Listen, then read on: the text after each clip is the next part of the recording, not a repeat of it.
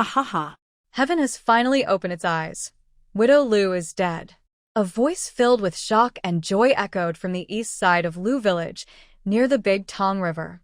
By the riverbank lay a beautiful woman, soaked from head to toe, her face pale and lifeless. As soon as the word spread, villagers quickly gathered around. What? Widow Lu is dead? Really?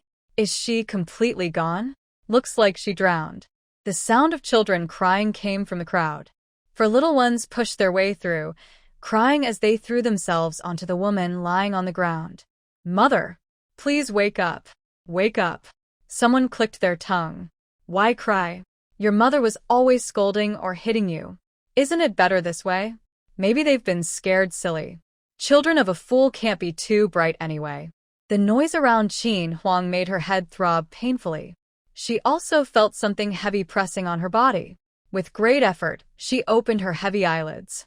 Above her was a bright blue sky, and on top of her were 4 dirty little children. 2 girls and 2 boys. The oldest no more than 10, the youngest only about 3 or 4. All 4 were calling her mother. But she had never even had a boyfriend. How could she have 4 children? In a flash, a flood of unfamiliar memories rushed into her mind. Qin Huang almost jumped up in shock. Good grief. She, a top anti-drug agent from the 23rd century, who had earned countless honors and died saving her teammate in an explosion, had somehow crossed into the body of a 27-year-old widow in ancient times. Before her death, she had been 35, always dealing with criminals, never thinking about marriage. The original owner of this body, also named Qin Huang, was 8 years younger. She had been found injured and memoryless by her husband, Lu Taizhu, and had insisted on marrying him ever since. The 4 children before her were the original woman's 2 sons and 2 daughters. It seemed she had skipped dating, marriage, and childbirth altogether, straight to being a mother. Her head throbbed again, so she simply closed her eyes and pretended to faint. Mother, please, mother. Seeing her eyes close again, the 4 children burst into frightened cries. Heavens, trouble really lasts for generations. Did that fool just open her eyes? Looks like Widow Lu is leaving her children behind to follow her husband underground. She's really gone this time. Widow Lu was lazy and greedy anyway. It's better she's gone. At least she won't drag those poor kids down anymore. Ever since her husband left, look at how she's been living. Those children are like orphans, and whenever there's food, she keeps it all for herself. What a shame. The villagers gossiped endlessly, calling her Widow Lu and the fool, which made Qin Huang so angry she almost exploded on the spot. In her previous life, she had been a strong and confident police officer, beautiful, brave, and sharp. Now, she had somehow become a widowed village woman with 4 children. What made it worse was that the original owner of this body had lost her memory and was known as a silly, lazy woman who only cared about appearances and food. Calling her a slacker or a freeloader would have been an understatement. She had adored her husband to an extreme degree, and he, in turn, had spoiled her endlessly. He was the most unusual man in the village, hunting in the mountains, working in the fields, and still finding time to help care for the children. Every woman in the village envied and resented her. They called her names: fool, flirt, lazy good-for-nothing, and because of her, many couples argued constantly. Her husband's family couldn't do much about her either. After all, who would bully a woman who wasn't in her right mind, especially one who had given them 4 children? Eventually, they decided it was best to live separately. Now, after falling into the water, she lay there motionless, becoming the biggest joke in the village. Qin Huang coughed a few times, spat out some water, and slowly opened her eyes. Mother, mother, you're awake. The children cried out in surprise and joy. Well, looks like trouble really doesn't die easily. She's already up again. Why did Ergo's wife bother saving her? Now she'll just go back to scolding the kids and making trouble for everyone. Qin Huang suddenly sat up, glaring coldly at the 2 women who had spoken. Whether I live or die is none of your business. I'm not eating your rice, am I? The 2 women froze, realizing they were in the wrong, and quickly backed away into the crowd. Eldest sister-in-law. Big sister. Two more people pushed through the crowd, calling out to her. Qin Huang sat on the ground, soaked from head to toe, surrounded by curious villagers staring at her like she was some kind of spectacle. She was so irritated, she could barely hold back her temper. When Madame Liu and her second daughter-in-law, Mrs. Li, hurried over, they saw Qin Huang in that state. Big girl, second girl, help your mother up. Let's go home. Madame Liu was furious, but didn't dare show it here. She didn't want the whole village laughing at her family. Qin Huang thought the old lady was being sensible for once. Since everyone in the village was waiting to see their family's embarrassment, saying nothing was the best choice. Sister-in-law, you're an adult. Can't you stop worrying the children? You even managed to fall into the river. What can you do properly? Qin Huang didn't even glance at Mrs. Li. She took the hands of her two daughters, stood up, straightened her back, and walked forward slowly. Has Widow Liu changed her temper? Why isn't she arguing with her mother-in-law? Maybe she's still dizzy from falling into the water. Well, nothing to see here. Let's get back to the fields. The villagers watching felt that Qin Huang seemed different from before, though they couldn't say exactly how. Seeing that Qin Huang could walk on her own and wasn't seriously hurt, Madame Liu and Mrs. Li went straight back to the old house. Qin Huang felt weak all over.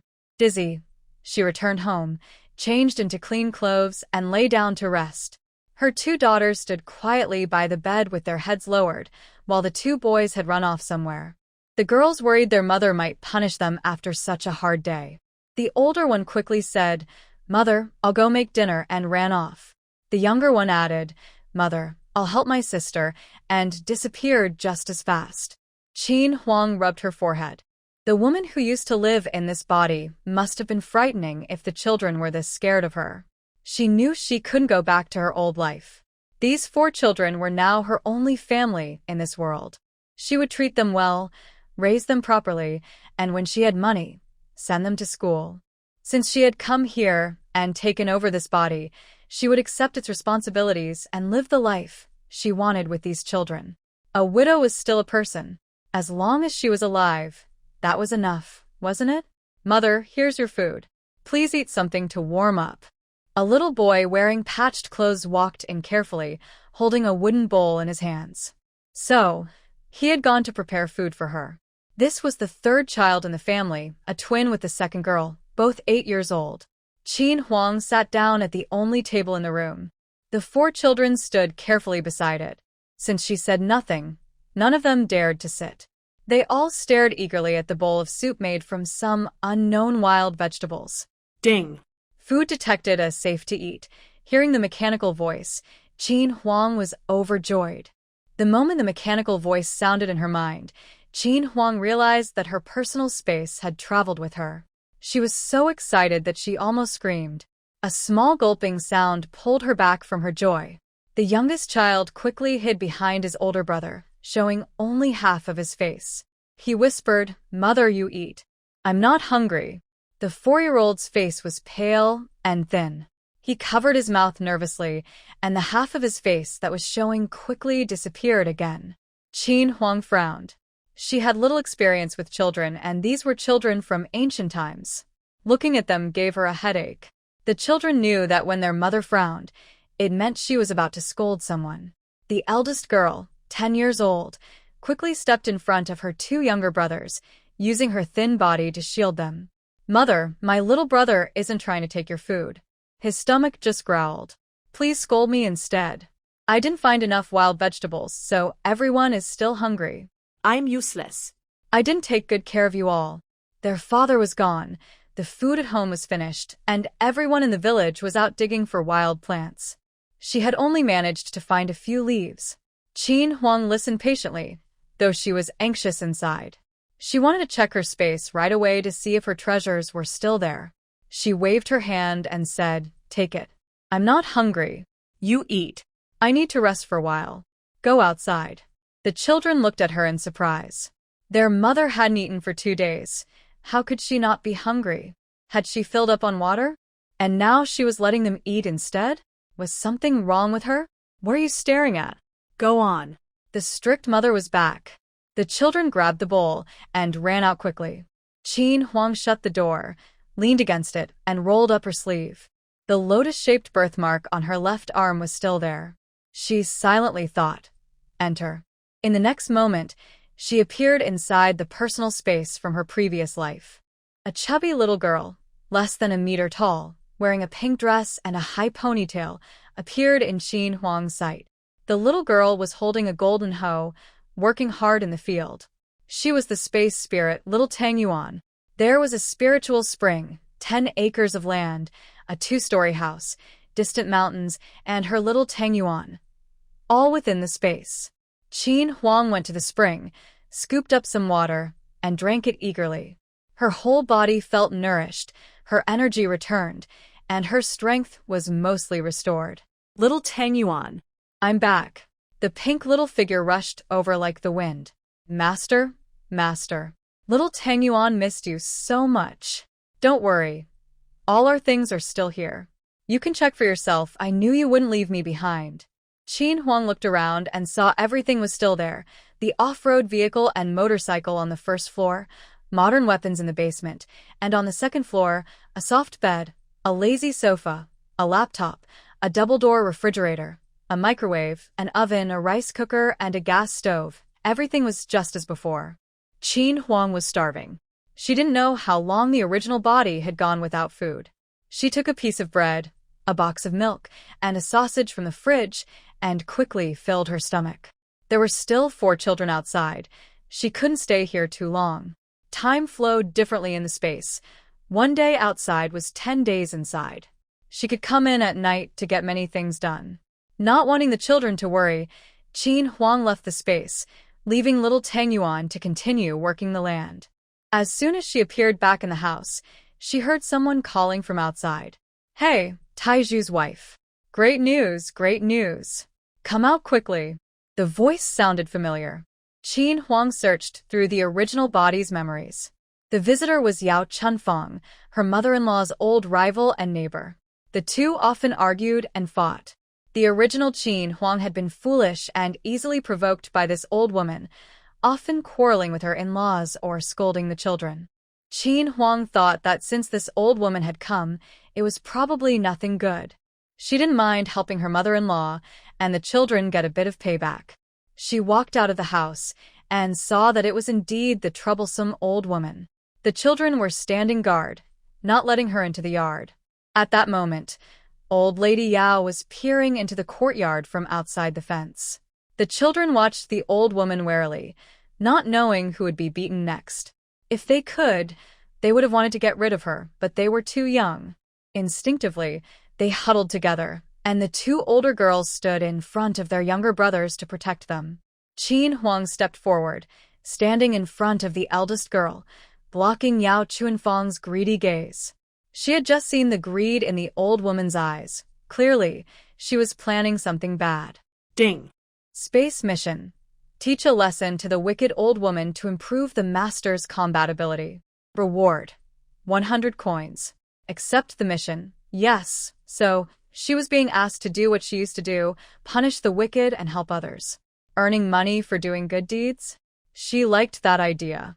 Before Qin Huang could speak, the old woman smiled and said, "Oh, what a great opportunity. Master Huang's family in town needs a young maid to serve the little master. I think your eldest girl is just right.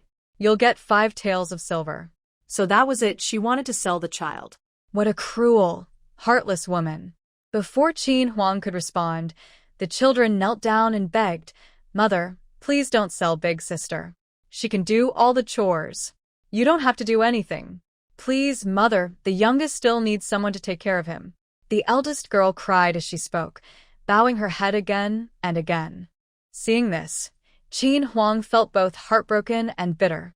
What had the original person done to make the children so afraid? "Get up. Who said I was going to sell you? Do you want a scolding?" Her sharp voice startled them. The children quickly stood up, huddling together and sobbing quietly. "Old Yao," Qin Huang said coldly, "since it's such a good opportunity, why don't you let your granddaughter, Lu Xiaobei, go instead? She's about the same age as my eldest. You'll get 5 taels of silver too, 2 benefits in one." Yao Chunfeng froze. She used to be called Aunt Lu, but now this woman dared to talk back? That wouldn't do. She was supposed to get 100 coins out of this. Oh, I was just thinking your family's struggling to get by, she said with a forced smile. We're close, so I thought I'd help you out. The third child noticed that their mother had been different since waking up by the river. Bravely, he pulled the youngest closer and tugged gently at Qin Huang's sleeve. The two children looked up at her with tear-streaked faces, their eyes full of hope. Mother, you really won't sell Big Sister, right? Th third brother believes in Mother. Even if Mother beat him, he still wanted to say something nice to her. If his eldest sister was sold today, then soon his second sister, himself, and the youngest would be sold too. He didn't dare to imagine it. If he said a few kind words, maybe Mother would be happy and stop selling the children. Qin Huang looked at the two children and silently cursed the original owner of this body again and again. She gently wiped their tears and said softly, I won't sell anyone. Mother won't sell any of you. Watch how I deal with the bad people. After speaking, Qin Huang turned to face the old woman, Madame Yao, who was waiting eagerly. I don't want your so-called kindness. Even if my family starves, I won't sell my children. Get out. With that, Qin Huang stormed out of the small courtyard. Outside, a group of villagers had gathered to gossip. That widow Lu has lost her conscience. She's selling her children now. How could she do that to her late husband? Nonsense. Didn't you hear that fool say she wouldn't sell them? Ha! You must have misheard. Since when did widow Lu change her ways? Oh, look. Widow Lu's coming out. This should be interesting. Qin Huang walked step by step toward Yao Chunfang. Seeing the cold look in Qin Huang's eyes, Yao Chunfang swallowed nervously. Trying to sound confident, she said, Widow Lu, why are you being so ungrateful? I'm doing this for your own good. If you don't sell your eldest girl, your whole family will starve. You should be thanking me. Thank you? Not a chance. Without another word, Qin Huang pulled a rolling pin from her hidden space and tucked it into her sleeve. Then she drew it out and struck Yao Chunfang sharply on the arm. With a cracking sound, the woman's arm was dislocated. Ah! Yao Chunfang's scream echoed through Lu village. She's killing me. Widow Lu is killing me. Yao Chunfang fell to the ground, wailing and making a scene. The pain was unbearable, and she glared up at Qin Huang, shouting, Your eldest girl was going to live a better life. You're too cruel. You're lazy and make your children do all the work. Staying with you only brings them suffering.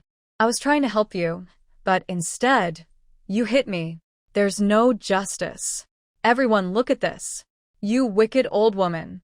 You're the one hurting my big sister. If it were something good, you wouldn't come to our house. You'd have taken it for yourself. You're a bad person, taking advantage of my mother's poor memory. You're terrible. The little boy, Sanhua, ran out of the yard and stood in front of Qin Huang, his red eyes glaring as he pointed angrily at Yao Chunfang. Qin Huang pulled Sanhua behind her and looked down at Yao Chunfang. So, this old woman was stirring up trouble again. Fine, she'd make sure she stopped. You call me cruel? Then I'll show you what cruel really means. Qin Huang raised her rolling pin and struck Yao Chunfang's arm, then gave her chin a quick push. The old woman's arm and jaw were dislocated in an instant. Her scream stopped suddenly. She trembled in pain, sweat covering her face. If you ever try to harm my children again, this will be your punishment, Qin Huang said firmly. The villagers, watching, whispered among themselves. The fool has changed. She's standing up for her kids now, but she's a bit too fierce. That old woman deserved it. She tried to make someone sell their child. I'd have hit her too. Well, still, she didn't have to hurt her that badly. The crowd kept talking all at once. A teenage boy ran up to Qin Huang. Aunt Lu, please forgive my mother. I'll apologize for her. He started to kneel. No need. It's not your fault. Go home, Qin Huang said. This was Yao Chunfang's youngest son, Lu Qingyuan. Qin Huang remembered him, an honest, quiet boy. Guat Saixia hadn't expected her to wake up suddenly. Oh, no, Xiaoli, you misunderstood. Shuang and I were just joking around. Wenli gave a short laugh and closed her eyes again, pretending to sleep. Her strength was mostly restored. Little Tang Yuan. I'm back. The pink little figure rushed over like the wind. Master, master. Little Tang Yuan missed you so much. Don't worry. All our things are still here. You can check for yourself. I knew you wouldn't leave me behind. Qin Huang looked around and saw everything was still there. Ah. Another cry of pain filled the air. Qin Huang muttered to herself, "That'll teach you to be so mean. Get out. If I ever see you near my house again, I'll deal with you the same way," Qin Huang said, waving her rolling pin. The children and villagers were stunned. This was too fierce, too frightening. Yao Chunfeng felt her arm could move again. After trying a few times, she finally got up from the ground. It seemed she wouldn't gain anything today. She glared at Qin Huang, spat twice, and said, "You foolish girl, just wait and see." Then she turned and ran, afraid Qin Huang might chase after her. Lu Qingyuan nodded to Qin Huang and turned to chase after his mother. Ding. Space mission complete. Reward, 100 coins stored in space. Finally, she had earned some money. With this 100 coins, she could make sure her family had food to eat. She remembered there was a cabinet in her room. She could tell the children she found the money there, something she had secretly saved before and only remembered after falling into the water. Later, she would pretend to go get the money and ask the eldest girl to buy 2 eggs from the neighbor's house. She would make egg soup for the children and take out 2 black rice buns from her space. That would be dinner. Qin Huang straightened up, planted the rolling pin firmly on the ground, and looked coldly at the villagers who had gathered to watch. The villagers were frightened by her presence and started making excuses. "Oh, I haven't cooked yet. There's no water at home. I need to fetch some. I still have work to finish, or my wife will scold me. Let's go, let's go." The gossiping villagers left in small groups. At the back of the crowd, old Madame Lu stood frozen in surprise. That Yao woman had argued with her for more than 10 years and was always hard to deal with. She never thought her eldest daughter-in-law would actually drive her away today. Before, whatever Yao said in front of the eldest daughter-in-law always counted, even more than what she, the mother-in-law, said. But now they had fallen out. Since waking up, the eldest daughter-in-law had been acting strange, very strange.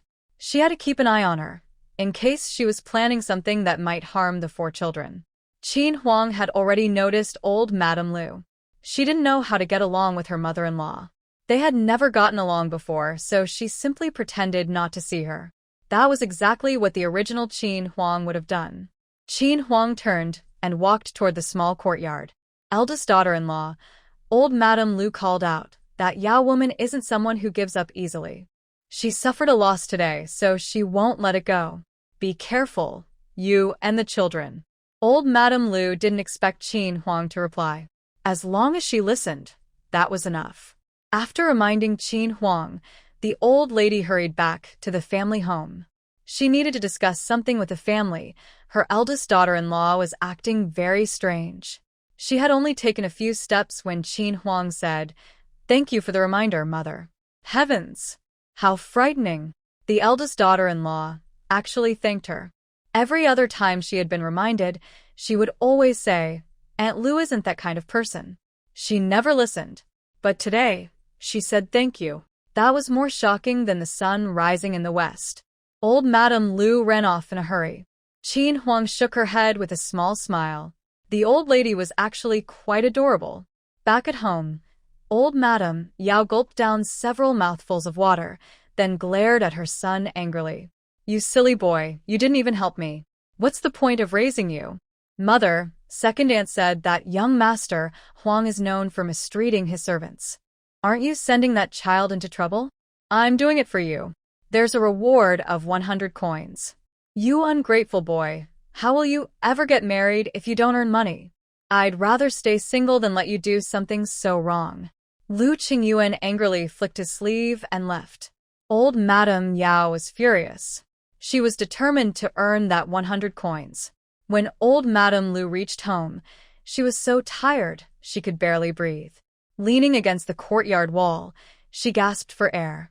"Listen, the eldest daughter-in-law has been acting strange ever since she woke up. Something's not right, she said to Lu Dakian, who was weaving baskets in the yard. What's strange about it? As long as she treats the children well, that's enough. Without her, that family would fall apart. Don't make a fuss. A person who's been through a near-death experience can't be the same as before. Just tell the kids to keep an eye on her. Qin Huang thought to herself, thank you, old man. You really understand things. You deserve 100 thumbs up. Holding a rolling pin, Qin Huang strode toward the small courtyard, eager to count her copper coins. The children, seeing their mother like this, were both happy and scared. Their mother seemed so powerful, yet so different. Would they still see the sunrise tomorrow? Big sister, mother really chased that mean old woman away. She didn't sell us. The third child said excitedly. Mother is amazing. She beat the bad person. The fourth child cheered, raising a tiny fist. The children hugged each other, crying and laughing at the same time. Mother hadn't sold their big sister, but she had become so unfamiliar and frightening. They were happy, yet also afraid. What made her happy? Mother had chased away the bad people who tried to make her sell the children. What scared her? Mother was even more frightening now. Before, she only hit them with her hands, and it didn't hurt much. Now she used a rolling pin, and one hit could be deadly. They decided to work harder and eat less, so that Mother wouldn't get angry again. Thinking about how Mother fought the bad people, the children huddled together, trembling. When Qin Huang walked into the small yard, she saw the frightened children shaking. Had she been too harsh and scared them too much? She tried to calm herself, smiled gently, and walked toward them. Qin Huang knelt down so her eyes were level with theirs and said softly, "It's all right now. Mother has driven the bad people away. I will never sell any of you. I only fight bad people, not my children. You are all my treasures." She knew the children wouldn't trust her right away, but if she kept being kind, they would slowly accept her. If that didn't work, she could always say she had regained her memory. Sigh. The original owner of this body had really left her a big mess to deal with. The children looked at each other. Can we really believe what Mother said? Big sister, take your younger siblings to the kitchen and get ready. I'll come soon to cook for you. I just finished fighting and got all dirty, so I'll clean up first, Qin Huang said as she walked toward her room. The children grew even more nervous. Big sister, what is Mother going to do? Can she even cook? I've never eaten food made by her, the youngest asked innocently. Mother is very different today. I don't know what she's thinking either. Let's just do as she says. Come on, let's go get something to eat, the eldest replied. Hand in hand, the children walked toward the kitchen. Back in her room, Qin Huang took out the 100 coins she had earned and counted them several times. It was the first money she had ever made in this ancient world. She felt so happy, truly overjoyed.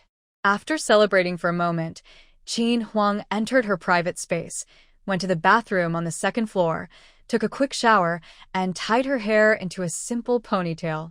She didn't know how to style her hair the ancient way, so she decided to watch some tutorial videos that night to learn. Wow. The person in the mirror looked about 70 to 80% like her past self.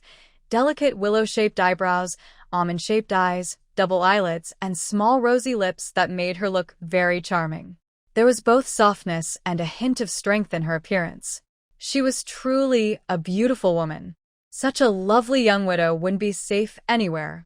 She should make a mask and buy some men's clothes for disguise, just to be safer when going out. After admiring herself for a moment, Qin Huang counted out 10 copper coins, took them in her hand, and then took 2 black rice buns from the refrigerator, tucking them into her sleeve before heading to the kitchen. Wait, something fell off. The refrigerator. It wasn't normal. The bread, milk, and sausages she had taken before had been replaced. That meant the space she was in now had a self-restoring ability. Anything used would automatically reappear. What a pleasant surprise. Qin Huang thought the space was too powerful for her to fully understand, so she simply accepted it. She stepped out of the space, holding the coins and buns, and walked toward the kitchen. From a distance, she could already hear voices. Her hearing seemed sharper than before. 1 leaf each, 1 sip of soup, and the rest goes to little brother. We've run out of food. I already traded all the money father left for grain, and now there's nothing left to exchange. Tomorrow, Sanwa and I will go to the hill in front of our house to see if we can find something to eat. Arya and little brother, stay home with mother. Mother was really scary today. I don't even know if we'll make it through tomorrow. Let's just drink the soup first. What did they mean by make it through tomorrow? Was she really that frightening? Did she look like the kind of cruel mother who would harm her own children? Hearing this, Qin Huang felt angry, amused, and deeply sad all at once. In her previous life, children this age were treated like little princes and princesses, cherished by their families. But here, even a bowl of wild vegetable soup had to be shared among 4 children. In her old world, even pigs ate better than people here. A 10-year-old child had to take care of the whole family while enduring scolding and beatings from their own mother. The children were so sensible it broke her heart. Her sudden change after waking up had frightened them so much that they thought she might hurt them. The original owner of this body was truly awful. Qin Huang cursed her hundreds of times in her heart. Then Qin Huang stepped into the kitchen. After looking around, she saw that except for half a jar of water, all the other containers were empty. Daya was right. The family had run out of food. If they didn't find a way soon, they would all starve. The original mother truly hadn't cared for her children at all. She had been foolish. When Qin Huang walked in, the 4 children quickly stood in a line. The youngest still held a wooden bowl, which was cleaner than his little face. All 4 looked nervous. They had finished the soup. How would their mother punish them this time? Even though she had told them to drink it, she was never reasonable. Qin Huang pretended not to notice their fear. She went to Daya, took her thin, rough hand, placed 2 copper coins in her palm, and said, "Daya, here are 2 coins. Go to Ergo's house and buy 2 eggs, and if you can, bring back some green onions. I'll make egg drop soup for you all. This money was something I hid long ago and forgot about. I just remembered it today. It's perfect for buying food." Daya was stunned. Her mother was giving her money and asking her to buy eggs and onions? Had her mother lost her mind? Still dazed, she went to Ergo's house. Qin Huang said, "Don't just stand there. Arya, start the fire. Sanwa, take Siwa to wash up. We'll eat soon." Daya ran to Ergo's house, stopped outside the yard, and called, "Aunt Zhang, I want to trade for eggs and green onions. 2 coins worth." Soon, Ergo's mother came out with 3 eggs and a handful of green onions. 3 eggs for 1 coin. "We don't have many left. The onions are from our garden. Take them all." "Is this money from your mother?" "Yes, it's her pocket money." But when Li just kept eating her own meal, not even glancing at her. "Comrade?" The attendant looked at Guo Saixia with a friendly smile. People nearby began to glance over. Guo Saixia felt their subtle stares, and the lunchbox in her hands suddenly felt unbearably hot. Yao gulped down several mouthfuls of water, then glared at her son angrily. "You silly boy, you didn't even help me.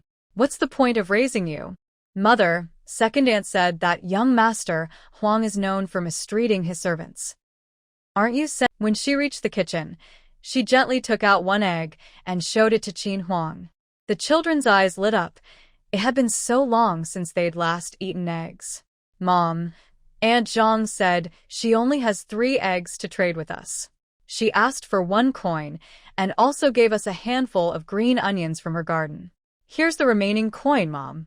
Big sister held up the coin to Qin Huang. Qin Huang said, "You keep it. If a peddler comes by, use it to buy some snacks and share them with your siblings." The children stared in surprise. Mom was letting big sister buy snacks. Were they dreaming? If this was a dream, they never wanted to wake up. The evening sunlight shone over the small fenced yard and onto Qin Huang, who stood at the kitchen door. The 4 children looked at their mother, bathed in the golden light of the setting sun. It was as if she was glowing, bright and warm, so different from the silly, absent-minded mother they used to know. Seeing her like this, their fear slowly faded. Maybe the mother who had fallen into the water really had changed. Maybe she would actually make them something delicious. Qin Huang looked at her children, who were still frozen in place. "What are you staring at?" "Big sister, it's not like you've never held money before. Keep it. The children thought to themselves, Big Sister had held money before, but that was the money Father secretly gave her to buy food. Mother had never given them even a single coin, let alone told them to buy snacks. If there were any treats, Mother always ate them first. The mother after the accident seemed like a different person, but she was still their mother. What was really going on? Big Sister carefully tucked the coin into her pocket and patted it twice, as if to make sure it was real. The other 3 children looked at her with envy. Qin Huang smiled. When I earn some money, I'll give each of you some pocket money. You can buy whatever you like. The children looked at her blankly. Mom said she would earn money? That sounded like a joke. Even Big Sister's plans to earn money seemed more believable. The youngest, though, didn't think that much. He stared at the eggs in Big Sister's hands, drooling onto his collar. Qin Huang bent down and gently wiped his mouth. You little foodie, Mom will make egg drop soup for you right now. Big Sister, chop 1 green onion. I'll need it soon. Okay, Mom. Big Sister answered automatically. The youngest stood there in a daze. Mom had just wiped his mouth and even smiled at him. He really envied his second uncle's son, Sanbao. His second aunt often carried Sanbao on her back and even made him nice shoes. He looked down at his own shoes, where 1 toe was sticking out, and his eyes dimmed for a moment. But then he smiled again. His mother had just been gentle with him. He shouldn't be too greedy. Siwa happily went to the stove to watch his mother make egg drop soup. Sanwa had already boiled the water. Qin Huang first cooked 2 poached eggs and placed them in a bowl, then beat the last egg and poured it evenly into the pot. She scooped a spoonful of soup, rinsed it in the salt jar, and poured it back into the pot. There was no salt left at home, so this was the only way to add a bit of flavor. The children gathered around the pot, their eyes fixed on it, swallowing hard. Qin Huang grabbed a handful of chopped green onions and sprinkled them into the pot. The kitchen instantly filled with a rich, delicious aroma. The light yet fragrant egg drop soup was ready. The whole courtyard was filled with the tempting smell of the soup. A boy slightly taller than Dia stood outside the fence, peeking into the yard. He sniffed the air again and again, wondering what delicious food his aunt was making. Even the air smelled so good. He took 2 deep breaths, then quickly ran off, afraid someone might see him. Grandma had told him to secretly watch what his aunt was doing at home. He couldn't let her find out. He hadn't seen Siwa or the others, so he needed to hurry back and tell Grandma. Inside the kitchen, the children were still breathing in the smell of the soup, their mouths watering. Would their mother really let them drink something that smelled so good? Or would she use the tasty soup to harm them? But their mother had just been so gentle. Maybe they should trust her this time. They were really too hungry. Qin Huang noticed the children staring blankly at the pot, unsure what they were thinking. What are you all daydreaming about? Go set up the stools. Don't you want to eat? In the kitchen, there was a small round table with 6 stools. It had been made by her late husband, Lu Taizhu, simple but practical. Qin Huang thought to herself, are these little ones suspecting I poison the food? She couldn't remember if the original Qin Huang had ever done such a thing. The children thought, wow, Mother has become smarter. She hadn't done it before, but who knew now? After all, today's mother seemed very different from before. Qin Huang served 5 bowls of soup and placed them on the table. Then she cut the 2 poached eggs into 4 pieces to share among the children. She divided the prepared black rice buns into 4 portions and took one out from her storage space for herself, which suited the original owner's personality better. The family was so poor that they only had water left. It had been a long time since they could afford oil, salt, or any seasonings. She could only make soup with the ingredients she had, but she secretly added a little spring water to it. She felt that this special water could strengthen the body and cure all kinds of illnesses. The children placed small stools around the table. When they came to the stove, they saw several black buns on it, giving off a sweet, pleasant smell. Has Mother gone crazy? She's taking out the buns she hid and giving them to us? She always hides food for herself. Otherwise, we wouldn't be this hungry. What is she planning now? Lu Debao ran home, panting heavily. You little rascal, were wolves chasing you? Why are you running so fast? Grandma Lu scolded. Catching his breath, Lu DeBeo said, "Grandma, the whole yard at Aunt's house smells delicious. I don't know what she's cooking, and I didn't see the younger kids anywhere." After speaking, he stretched out his hand toward his grandmother. She had promised that anyone who discovered something unusual would get a peanut candy as a reward. That candy was sweet and fragrant, enough for him to savor for days. Grandma Lu took a peanut candy from her sleeve and handed it to him. Lu DeBeo ran off happily. "No, I have to go see what that eldest daughter-in-law is up to," Grandma Lu muttered as she started walking out. "Take a pound of buckwheat flour with you. Didn't Dia say this morning that they had no food left?" said Grandpa Lu, who was weaving a basket. Lu Tieshuan's wife, Madame Li, who was tidying the yard, said angrily, "Father, we've already sent food to her twice this month. Is she going to eat it all by herself again? Just watch the luggage." You're yelling at me?" Seeing that the two were about to argue, Deng Wei from the next seat quickly stood up to calm them down. "Shuang Shuang, let it go. Maybe Comrade Wen really has something important to discuss with Hao." She went to Dia, took her thin, rough hand, placed 2 copper coins in her palm, and said, "Dia, here are 2 coins. Go to Ergo's house and buy 2 eggs, and if you can, bring back some green onions. I'll make egg drop soup for you all." The children were already numb to surprise. Too many strange things had happened with their mother today. But since everything seemed to be turning out well, they weren't as scared anymore. Mother asked Grandma to stay for dinner. Was this really her lazy, greedy mother? The eldest girl awkwardly walked out. Old Madame Lu carried a pound of buckwheat flour, breathing in the delicious smell from the yard. What was her eldest daughter-in-law cooking that smelled so good? She had just finished a bowl of porridge, yet she felt hungry again. "Grandma, my mother just finished cooking. She asked you to come in and eat with us." That was exactly what Madame Lu wanted to hear. She had been looking for an excuse to go in and see what was going on. Qin Huang had already served her a bowl of egg drop soup, the last one, and split her own steamed bun in half to share with her mother-in-law.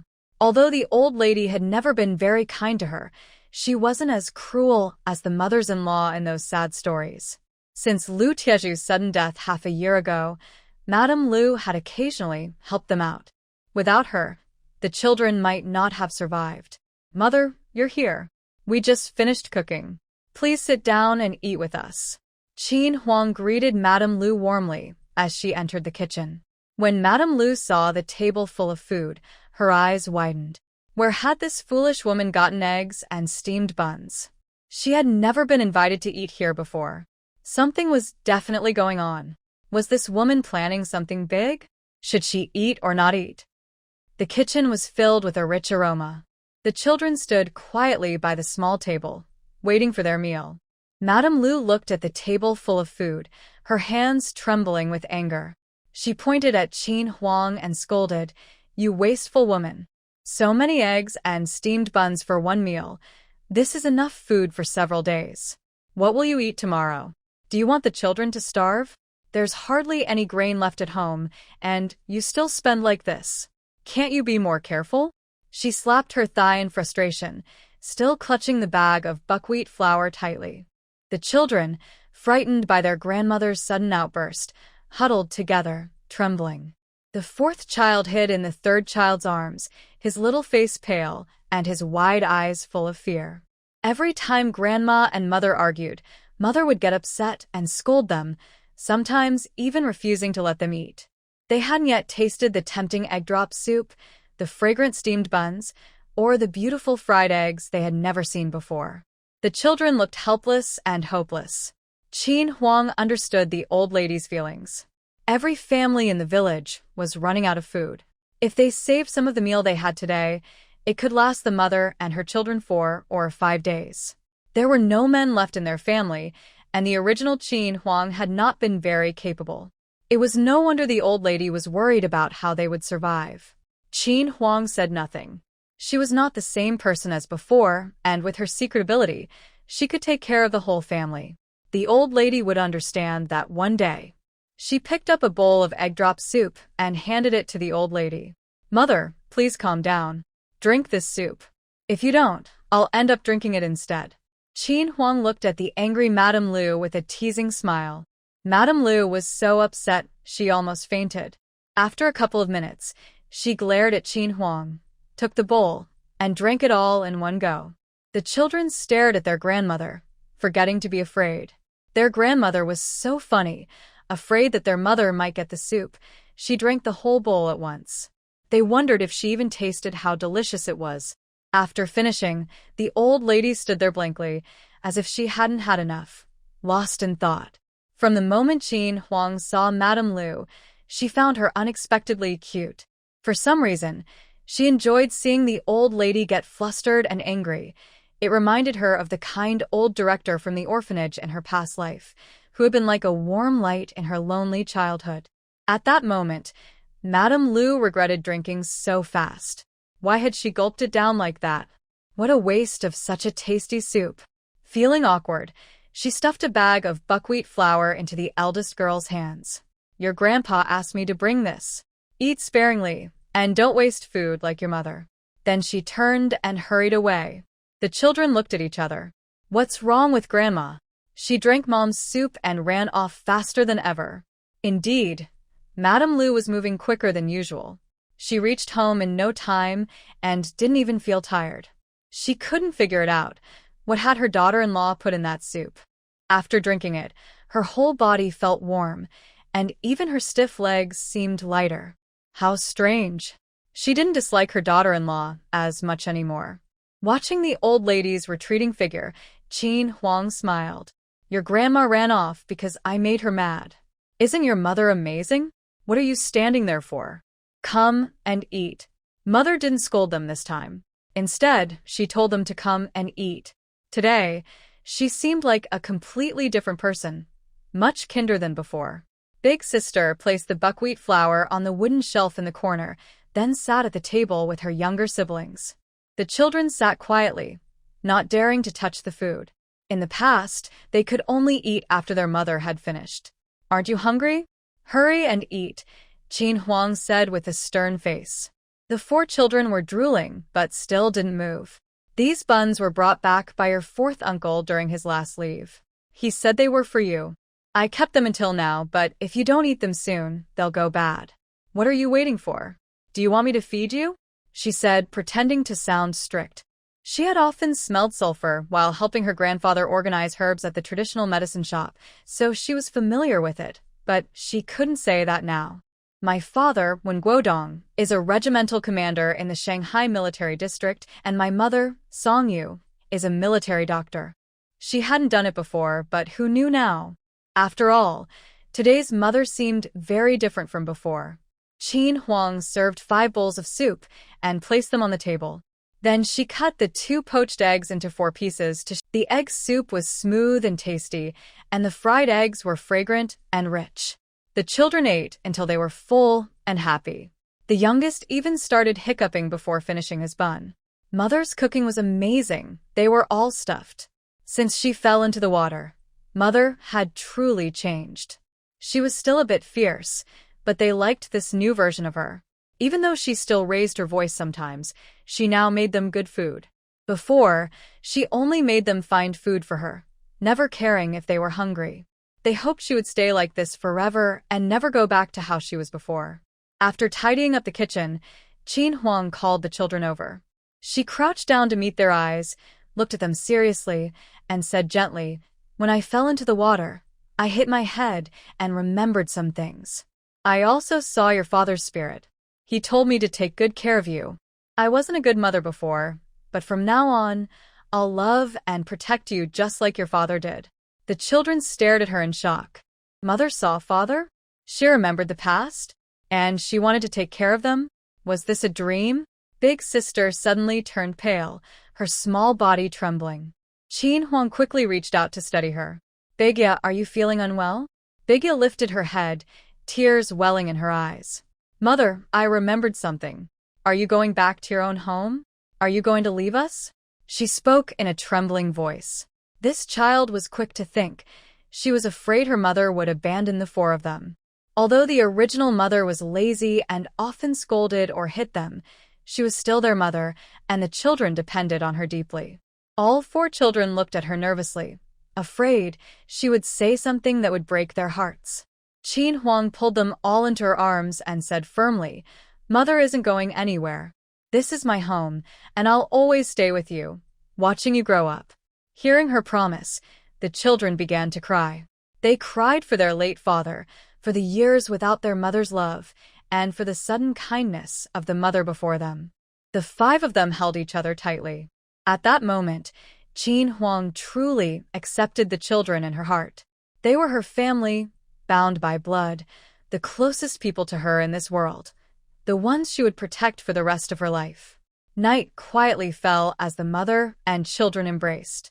Qin Huang watched the children return to their room before going back to her own. The events of the day had been important for both her and the children. They all needed time to take it in. The children shared a room next to hers, making it easier for her to look after them. Lying on the bed, Qin Huang sorted through the memories of the body's former owner. Her husband, Lu Taizhu, the eldest son of the family, had died half a year ago after being injured while selling game in town. The second brother, Lu Tieshuan, was married to Li and had 3 sons. The third brother, Lu Taiching, had joined the army 4 years ago and hadn't been heard from since. The fourth brother, Lu Taisheng, was a scholar studying at Yutong Academy in town. Her parents-in-law were honest, hardworking farmers. As a widow with 4 children and no family support, she needed to maintain a good relationship with her husband's family. That way, she would have help when needed. No matter how capable she was still only one person. A peaceful family meant a smooth life, and only then could things get better. She realized she would need her in-laws' support in many ways. The more they interacted and helped each other, the closer they would become. For Qin Huang, the most important thing right now is to use her special space to earn money and support her family. Thinking of this, she stepped into the space. In the distance, a chubby little girl was working hard in the field with a golden hoe. "Little Tengyuan, I'm here." The pink little ball of energy rushed into Qin Huang's arms like a whirlwind, almost knocking her over. Master, I missed you so much." As she spoke, she rubbed her soft, rosy face gently against Qin Huang. Qin Huang crouched down to hug her, touched her cheek affectionately, then took her small hand and went to look at the 10 acres of land. Thanks to little Tung Yuan's hard work, the fields were now filled with lush green rice plants. Time in the space passed 10 times faster than outside, so the rice would be ready for harvest soon. My little Tang Yuan is the best. In her previous life, Qin Huang had accidentally gained this space system. Little Tang Yuan was the spirit of the space, responsible for managing and maintaining it. Her work efficiency was as good as a modern machine. Master, I'm opening up a vegetable field. In a few days, you'll be able to eat fresh vegetables from the space. I'm going back to work now, Master. You can go explore. Before Qin Huang could reply, the pink little spirit had already spun away like a whirlwind. Qin Huang couldn't help but smile. Little Tang Yuan was such a hard-working and independent spirit. She went alone to the storage room behind the small building and took out a little over 3 pounds of sorghum rice. There wasn't a single grain of rice left at home, so she decided to use some for now. Once she earned money, she could buy more rice and mix it with what she had stored in the space. The sorghum rice in the space had been stored for brewing wine, over 500,000 pounds of it. There were also tens of thousands of pounds of other grains. Qin Huang went back upstairs, washed up, and went to sleep. When she woke up, it was still dark outside. She brought a set of bedding out of the space and placed the 3 pounds of sorghum rice on the cabinet in the corner. At midnight, the sound of gongs suddenly broke the quiet of Lu family village. More and more gongs echoed through the night, making it impossible to sleep. When Qin Huang stepped outside, she heard a mix of voices, barking dogs, and the clanging of gongs. Villagers were rushing toward the fields with torches in hand. Qin Huang was completely confused. What on earth was happening in the middle of the night? Dia rubbed her eyes and walked out slowly. Mother, did the wild boar come to ruin the crops again? Qin Huang had no idea what was going on. She shook her head firmly. I don't know either. Their neighbor, Ergo's wife, came over and said, Hey, Taiju's wife, are you feeling better?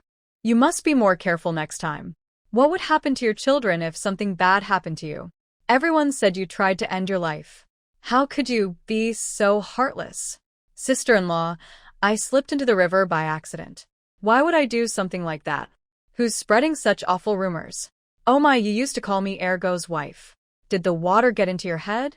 Qin Huang quietly stepped back a little and said, You are the one who pulled me out of the river today.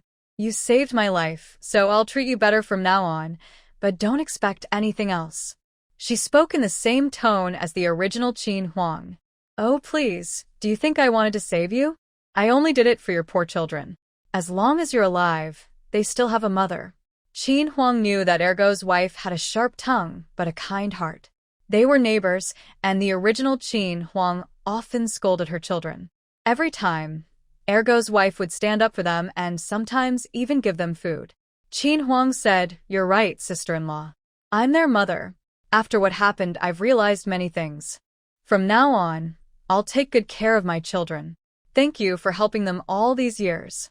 As she spoke, Qin Huang took a few steps back and bowed deeply to her. Ergo's wife looked at her suspiciously. Are you serious? Did your head really clear up? If you treat your children well, I'll be happy. Neighbors should help each other. I'm going to see how the others are doing with that wild boar. She waved her hand and hurried away, a little embarrassed. Qin Huang knew that in these hard times, life was tough for everyone. The fact that Ergo's wife shared food with her children was already a great kindness. Qin Huang would remember that. After a long night of noise and effort, no one managed to catch the wild boar. The villagers went home tired and disappointed, cursing the troublesome animal as they walked. Ding! Space mission. Hunt down the wild boar that's destroying the crops. Reward: 500 coins. Accept. A mechanical voice sounded in her mind. Yes. Qin Huang immediately accepted the task. This space was really thoughtful. She had a tranquilizer gun, so hunting wild boars would be easy. It was like being handed free money, and she could even enjoy wild boar meat. A great deal indeed. Lu Family Village had over 100 households, making it quite a large village. The villagers were honest, hardworking, and always helped one another. There were a few troublemakers, but even they feared the village head and the elders. Qin Huang thought that if she had the chance, she would find a way to change those troublemakers for the better, turning them into useful people who could help the whole village. There was nothing more to see, so Qin Huang went back to her room to sleep. Early the next morning, she put her bedding back into her space and went to the kitchen to cook a pot of sorghum porridge. The rich aroma of the porridge woke the children from their dreams. Just as Qin Huang finished cooking, she turned around and saw 4 little heads peeking through the kitchen door. You 4 little ones, go wash up first. No breakfast until your hands and faces are clean. After washing, the children huddled together, whispering, Mother is amazing. She found such fragrant rice, said the 4th child, eyes shining. Maybe she had it hidden in the cupboard, the 2nd girl whispered. Now that she's feeling better, she took it out to cook for us. The eldest girl and the 3rd child thought it must be their father's spirit helping them. Their mother had loved their father deeply and would never go against his wishes. As the family sat around the kitchen table, ready to eat, Qin Huang thought about how she needed to earn money quickly, to build a bigger house, and improve their living conditions. This home was far too poor, so far from the life she wanted. The small kitchen was filled with the rich aroma of porridge. The family sat around the table, ready for breakfast. Each person had a bowl of thick porridge in front of them, and the children couldn't help swallowing hungrily. The delicious smell filled the air, but even though they were starving, they waited patiently. They could only eat after their mother started. Qin Huang thought that the original owner of this body had unknowingly taught the children good table manners. A lucky coincidence. From now on, you must wash your hands and faces clean before eating, understand? Yes, mother, the children answered together. All right, let's eat. With that, Qin Huang lifted her bowl and began to eat. The children followed, sipping their porridge in small mouthfuls, savoring every drop. They hadn't tasted such delicious porridge in a long time. In the end, the children even licked their bowls clean, as if they had been washed with water. Seeing them like this, Qin Huang only wanted to earn more money so the children could eat well, wear new clothes, and go to school. After the meal, the two older girls quickly cleaned up the dishes. Their movements were so skilled that Qin Huang didn't even have a chance to help. When they finished, the eldest girl came to Qin Huang and said, "Mother, I'll take the fourth child to pick wild vegetables. The second girl and the third child will go gather firewood. You fell into the water yesterday, so please rest at home. I'll come back at noon to cook for you." After speaking, the children took their small tools and set off. Since Qin Huang could remember, no one had ever treated her so kindly, especially not a few children under 10. She couldn't help but envy the original person who had lived in this body. No wonder everyone in the village had disliked her before. How could someone treat such good children so harshly? What had been going through her mind? How could a mother be so cruel? Luckily, Qin Huang had come here instead. Watching the four children leave, Qin Huang carried a basket on her back and headed toward the back mountain, aiming to find the wild boar. Under the big willow tree in the center of the village, a few women were chatting. "Did you hear what Ergo's wife said? That silly wife of Tai Zhu fell into the water, hit her head, and now says she wants to live a good life from now on." Ha! Easy to say. People don't change that easily. If she really does, I'll take her last name.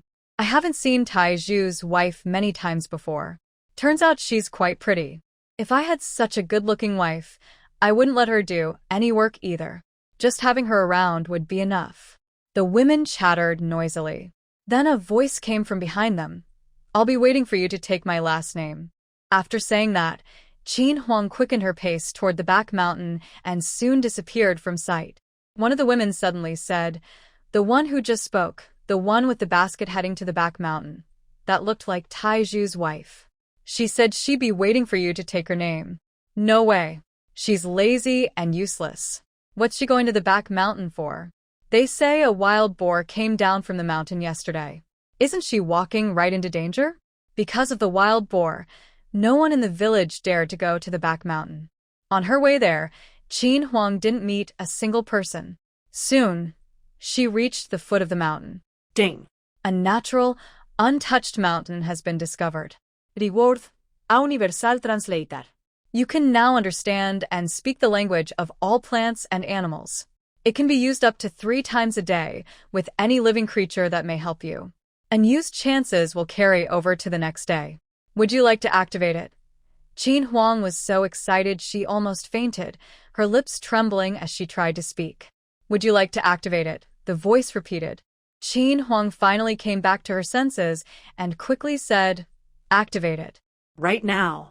With this special ability, she could learn things in advance, avoid danger, and have better chances of survival. Ha ha. Did this mean she had just gained a few extra lives?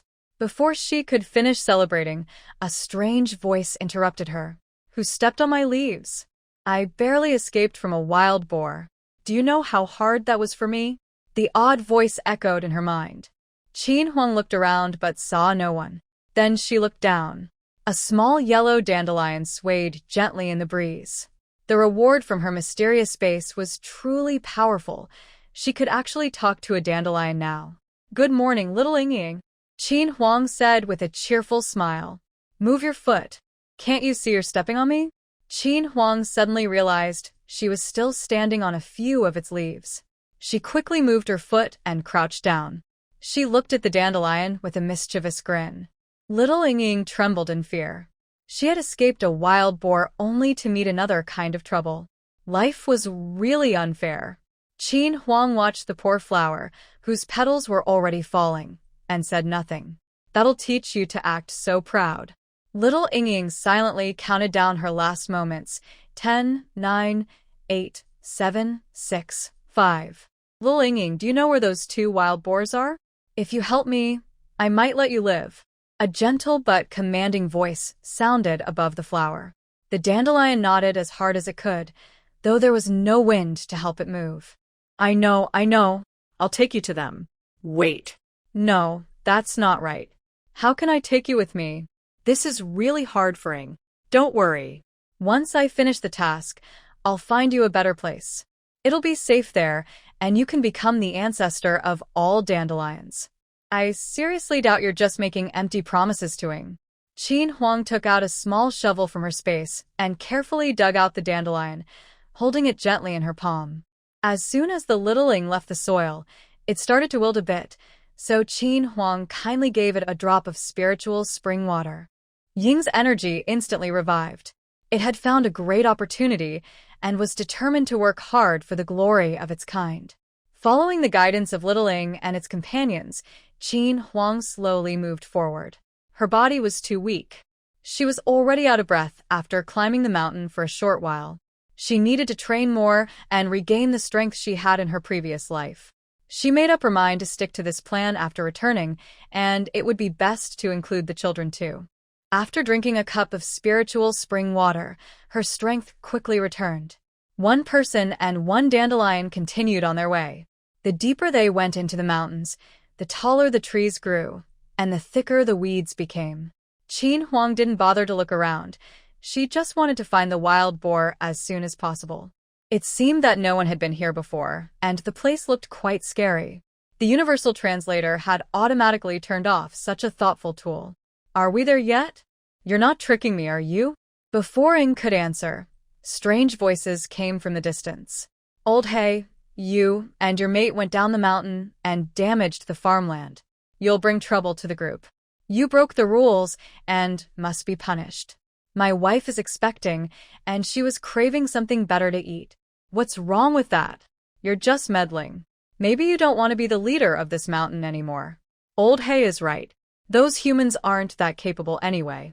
The two of them ate their fill, and the humans just banged on some pots and pans before running home in fear.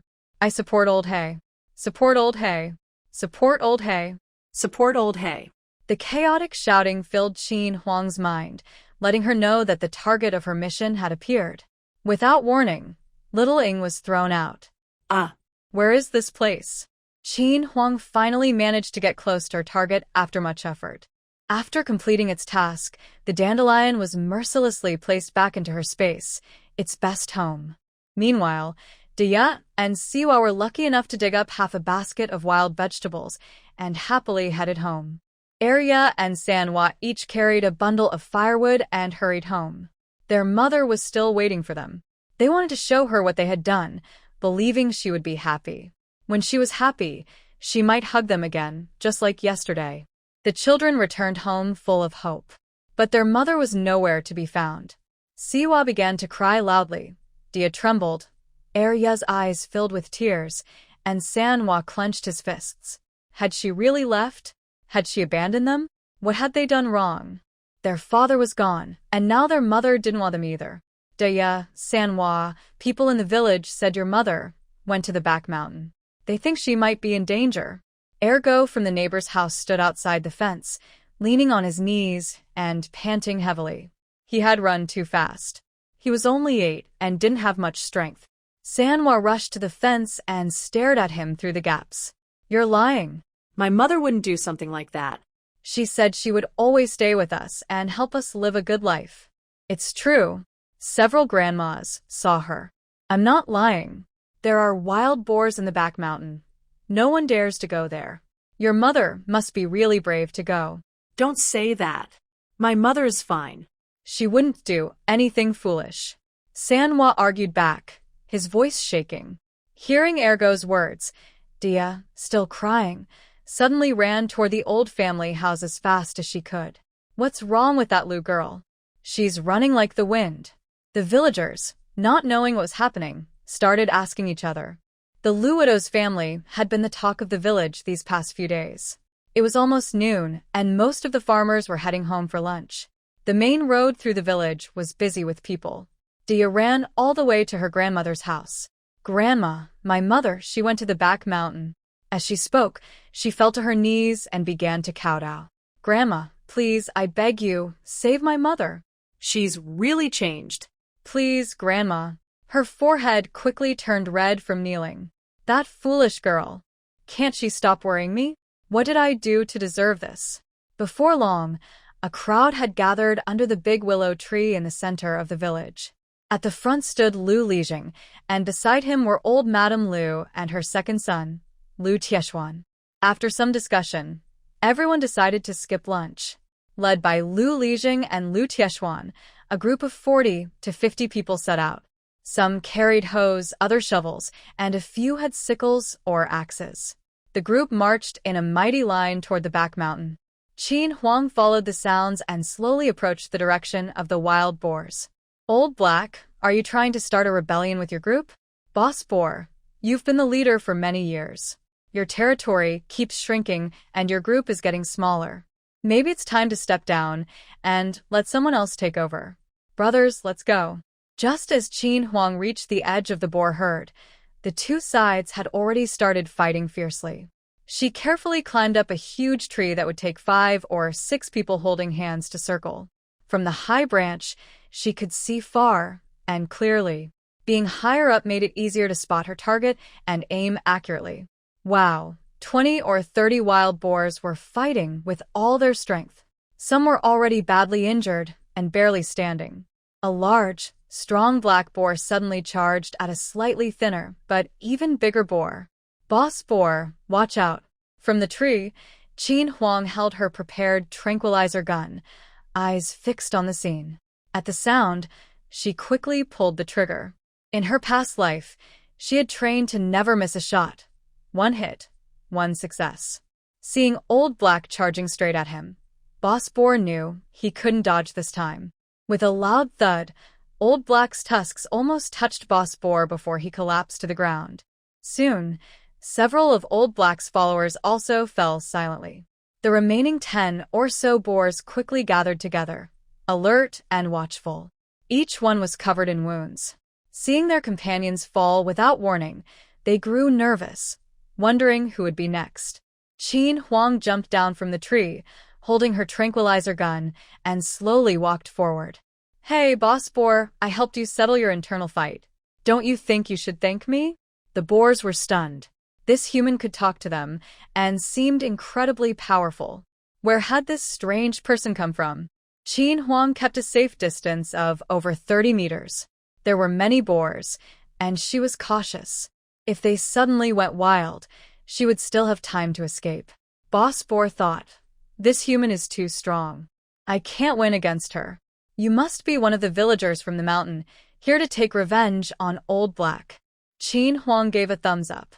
Not bad, very smart. No wonder you're the leader of the pigs. The black one and his mate are gone. Take all the fallen pigs with you, and I promise no wild boar will ever come down the mountain again. The pig leader, will remember your kindness. Let the other wild boars leave first. I have something to tell you. The pig leader sent his followers away and looked at Qin Huang. Qin Huang placed a bowl of spiritual spring water on the ground. Drink this, and it will make you stronger. After speaking, she stepped back more than 10 meters. The pig leader didn't hesitate. It didn't want to die, so it came forward, drank the spring water, and ran off. Qin Huang kept the wild boar called Blackie and put the rest into her space. Whether they survived or not would depend on their own luck. Little Tangyuan, who was working nearby, was almost hit by one of the large wild boars thrown into the space. Angry, it put its hands on its hips and shouted, Master, that's too much. You almost hit me with that big boar. I'm going on strike. Feeling guilty, Qin Huang rubbed her nose and pretended not to hear. She took out a machete from her basket and made a few cuts on Blackie's body, then 2 on its neck. After that, she pulled out a thick hemp rope from her space, looped it around Blackie's neck, and put it into the space as well. Ding! Space task completed. Reward, 500 coins. Deposited into space. Qin Huang knew that the wild boar named Blackie was completely gone. Earning money through space tasks was quite fast. She had made 600 coins in just 2 days. Her goal of building a better life through the space was moving forward bit by bit. She had been out for a while, and worried that the children might think she had run away, she jogged back along the same path. On the way, she picked 2 handfuls of wild mushrooms, a small bunch of wild greens, and a few tiny wild pears. At the foot of the back mountain, Lu Lijing and Lu Tieshuan led the villagers up the narrow path that others had made earlier. As they climbed, they called out, Iron Pillar's wife, Where are you? Lu Tieshuan also shouted, Sister-in-law, if you can hear us, please answer. The others followed their lead and called out too. No one dared to split up, mainly because they were afraid of running into wild boars. When Qin Huang reached halfway up the mountain, she heard their voices. She hadn't expected anyone to come looking for her, and from the sound of it, there were quite a few people. Since arriving in this unfamiliar world, the children had given her a sense of family warmth. Now, with the villagers coming to find her, she felt a small but real sense of belonging in this strange new place. She missed home and the little ones who always wanted to cook for her. Hearing the shouts coming closer, Qin Huang knew the people looking for her were near. She took the wild boar, Old Black, out of her storage space, dropped it on the ground, hung the basket on her chest, gripped the rope tightly, and pulled with all her strength. It was unbelievably heavy, at least 400 pounds. Qin Huang drank another cup of spirit spring water, bent low, and used every bit of her strength to drag it forward. She was so exhausted she could barely breathe after pulling it for just over 200 meters. Too tired to move, Qin Huang lay flat on the ground. Not far away, she heard Lu Lijing and the others calling her name. After resting for a while, she shouted, Uncle Lijing, Tieshuan, I'm here. Still lying on the ground, she waited until they were almost there before struggling to her feet and pulling the wild boar again. She called out once more, Tieshuan, I'm here. Following her voice, the group soon found her. Qin Huang, covered in blood, bent over and straining to drag the huge wild boar, the basket still hanging from her chest. Everyone was stunned. Their jaws nearly dropped. Qin Huang sat down heavily, pounding her legs with her fists to ease the pain. She muttered, I'm so tired, so tired. Qin Huang, did you really kill this? Lu Lijing asked loudly, his voice full of surprise. This boar must weigh 300 or 400 pounds. I never knew Widow Lu had such skills. She's amazing. The villagers whispered among themselves in awe. Uncle Lijing, Qin Huang explained, I went into the mountains to find food. I heard a loud crash and saw this wild boar knocked out under a tree. I used all my strength to drag it here, afraid it might wake up, so I finished it off with my knife. Uncle Lijing, isn't my luck incredible? It's like the boar felt sorry for us and came to us on its own. This is the same wild boar that ruined our crops yesterday. Serves it right. It got what it deserved, one villager said with satisfaction. Brother Taiju's wife, this is too dangerous. Luckily, the wild boar knocked itself out. If it had been fine, you. The village chief shook his head, unable to imagine the consequences. Upon hearing this, Qin Huang quickly got up from the ground. She straightened her back, her eyes clear, standing confidently in front of everyone. She showed no fear or foolishness. Uncle Village Chief, fellow villagers, thank you all for taking the time to come up the mountain to find me, even during busy times. I won't say many nice words, but I will remember today's kindness. She sincerely bowed deeply to everyone. This made the older men feel a bit embarrassed, and they kept waving their hands. Is this still Lu's widow? She seems different from before. She's not just slow-witted but also speaks so well. Are their brains all muddled? Lu Village Chief told everyone, it's not safe here. The smell of blood might attract wild animals. Let's quickly carry the wild boar down the mountain. Our families are waiting for news. Lu Tieshuan looked at Qin Huang, feeling she had changed a lot after falling into the water.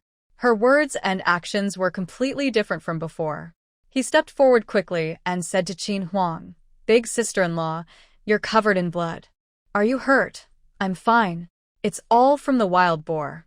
It's my first time killing a pig, so I didn't do it well. Next time I'll have more experience. The villagers, including the next time, this is too fierce. Who said that Taiju's wife was pretty, gentle, lazy, and greedy? Come out? I definitely won't hit him. Big sister-in-law, the children are very scared. The eldest girl ran to the old house to find her mother, kneeling on the ground and almost knocking her head. With the big brother gone, you should. He, as a younger brother-in-law, couldn't say harsh words. He only spoke because he saw that the big sister-in-law today seemed different from usual.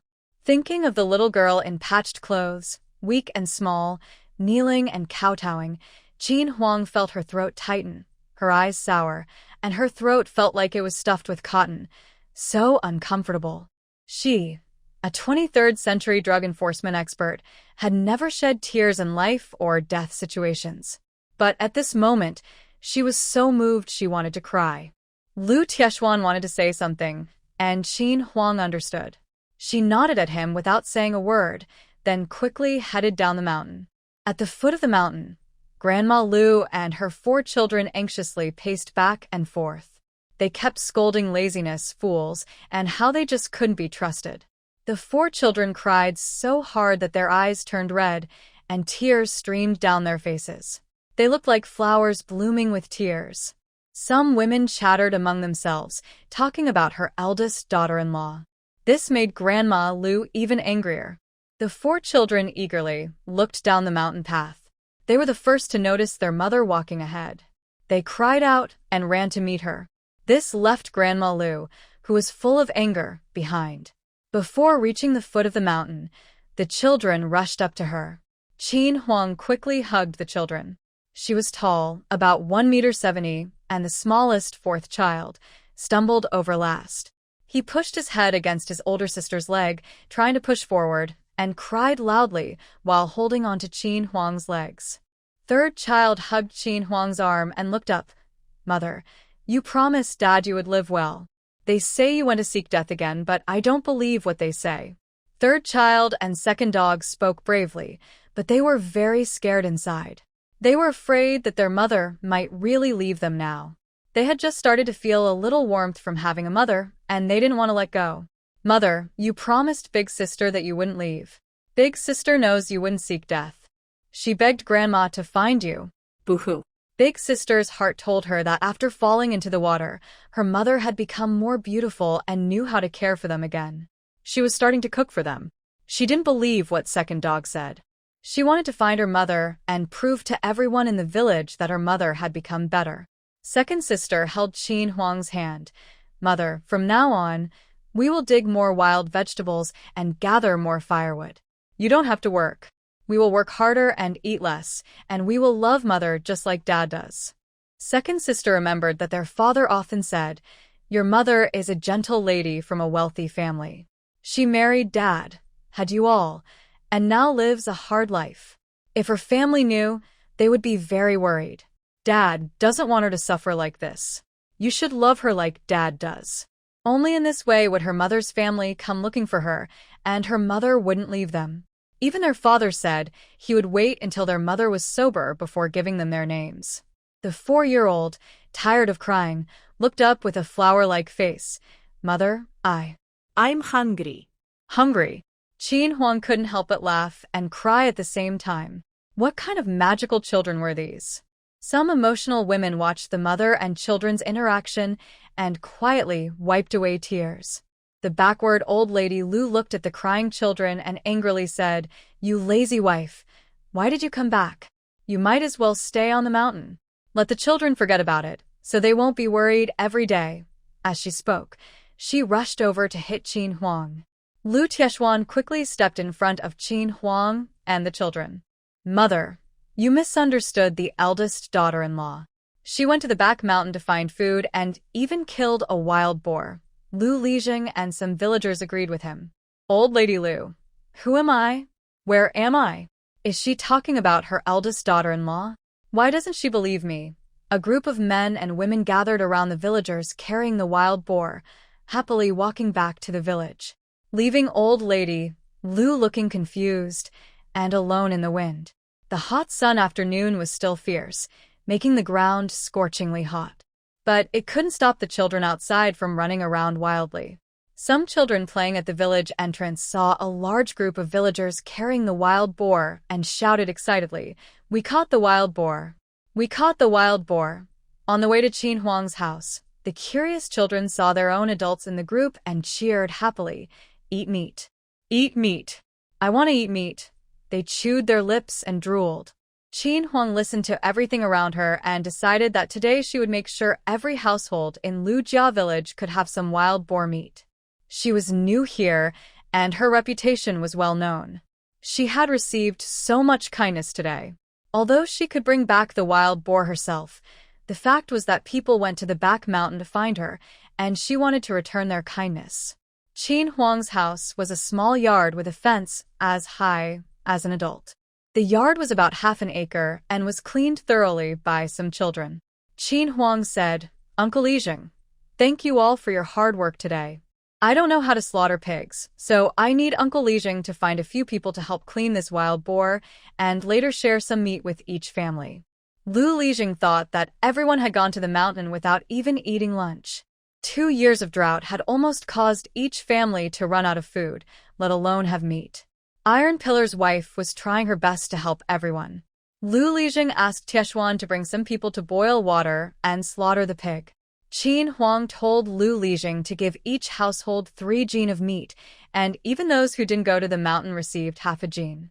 The reason was that this wild boar was a pest that damaged the crops, so the meat should be shared with everyone in the village. Qin Huang gained the good feelings of the villagers again. After everyone left, Qin Huang cut 20 jin of meat and put it in a basket to deliver to the village chief's family. A few children were cleaning the yard. When they saw her return, they gathered around her. Qin Huang gently hugged each child to comfort them. The children were both surprised and happy. Qin Huang hugged each one, and some children stood quietly in the yard. Their mother hugged them, and they felt very happy. Inside the kitchen, Qin Huang heard the children's excited shouts. "Ah!" "Mother hugged me." "Ah!" For children shouted together, startling the sparrows on the fence. Fourth child, tired from carrying a small basket of wild vegetables, showed them to Qin Huang. "Mother, these are the wild vegetables I and big sister dug." Fourth child can help with chores too, the 4-year-old spoke quite clearly. Qin Huang bent down, hugged the child, and gently pinched his little face, saying, "My fourth child is so wonderful." Fourth child, with bright eyes, waved his small fists and said, "Mother is great too, like fighting wild boars." 8-year-old third child also came over. "Mother, I and second sister chopped 2 bundles of firewood." Qin Huang affectionately patted third child's head and said, "My third child is so capable, just like your father." Their mother praised them, and third and fourth children happily went to play. Qin Huang treated all children equally, comforting the 2 boys and then the 2 girls. She held hands with big girl and second girl. "My daughters are so capable, taking good care of mother and little brother." "Thank you, my dear children. Mother is very happy." Afterward, she kissed the foreheads of the 2 girls. The girls happily cried, feeling a sense of relief. Their mother was awake now, and they finally had this day to look forward to. With their mother here, the days ahead would get better and better. Qin Huang took out salt from her space and told Big Girl to put it away, claiming it was a gift from the village chief's wife. The mother and her 3 children started a fire and began cooking meat. Third and fourth children kept sniffing around the stove, smelling the delicious aroma from the pot, drooling at the tempting scent of meat. When the meat was ready, the children had washed their hands and faces and sat in a row. 2 large plates of meat and 5 bowls of sorghum rice porridge. Despite their small size, each child was quite hungry, eating porridge and biting into the meat eagerly, causing everyone to rub their stomachs. After the meal, all the bowls and plates were cleaned out. Both adults and children were so full they didn't want to move. While it was still light outside, Qin Huang slaughtered 30 pounds of meat and took her 3 children and 4 children to the old house. The evening breeze gently blew, taking away the heat and noise of the day. Some villagers sat by the roadside chatting quietly. Qin Huang carried a basket and held the hands of 2 children, walking slowly along the main road in the village. In her past life, she rarely had such free time. This feeling was new and refreshing, relaxed and comfortable. Breathing in the clean air without any pollution, she felt very happy. Occasionally, villagers greeted her, and she nodded back politely. Since she didn't know anyone well, she didn't see the need to stop and chat, wasting time. Hey, that widow Lu really changed after she fell into the water. She's more open now. It's just giving some meat to everyone. I don't see anything special about her. Can you do better and share wild boar meat with everyone? Did you see? Lu's children today look cleaner and prettier. Qin Huang had no idea that the villagers' impression of her had changed a lot. Just as Qin Huang and her children reached the old house, she overheard someone talking behind her. Mother, sister-in-law, is too stingy. Tai Shuang worked all day and only got 3 pounds of meat, the same as everyone else. She and her children can't finish so much meat. Shouldn't she be more filial to you? She's been helping them out all along. You, with your shallow eyes, eating someone's meat won't shut your mouth. Qin Huang coughed softly. Mother. She was reminding someone in the yard that she was there, so her face wouldn't get more hurt later. The family at the old house had just finished dinner. They sat in the yard, chatting and doing chores. The 3 boys from the second household, Lu Debao, Lu Erbao, and Lu Sanbao, were playing cricket fighting. After calling out to them, Qin Huang took her 2 children and went inside. Li Shi saw Qin Huang and didn't feel awkward. She said sarcastically, "Oh, it's sister-in-law. It's surprising that sister-in-law still remembers our old house. I heard those who didn't contribute much only got half a pound of meat. We worked hard, but we're just family members, yet we get the same treatment as outsiders. It's really a waste of your kindness, sister-in-law." Qin Huang didn't bother to look at her. She ignored her and went straight to the old lady. Mother, second brother, I brought the children to thank everyone for their help today. Thank you for your hard work, mother and second brother. The old lady snorted but didn't reply. Big sister-in-law has arrived. Come and sit. Lu Tieshuan said as he handed her a small wooden stool. Qin Huang took the small stool and set it aside, continuing to stand and talk. She placed the basket at the foot of the old lady and said, Mother, here are 30 pounds of meat, a gift from me and the children. If there's any left over at home, please help sell it tomorrow to get some money. This is my responsibility. After falling into the water and hitting her head, she remembered many things. Over the years, she caused her mother many troubles. She thanked Taiju for his care over the years and her mother for her patience. In the future, she would respect Taiju and raise the children well. More than 10 years had passed. Things had changed, and she didn't want to find her family anymore. She believed everything should go with the flow. Seeing the basket of meat, Li Shi wished she could find a hole to hide in. Cough, cough, cough, cough, cough. Lu Laodi's continuous coughing came from inside the house. Siwa ran into the house, calling, Grandpa, as she hurried inside. Qin Huang put down the basket and ignored the 3 people who looked disheveled in the wind. She stood up and went inside with Siwa to see Lu Laodi. Old Lady Lu looked at the 30 pounds of wild boar meat and felt strange inside. Her eldest daughter-in-law really had changed. It was like a dream. In the simple earthen house, Lu Laodi lay on a wooden bed, coughing non-stop. Siwa was kneeling by the bed, her thin little hands gently helping Lu Laodi breathe. Her small mouth kept saying, Siwa is helping Grandpa breathe. Qin Huang watched Siwa's actions and praised, My Siwa is really wonderful. She then picked up Siwa and placed her on the bed. Father, what's wrong? Let me help you sit up. Lu Laodi helped to sit up against the bed, said, It's nothing, just an old problem. It will be better in a few days. Is the eldest daughter-in-law really better now? He asked. Not completely. I only remember that we used to live in the capital, had a lot of money, and went to a faraway place.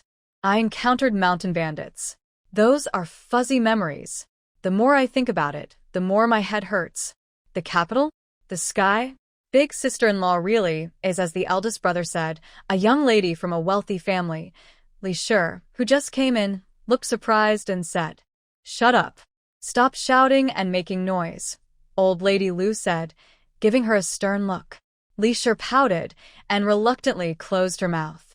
Lu Laodi looked at the adults and children in the house and said, Tieshuan, close the door. The iron bolt was secured, and Lu Laodi returned to his bed.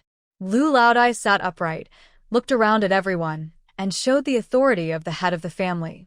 It seemed he had something important to say, and the children closed their mouths and listened carefully. Cough, cough, cough. Old Lady Lu hurried to help him breathe easier. Old man, Why are you in such a rush? Can it wait until later? No, it can't, he replied firmly. Qin Huang quietly took a small porcelain bottle of spiritual spring water and tucked it into her sleeve. She bent over, slowly took out the bottle, and said softly, Dad, this is the sweet water I made. Drink it to feel better. Li Shi quickly interrupted, Sister-in-law, you're not a doctor. You mixed this water yourself. What if it harms Dad? Qin Huang ignored her completely, as if she hadn't spoken. Mother's here, so you have no right to speak. Lu Tieshuan scolded. Li Shi was furious. Her husband was still embarrassing her in front of everyone. She cooked every day, took care of the children, and worked in the fields.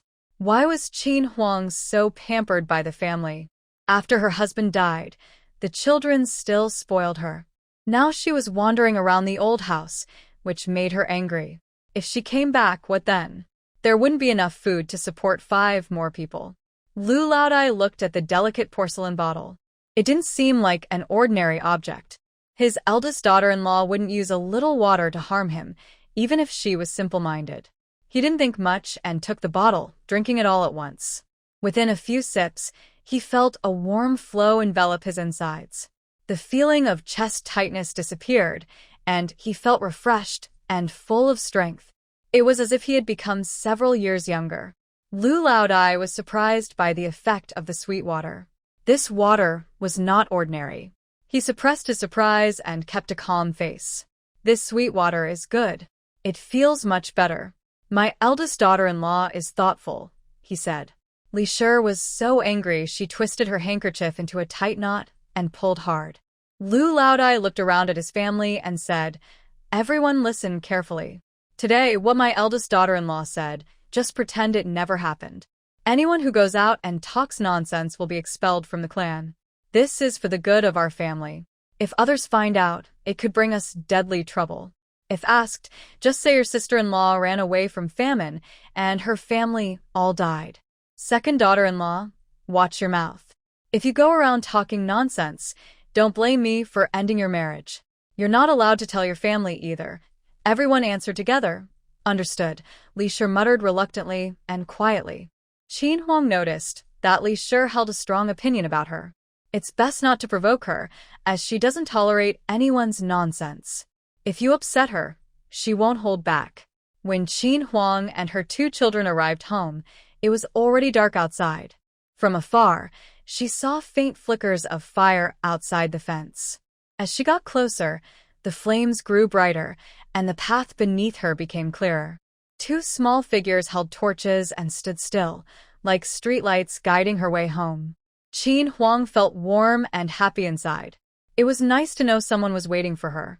Mom, is Grandma angry? The eldest girl whispered.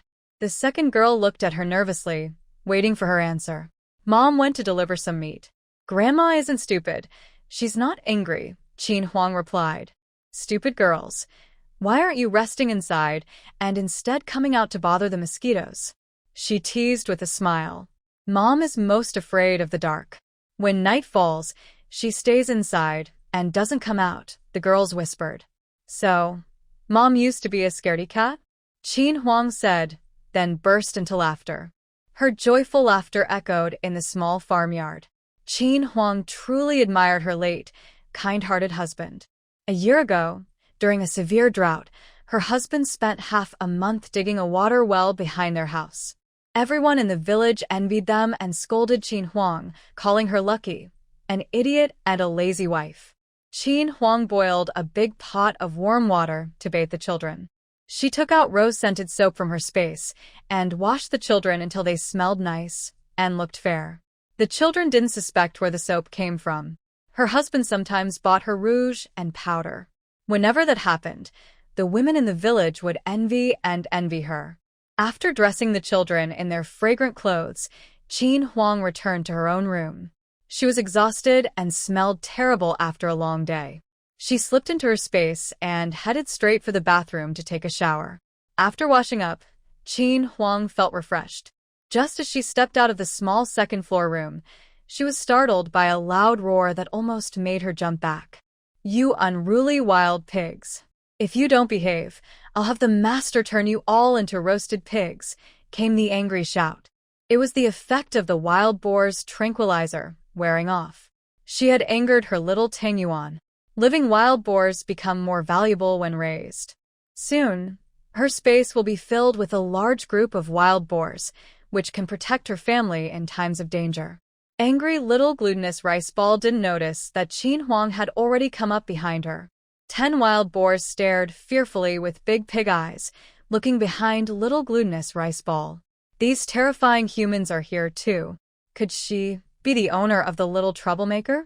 Surely not unlucky enough to be her. They are all injured, and still alive is just luck. They don't want to be killed by this devil again. These two monsters are too strong for any of them. Pig life feels hopeless. Little glutinous rice ball thought these silly pigs were just afraid of her.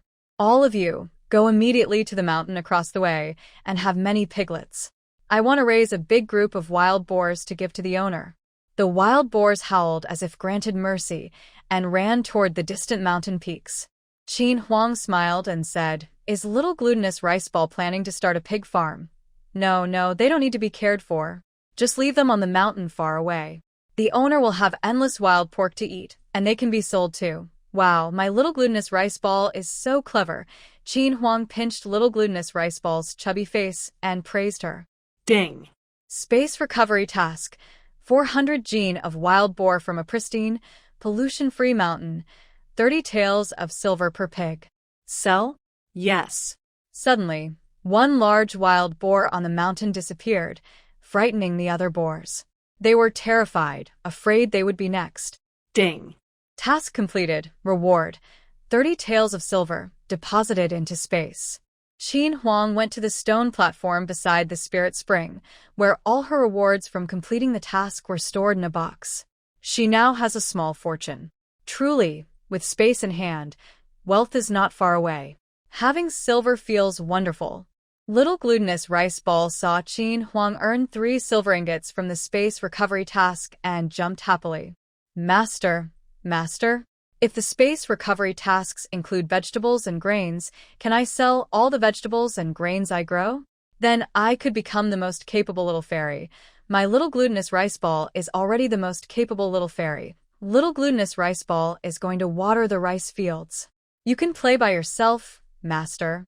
Little glutinous rice ball will work hard to earn money. As her voice fell, the small pink ball was swept away like a gust of wind.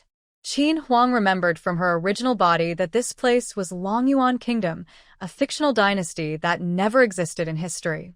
Lu Family Village is located in the northern part of the country. The current crops grown there include millet, wheat, sorghum, soybeans, sweet potatoes, and rice, though rice is cultivated on a small scale. Soybeans are mainly used for making bean flour, frying, boiling, and making bean paste. The area planted with soybeans is also small. It seems this dynasty doesn't have corn yet. She could have little Tangyuan plant some corn to benefit the whole village, promote it across the country, and maybe earn some rewards.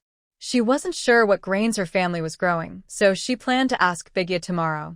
Qin Huang drank a sip of spiritual spring water, feeling her energy quickly restore and her body fill with strength.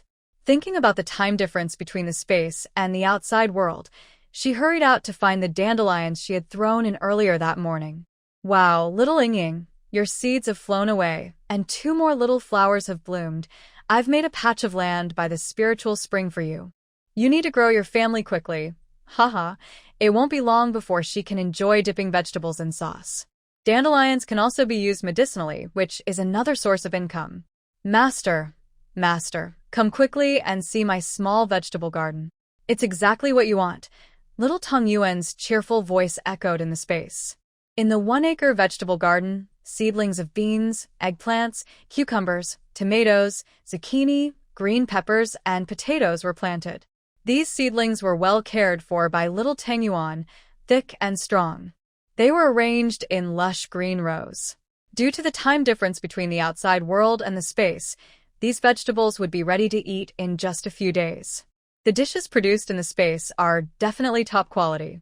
In her previous life, little Tang Yuan didn't have a small vegetable garden, so Qin Huang could buy any vegetables she wanted at any time. In her past life, the space also didn't have a recycling task feature. Qin Huang watched the small vegetable seedlings, which looked like copper coins flying before her eyes. Her mind was filled with thoughts of small coins, so many small coins. During the day, she worked on the farm and took care of the children. At night, she completed tasks in the space to earn pocket money, an entirely new life experience. Ding. Space recycling task. 100 small bok choy from the space, each worth 1 coin. Completing the task will earn 100 coins. Do you accept? Yes.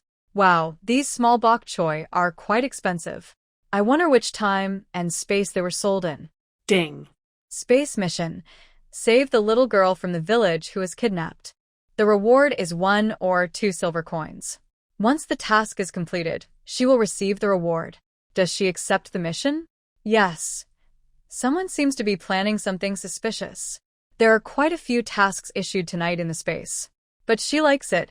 More tasks mean more money. In her past life, she hated kidnappers and wished they would be punished severely. This mission must be completed. It's her duty as a soldier. It's a natural instinct ingrained in her bones from her past and present. After all these years, second uncle, have you really forgotten my temper? Second uncle Sue was furious. The girl in front of him was proud and stubborn. Even though she was a daughter of the Chiao family, she had always overshadowed the Su family's girls. He couldn't understand why his parents cared more for someone else's granddaughter than their own. Now, they were finally facing misfortune.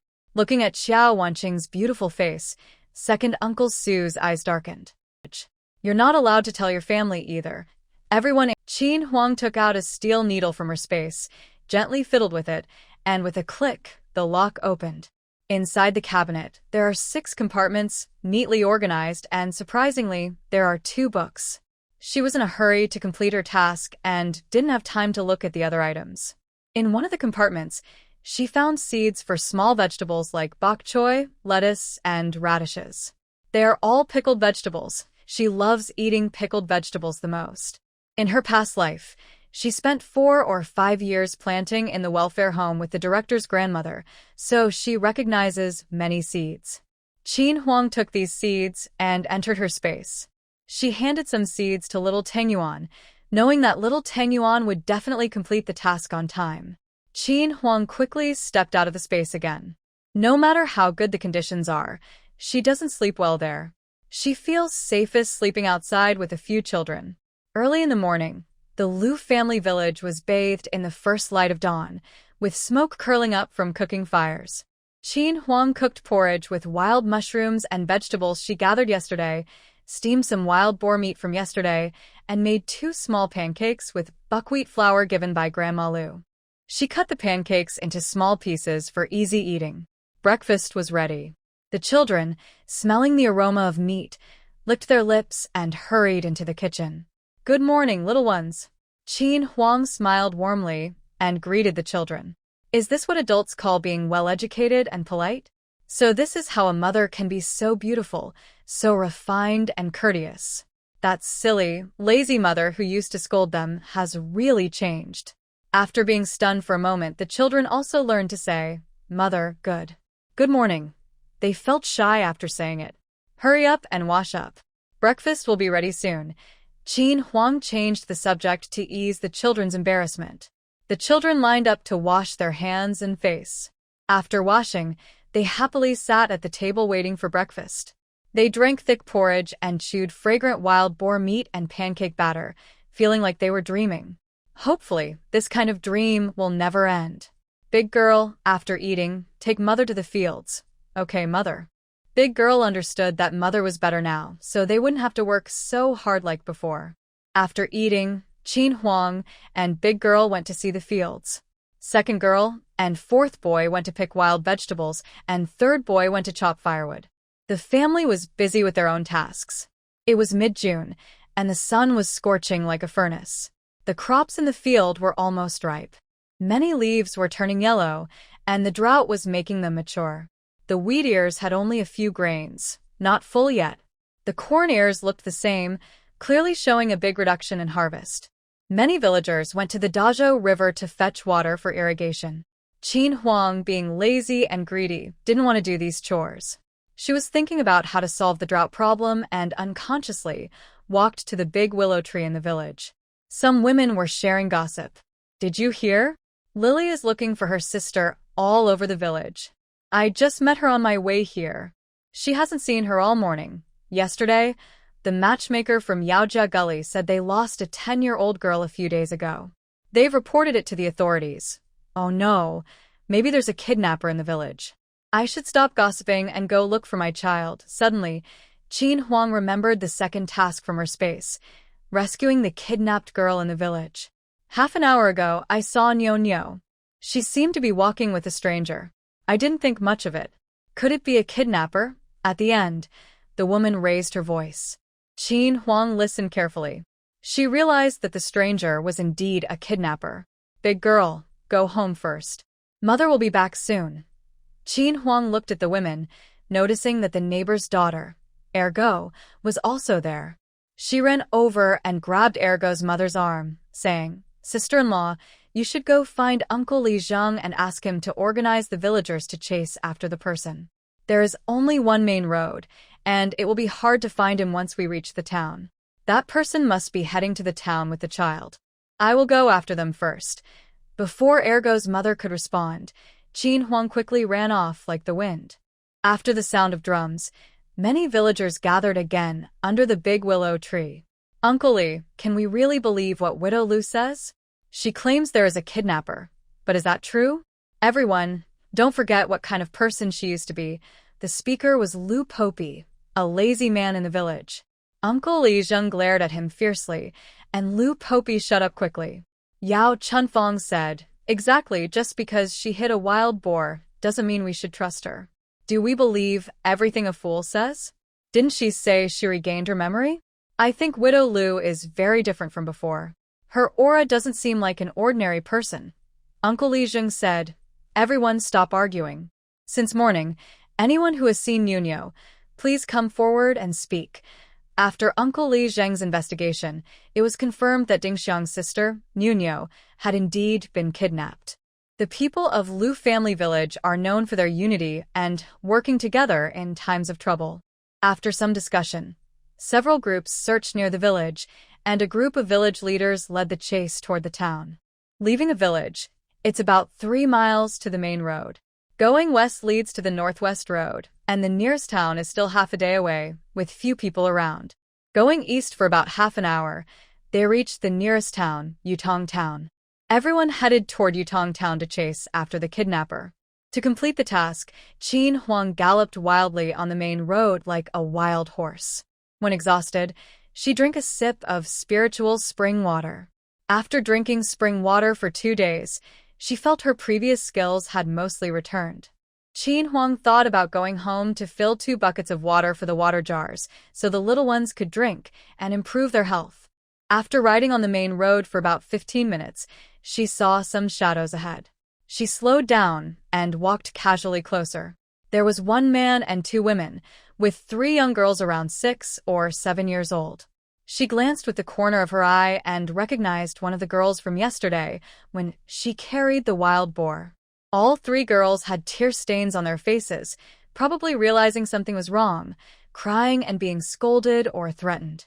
Nyonya was the first to notice Qin Huang. She recognized this beautiful auntie, who had given her family some wild boar meat. She wanted to attract the attention of the beautiful auntie. She loudly said, I need to pee. The kidnapper man said, You brat, if you don't behave, I'll hurt you. Even Qin Huang, an outsider, wasn't afraid of him. Seeing that Qin Huang was a delicate, pretty young woman in the middle of nowhere, he wasn't scared at all. Instead, he was thinking about whether to kidnap her too. Qin Huang silently planned how to quickly deal with the 3 of them without hurting the 3 young girls. She quietly took out a stun baton from her space and hid it in her sleeve. Qin Huang turned around with a smile and said, Big brother, do you have water? It's so hot, and I'm tired and thirsty from walking. The kidnapper's eyes lit up. Yes. After the young lady drank the water he gave her, he thought, she'll be at my mercy now. He let go of the girl he was holding, placed his bag on the ground, and started looking for water. Now was the perfect moment. Qin Huang rushed forward, swung the stun baton, and hit the kidnapper's neck. He immediately collapsed. Before the two women could react, Qin Huang quickly turned and kicked each of them in the stomach. The two women were kicked over 3 meters away, along with the little girl they were holding who fell to the side. Qin Huang waved her hand. "Come here quickly." The 3 frightened children took a moment to react, then stumbled and ran behind her to hide. Yesterday, Qin Huang had a faint feeling that her body seemed very strong, which became clear after drinking the spiritual spring water. Seeing the terrible state of the two women, she realized her suspicion was correct. The two women, bleeding from their mouths, clutching their stomachs, curled up and couldn't get up. Her strength was extraordinary. Now was the time to strike hard. Qin Huang approached the kidnapper, secretly delivered 2 electric shocks, causing him to twitch uncontrollably. Without electricity, he turned black and smoked, but she didn't care what was wrong. Just not dying was enough. She went to the two women, grabbed their collars, and slapped their faces from side to side. On the quiet road, the sound of slaps and their screams of pain kept ringing. Soon, the two women's heads looked like pig heads. Qin Huang, while slapping, said, "I hate kidnappers the most. If you don't behave, you become animals." Notification: mission complete. Reward: 1 tael of silver. Punish the bad guys and comfort the victims to increase the host's strength. Reward: 5 taels of silver, already stored in the space. Wow, defeating the bad guys also brings rewards. This encourages her to keep fighting. She earned 6 taels of silver. 6 taels. Beautiful auntie. A soft, sweet voice sounded in her ear, bringing Qin Huang back to her senses. She looked down and saw Nyonyo with big, dark grape-like eyes, looking at her curiously. "Thank you, beautiful auntie, for saving me." The little girl, only 6 years old, was smart, brave, and grateful. Qin Huang gently patted her head. "No need to thank me. In the future, don't go anywhere with strangers. Your sister is worried and looking for you everywhere." Nyonyo knows she was wrong. "Thank you, beautiful auntie." The 2 small girls were thin and frail, with yellowish faces and chapped lips. They had been kidnapped, scared, tired, and hungry, standing there confused and helpless. Qin Huang walked over, holding Nyonyo's hand in one and waving to the other 2 girls to sit on the roadside. She took out a black rice flour bun and shared it among the 3 girls. "Eat this to fill your stomach. Your family will come soon," Qin Huang said softly, comforting them. The hurriedly arrived Lu Lijing and his group saw the scene. 2 women clutching their stomachs and crying on the ground, and a man lying stiffly on the ground, unconscious. Qin Huang sat on the roadside eating dry food with the 3 girls, with a rolling pin placed beside her. She didn't want anyone to see the electric baton yet. It was too early to take it out. Seeing the scene, everyone's eyes nearly popped out in shock. Iron Pillar's wife, after defeating a wild boar, had taken down 3 kidnappers alone and saved the 3 girls. This was unbelievable. This brave wife of Iron Pillar was terrifyingly fierce. Qin Huang thought to herself that she was beautiful, with a stunning appearance. Even as a widow with children, she still attracted many men's attention. With such a fierce woman like her, who would dare to attack? Who would dare? If anyone dared, she would just teach them a lesson. Grandpa Li, beautiful auntie, saved Nyonyo. Boo-hoo, the little girl hugged Lu Lijing's leg and cried. The girl who was chasing behind, Ding Xiang, pushed aside the villagers surrounding her, only calling out Nyonyo, then slowly collapsed to the ground. A tall, thin young man quickly caught her. Ding Xiang, the tall, thin young man called anxiously. "Lu Dai saw, please help check what's wrong with Ding Xiang," he said urgently. Sweat was beading on the young man's forehead from his worry. Qin Huang walked over and checked Ding Xiang's pulse. In her past life, she had studied traditional Chinese medicine with the director of the welfare center for 7 or 8 years. She also trained secretly at the Army General Hospital. She was skilled in both Chinese and Western medicine. The director was a retired Chinese medicine doctor who was rehired by the government to be the head of the Children's Welfare Center. "Ding Xiang is fine, just tired and hungry." She's holding on with all her strength. When she saw Nuno, she let go of her energy, but she couldn't hold on anymore. Qin Huang took Dingxiang in her arms and gave her some water to drink. Only then did she notice that the young boy was Lu Qingyuan, the son of Yao Chunfang. No matter what his relationship was with Dingxiang, for Dingxiang's reputation, it was better for her to support him now. After drinking the spiritual spring water, Dingxiang slowly opened her eyes. While Dingxiang woke up after drinking the water Qin Huang gave her and found her sister, Lujia village was in chaos because Qin Huang was the first to rush out and try to catch the kidnapper. Hey, do you see? That widow Lu is really different. She was the first to rush out after the kidnapper. I wonder if she can catch him. She can drag a wild boar weighing about 400 jin, around 200 kilograms, and hit people with a rolling pin without hesitation. It's hard to say. Maybe she caught the kidnapper. Yao Chunfang spat and said, even she can catch the kidnapper? I think she was probably taken away too. She looks decent. If she was sold to a brothel. Oh. She might make a lot of money. Yao, don't forget, Lu Widow beat you so badly you screamed. Haha. Yao Chunfang was so angry she pointed at the person, but she couldn't say anything. The women under the big willow tree watched Yao Chunfang get scolded and all laughed. The 4 children in the crowd stared tightly at Yao, the old woman, as she spoke badly about their mother again. She was so mean. Why didn't heaven teach her a lesson? It would be best if she became mute and couldn't scold anymore. The village woman's wife said, Old Lady Yao, you should be kind to your family's Qingyin. He's not married yet. Taiju's wife asked why she rushed out. It was all for the children of the village. Your family has young ones too. Think about it. How can you say such unkind words? If the kidnapper succeeds this time, another child could be taken soon. Who can guarantee your children won't be kidnapped? Taiju's wife is risking her safety to protect all the children in the village. If you don't appreciate it and still speak coldly, aren't you being unkind? Qin Huang, who was chasing after the kidnapper, didn't realize that some idle village women almost started a fight because of her. When Dingxiang woke up and saw herself leaning in Qin Huang's arms, she let out a small, relieved sigh. She remembered that she had just fallen toward Qingyuan Ge, and she was sure Aunt Lu caught her. She silently thanked Aunt Lu for not giving her the chance to spread gossip about others. Aunt Lu, thank you for saving Nuno, Dingxiang said. She stood up to kneel and thank her, but Qin Huang quickly stopped her. It's nothing. We're all neighbors here. Kidnappers should be punished. I did it for my own child.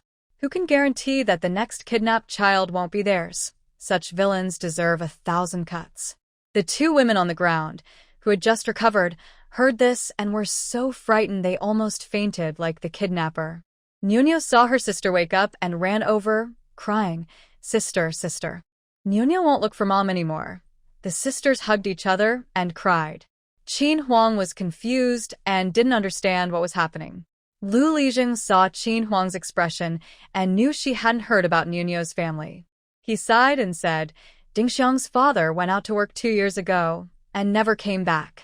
Recently, Nuno's mother, tired of being poor, left the 2 sisters and ran off with a young merchant. It was all because of poverty. Luckily, Dingxiang is a caring sister. Qin Huang thought that poverty was only part of the reason. Character was the most important. Anyone with a bit of conscience wouldn't abandon their children and run away with someone else. At this moment, the families of the kidnapped girls and villagers arrived. Both groups expressed their thanks to Qin Huang. One group was from Lijia village and the other from Yaojiago, not far from Lujia village.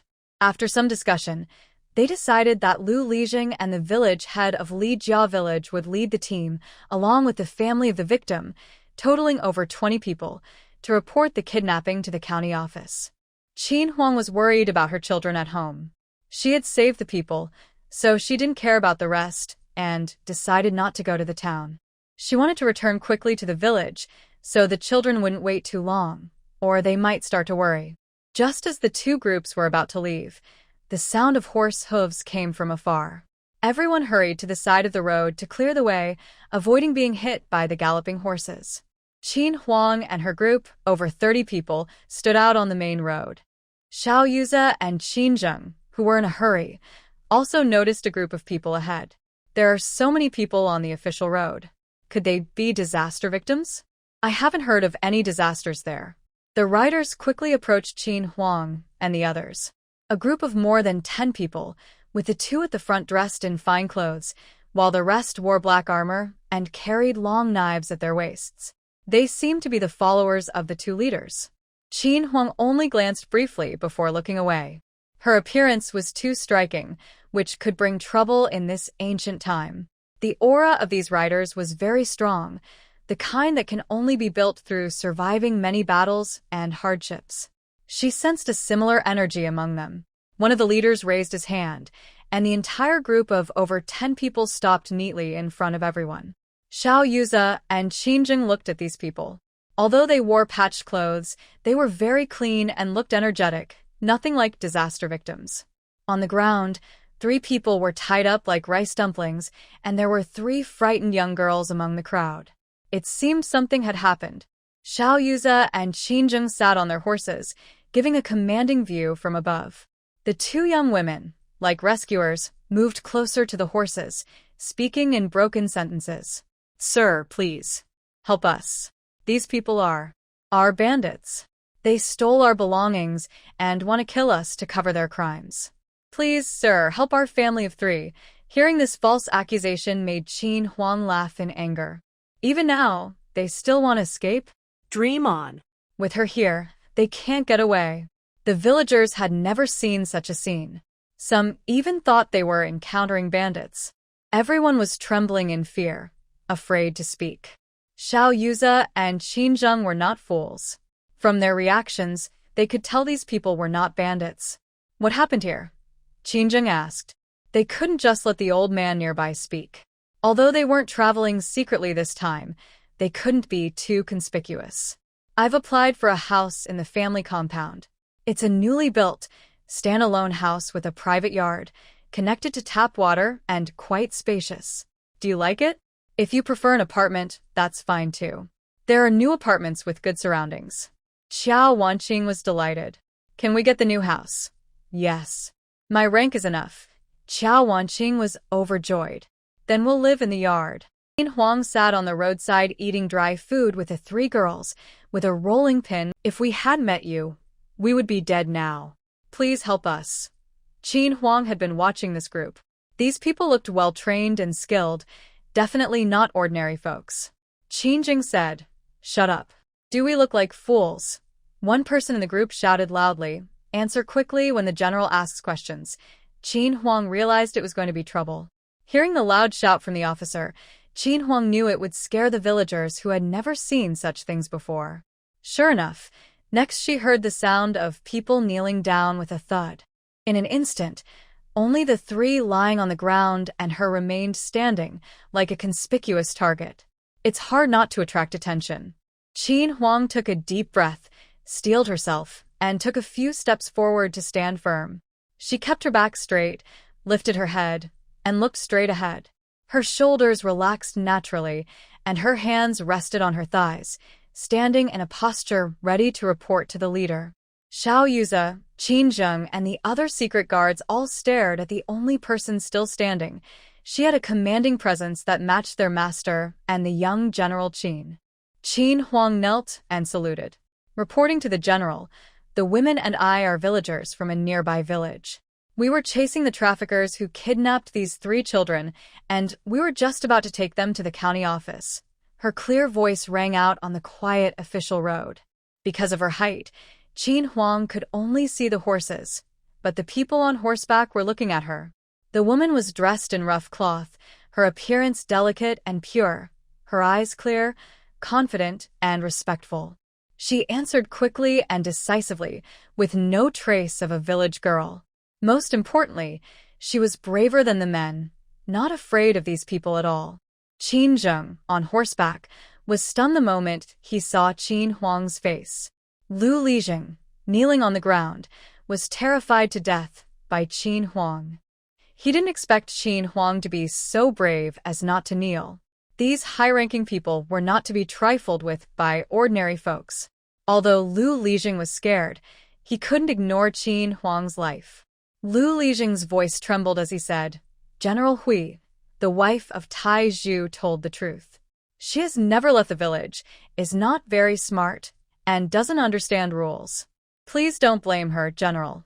Everyone on the horse. Are there really foolish women who have never left the village? Why didn't they see through it? Are fools' words always so clear? Someone who has left the village must be different. Are they trying to trick us? Qingjin looked at the face that was just like his mother's when she was young. His mind was a mess. How could someone look so much like her? Hadn't he heard that his mother had relatives in Yutong town? Could it be? Qingjin suppressed his doubts. He was busy with military affairs, and that incident had happened over 10 years ago. There was no suspicion back then, and he couldn't act rashly now. It must be a coincidence. The world is big, and strange things happen. It was just a resemblance. Thinking this, his confused mind became clearer. Xiao Yuzi saw Qingjin staring blankly at the woman who was speaking, and cleared his throat. That brought Qingjin back to his senses. Qingjin quickly said, It's nothing. Since she's a thief, let's take her to the authorities. Qin Huang heard this voice and, instinctively, looked up. Just one glance made her lower her head and step back to the side of the road. That familiar feeling suddenly flooded her heart. Qingjin saw that the woman only looked at him once before turning her gaze away. This confirmed his suspicion. See, he had overthought it. The thief girl was still crying out loud. Someone had taken off a stinky sock from her foot and stuffed it into her mouth without a word, and everything was quiet now. Only after the horse hooves faded into the distance did Lu Lijing and the others slowly get up. This group was too frightening, like they had just escaped from the gates of hell. Lu Lijing reminded Qin Huang and the others to stay safe before hurriedly heading to the town. When Qin Huang returned home, it was already noon. In the hot weather, the children didn't stay inside. They stood outside the fence, stretching their necks to look into the distance, the direction of her home. Seeing the children waiting outside the yard, Qin Huang felt warm inside. All her fatigue seemed to fade a little. Is there anything happier than being eagerly awaited by others to return home? Seeing her shadow, the children all ran over to greet her. She picked up the youngest, Siwa, pinched his small face that had little flesh, and said, It's noon, and you still won't sleep. Be careful not to grow tall. No sleep, Siwa won't sleep. Siwa wants to wait for Mama to come back. After speaking, she leaned her head on her shoulder and closed her eyes happily. She liked her mother's warm, fragrant embrace. Mom, did you find Nyo-Nyo? Big sister asked. Yes, I found her. The kidnapper lied, saying he could help find her mother, so she went with him. When I caught up, I saw 2 children who had also been kidnapped. They had been scolded by the kidnapper. Remember, you must not go with strangers, and don't eat food offered by strangers. If someone takes you away, you'll never see your family again. You might also get hurt and be forced to do bad things, her mother explained as they walked. Mrs. Qin used this chance to teach the children about safety. The children nodded seriously, remembering not to follow strangers or accept treats from them.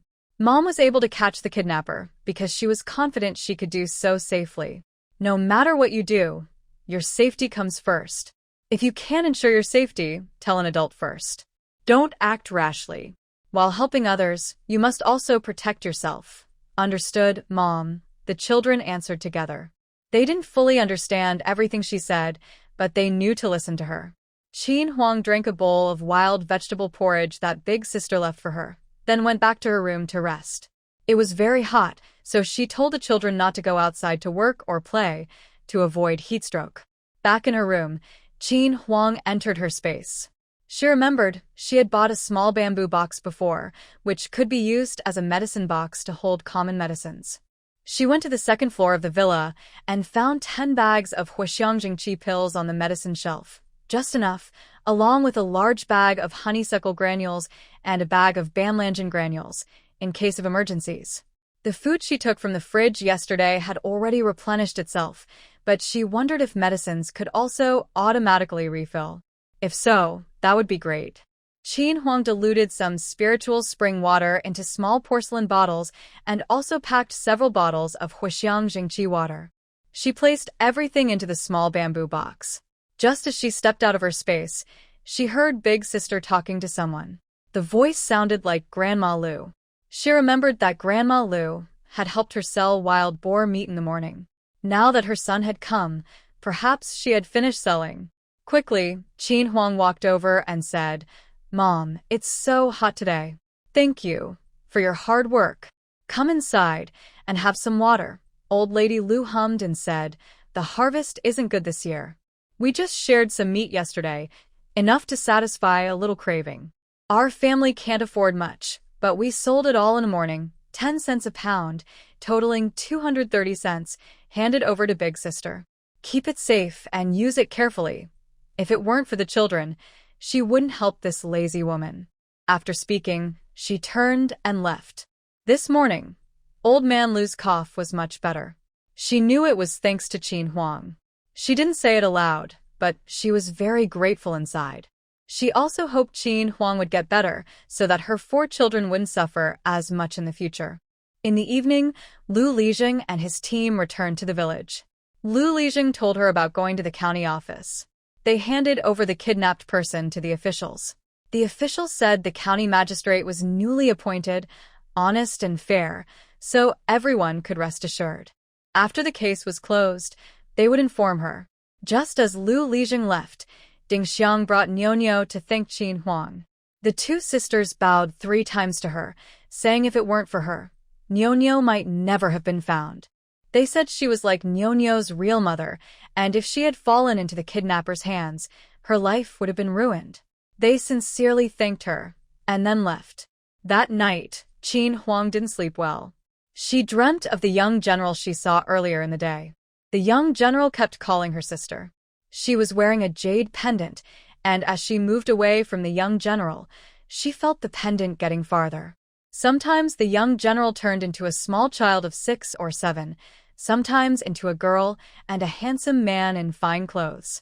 Later, she fell into the water, was rescued onto a small boat, arrived in a valley, and was chased into the mountains. In the middle of the night, Qin Huang woke up sweating cold from her nightmare. The night in Lu village was silent. Qin Huang's room was pitch dark. She woke from her nightmare, recalling the scenes from her dream, and her head ached terribly. She dared not think about it further, and slowly sat up. She thought she had seen that jade pendant before, perhaps in a cabinet in the corner of the wall. Qin Huang took out a tiny flashlight from her space to light her way. She got out of bed and went to the cabinet. At the bottom of the cabinet, she found a key. The place where she kept the key was the scene that suddenly appeared in her mind. Holding the lock in her hand, she carefully inserted the key. With a click, the lock opened. It was indeed the key for this cabinet. Qin Huang removed the lock, opened the cabinet, and quickly looked over the 6 compartments inside. She noticed that the bottom right compartment held a small bundle. She crouched down, took out the bundle, and casually closed the cabinet door. Qin Huang went to the table, placed the bundle on it, and opened it. Inside was a set of clean silk clothes and a simple small wooden box. She picked up the wooden box and slowly opened it. Inside, a teardrop-shaped jade pendant rested quietly, with a small piece of silk cloth underneath. Qin Huang carefully examined the jade pendant. The pendant was clear and shiny, smooth to the touch, made of fine warm jade. The front was carved with a character, Qin, and the back with a character, Feng. If he didn't have some good luck, he wouldn't have survived so many years on the battlefield, still lively and kicking. Old Master Gu could tell from Zhang's tone that he admired him and knew Lu Mingzhou's future was bright. The Bai family's issue had nothing to do with the military. His death was actually good for the Qiao family. The military was quite happy about it and even helped them out. Lu Mingzhou left the command office and took leave to go out, trembled as he said, "General Hui, the wife of Tai Zhu, told the truth. She has never left the village, is not very smart, and ding." The owner found an item related to her background, triggering a space mission. Find her biological parents. Reward, a teleportation elevator. Mission deadline, 2 years. Accept the mission? Yes. How could she refuse such a good opportunity? Only a fool would give up. The difficulty level was a bit high, but considering everything that happened today, she believed she could manage in 2 years. Moreover, since she was occupying someone else's body, she should help her find her biological parents and learn about her past. This wasn't urgent. Once she was settled and had some roots here, she could think about it. Right now, her main goal was to ensure her family's basic needs, feeding, clothing, and housing the children comfortably, and sending them to school. Only after these were done could she consider other things. Having made up her mind, Qin Huang peacefully went to sleep on the bed. The crowing of the rooster woke the villagers of Lu family village, as well as Qin Huang's family. Third child was busy cleaning the yard, second and first children were cooking in the kitchen, and the youngest, fourth child, was squatting on the ground counting ants. When Qin Huang stepped out of the door, she saw this warm and peaceful scene. She must have saved the galaxy in her past life to be blessed with four such adorable children. Kids, why are you up so early? Mom's mind is better now. We're happy and finished with our chores, so Mom can rest. The third child cheerfully spoke while still working. The fourth child saw her and, not counting the ants, waddled over on his short legs to her. Qin Huang quickly crouched down, opening her arms, waiting for the little one to jump into her embrace.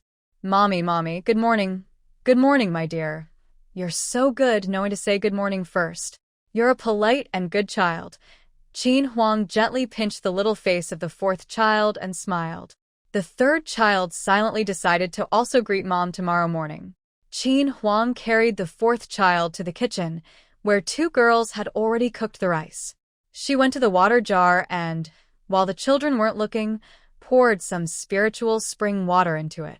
This way, the children could drink the pure water every day. After finishing all this, Qin Huang and the two girls placed some wild vegetable porridge on the small table. The girls also added some pork fat from wild boar to the porridge. Qin Huang suddenly remembered she forgot to give the eldest girl the sorghum rice. She didn't know if the girls still had rice at home. After breakfast, Qin Huang told the children what chores they should do today. Mom is going to town to buy some grains. Yesterday, I sold goods for 230 coins. With my previous pocket money, I can buy some other things. The eldest girl, carrying the fourth child, continued digging wild vegetables. The second and third children went to gather firewood. Be careful, and if you can't handle something, go to the old house and find Grandma. Mom, we understand. You can go to town without worry. I can take care of my little brother, the eldest girl replied while tidying up dishes. Mom, the second and third brothers, and I will gather firewood nearby. Don't worry, the second girl quickly agreed. Mom, the second sister, and I will stay close. You can rest assured. The third child also hurried to speak. The fourth child is at home, waiting for Mom. Mom. Come back early. The little voice of the fourth child sounded soft and sweet. That's good. When I come back, I'll bring you some delicious food. Finish your chores and go work. Come back early so you don't get sunburned. Got it, Mom. The children answered in unison. Qin Huang left the house, picked up a basket from the corner of the wall, and carried it on her back. She headed to the next door, to Dega's house. Qin Huang's house and Dega's house are about 50 or 60 meters apart. Yesterday, she and Dega's mother agreed to go to the town together. Zhang's wife, are you ready? Qin Huang called out from outside Dega's yard wall. However, Dega's mother doesn't like Qin Huang because she disapproves of how Qin Huang treats the children. Their relationship started to improve after Qin Huang fell into the water. Coming. I'm just about to leave. Wait a moment. I need to bring some things to Dega's father first. Qin Huang replied, Got it, sister-in-law. A few minutes later, Dega's mother, carrying a basket and a small bundle, hurried out. They arrived under the big willow tree in the village center, where Lu Lijing's ox cart was parked. The driver was Lu Lijing's eldest son, Lu Fu, who is 18 years old. He recently got married and is an honest and simple young man. Several people were already sitting on the cart. Qin Huang and the others quickly climbed aboard, each paying 1 coin. The car was crowded with 5 or 6 people, all holding baskets. It was a bit uncomfortable, so Qin Huang moved to the back of the cart, sat with her legs dangling, took down her basket, and hugged it to her chest. This way of sitting was much more comfortable than squeezing with everyone else. The ox cart gently moved toward the town, swaying along the way. Qin Huang sat on the ox cart, feeling sleepy from the rocking. There wasn't much to see on the road, only fields, wastelands, and distant mountains. The grass by the roadside was so dry it was almost withered. She woke up early today. With nothing else to do, she closed her eyes to rest. Iron Pillar's wife, you're amazing. You single-handedly took down 3 robbers. With your delicate look, you fight better than men. You're so fierce. That's Aunt Li at the village entrance. Her son is Li Xiaotian, who does carpentry work. If you want to do something, you can go find him, Daga's mother whispered softly into her ear. Qin Huang opened her eyes and said to Aunt Li, "Hello, Aunt Li. What's so impressive? It's just some self-defense skills.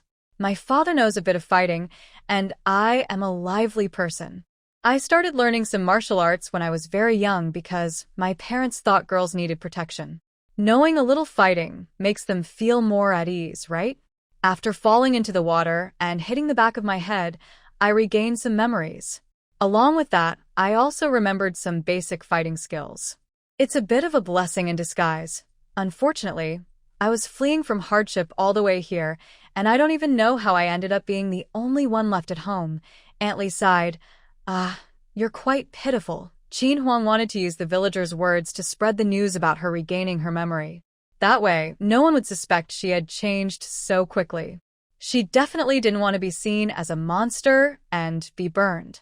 "Oh, that's good to remember. That's a good thing. Auntie thinks you're capable. The good days for the children are still ahead. This is Aunt Lu from the east end of the village, and she's a neighbor of the Dingxiang family." Daughter 2 gave a brief introduction to Qin Huang. "Thank you for your kind words, Aunt Lu. Our days will get better and better." Qin Huang smiled and said nothing more. The women then started talking about other things.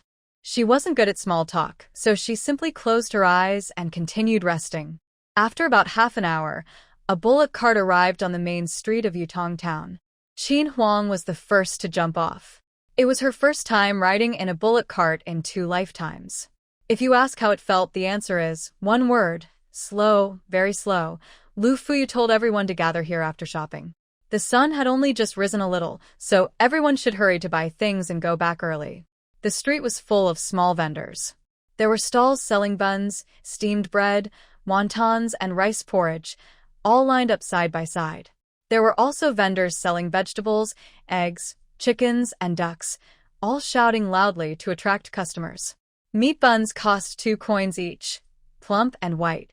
Qin Huang bought 10 and put them in her basket to give to the children. Seeing the egg seller, she bought 20 eggs to help the little ones strengthen their bodies. Qin Huang and Daughter 2 strolled around. Daughter 2 needed to deliver something to Zhang Daqian, so they parted ways. Qin Huang wandered slowly. This was her first time shopping in the ancient world. A clever young shopkeeper was standing at the entrance of a grain shop on the street, welcoming customers. Seeing Qin Huang, he quickly came forward enthusiastically. "Miss, come in and take a look. Our grains are fresh, prices are fair, and we have everything you need." As Qin Huang entered the shop, she saw rows of rice bags on the ground. Each bag had a sign indicating the type of grain and the price per jin. She slowly looked around, reached out to grab a handful to check the color, and sniffed to see if there was any moldy smell. The prices were: rice 15 cents per jin, white flour 10 cents, millet 5 cents, buckwheat flour 6 cents, and soybeans 7 cents per jin. In Yutong Town, rice cultivation was rare, with only a few households producing very little, which kept rice prices high. Qin Huang loved eating rice in her previous life. She thought her little ones would love it too, so she decided to buy more rice. Soon, her space's rice harvest would be ready, and she could secretly take some out to eat.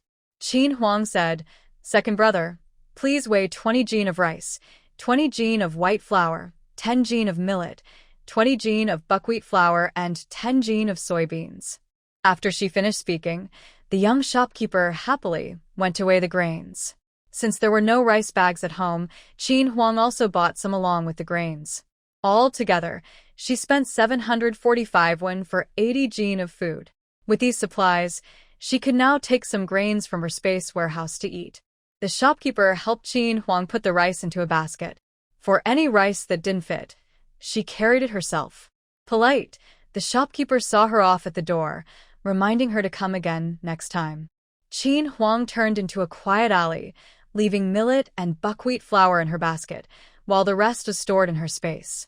She knew how to keep her wealth hidden. She didn't want others to notice. Leaving the alley, Qin Huang headed straight to a clothing shop. The female shopkeeper was sweeping the fabric with a feather duster. When she saw Qin Huang, she quickly came over to greet her. "Oh, miss, you're so pretty. We have all kinds of clothes here. Feel free to look around." She then gently dusted the fabrics with her feather duster.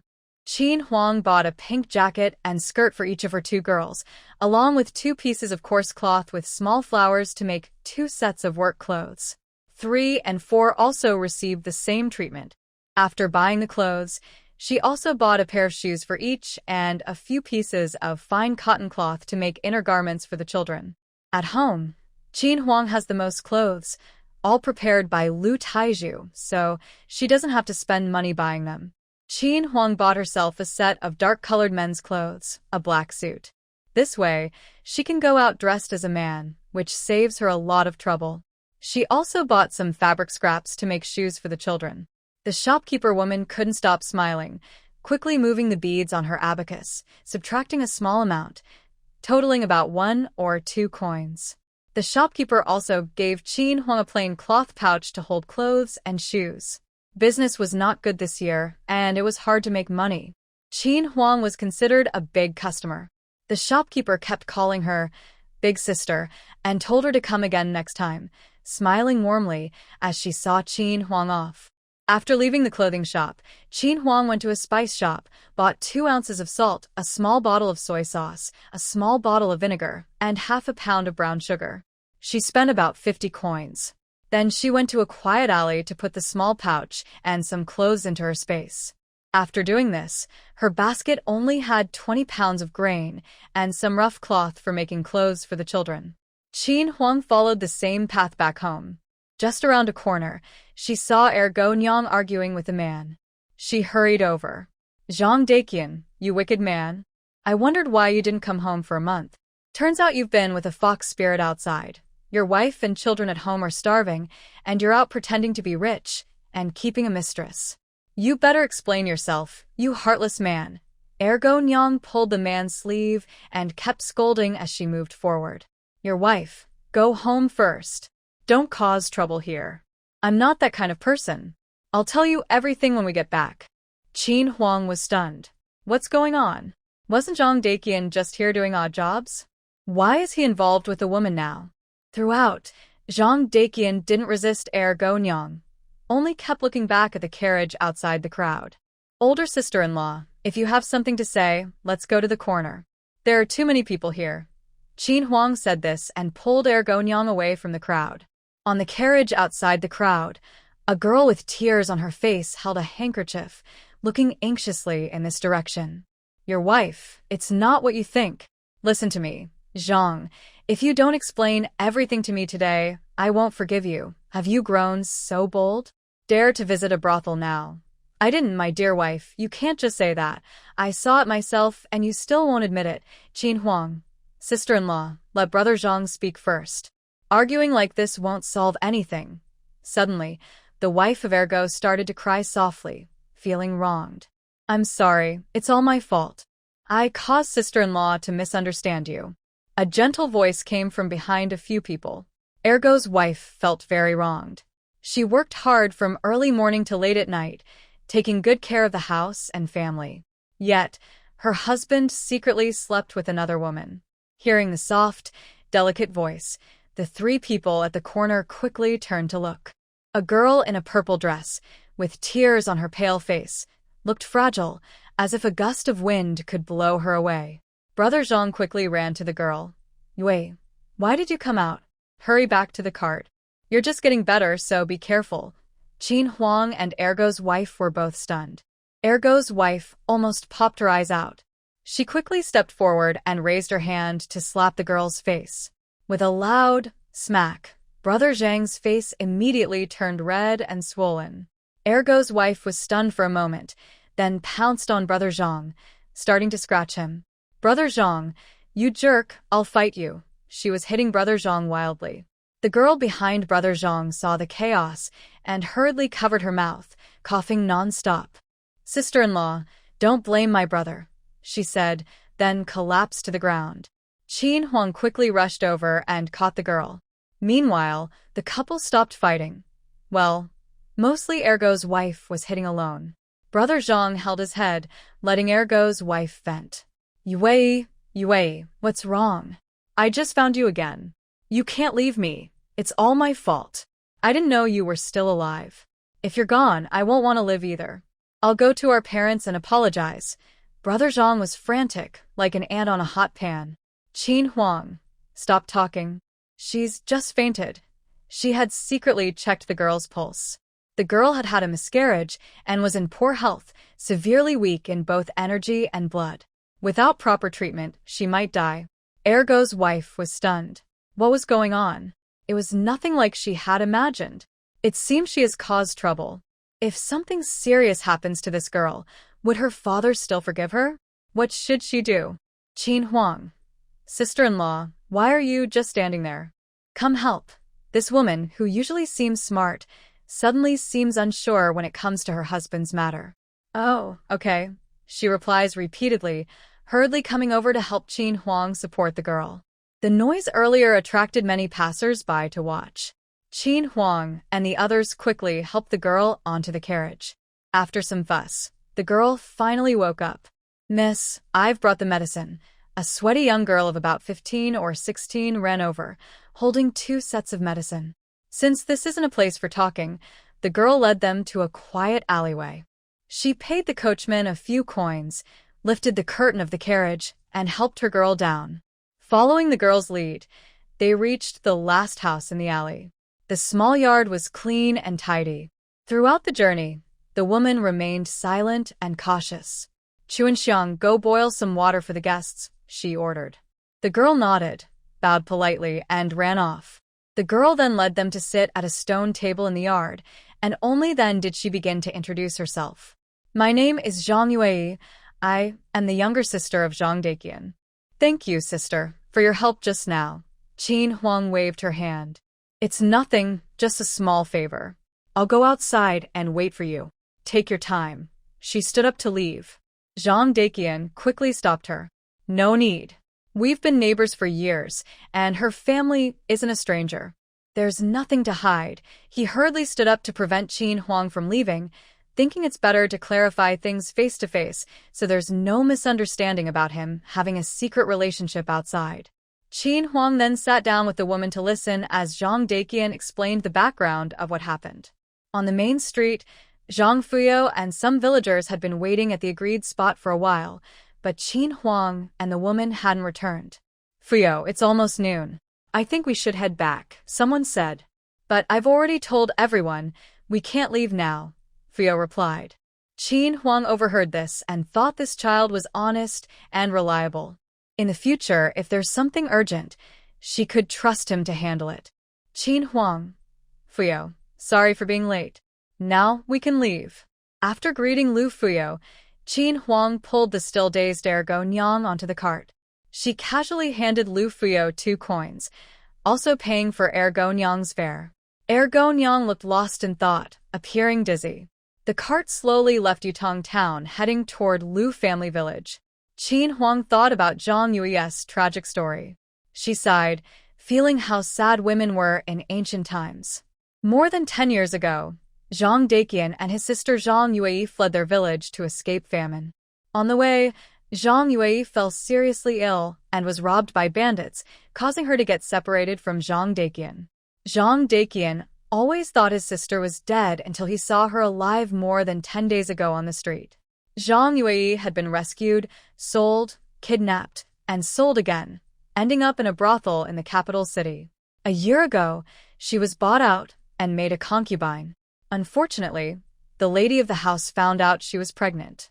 She thought the man would protect her, but he and his wife betrayed her, forced her to lose her baby, and tried to sell her to a brothel. Luckily, A maid named Chuanxiang overheard their plan, and they escaped from the city that night. A few days after arriving in Yutong town, she met her brother Zhang Daqian. It was a fortunate turn of events. Zhang Daqian was reluctant to leave after finding his sister. He carefully took care of her, afraid she might die. But today, a misunderstanding caused by Ergo Nyang created a big fuss. Ergo Nyang was pitiful. She and her husband and sister-in-law left their last 100 coins with Qin Huang before leaving the small courtyard. The cart slowly returned to Lu family village at noon. Before reaching home, Qin Huang saw Sanhua, Siwa, and Ergo waiting by the roadside for her and Ergo Nyang. The 3 children, sweaty and eager, looked around for her. When they saw her and Ergo Nyang, they ran over happily. Qin Huang said, "It's noon. Why aren't you inside? Be careful not to get a heat stroke." The children giggled foolishly. Sanhua said, "Mom is tired." "Sanhua can help carry some things. Then Mom won't be so tired." "Mom's not tired," Qin Huang replied, wiping sweat from the children. Siwa hugged Qin Huang's leg and said, "Mom, Siwa misses you." Qin Huang pinched Siwa's little face. "Mom misses you too, little Siwa." Both Ergo Nyang and Ergo looked stunned. Is this really Sanhua and Siwa's mother?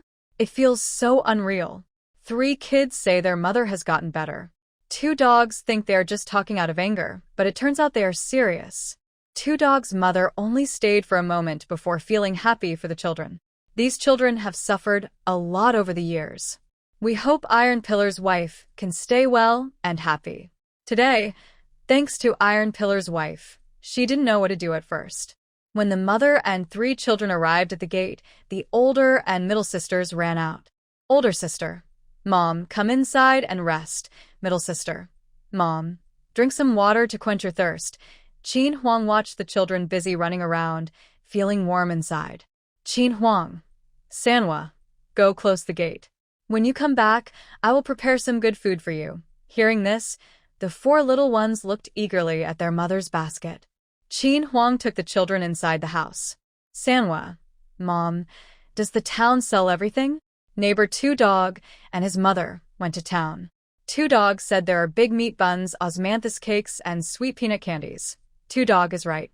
There are several stalls selling big meat buns, shouting loudly. I only bought them after hearing the shouts. Mother didn't go to the pastry shop. Next time, she will buy osmanthus cakes for the children. There are also stalls selling candies. Mother bought fruit candies that are even sweeter than peanut candies for you. Older sister, "Mom, Sister Chiojia said there are handkerchiefs for sale in the town costing a few coins each." I saw Sister Chiojia also learning to embroider handkerchiefs. She said if I want to learn, she can teach me. Qin Huang recalled her memories and remembered that Sister Chiojia is the older sister of 2 Dog, 12 years old, a clever and capable girl. Qin Huang, Mother saw that there are handkerchiefs in the clothing shop.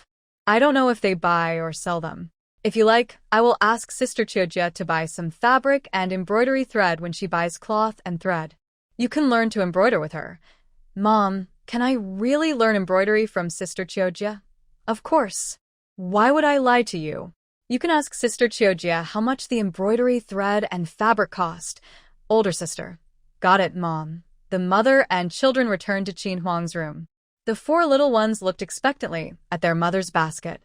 Qin Huang placed the basket on the table and took out the items stored to her space, putting them back into the basket. The children saw their mother constantly taking things out of the basket. When did their basket become so big? Qin Huang ignored the strange little expressions on the children's faces and handed each of them a large meat bun. Eat up. The meat filling is so tasty. Suddenly, the room fell silent. Qin Huang looked up and saw that the children's eyes were red and they looked like they were about to cry. Qin Huang, what's going on? Why are they all about to cry? Seeing their mother looking at them, the children couldn't hold back anymore. They cried and threw themselves into her arms, shouting, "Mother! Mother! Mother!"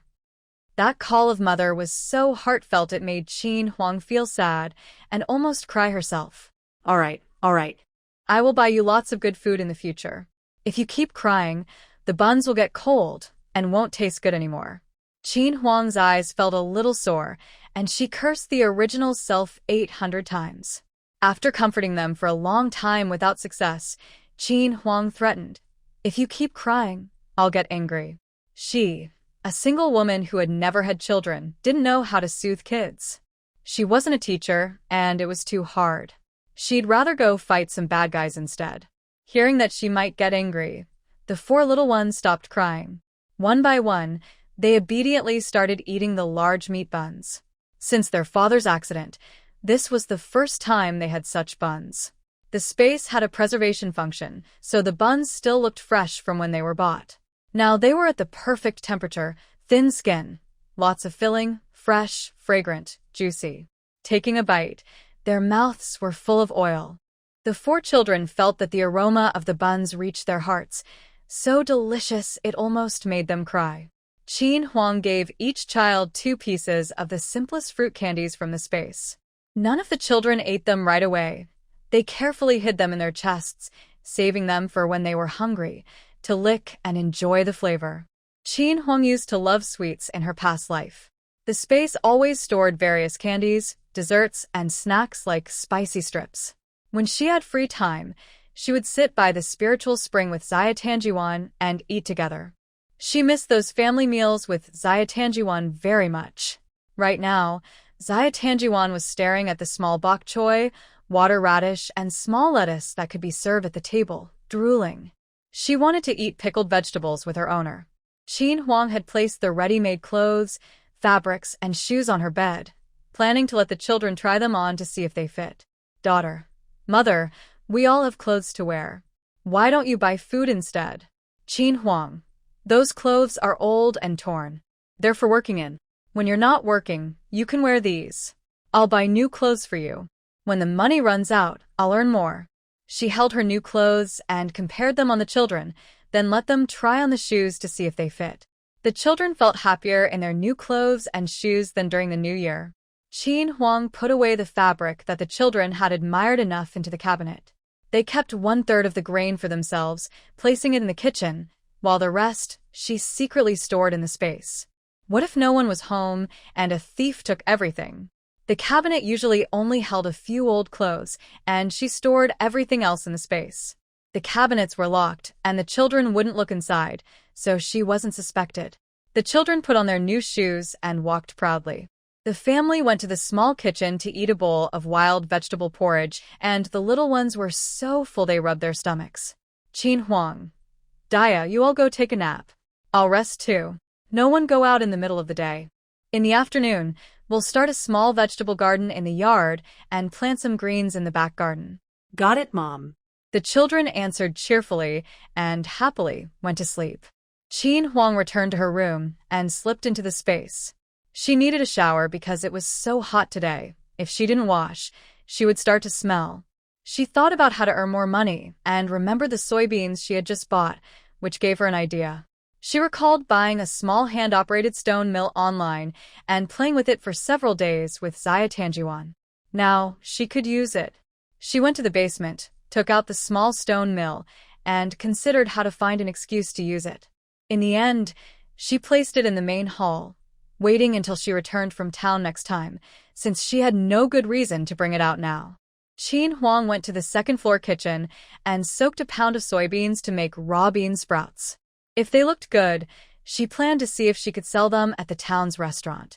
She also looked up videos on how to grow bean sprouts on her computer, planning to try it first. Her computer and phone could do everything except make calls and shop, and Qin Huang felt she was already making a big profit just with these. "Qin Huang, Xia Tanjiwan, I'm too busy today. I'll play with you next time." She quickly left the space and headed to the old house to buy 2 bamboo baskets for growing bean sprouts. From inside the space, Xia Tanjiwan's unhappy voice came. "Master, you are too mean." In the middle of the day, Lao Lu was still weaving baskets in the shady part of the mountain, and no one else was in the yard. "Qin Huang, Dad. Are you feeling better from your cough? Old Man Lu, the eldest daughter's wife, is here. Come in and sit down." Qin Huang sat on a small stool placed on the hilltop. "Old Man Lu, drinking your sweet water makes you feel much better. Qin Huang took a bamboo tube filled with spiritual spring water from her sleeve and handed it to Old Man Lu. Father, this is the same sweet water. Drinking a little each day is good for your health. Old Man Lu took the bamboo tube and placed it in his arms. It held much more than the porcelain bottle. He casually said, "The eldest daughter's wife is thoughtful. It's nothing, father. When you're done drinking, I'll get more for you." Qin Huang. Father, I want to find 2 bamboo baskets to grow bean sprouts. Li Shi, who had just left the house, asked, "Bean sprouts? What are those?" Li Shi, who was dozing off, seemed to hear her sister-in-law's voice and suddenly woke up. She felt that her sister-in-law, who had regained her memory, was very different from before. She was caring about the children, thinking of ways to earn money, and was very strong. She also treated her father-in-law and mother-in-law with respect, unlike before, when she was often rude. Instead, she was very filial. Thinking about how her sister-in-law had come from the capital city, Li Shi realized she needed to get along well with her. If they had a good relationship, her sister-in-law might bring her some benefits. With these thoughts, Li Shi quickly got out of bed, put on her shoes, and ran out of the house. She hurried to the hilltop and asked, "Sister-in-law, what are bean sprouts?" Qin Huang saw Li Shi coming and didn't hide anything. There will be many occasions to share with the family in the future. Second sister-in-law, I was talking about a vegetable called silver sprouts. When it's ready, I'll bring some over for you to try. The basket I mentioned is for growing bean sprouts. Father has some ready here, so I don't need to buy more. Li Shi. Thank you, sister-in-law. Qin Huang felt that since her sister-in-law was warned by her father-in-law last time, she seemed less awkward. Her eyes looked normal, and she no longer spoke with a strange tone. She decided to observe her for a while. If she was genuinely good, she might consider using her. Li Shi. Sister-in-law, let me take you to choose some baskets. Qin Huang followed Li Shi to the old house's storage room. Inside, there were dozens of baskets of various sizes.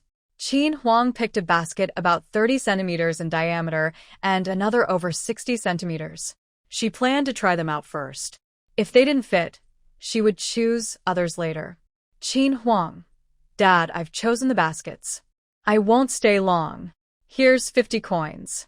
Don't refuse. I bought these myself. The baskets are sturdy and durable, and I even made some profit. Qin Huang spoke quickly, placing the 50 coins on a small bench before hurriedly leaving, as if afraid someone might stop her.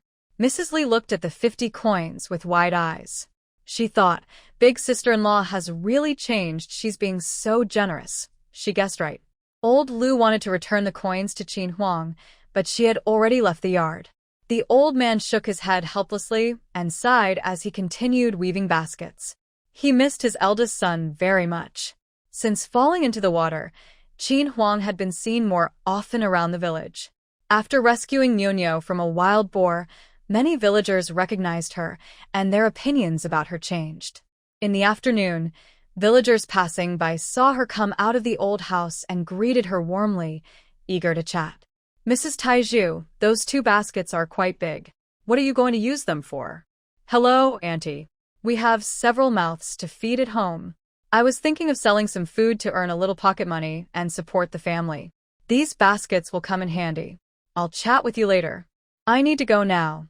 After saying this, Qin Huang quickened her pace. She didn't have time to chat. She wasn't really a village woman. There was a lot of work waiting at home. That widow Lu doesn't know what she's up to again. She's carrying such a big basket. She really changed after falling into the water. She started working. With strength, what can she do? She's just a woman. The wild boar ran into her and knocked her out. She didn't hunt it, just got lucky, Lazy Lu Pippi's wife said sourly. Even if she found it by luck, it's still good luck. If you're capable, go find one yourself. Suddenly, Li Shi appeared and retorted sharply, making Lu Pippi's wife stare in surprise.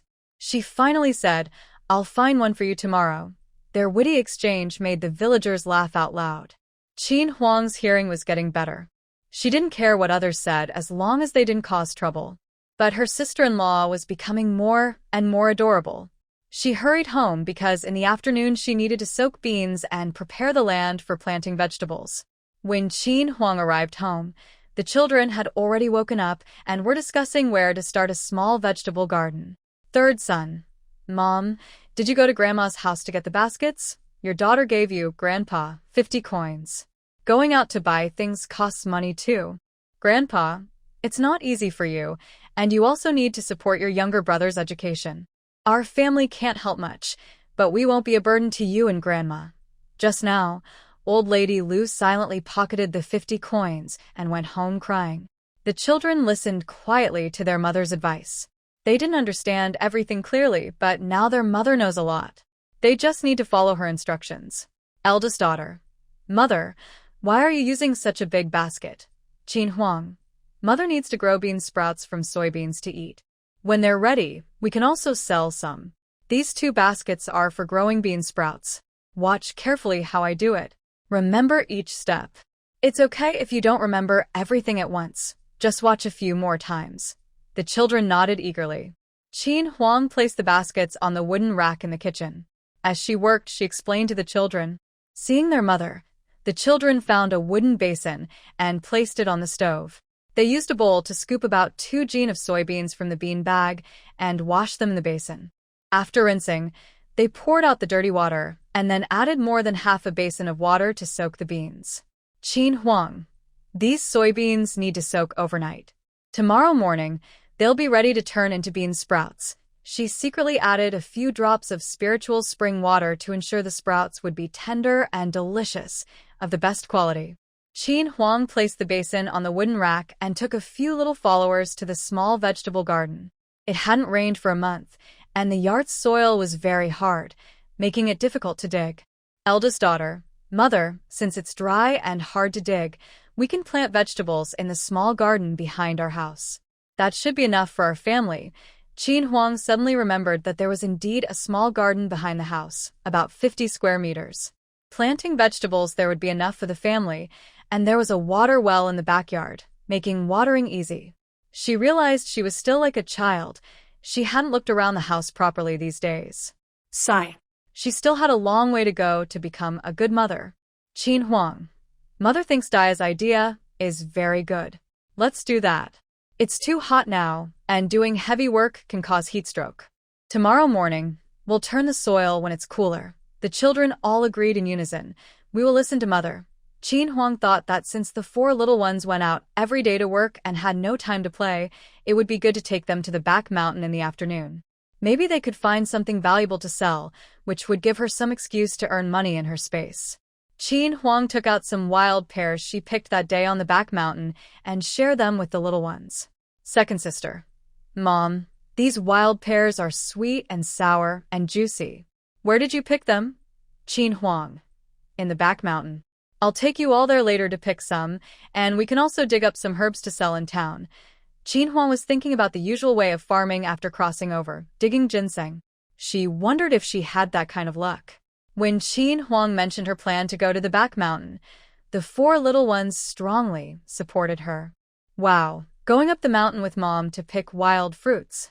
I want to go too. Fourth child happily spun around in the small yard. It was his first time going to the back mountain, and his mom was taking him along. Mom is so wonderful. I like her so much. I like her so much now. Qin Huang and the 4 little ones all carried their baskets, filled with tools for digging herbs, and eagerly headed toward the back mountain. Mrs. Taizhu is going to the back mountain. Hello, Auntie. I'm taking the kids for a walk in the back mountain. On the way to the back mountain, they met many villagers. Ever since the big wild boar that damaged the crops was killed, villagers dared to go to the back mountain again. But no one went deep into the forest, afraid of encountering large wild animals. The path to the back mountain was lined with weeds, wildflowers, and some small bushes. Qin Huang walked and looked around. The terrain was very suitable for some herbs to grow. As they neared the foot of the mountain, Qin Huang spotted more than 10 plants with small blue-purple flowers. She recognized immediately that they were high-quality gentian herbs. Gentian is a common herb used to clear heat and is found in many medicinal recipes. Qin Huang. Big sister, second sister, third child, fourth child. Listen carefully. This plant with small blue-purple flowers is called gentian. It can treat many illnesses. Look around to see if there are more. If you find some, dig them out carefully. Try not to damage the roots. The children promised seriously that they would try to dig out the herbs intact. Big brother. Here, here, here. There are 2 plants. Fourth child, being small and not strong enough to dig, looked around for herbs. When he found some, he called third child. The 2 worked together smoothly. Soon, a few people dug up about 2 gene of gentian herbs, and Qin Huang secretly added several plants to her space. She packed the herbs into a basket and continued climbing the mountain with the 4 little ones. Yao Chunfang said, "Did you see what the widow Lu is digging up? I think it's just some useless grass." "She's not afraid of being poisoned," Li Daijian replied. "Come on. That widow Lu is clever. Watch her. Whatever she's digging up will definitely sell for money." Yao Chunfang spat. "Bah. Only you can flatter her." "I don't believe it," the village women all said. "Whether you believe it or not, does it matter?" Some women with sharp eyes secretly remembered the kind of grass Qin Huang was digging. They thought that if they saw it, they might dig some too, maybe to sell for a little extra money. Qin Huang was very lucky today. Soon, she found a small patch of honeysuckle, which is a good find.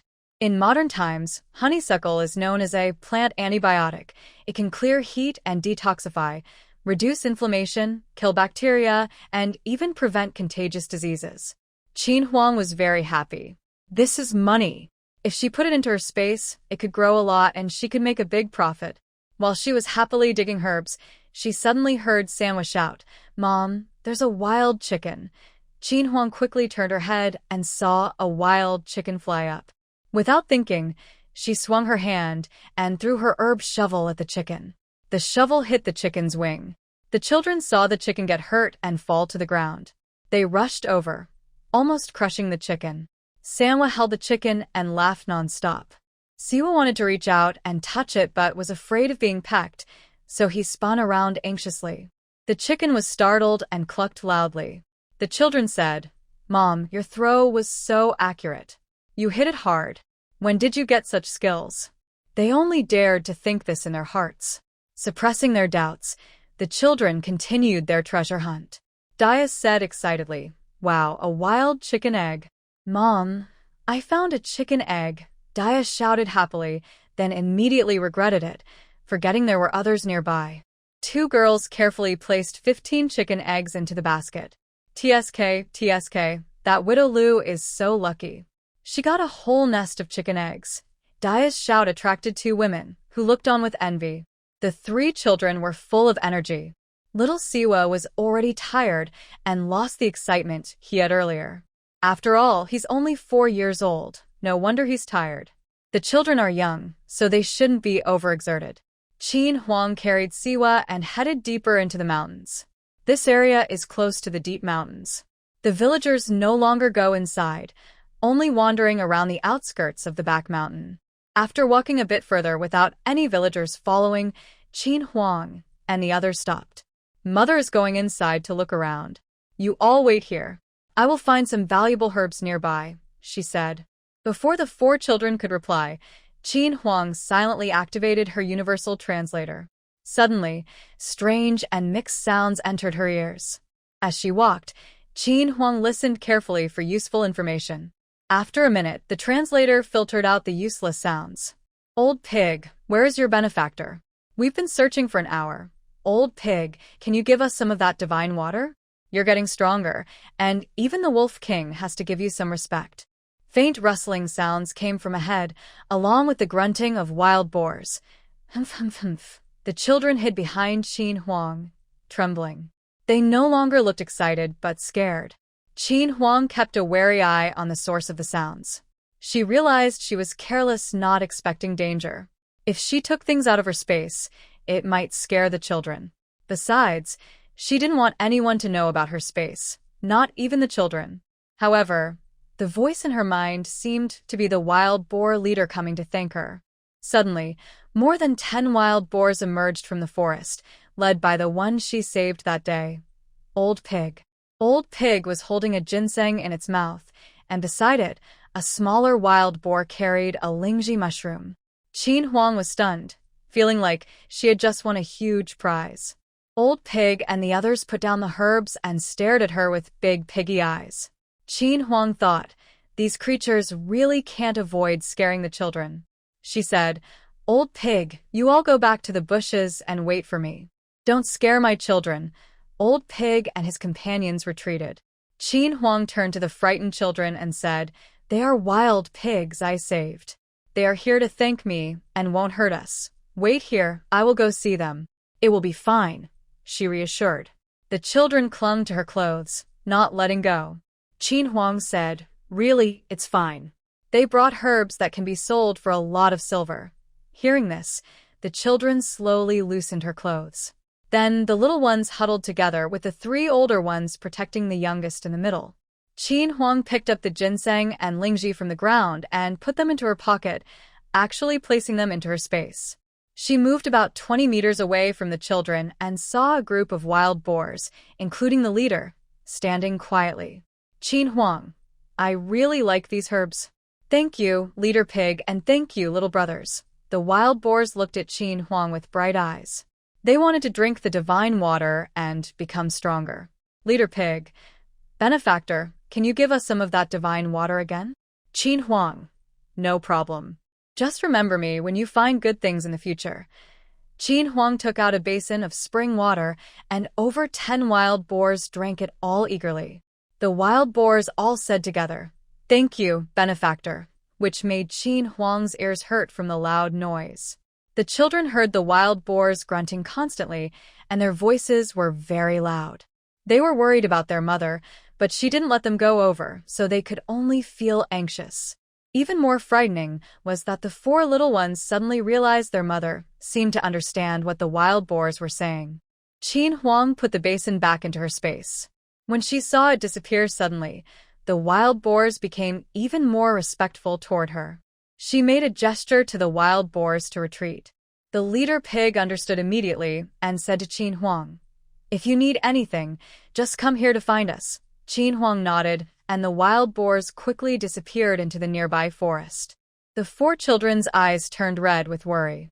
Just as they were about to go look for her, Qin Huang returned. She picked up the 4 kids and said, it's okay now. The wild boars have left. You've worked hard this afternoon. The herbs you collected can be sold for money. Tonight, I will cook something delicious for you. Now go pick some wild fruits, and after that we'll go home.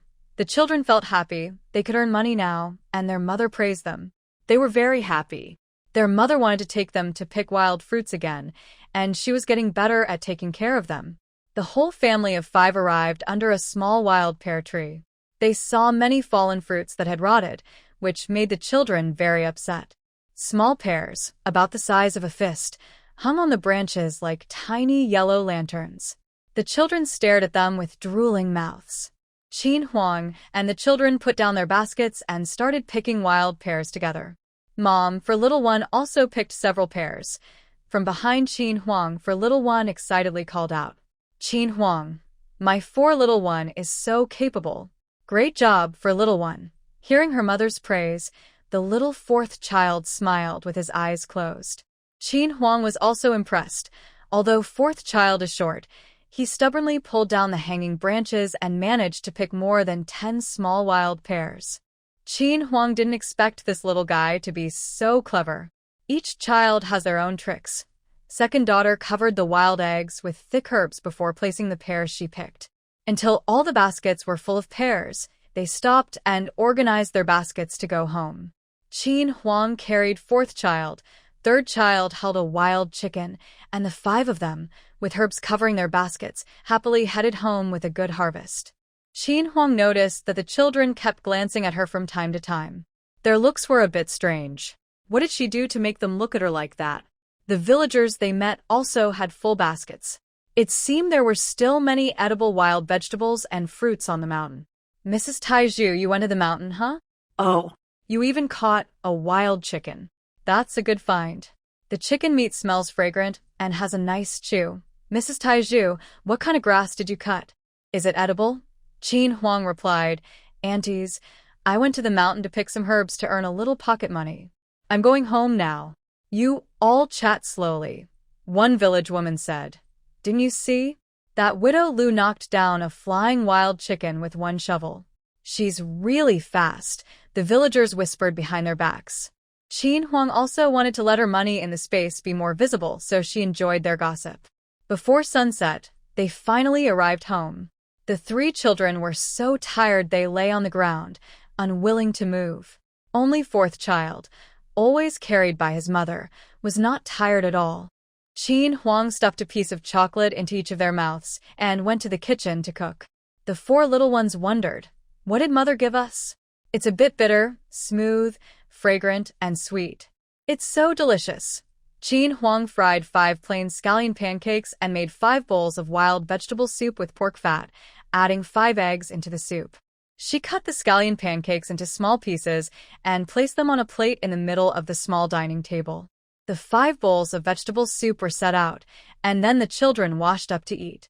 For kids pulled Qin Huang's sleeve and said, "Mom, I saw third uncle's son, Sanbao." Qin Huang replied, "Go call Sanbao to come and eat with us." The 2 younger brothers went to call Sanbao. Qin Huang served a bowl of soup for Sanbao and put her own poached egg into his bowl. The 2 boys gently pulled Sanbao into the house. Qin Huang said, "Sanbao, when you come to your big aunt's house, don't be shy. Sit between the 2 brothers and eat together. Your big aunt just finished cooking, so everyone can enjoy it." Qin Huang signaled to Daya, who then pressed Sanbao onto a small stool and handed her chopsticks. Sanbao, feeling dizzy, ate a delicious meal at her big aunt's house and then, still feeling dizzy, went back home. After dinner, Qin Huang told the children, "Daya, you all put the things in the basket away, take a bath, and go to sleep. Mom is going to water our fields. If we don't water them now, they will die." After arranging the children, Qin Huang carried water buckets to water the fields. It was getting dark. A few villagers watering their fields saw Qin Huang and were surprised. They thought, "This widow really knows how to work. Now she's helping with the farm work." While carrying water, Qin Huang also thought about the spiritual spring water in her space. She watered half the field and then returned home. Watering the fields once might raise suspicion, so she decided to do it several times to be safe. Unbeknownst to Qin Huang, her 4 children, when they had free time, started to wonder if their mother could understand what the wild boar was saying. The children were very conflicted. Should they ask their mother how she talks to the wild boar? Would she be angry or dislike them if they did? Their mother, after falling into the water, became even stronger. The 4 children kept a secret in their hearts, feeling more and more worried. When Qin Huang returned home, it was early night, around 9 to 11 p.m. No villagers were on the road. Unlike modern times, there was no nightlife here. Everyone went to bed as soon as it got dark. On the road, they could only hear frogs croaking and insects chirping. Qin Huang arrived under the big willow tree in the village center and silently thought, "Universal Translator, activate." A strange voice echoed in her mind. "Grandpa Tree, are you sick? You haven't told us stories these past few days." "Little Sparrow, I might not make it. My leaves have fallen too much these days, and I feel my life is fading. I have lived for hundreds of years, watching people grow old, fall ill, and pass away, experiencing joy and sorrow. Now I am about to leave. Grandpa Tree, little girl, with me here you won't die. You can live to be 1,000 years old." As Qin Huang spoke, the small sparrow on the tree was so frightened that it flew away quickly. After speaking, Qin Huang poured a bucket of spiritual spring water at the roots of the big willow tree. Instantly, the leaves of the willow tree became fresh and bright green, full of life. The tree emitted a faint, refreshing scent of grass and wood. "Thank you, girl. You are a wonderful human. Don't let others know your special abilities. If you need help, just come find me." Qin Huang. "Thank you, Grandpa Tree. Please keep an eye on the village entrance. I'll be going now." "Goodbye, Grandpa Tree." With the promise from the old tree, Qin Huang happily hurried back home. "Big sister, isn't Mom done watering the fields yet?" "Siwa, Mrs. Mom. Siwa. Be good, Siwa. It's already so dark. Mom will be back soon." Second sister. "Big sister is right. Mom will be back in a little while." Third brother. "Why don't we go meet Mom? Isn't she afraid of the dark?" Second sister. Silly, the mom from before was afraid of the dark. But the current mom is so strong, you know that. Qin Huang heard the children talking from afar. A faint light appeared near home. It was the flickering glow of a torch, shining in the dark night and catching her attention. Qin Huang quickened her steps. When she reached the door, she saw the children eagerly looking ahead. Seeing her return, the children rushed over. Big sister was holding a torch, standing to the side, watching her younger siblings hug their mother. She smiled happily. The children, tired from a whole day, Qin Huang gently sent them back to their rooms to sleep. Seeing their mother return, they peacefully went to bed. Qin Huang slipped into her space. Little Tang Yuan immediately sensed her presence. Master, master. Little Tang Yuan has grown the bean sprouts. I also cooked rice. Later, we can go pick some pickled vegetables. I want to eat them. As soon as Qin Huang entered, she heard little Tang Yuan happily calling out to her. The bean sprouts are ready to eat. It's a good opportunity to see if they can sell at the town's restaurant. This is really good news. All 3 small dishes have grown to about 10 to 15 centimeters tall. They're just right to eat now, fresh, tender, bright green, and very tempting. Just looking at them makes me want to eat. Master, little dumpling needs to pick the small bok choy first. We'll finish the task soon. Qin Huang. Little money grubber, you're not spending any money, so why are you so happy, little dumpling? Oh, I enjoy the feeling of success. It makes me proud. Do you know? Master, you're so boring. You're making me so mad. Qin Huang. Her little dumpling is becoming more popular. She wonders when little dumpling will have time to go out and play. Qin Huang picks some lettuce and then some small water radishes. Maybe later, she'll share a little with little dumpling, otherwise, she might cry. Ding. Space recovery task complete. Reward. 100 coins has been added to the space. The 100 small bok choy plants little dumpling picked disappeared instantly before the mechanical sound finished. Wow, wow, wow. That was so fun. Master, little dumpling is counting the money now. The little dough ball spun away like a whirlwind. Qin Huang went to the second-floor kitchen and saw 2 small boxes full of yellow bean sprouts. The bright yellow beans split into 2 halves, with a thin, white sprout growing from the middle, all arranged neatly in the sprouting box. About a pound of soybeans produced over 8 pounds of bean sprouts, and they look really good. Seeing such high-quality bean sprouts, Qin Huang feels confident about selling them tomorrow. Losing such a good pawn made Bai Wei very angry. Top beauties are hard to find, and those who are beautiful, educated, and elegant with some leverage are even rarer.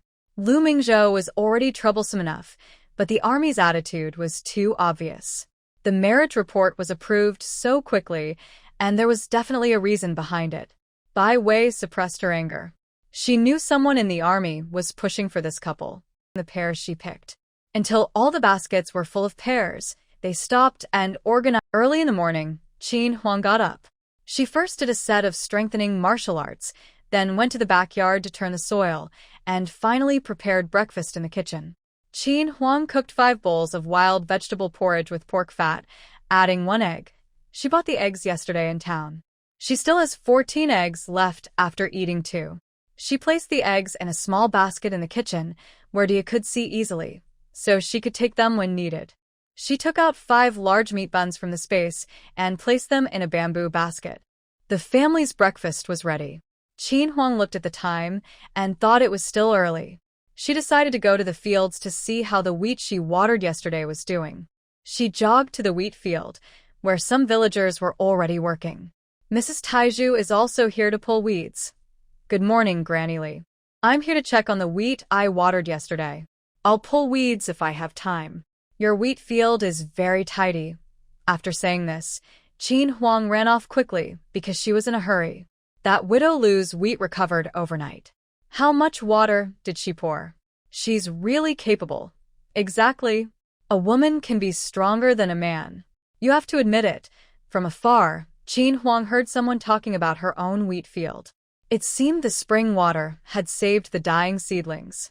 From a distance, Qin Huang saw her wheat field was green and lush.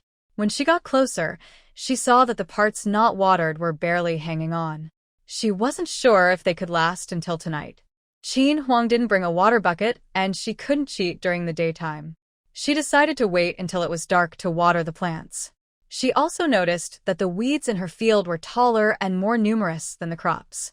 She planned to bring a few children to help pull weeds when she had time. After checking the field, Qin Huang ran back home. The 4 little ones had already gotten up and went to the storage room to see the wild chickens they caught yesterday. They had placed the wild chickens in the storage room and continued to incubate the 15 eggs, hoping to hatch chicks. They got up early without eating breakfast just to check on the eggs. Qin Huang hurriedly called the children to the table for breakfast. After eating, she needed to go to the town. 4th child. Mom's wild vegetable porridge is so delicious. The big meat buns you bought made me full. I'm so happy. The other 3 children nodded happily, agreeing with 4th child. Qin Huang said, "In the future, I want you all to eat well every day. I want to raise you to be healthy and chubby." The kitchen was filled with the children's laughter. After breakfast, Qin Huang began to plan what her family would do today. The older girls quickly tidied up the dishes. 3rd child, take this basket of small wild pears to Grandma. I will go to the town later to sell the herbs and buy you all some treats. 3 kids ran to the old house carrying a basket of small wild pears. They saw Grandma Lu busy handing over the basket. "Grandma, my mother asked me to bring these small wild pears. She said Grandpa should eat a few to help with his cough. Grandma, I still have chores to do, so I'll go back now." After saying that, the child ran off. Grandma Lu wanted to say something but hesitated. "Grandma Lu, why does that little rascal run so fast? Can't he let me finish talking?" In the yard, Li, who was working, saw the basket of small wild pears and felt happy. The kids at home could enjoy a treat again. Mother, sister-in-law has really changed. Yesterday, Sanbao ate plain flour pancakes with eggs and pork fat soup at her house. In the past, sister-in-law wouldn't have shared her food. She would have eaten it all herself. Grandma Lu only heard plain flour pancakes with eggs and ignored the rest. "What did you say? That wasteful girl, when she has a little money, she starts to eat and drink extravagantly. Does she want to live a hard life? Just eating all day. She's just a greedy ghost reborn." Her eldest daughter-in-law made her so angry she was about to explode. Li, seeing her mother-in-law so angry, broke out in cold sweat. Is Grandma Lu sick? Why doesn't she listen properly? Did she understand what was meant? Can they still have a happy chat? Back home, Qin Huang was very busy. She didn't know that Grandma Lu was upset with her at home. Qin Huang went to the wooden basin where she soaked beans yesterday. All night, the beans had fully soaked and looked shiny and plump, making her happy. These golden beans were her treasure for getting rich. Qin Huang soaked over 2 gin of yellow soybeans yesterday. The soaked beans filled the basin. The children gathered around her, watching carefully as she worked. "Qin Huang, watch carefully, I'm about to make bean sprouts." She spread the soaked soybeans evenly in 2 prepared baskets. First, she lined each basket with a clean cloth, then sprinkled the soaked beans on top. After that, she wrapped the beans with a cloth and covered them with a black cloth to block the light. "Qin Huang, that's it. Just wait for them to sprout. Big girl, remember to rinse the beans every 2 hours. After rinsing, cover them back the same way. Big sister and 4th child, don't go out. Stay at home and watch the house. Also, water the land that mother plowed this morning." She planted a row of carrots and a row of bok choy there. 2nd sister and 3rd child, go out to work and be careful. Don't go to the back mountain. When you return, spend some time with your eldest sister to water the beans. 2nd sister and 3rd child, got it, mother. Qin Huang carried her basket to the big willow tree in the village center, preparing to take the ox cart to the town. A friendly-looking young wife approached her with a smile and said, "Sister Lu, hello. I saw you digging for herbs with some children yesterday. Can I dig there too?" Qin Huang was a bit speechless. That's not even her mountain. Whoever wants to dig can do so. People in ancient times always think about more, and they don't mind working hard. You don't need to tell me about this. If you want to dig, go ahead. If you manage to find something, that's your skill. Go on. Good luck. Qin Huang even made a small fist and gestured, good luck, to the young wife. The young wife blushed and said, thank you, Sister Lu. Then she happily headed towards the back mountain. At this moment, the big willow tree was the talk of the town. Wow, has this big willow tree become a spirit? How did it turn young again overnight? Yes, yesterday it was full of fallen leaves. I think this is a good sign. The big willow tree is hundreds of years old. A sudden change overnight must mean something good is about to happen. It's our village's sacred tree. Qin Huang listened with wide eyes. The villagers really liked to imagine things. Everyone get on the cart quickly. We're leaving now, Lu Fuyu loudly called out. Qin Huang paid 1 coin and was the last to get on. She sat in the same spot as last time, comfortable and not crowded. Hey, look. Lu Widow is going to the town again. Didn't she just go yesterday? How does she have so much extra money? I heard she dug a lot of herbs yesterday and even caught a wild chicken. Someone saw her going deep into the mountains. Maybe she found some valuable herbs. The villagers' gossip faded away. Qin Huang sat on the ox cart as it left the village entrance, swaying slowly towards Yutong town. Li Damao, Iron Pillar's wife, are you going to sell herbs? Qin Huang. Yes, Li Damao. I dug some herbs yesterday with the children. I want to sell a little to earn some pocket money. Li Damao. Sigh. We used to have a village doctor who often went into the mountains to gather herbs.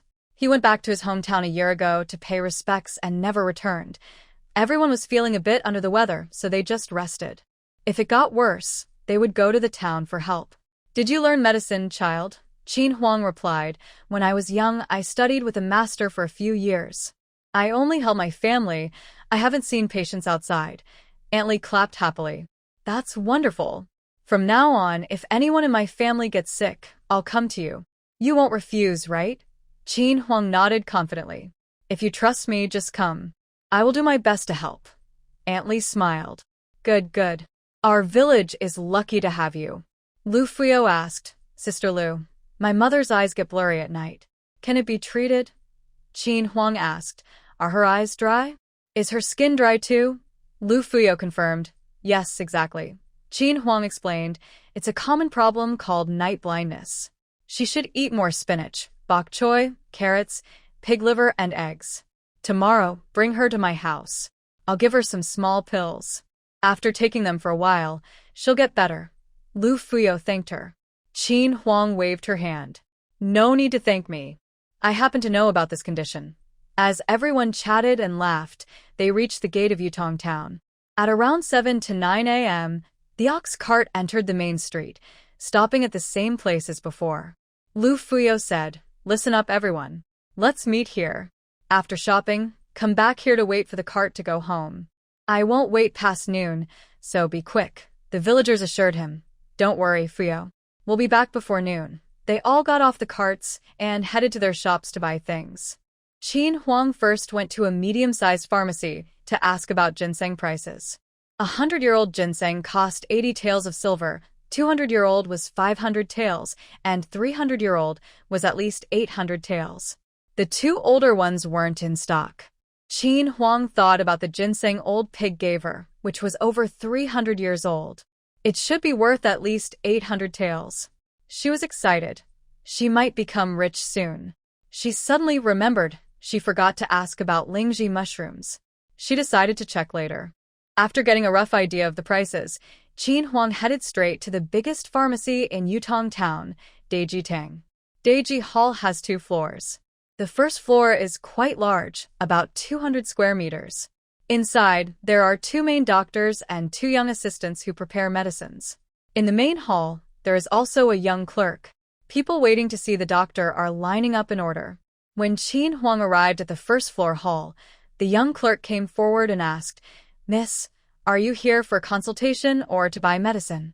Today, Qin Huang had simply tied her hair in a ponytail, her face was slightly darkened, and she had a few small freckles, making her look a bit plain. Qin Huang asked, do you buy medicinal herbs here? The young clerk replied, yes, we do. Please show me what kind of herbs you have. The young clerk bowed slightly as a gesture for her to follow. Qin Huang followed the clerk to the counter, placed her basket down, and lifted a corner of the cloth covering it. She then pulled back the top layer to reveal the roots of some ginseng. The young clerk looked surprised and quickly said, "Miss, please come upstairs so the shopkeeper can check the herbs."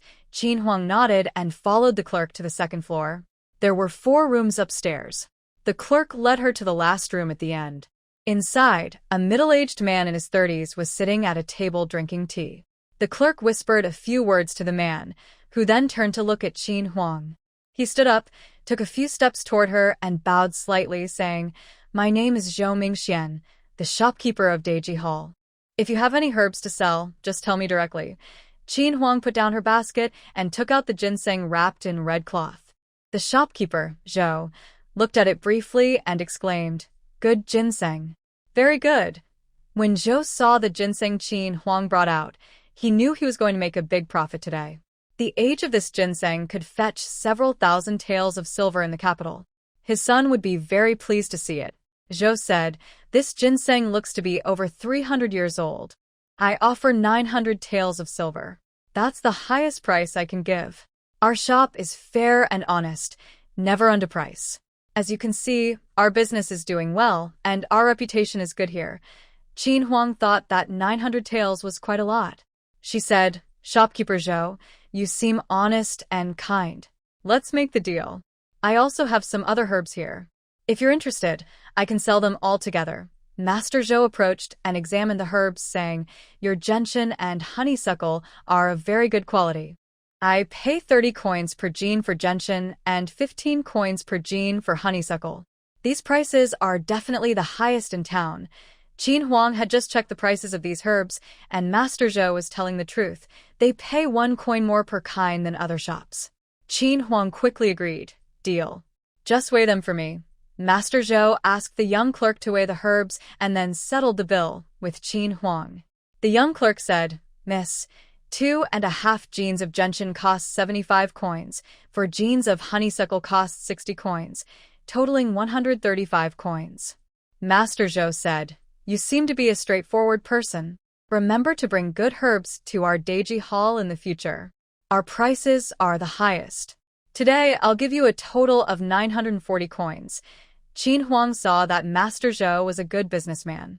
Paying a few extra coins could help the shop gain many loyal customers. The young clerk handed Qin Huang a banknote for 800 taels of silver and gave her 100 taels of broken silver, totaling 140 coins. Qin Huang was even more pleased with the service. It was thoughtful and saved her the trouble of exchanging silver herself. She and Master Zhou agreed that she would come back to Deji Hall for herbs next time. She stored the money in her space, as carrying it on her was unsafe. If a thief stole it, it would be troublesome. But even if a thief tried, she would fight them off fiercely. After leaving Deji Hall, Qin Huang started looking for a restaurant to cooperate with.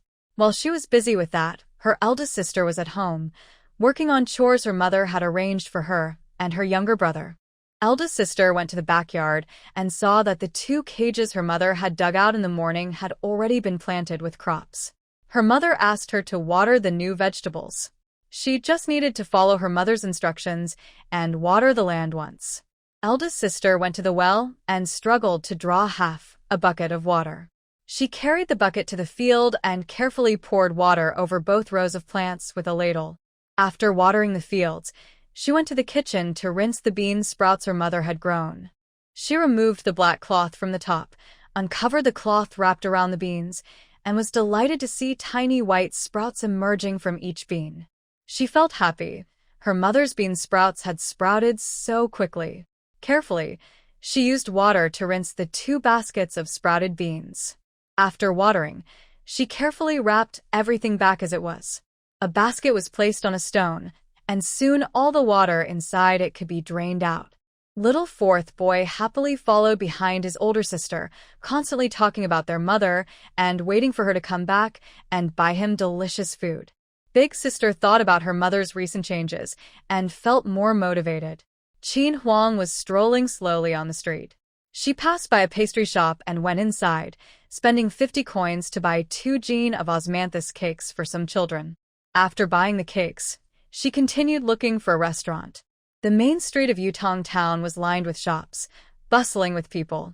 The drought didn't seem to affect these businesses. It was morning, and each shop had customers coming and going very lively. Qin Huang saw a shop called Mo Bao Zhai that sold brushes, ink, paper, and inkstones. She wanted to buy some oil paper for wrapping food, so she stepped inside without hesitation. The young clerk inside smiled and greeted her. "Miss, what would you like to buy? We have a full stock at good prices. Take your time." Qin Huang looked at the different types of oil paper on the counter. She chose a good quality piece with no strange smell and bought it. Qin Huang said, "Just this one.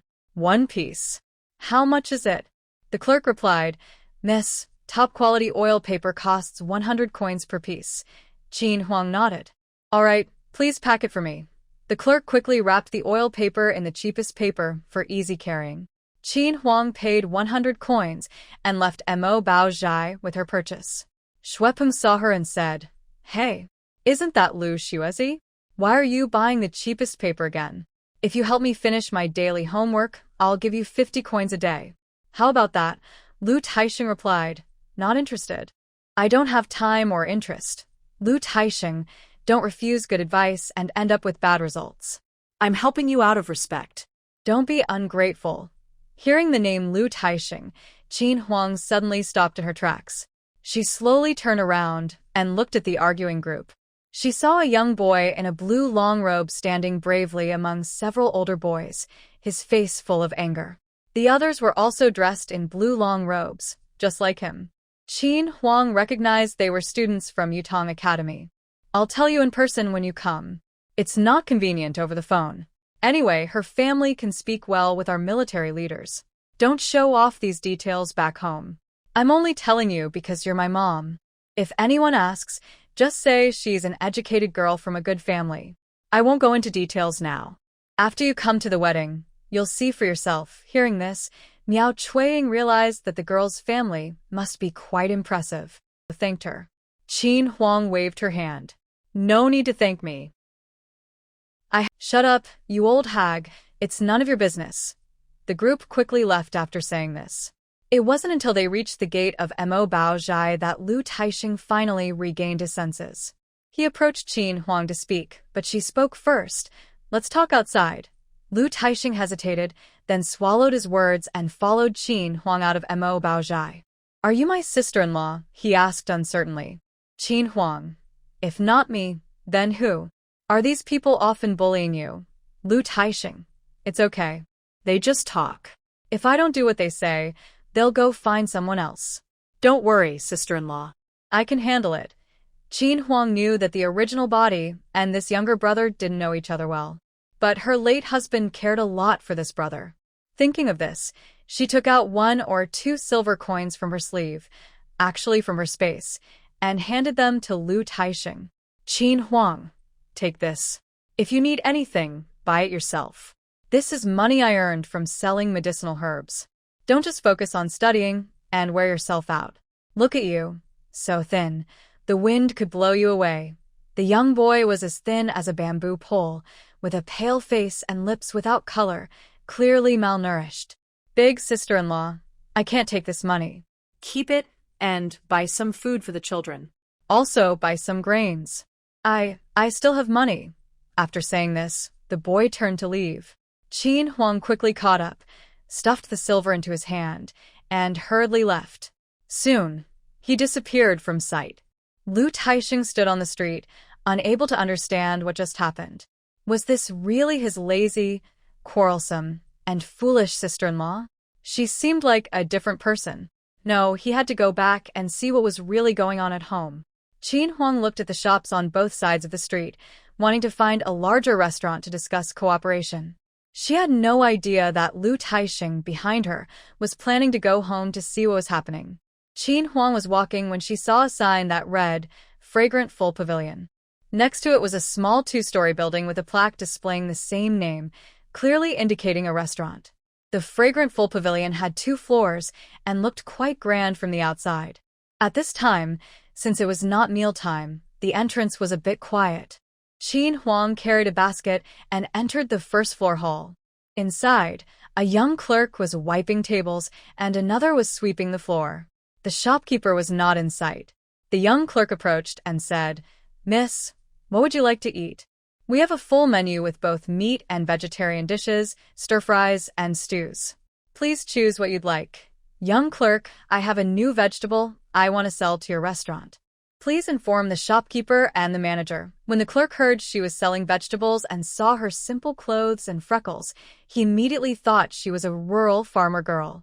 He assumed she had only the common vegetables everyone knew and probably came to scam money. He waved a cloth and said, "Go away, go away. We have regular suppliers for vegetables. If you don't buy or eat, please leave quickly." Seeing the clerk's attitude, Qin Huang decided there was no need to cooperate. The staff were like that, and the shopkeeper probably wasn't much better. It was better to find another restaurant to work with. Without saying a word, Qin Huang turned and left the fragrant full pavilion. She continued walking forward. About 20 meters ahead, she saw a restaurant called Taste of Food, located diagonally opposite to fragrant full pavilion. It was also a 2-story small building, but not as grand. Qin Huang stepped inside the Taste of Food. A young waiter, about 14 or 15 years old, greeted her. "Miss, what would you like to eat? We have dishes of various prices, high, medium, and low. Main staples like steamed buns, rice, and pancakes. Feel free to order. We'll make sure you're satisfied." "Young clerk, I have a vegetable called silver sprout. It can be cooked into many dishes, and I guarantee it's a vegetable most people haven't seen before. It's tender, crispy, and not expensive. Please ask the shopkeeper if they want to try it." This time, Qin Huang remembered her previous lesson and directly mentioned the name of the vegetable, which sounded fancy. After she finished, she saw the young clerk's eyes light up with excitement and anticipation. The young clerk thought, business has been slow at their restaurant these days. They haven't introduced new dishes for a long time, and customers are getting tired of the same old food. The shopkeeper was worried about new menu ideas when someone came to sell vegetables. It was like catching a pillow when you're sleepy, perfect timing. The young shop assistant happily said, "Miss, please wait a moment. I'll go call the shopkeeper right now." After speaking, he quickly ran up to the second floor. Qin Huang took off her basket and placed it on the ground, then looked around at the layout of the restaurant. The main hall on the first floor had the cashier's counter directly facing the entrance, with 6 tables on each side. The space was quite large. Hearing the noise, Qin Huang looked up and saw a middle-aged man in his 40s, a bit chubby and with a kind face, coming down the stairs from the second floor. The middle-aged man said as he came down, "Sorry to keep you waiting, miss. My surname is Zhang. Just call me Shopkeeper Zhang." Qin Huang nodded politely to Shopkeeper Zhang as a greeting. She didn't like bowing deeply. Shopkeeper Zhang didn't mind her casual greeting and instead thought she was straightforward and generous. He smiled and said, "The new dishes you mentioned are over there. Let me take a look." Qin Huang lifted the lid of her basket, which she had arranged yesterday with Lu Lao. The lid helped hide her items from others' eyes. Shopkeeper Zhang saw that the vegetables inside the basket were still wrapped in damp gauze. His eyes fixed on the last layer of gauze, feeling excited. Qin Huang uncovered the gauze to reveal fresh, beautiful bean sprouts. "Shopkeeper Zhang, these are bean sprouts, also called silver sprouts. They grow from soybeans and taste tender and crispy. They are nutritious and suitable for all ages. You can stir-fry them, cook them in soup, stew them, or even make cold dishes. These bean sprouts can be used to make many different dishes." Shopkeeper Zhang looked at the tiny yellow soybeans with delicate white sprouts growing out of them. The sprouts were long and a bit thick, quite different from other vegetables he had seen. His instinct told him that these silver sprouts could make his restaurant popular for a while. "I'll give you 2 recipes so your chef can try making them. Then you'll decide whether to buy my vegetables." Shopkeeper Zhang agreed eagerly and asked someone to bring paper and a brush. Qin Huang wasn't used to writing with a traditional brush. In her past life, she was good at calligraphy, but wasn't comfortable with it now. She took out a pencil from her sleeve and carefully wrote down the recipes for stir-fried soybeans and bean sprout pork rib soup on a piece of paper. Qin Huang wrote very clearly, making sure not to miss any steps. After finishing, She handed the paper to shopkeeper Zhang. He admired her beautiful handwriting secretly, thinking that a girl who could write so well was definitely extraordinary. People like Lu Mingzhou are not even worth mentioning. The two of them drove to the ancestral home of the Su family. Most residents in this village are from the Su family.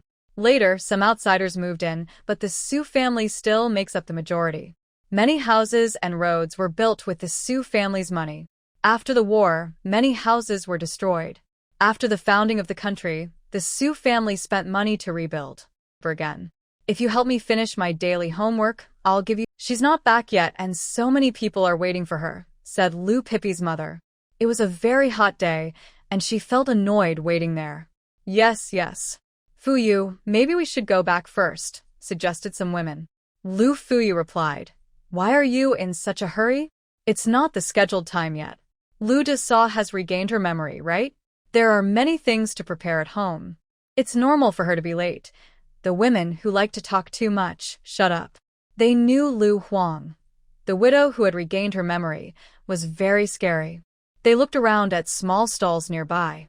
At this moment, a young man who looked like a servant hurried over and asked, Excuse me, is this Lu Fuyu from Lu Village? Lu Fuyu nodded quickly. Yes, I am Lu Fuyu. What do you want? The young man explained that Qin Huang was selling vegetables at their restaurant and wouldn't be back for a while. He told Lu Fuyu to go ahead without her. After saying this, the young man ran off quickly. Lu Pippi's mother said, What is this widow Lu up to now? Selling vegetables again? Has anyone seen her planting vegetables at her home? The women shook their heads, saying they hadn't seen Qin Huang planting any vegetables this year. Let's go. Lu Sa is smart. I advise you all not to gossip about her behind her back, or you might regret it later. Lu Fuyu urged everyone to get on the cart quickly because he was eager to return to the village. Meanwhile, Qin Huang's side, shopkeeper Zhang had prepared stir-fried bean sprouts, which were placed in front of him and Qin Huang. The aroma of the dishes wafted into shopkeeper Zhang's nose. Qin Huang raised her hand. Shopkeeper Zhang, try some first. She wanted to see how surprised shopkeeper Zhang would be after tasting the bean sprouts. Shopkeeper Zhang looked at the plate of stir-fried vegetables in 4 colors, red, yellow, green, and white, and really couldn't guess what flavor this dish was. He picked up a pair of chopsticks, took a bite, and his eyes lit up. He said excitedly, This stir-fried silver sprouts are perfect, colorful, fragrant, and tasty. They are tender and crispy, and the more you chew, the more flavorful they become. I'm sure customers will love it. Not bad. I didn't expect such a simple soybean to turn into such a delicious dish. Shopkeeper Zhang gave Qin Huang a thumbs up. Qin Huang also took a couple of bites of the stir-fried silver sprouts. As shopkeeper Zhang said, she had to admire the chef's skill. Just from the menu, they managed to make such a successful dish on the first try. Compared to her, who is a terrible cook, she felt like a complete beginner. In her past life, she couldn't cook at all. She was the kind of person who couldn't even learn from videos. She was also a young lady who didn't touch the kitchen, so both her past and present selves were bad at cooking. Qin Huang based a recipe on a cooking video she had saved on her phone. Surprisingly, it turned out well. From now on, she planned to do this. If she didn't know how to cook something, she would find a video, learn, and then use it. Shopkeeper Zhang spoke at the right moment, asking, May I ask how you sell these silver sprouts? I only brought 8 Jin today. The next batch will be in 2 days. Shopkeeper Zhang knows that these silver sprouts are just soybean sprouts, so it won't be long before someone figures out how to make them. We're just trying to get ahead of others and make some quick money. You're right. But don't worry, we don't have the time to grow our own sprouts. In the future, we'll buy from you. This was exactly what Qin Huang was waiting for. She quickly responded, Shopkeeper Zhang, don't worry. My silver sprouts are definitely the best in town. Once you try others, you'll see the difference. Qin Huang dared to make such a confident claim because she had added a few drops of spiritual spring water into the soaking water for the soybeans. The sprouts grown with it would be delicious, her secret weapon. While they were talking, the silver sprout and rib soup was served. After tasting it, Shopkeeper Zhang praised again. Young lady, I truly admire you. You've created such a delicious dish. This silver sprout and rib soup, rich in flavor, fragrant, and suitable for all ages. Qin Huang added, "This silver sprout and rib soup also helps nourish the kidneys, clear heat, detoxify, and promote milk production for new mothers. It will definitely be a popular dish." Shopkeeper Zhang, you should promote it well. Shopkeeper Zhang was so happy to have 2 new dishes that no other shop had. His smile never left his face. Qin Huang, Shopkeeper Zhang, I also have a secret method for growing these silver sprouts. That's why they taste so good. They cost 10 coins per gene. With 1 gene, you can cook at least 3 or 4 dishes. I'll deliver the first batch to you today. In the future, you can come to my place to pick them up.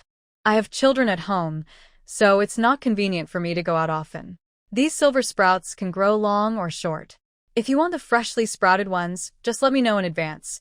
Shopkeeper Zhang thought for a moment and realized that what Qin Huang said was true. They agreed on a plan. Qin Huang would deliver a batch the day after tomorrow, so he could see how many gene he could use in a day. Qin Huang delivered the first batch, and her assistant went to buy supplies at her home, agreeing in advance on the amount needed next time. Qin Huang brought over more than 7 gene of bean sprouts. Shopkeeper Zhang paid for 8 gene, totaling 80 coins. Since 1 gene of soybeans cost 7 coins, Qin Huang earned 73 coins. The profit was surprisingly high. Qin Huang knew that without the spiritual spring water and not growing in her space, 1 gene of soybeans could produce 6 or 7 gene of sprouts. If she preferred short sprouts, the profit might be a bit less. But even with 1 gene of soybeans, she could earn 30 or 40 coins easily. It didn't require much effort, and as long as there was a market, this was a guaranteed profitable business.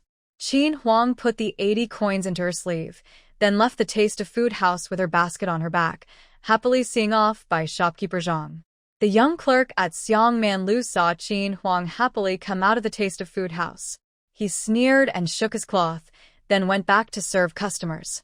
Qin Huang made a silly face at him and said, "Fool," then left gracefully.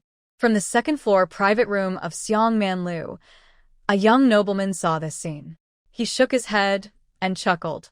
He clearly saw that the girl was sent out by the manager of the opposite restaurant. The young clerk was probably going to have a big problem. They might have missed a big deal. Qing Feng looked grim. "Young master, how can you still laugh? We've been looking for the Valley Master for so long, but no news." Bai Xiao withdrew his smile. 10 years ago, my master disappeared in this area. Let's keep looking. Qin Huang went to the shop where she bought rice last time. The young clerk recognized her and warmly invited her inside. Qin Huang bought another 100 gene of soybeans for 700 coins. The clerk helped her hire a cart pulled by oxen. The driver said it would cost 10 coins to go to Lu family village. Qin Huang thought that since she was alone and the driver would have to make a round trip, and she also needed help unloading, the price wasn't too high.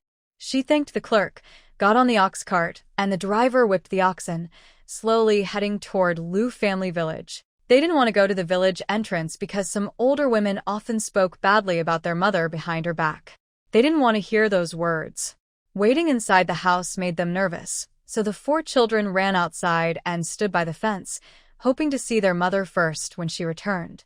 Qin Huang's ox cart arrived at the entrance of Lu's village during the early part of the afternoon.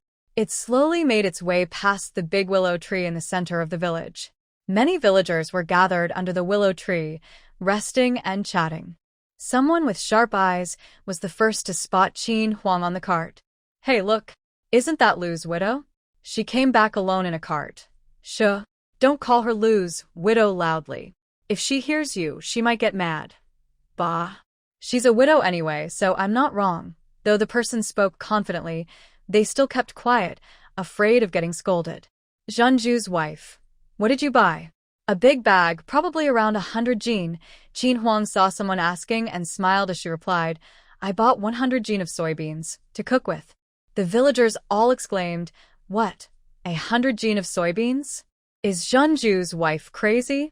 What's so good about soybeans? Eating too much can cause stomach aches. Plus, they're not cheap like corn. What does she want to do with so many?" Sigh. Ever since Lu's widow was rescued from falling into the water, she's changed a lot. "I don't know if it's good or bad. Of course it's good. She's been helping catch wild boars, saving Nyo, and yesterday, she even went to water the fields. All these things are good, right? Qin Huang ignored the gossip. People could say whatever they wanted. As long as they didn't spread rumors to ruin her reputation, it didn't matter. To these villagers, soybeans seemed useless. But Qin Huang wanted to prove to them that these 100 gene of soybeans could make money, valuable beans that could bring an income. When the 4 children had waited so long for their mother that their flowers were about to wither, she finally arrived back in the ox cart. The youngest, 4th boy, let out a loud cry and was the first to rush out. The 3 older children didn't compete with him. As long as their little brother was happy, that was enough. A small child stopped about 10 meters from the ox cart, jumped up, waved, and shouted, "Mother, mother, here, here. Siwa is here." Qin Huang felt that this little one was speaking more smoothly than a few days ago. Over the past few days, all 4 children had changed in different ways, and everything was moving in a good direction. Qin Huang, "Uncle, just drive the ox cart directly to that small fenced courtyard." Qin Huang jumped down from the cart and went straight to Siwa, who was still jumping around. This child was quite thoughtful, staying far from the road to avoid being hit by the cart. "Child, mother will be home soon. Don't run out next time. It's not safe and mother will worry." Siwa grinned and said, "Siwa will remember. Siwa will listen to mother." Big sister and second sister had already opened the small courtyard fence. The uncle who was driving the cart unloaded 100 gene of soybeans and placed them inside the yard. He then went back to secretly bring in the small hand-cranked stone mill that Qin Huang had hidden in a bag, along with a basket. Qin Huang handed the carter 10 coins and said, "Thank you, uncle. I'll find you again if I need help. You should go back now. It will get dark soon." The carter took the money, jumped onto the ox cart, waved his whip, and quickly headed toward Yutong town. Qin Huang closed the yard door to block the villagers from peeking inside. A few women watched Qin Huang's small yard from afar and whispered among themselves. Lu the troublemaker's wife curled her lip and said, "What do you think Lu the widow is up to? Looks like she's planning something big, buying so many things. Who knows? These past 2 years have been dry, and it's hard to make a living. She's just a woman. She can't do big business. But Lu Da's wife is smart and will make money sooner or later." This was Lu Daja's wife, who had gone to learn herbal medicine on the back mountain yesterday, just like Qin Huang. She thought Lu Da's wife was not only pretty, but also very eye-catching. From beating up Yao's wife, rescuing little Nyo, to fighting wild boars, she kept attracting her attention. That's why she asked Lu Da's wife about herbal medicine in the morning. She secretly told herself that following Lu Da's wife's footsteps would never lead to trouble. The 4 children in the yard gathered around the bag of soybeans, looking at it from all sides. Third child looked at the bag with the stone mill. "Mother, what is this? What are those big things inside the bag for?" Big sister happily said, "Mother, those soaked soybeans have tiny white sprouts. So cute. I listened to mother and watered them 3 times. Qin Huang answered the 2 children's questions. Inside the bag are stone grinders. Mother uses these beans to grow sprouts, grind soy milk, and make tofu. Samwa asked, "Can we eat soy milk and tofu?" "Yes, you can. They taste very good. Mother has been making them for you these days." The children had many questions. Among the 4, Arya feels the least noticeable. This child is a bit shy and seems to have been affected by something. I should spend more time talking with her to see what's wrong. Raising children is very hard. If needed, I can watch videos in the space to learn more. My eldest daughter is really capable. Has Arya helped her sister? Arya said, "Yes, I helped my sister. I poured the 2nd round of water and my younger brother poured the 3rd. Good job, girls." "I'm very happy." Qin Huang put her hand into her sleeve and took 4 vitamin candies from the space. She gave 1 to each child.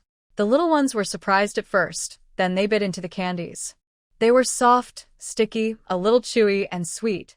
A nice smell wafted into their noses. It was very fragrant and delicious. The children smiled happily. Every day now feels like New Year's.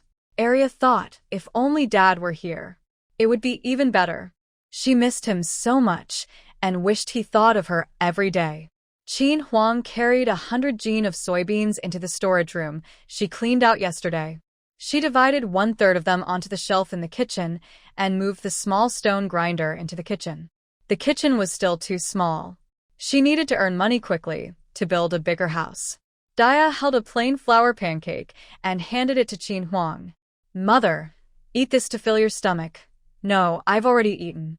"You all share it." "I had lunch at a restaurant in town. I'll rest in my room now. By the way, Dia and Arya, I bought embroidery thread and plain cloth. Take them and learn embroidery from Chiojia. I'll cook dinner later." Qin Huang took a handful of candies from the space, about 5 or 6 pieces, and handed them to Dia. "Take these and share with Chiojia." "Go on."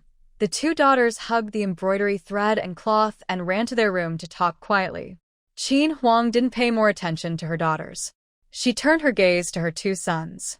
She took another handful of candies, about 7 or 8 pieces, from the space and handed them to Sanhwa. "Hold these. Go to the old house and share them with Uncle Air's children." "Go on." The two children, holding candies, hurried back to their rooms. The 4 little ones were busy studying something inside. These kids all have their own little thoughts, and it's quite interesting.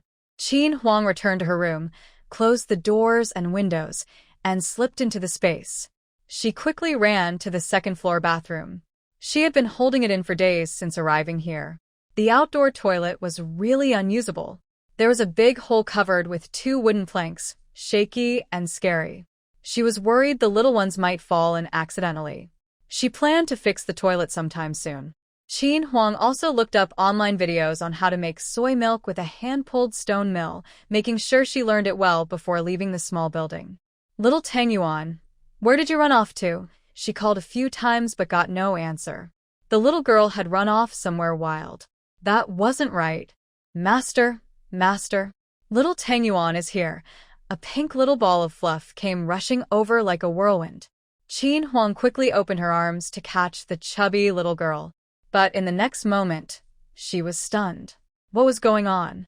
Who could tell her what those 10 or so small things behind little Tang Yuan's bottom were? In the blink of an eye, those tiny creatures had come close to her. Qin Huang finally saw clearly. They were about 10 little wild boars just born. This was amazing. It had only been a couple of days since Black's wife gave birth. Outside, it would probably take a month or 2. Now little Tang Yuan had playmates. "Little Tang Yuan, don't let these little things go down the mountain. They might damage the rice fields and vegetable gardens, and the spiritual spring shouldn't be disturbed either." "Got it. Master, I'll take them back up the mountain. You can play slowly." As she spoke, the pink little figure, with a group of tiny tails, ran toward the distant mountain peaks.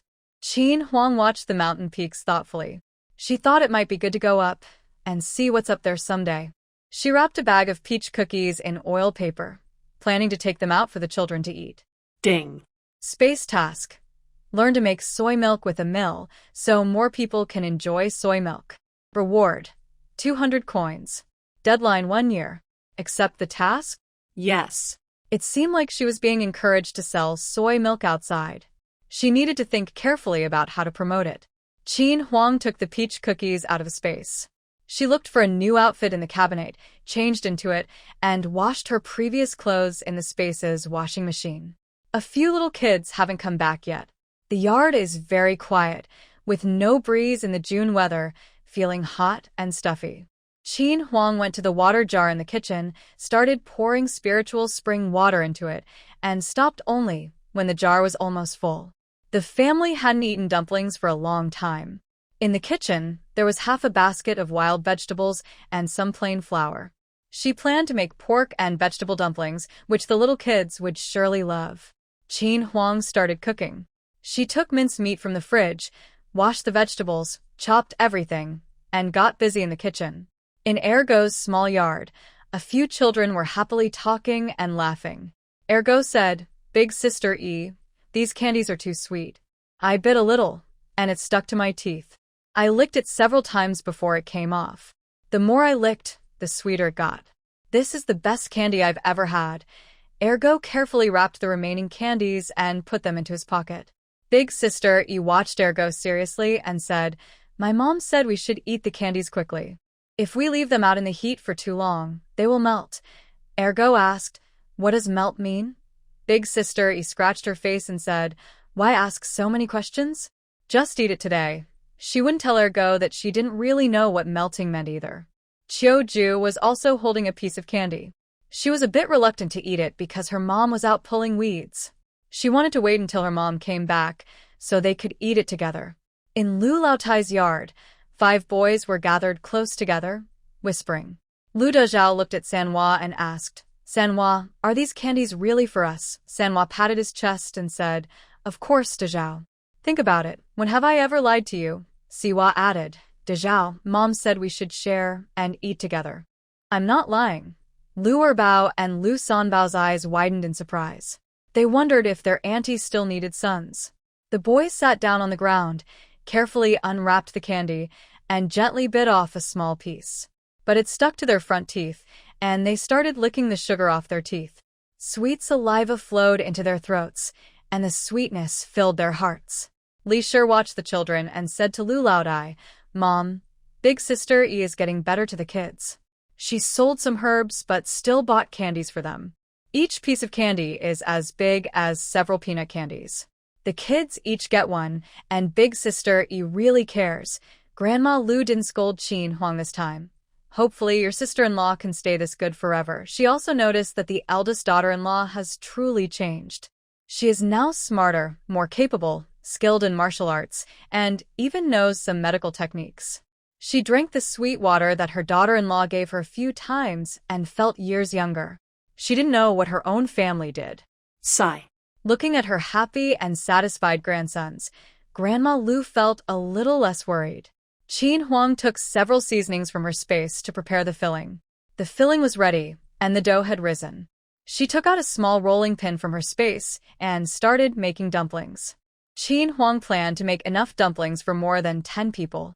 She wanted to give a big bowl to Ergo's family and a small basin to the old house. She didn't want to make too few. When she finished covering the dumplings, Daya and Arya happily returned, holding a white handkerchief that seemed to have some embroidery on it. This doesn't seem quite right. Usually, children who are away from home for a long time send money to their parents for their retirement, right? If the family is well off, they might send less. But for families with poor conditions, many send most of their wages home to help out. Xiao Wanqing knew that Lu Mingzhou's family was quite good financially, based on his daily life. But his hometown definitely has siblings who don't have jobs, and watered them 3 times. Qin Huang answered the 2 children's questions. Inside the bag are stones. "Yes, I love dumplings. I can make dumplings too, learn from Dad," Arya said softly. Qin Huang sensed Arya's low mood and quickly praised her. "Arya is so talented. How about you and your sister help me make dumplings?" Yes, the 2 girls nodded eagerly. Daya rolled out the dumpling skins, while Qin Huang and Arya wrapped the dumplings. Soon, they made enough for 3 covers of dumplings. Arya had already boiled water for the dumplings. Qin Huang prepared to cook the dumplings to deliver to 2 families and bring back the 2 boys. The family could then enjoy dumplings together at home. Arya lit the fire, and Qin Huang watched the pot. Before long, the dumplings floated to the top, looking plump and delicious. All the dumplings were full and big. Qin Huang saw they were cooked and quickly scooped them out. She left a bowl on the stove for the 2 girls to taste first. Qin Huang divided a large bowl of dumplings and asked Daya to deliver them to Ergo's family.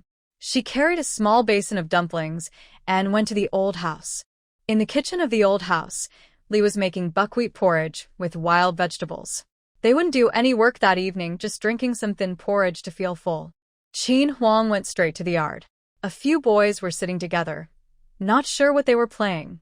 The food lover, Sanbao, was the first to notice the eldest aunt. He happily shouted, "Anai, the eldest aunt is here. The eldest aunt, my mother is cooking in the kitchen, and Anai is talking with Yi in the house." Qin Huang patted Sanbao's head. "Sanbao is so sensible. Tell your mother to bring out a basin. Eldest aunt, Sanbao will go now." He didn't know what the eldest aunt was holding, but he smelled the aroma of meat. Sanbao kept swallowing saliva. Li, inside the kitchen, heard the noise. She tidied up the firewood beside the stove and came out. Old lady, Lu came out from the inner room. Why has the eldest daughter-in-law come? Mother, I bought some meat in town today, made some dumplings, and brought some for you to try fresh. Qin Huang handed a small basin covered with gauze to old lady Lu, then casually pulled off the gauze and held it in her hand. Third son, San, ran over. Mother, are we going to eat? Fourth, and I forgot to go home. Sen lowered his head and whispered, afraid his mother would scold him like before. He had been playing at Anai's house all afternoon and hadn't done anything. Fourth son also obediently followed behind San, being very careful. Seeing how the two little guys looked, Qin Huang knew they were thinking of the original person and afraid of being scolded. She spoke gently, it's okay. Come back with me. I'll cook dumplings for you. Li, surprised, raised her voice. Sister-in-law, you brought so many dumplings. How many did you make? There are still many at home. Since the old house has many people, I made a few extra so everyone can try some. Qin Huang took the small basin handed over by old lady Lu and said, Mother, I'll go back first. You should also try the dumplings while they're hot. Go, go. Old lady Lu happily agreed. At Ergo's house, the mother said, Mother, Sanbao's dumplings are so delicious. One bite, and you can taste the rich meat flavor. The filling is full of oily juice. When can we also eat such dumplings? Ergo's mother glared at Ergo. Eating dumplings won't stop your talking. The three Qin Huang daughters returned home, hearing the playful arguing between Ergo and his mother. On the small kitchen table, there were 2 freshly cooked dumplings made by the 2 young maids. Qin Huang pinched the little faces of the 2 maids and said, You two are so capable, really my caring little cushions. Hearing this, the 2 maids' eyes sparkled, and their faces turned a little red. Qin Huang looked at the children and said, How about it? The dumplings I made are tasty, right? Eat more. When I have time, I will make more for you. The children thought to themselves, These dumplings are so delicious. When does mother mean by having time? In the main hall of Lu's old house, a family of 7 sat around the table, drinking buckwheat porridge and eating fragrant dumplings. Everyone looked satisfied, and the only sounds were swallowing food. Suddenly, a loud voice broke the silence. Mother, I'm back. Everyone in Lu's family turned their heads and saw Lu Taixing, dressed in a light blue long robe, standing straight at the door. Old lady Lu quickly stood up, surprised, and said, Taixing, you're back. Lu Taixing slowly walked into the hall. I missed home a bit, so I came to take a look. Li Shi also stood up and said, Fourth brother, wash your hands quickly and come eat dumplings. Lu Taixing glanced at the table. He hadn't been back for a month. The family was doing so well. Even during ordinary days, they were eating dumplings. Li Shi moved a small stool next to old lady Lu. Fourth brother, sit down and eat. The 3 little ones happily called him Uncle Fourth, and Lu Taixing couldn't help but call his brothers over to eat. Old lady Lu went to the kitchen to serve a bowl of buckwheat porridge for her youngest son. In the middle of the table, there was a porcelain basin with half a plate of dumplings. Lu Taixing picked up a dumpling and put it in his mouth. The juicy meat filling was fragrant and rich, and one bite filled his mouth with delicious flavor. It was so tasty. He ate 2 more dumplings before putting down his chopsticks to drink the porridge. The 3 little food lovers looked at Lu Taixing and said, Uncle Fourth, the dumplings made by Auntie are so delicious. Auntie's fried eggs are also super tasty. While speaking, they licked their lips. Old lady Lu scolded, You talk too much. Go eat another dumpling and play. Lu Taixing looked at his mother. Mother, has something happened at home? Tell me. Grandma Lu told her son to keep eating dumplings and then started talking about what had happened at home these days. In Qin Huang's small yard, the 4th child was squatting on the ground counting ants. Today, he noticed there were quite a few ants. Qin Huang was in the kitchen looking for 2 wooden basins to soak beans for the evening. Tomorrow, she could grind soy milk to drink. Is Sister Lu at home? Something has happened to her. Come out quickly. Hearing the noise, Qin Huang put down her work and ran out. Lu Fuyu was standing outside the fence, calling repeatedly. Qin Huang came out and asked, What's going on for you? Sister Lu, at the village entrance, Li Shou Tian cut his palm badly. It's bleeding a lot. He's a carpenter. You should go check on him. My dad says he might not be able to do carpentry work anymore. Wait a moment, I'll get some things. Qin Huang hurried back to her room, took out a small makeshift medicine box made of bamboo from her space. Open it, check the contents, then took out a bottle of iodine solution and poured it into a small porcelain bottle. She also grabbed a bottle of strong alcohol and put it in a gourd bottle. This gourd bottle was bought during her previous travels. She bought 5 of them. Now they finally came in handy. Her medicine box contained a set of sewing tools she had packed. She thought she didn't need anything else. Everything necessary was inside. Only then did Qin Huang carry the small medicine box out, reminding the children to stay at home and behave. By now, the house of Aunt Li was surrounded by villagers. Aunt Li was anxious and pacing around. Lu Li was wrapping a cloth around Li Shou Tian's wrist. Lu Fuyu was leading the way, shouting, "Sister Lu has arrived. Make way, make way." The villagers automatically moved aside. Qin Huang ran into Aunt Li's yard with her medicine box. Li Shou Tian was sitting on a bench, and Lu Li was holding his wrist. "Does Aunt Li have a table? Bring it out for use," Qin Huang ordered. Lu Fuyu ran into the main room and brought out a table. Qin Huang placed the medicine box on the table, washed her hands with a strong alcohol, then wiped the table twice with it. "Uncle Li, let me take a look." Lu Li handed Qin Huang Li Shou Tian's left hand. Qin Huang supported his palm with her left hand and looked at the wound. It was quite large, about 5 centimeters long. "No worries. Just sew it up with 2 stitches. It will heal in half a month." Qin Huang placed a piece of sterile gauze on the table and laid Li Shou Tian's hand on it. The villagers, standing in layers around, dared not even breathe loudly as they quietly watched Qin Huang treat Li Shou Tian's wound. Everyone's thoughts: this widow Lu is really generous, using wine to wash her hands and clean the table, even taking such care during the treatment. I haven't seen other doctors do this. Qin Huang opened her medical box, took out a gourd filled with diluted spiritual spring water, and repeatedly rinsed Li Shou Tian's wound. After cleaning it thoroughly, she used tweezers to hold an iodine ball and disinfected the inside and outside of the wound. Then, Qin Huang took out a needle and thread for stitching and said, "Hold still, it will hurt a bit, but it will be over soon." She quickly stitched up Li Shou Tian's wound with 3 stitches and wrapped it with clean gauze. The pain made Li Shou Tian's face turn pale, his eyebrows furrowed, and he broke out in cold sweat. The villagers watched in shock.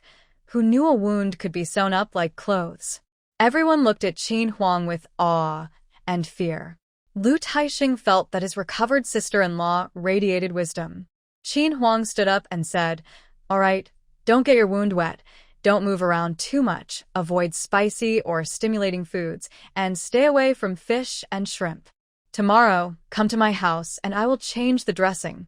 Let Li Dajiang take you." She added, "Remember, in a healer's eyes, there are no men or women.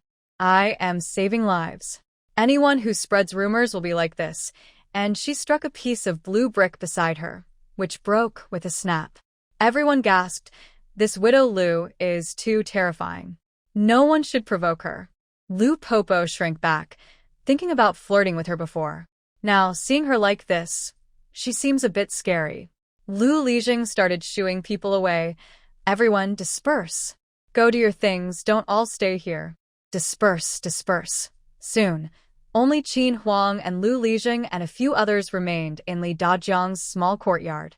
"Don't worry, Dajiang. I've taken care of everything. Follow my instructions, and you'll be fine in half a month," Lu Lijing said. "Liz Huang, wait a moment. I haven't paid your consultation fee yet." Qin Huang waved her hand. "Dajiang, your Shoutian still needs a few more dressings. Let's settle it all together." Li Dajiang looked at Qin Huang's back, feeling deeply touched. Before she reached home, she heard the sound of reading. Disciples' rules, the teachings of sages. Respect your elders first, then be honest. Love all people, and cherish kindness. If you have the strength, then study literature. When parents call, do not delay. Qin Huang slowly walks into the small courtyard, quietly standing there and watching the 7 children sitting in rows, diligently studying. She wants to earn money quickly so that all 7 children can read books, including that thin boy who looks like a bamboo pole. The children see Qin Huang in the yard through their Uncle Fourth's gaze. Fourth child runs over happily. Mother, Uncle Fourth is teaching us to memorize words. Mother saw that. You all study very seriously. Mother thinks you are very smart. From now on, every night, you should memorize some books. When Uncle Fourth goes to the academy, Mother will continue teaching you. After saying this, Qin Huang recites the 100 family surnames, the 3-character classic, and the rules for disciples to the children. Lu Taixing is amazed, thinking that his sister-in-law is as clever and talented as he imagined. The 7 children stare with wide eyes and open mouths, looking at Qin Huang as if she were a strange creature. In Qin Huang's small courtyard, the 7 children each have different thoughts. The 3 treasures of the old house. Oh my! Their eldest aunt is more impressive than any woman in the village. Has she been possessed by a spirit? It must be a good spirit. The 4 little ones think their mother is learning more and more. Not only can she understand wild boar speech, make bean sprouts, but she also knows things taught at the academy. They really want to know what else their mother can do. Lu Tiexing's eyes shine. Big sister, do you read a lot of books? Yes, quite a few. When I was very young, our family hired a teacher, and I studied for many years. After the trouble, I remembered everything. Lu Taixing quickly says, Big sister, if you have time, you can teach these children some basic books. I also think so, but I haven't had the chance yet. 4th brother, you play with them for a while. I need to wash up. I have something for you. Don't leave yet. Got it, big sister. Qin Huang carries her small medicine box back to her room to wash up, but actually goes to the space to clean herself. 2nd sister tilts her head. 4th uncle, if 2nd sister learns a lot from mother, will she become very powerful? Lu Taixing pats 2nd sister's head. Yes, the more you learn, the stronger you become. 2nd sister stares at Lu Taixing with wide eyes. Then 2nd sister can avenge father? Qin Huang was so frightened, she nearly stumbled. As soon as she stepped out, she heard Arya talking. Such a young girl having such serious thoughts. If not guided properly, something bad might happen. No wonder Arya and the other 3 children seemed different, always worried and thoughtful. Lu Taixing hesitated for a moment before saying, You don't need to worry about avenging your father. Uncle Fourth is here. You're still young, just kids. Kids should be happy and not bother about grown-up things. As someone who traveled from the 21st century, she was used to intense competition and success. In this life, she was born into a wealthy family, but she still faced the same struggles of constant effort and risk. The Qiao family had strict rules, and her grandfather was a very hardworking and disciplined man. Since she was young, she was required to learn many skills. Now that she had stopped, she longed for a simple rural life. To drink the porridge. The 3 little food lovers looked at Lu Taixing and said, There's more inside the house. Don't refuse.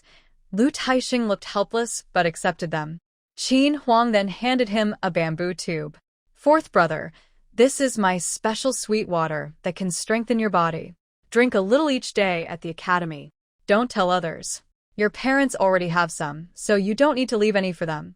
Lu Taixing took the bamboo tube. Thank you, big sister-in-law. I'll head back now. Go ahead. If you run out of money, tell your mother, and I'll have someone send some over. When she reached the mountain, she saw many military wives also picking mushrooms and digging wild vegetables from afar. The nearby areas had already been harvested, so she moved further out. Luckily, she was in good shape and wasn't tired from walking. If she were an ordinary person, just walking would be enough to tire her out, let alone gathering mushrooms. After the rain cleared, the mushrooms and wood-ear fungi on the mountain were still plentiful. The village entrance, Li Shou Tian cut his palm badly. Big girl, boil some water for your brothers and sisters to take a bath. Mother will go water the unwatered fields. 2nd girl, go with mother. 3rd and 4th brothers and sister are washing at home. Mother and you will be back soon. Qin Huang arranged everything and carried water buckets, leading 2nd girl toward the Dazhou River. She took 2nd girl along to comfort her, worried she might become stubborn or go to extremes. A good girl turning bad would be troublesome. As she thought, Qin Huang asked, "Second girl, do you like doing anything?" Little Yaya carefully said, "Yaya likes thinking about being with Dad and wanting to avenge him." Does that count? Qin Huang thought to herself. Here comes. This girl is a bit depressed. She considered speaking. That counts too, but you're too young. Your enemy might be very important, and if you go now, you might die. Yaya, your dad hopes you both grow up happily. Don't always think about revenge. Your dad went to a place where he won't go hungry or get hurt. As long as he works hard, he can earn a lot of money. He is very happy there. Last time, Mother saw his spirit and he told her, "Do you think Mother is amazing?" Yaya thought for a moment and said, "Yes, Mother is amazing. Then Mother will go avenge your dad. You just need to grow up happily. If you're unhappy, your dad will feel sad." Yaya softly said, "Dad asked Mother to give us names. Okay, Mother will think about it all night. Tomorrow, you'll have new names." Qin Huang took Yaya to water their unwatered land with the spiritual spring water, then led her home. The three children were waiting outside the fence as usual. Qin Huang sent the little ones back to their rooms before returning to her own. She went to check the small vegetable garden in her space. The cucumbers and greens could be picked tomorrow morning. She thought they bought them from town, so no one would suspect. She didn't see little Tang Yuan and wondered where she had run off to. Qin Huang left the space and went straight to sleep, having a good night's rest. The children woke up early. First, they checked on the wild chickens incubating eggs, then started their chores. Third child cleaned the yard, fourth child counted ants, and Big Yaya and Yaya cooked in the kitchen. Fourth child looked up and said, "Mother, there are more ants these days." They've all moved to the backyard. Qin Huang also squatted down to watch the busy little creatures. She silently thought, "Universal Translator, activate."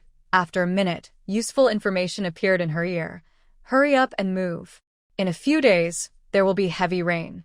If you don't move, you'll drown." Qin Huang thought, "So it's going to rain. That's great. A good rain can water the crops well, and the ripe grains will be fuller." She looked at her house's roof, which seemed to leak. She decided to go to town to see if they sold oilcloth and buy some to cover the roof. After breakfast, the mother and children started preparing to grind soy milk. Qin Huang first washed the small stone grinder and sat beside it to make soy milk. The four children gathered around, watching carefully. Qin Huang placed half a jean of soaked beans into a small wooden basin, added some water, and then poured a spoonful of the soaked beans into the top hole of the grinder. She turned the grinder counterclockwise to grind the soy milk. While turning the grinder, she added more beans and water. A large, rough ceramic bowl was placed under the outlet of the grinder to catch the soy milk. As the grinder turned, white liquid flowed into the bowl. "Ah, it's coming out! It's coming out! White liquid is flowing!" The children cheered happily, jumping and shouting. "Come on, take turns pushing. Mom will add more beans. Do you want to try?" The kids were eager to try. The fourth child stepped forward. "Mom, I want to go first." Qin Huang paused. Okay. Our fourth child will go first." Despite using all his strength, the fourth child couldn't push the grinder. In the end, Qin Huang held his small hand and pushed it a few turns before stopping. Dia pushed for a few turns and said, "Mom, once you push it a few times, it's not so heavy anymore. It's fun." Arya and Sihua agreed, saying Dia's words made sense. Qin Huang smiled and said, "Of course, the first time is fun. If you push it every day, who'll still want to play?" The children stuck out their tongues at her and continued grinding the soy milk. Qin Huang strained the soy milk through a cloth to remove the pulp and then boiled it. She diluted half a ceramic bowl of thick soy milk with 3 full bowls of water and started boiling. Soon, the kitchen was filled with the rich aroma of soy. Outside the fence, Lu Sanbao, who loved to eat, sniffed the soy aroma in the air and couldn't resist walking toward the kitchen of the eldest aunt's house. Qin Huang stood in front of the stove, watching the boiling soy milk. It had been boiling for 3/4 of an hour. The fragrant smell made her feel like she could drink 2 large bowls. "Manhwa, the soy milk is ready. No need to keep boiling. Go call your older sister and the others to come and drink." "Got it, Mom." Sihua ran out quickly to call her sister and brothers. Qin Huang took out 20 bamboo cups, a jean of sugar, and a cup that could hold 250 milliliters of soy milk. She poured 5 cups of soy milk on the small dining table, adding a teaspoon of sugar to each. The rich soy aroma filled the kitchen, making everyone drool with hunger. Lu Sanbao was feeling dizzy as he followed the 4 little ones to the kitchen. Qin Huang saw how much Sanbao loved food and found him very cute. His small nose was even more sensitive than a dog's. She quickly poured another cup of soy milk for Sanbao to cool. The 5 children sat at a small table, leaning close to their bamboo cups, constantly sniffing the soy aroma. Qin Huang looked at the children and said, "Wait to drink your milk later. It's too hot now." The children cheerfully replied, "Okay, mother or big sister." Qin Huang checked the bean sprouts she planted yesterday. They had grown quite a bit and would be perfect to eat tomorrow. She quickly rinsed the 2 baskets of sprouts and soaked the beans she had prepared last night to sprout. She wondered how much of this batch she could send to the town tomorrow morning, depending on what shopkeeper Zhang could use. Qin Huang finished grinding the remaining beans into soy milk, poured it into a basin, added some sugar, and then hurried to the old house. The children watched Qin Huang leave, then leaned over their cups and took small sips. The soy milk was sweet, fragrant, smooth, and delicious, probably the best soup they had ever tasted. When Qin Huang arrived at the old house, Lu Taixing was about to go to the academy. Seeing her, the young boy hurriedly said, "Big sister-in-law is here. Come in and sit. What did you bring? It smells so good." Qin Huang smiled and said, "It's soy milk made from soybeans. Drink some before you go." Hearing the noise, Li Shi ran out and said, "Big sister-in-law, what delicious thing did you bring this time?" I could smell the aroma from far away. It's soy milk, made from soybeans, smooth, sweet, fragrant, and nutritious. Would you like to try some? Qin Huang invited Li Shi. Yes. Big sister-in-law, I'll go get a bowl, Li Shi said, turning to run to the kitchen for a bowl. Qin Huang placed a wooden basin on the table in the yard. Li Shi brought out a stack of bowls. The soy milk was just right to drink now, not hot at all. It was silky, rich, sweet, and tasty. One sip was unforgettable. The whole family at the old house praised the soy milk. Lu Taixing packed a bamboo tube to take with him on the road. Qin Huang stopped him and said, "Fourth brother, this soy milk spoils very quickly and can turn sour easily. If it tastes sour, don't drink it, or it might upset your stomach." "Got it, big sister-in-law." The young boy, holding the money big sister-in-law gave him, carried the sweet water and soy milk she also gave him, full of hope, and went to the academy to continue studying hard. "Father, mother, what do you think about selling soy milk for 1 coin per bowl, along with staple foods?" Qin Huang asked her parents.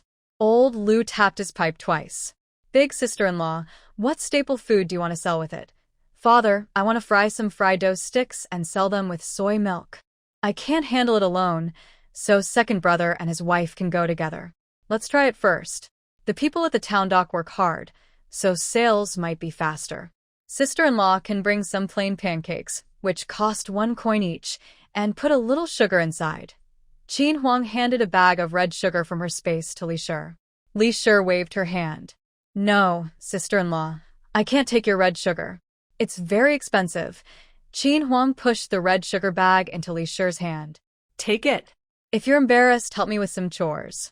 Li Shi nodded happily, holding the red sugar. "All right, I'll help sister-in-law more." "Thank you. We're family, so no need to hold back. From now on, we'll work together and support each other." "I agree with sister-in-law. There's not much work in the fields now, so let's do that." Old Lady Lu and Old Lu Dad also had no objections. After they finished discussing, Qin Huang took a wooden basin and headed home. When Qin Huang arrived, her daughter-in-law was waiting for her.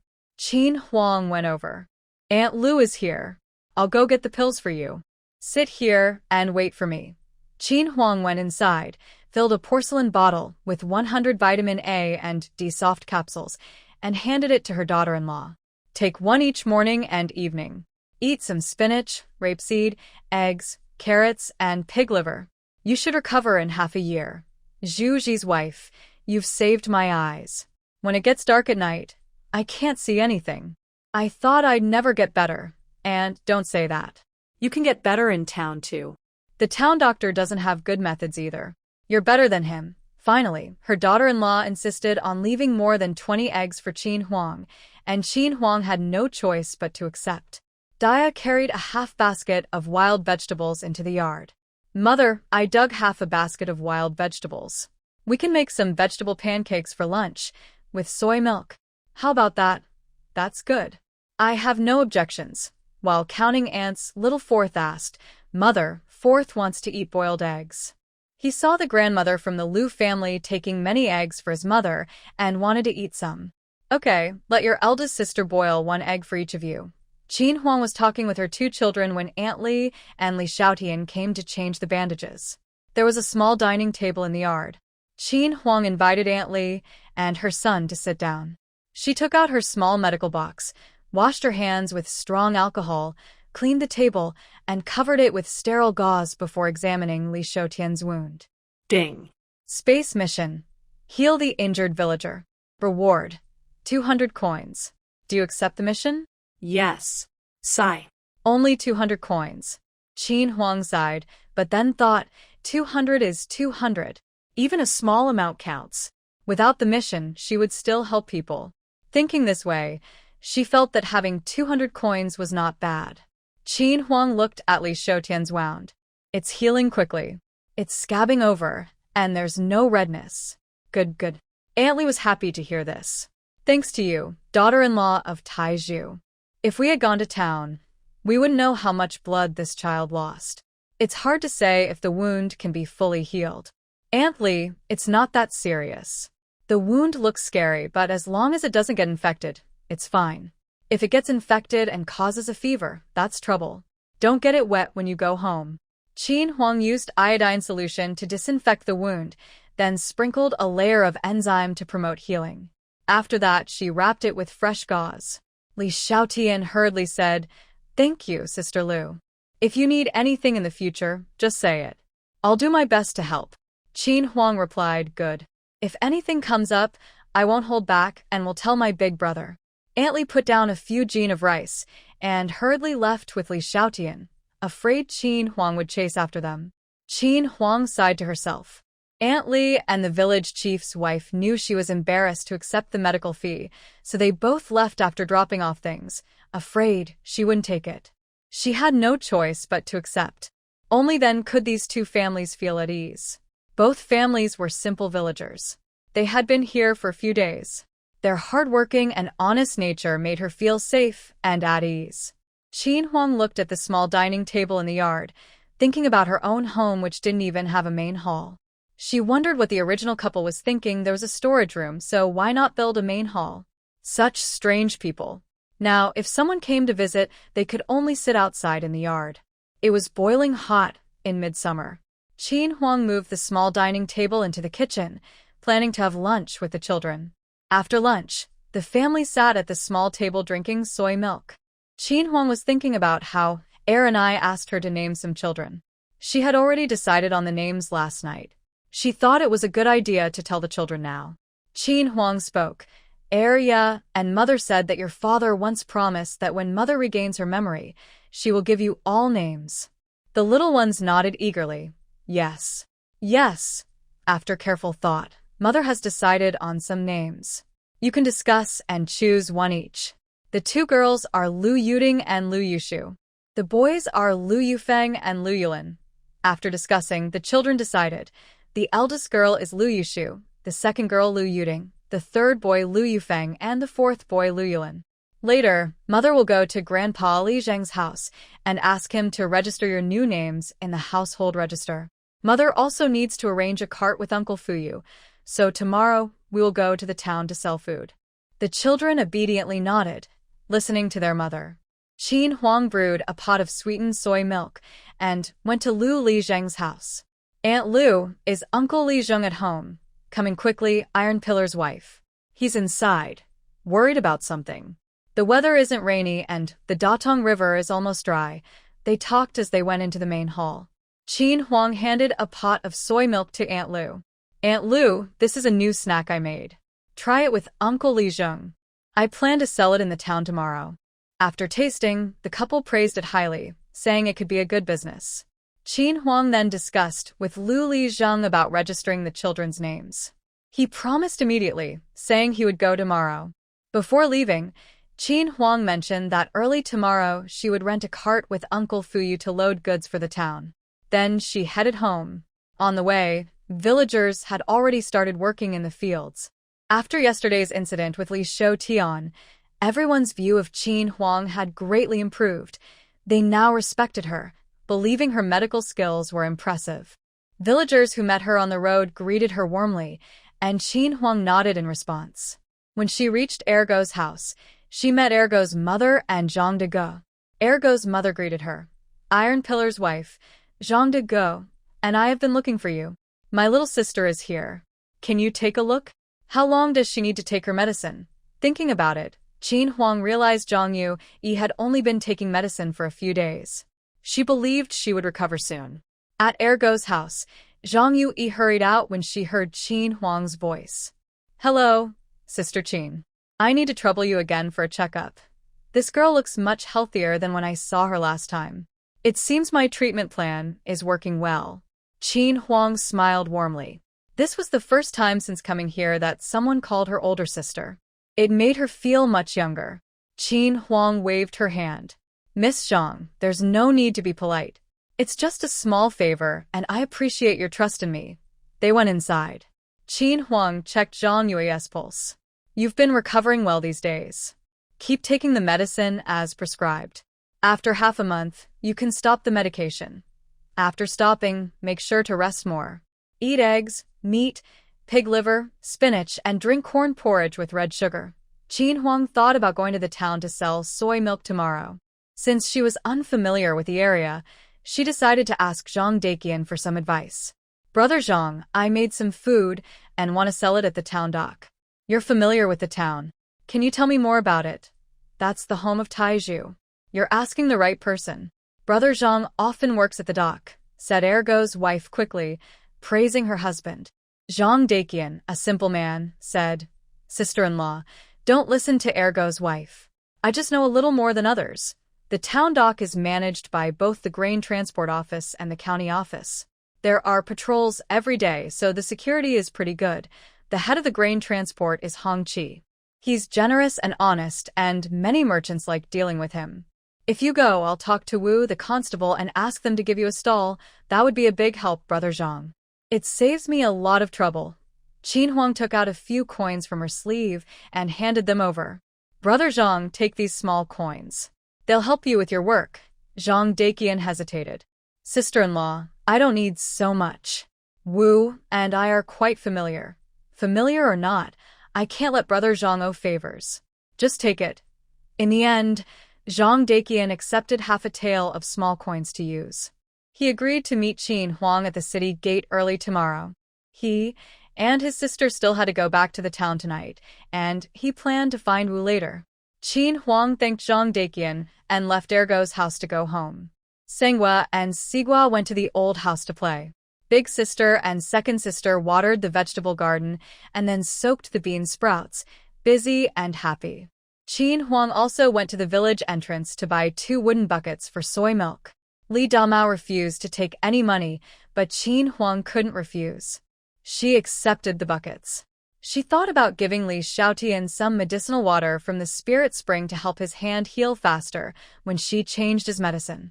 Qin Huang went to the old house and took 2 baskets to hold fried dough sticks.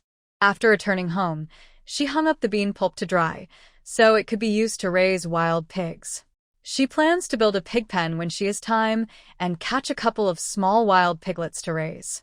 At the old house, Mrs. Li prepared a bowl of buckwheat flour mixed with half white flour, planning to make sweet pancakes with leavened dough tomorrow morning. The white flour was bought in town by Lu Tieshuan. Everything was ready, just waiting for early tomorrow to start. Qin Huang also thought about delivering bean sprouts to Shimiju tomorrow, and Zhang's shopkeeper might want soy milk, so she prepared to cook 20 cups. She was busy all evening, and dinner was still made by Dia and Arya together. After dinner, Qin Huang went to the space and recorded herself reciting the 3-character classic on her phone, so she could play it for the children every night. She took her phone to find the little kids, who were in the storage room watching a wild chicken incubate eggs. Qin Huang fed the wild chicken some spiritual spring water, and it seemed to become very smart, listening carefully to the children. Siwa even named the wild chicken Xiaohua, and the chicken tilted its head and clucked in dissatisfaction. The children finished bathing and were about to go to bed. Qin Huang stopped them. Starting tonight, you need to listen to the 3-character classic twice every night before sleeping. This mysterious little box can make sounds. It was given to me by Lord Yan Wang last time. Don't tell anyone. If you do, Lord Yan Wang will take the box back and punish me. The children looked confused, not understanding what their mother was saying. Qin Huang placed her phone on the small dining table and the children sat around. She turned on the audio of the 3-character classic. At the beginning of human life, nature is good. People are similar in nature, but habits make them different. In Qin Huang's kitchen, her pleasant voice recited the 3-character classic. The children had accepted the existence of the magical little box. They listened carefully and seriously. After one round, they started repeating along with her. Qin Huang taught them how to do it. She read one sentence into the box, and the children repeated it. The children became more and more interested, and only stopped after the 5th round when Qin Huang forced them to go to bed. After the children fell asleep, Qin Huang entered the space and began preparing food for the next day's sale. Little Tang Yuan, come help. He also tricked the other family out of a lot of money, which he used to send my great-uncle to fight in the war. He told me this story himself, full of pride. He enthusiastically explained how he dealt with those people and taught me how to handle similar enemies if I ever faced them. I admired my grandfather very much at that time. The family that was tricked by him still thanks him to this day, like people who sell someone out but still help count the money. She had no choice but to accept. Only then could these two families feel at ease. Both families were simple villagers. They had been here for a few days. Last night, Qin Huang had told several children what to do today. With the older children watching over her, she felt at ease. She planned to ask the elders later to help keep an eye on things. Soon, Lu Fuyo arrived. They loaded the items onto the cart and then went to the old house to pick up Taixian and Li. Li and her husband had already woken up early to make steamed sweet cakes. They used 5 jin of flour, half white flour and half buckwheat flour, and made over 100 small sweet cakes. When the ox cart entered Yutong town, it was already bright. Zhang Daqian came forward and said, "Sister-in-law, Taixian, and officer will have already helped find a stall. We can go straight there." Qin Huang and her group went to Shiruiju to unload the bean sprouts and handed them to the young shop assistant. "Please tell second brother and shopkeeper Zhang that I'm going to sell food now. I'll settle the bill when I return. When shopkeeper Zhang arrives, tell him to go to the dock. I'll treat him to soy milk and fried dough sticks." After saying this, Qin Huang hurriedly got on the ox cart and headed to the dock. At the dock, they quickly unloaded the items. The place was already lively. Food vendors, casual workers, and all kinds of people gathered at the dock, creating a unique scene. The stall officer Wu helped find was large, with 2 rented tables. After arranging everything, there was still plenty of space left.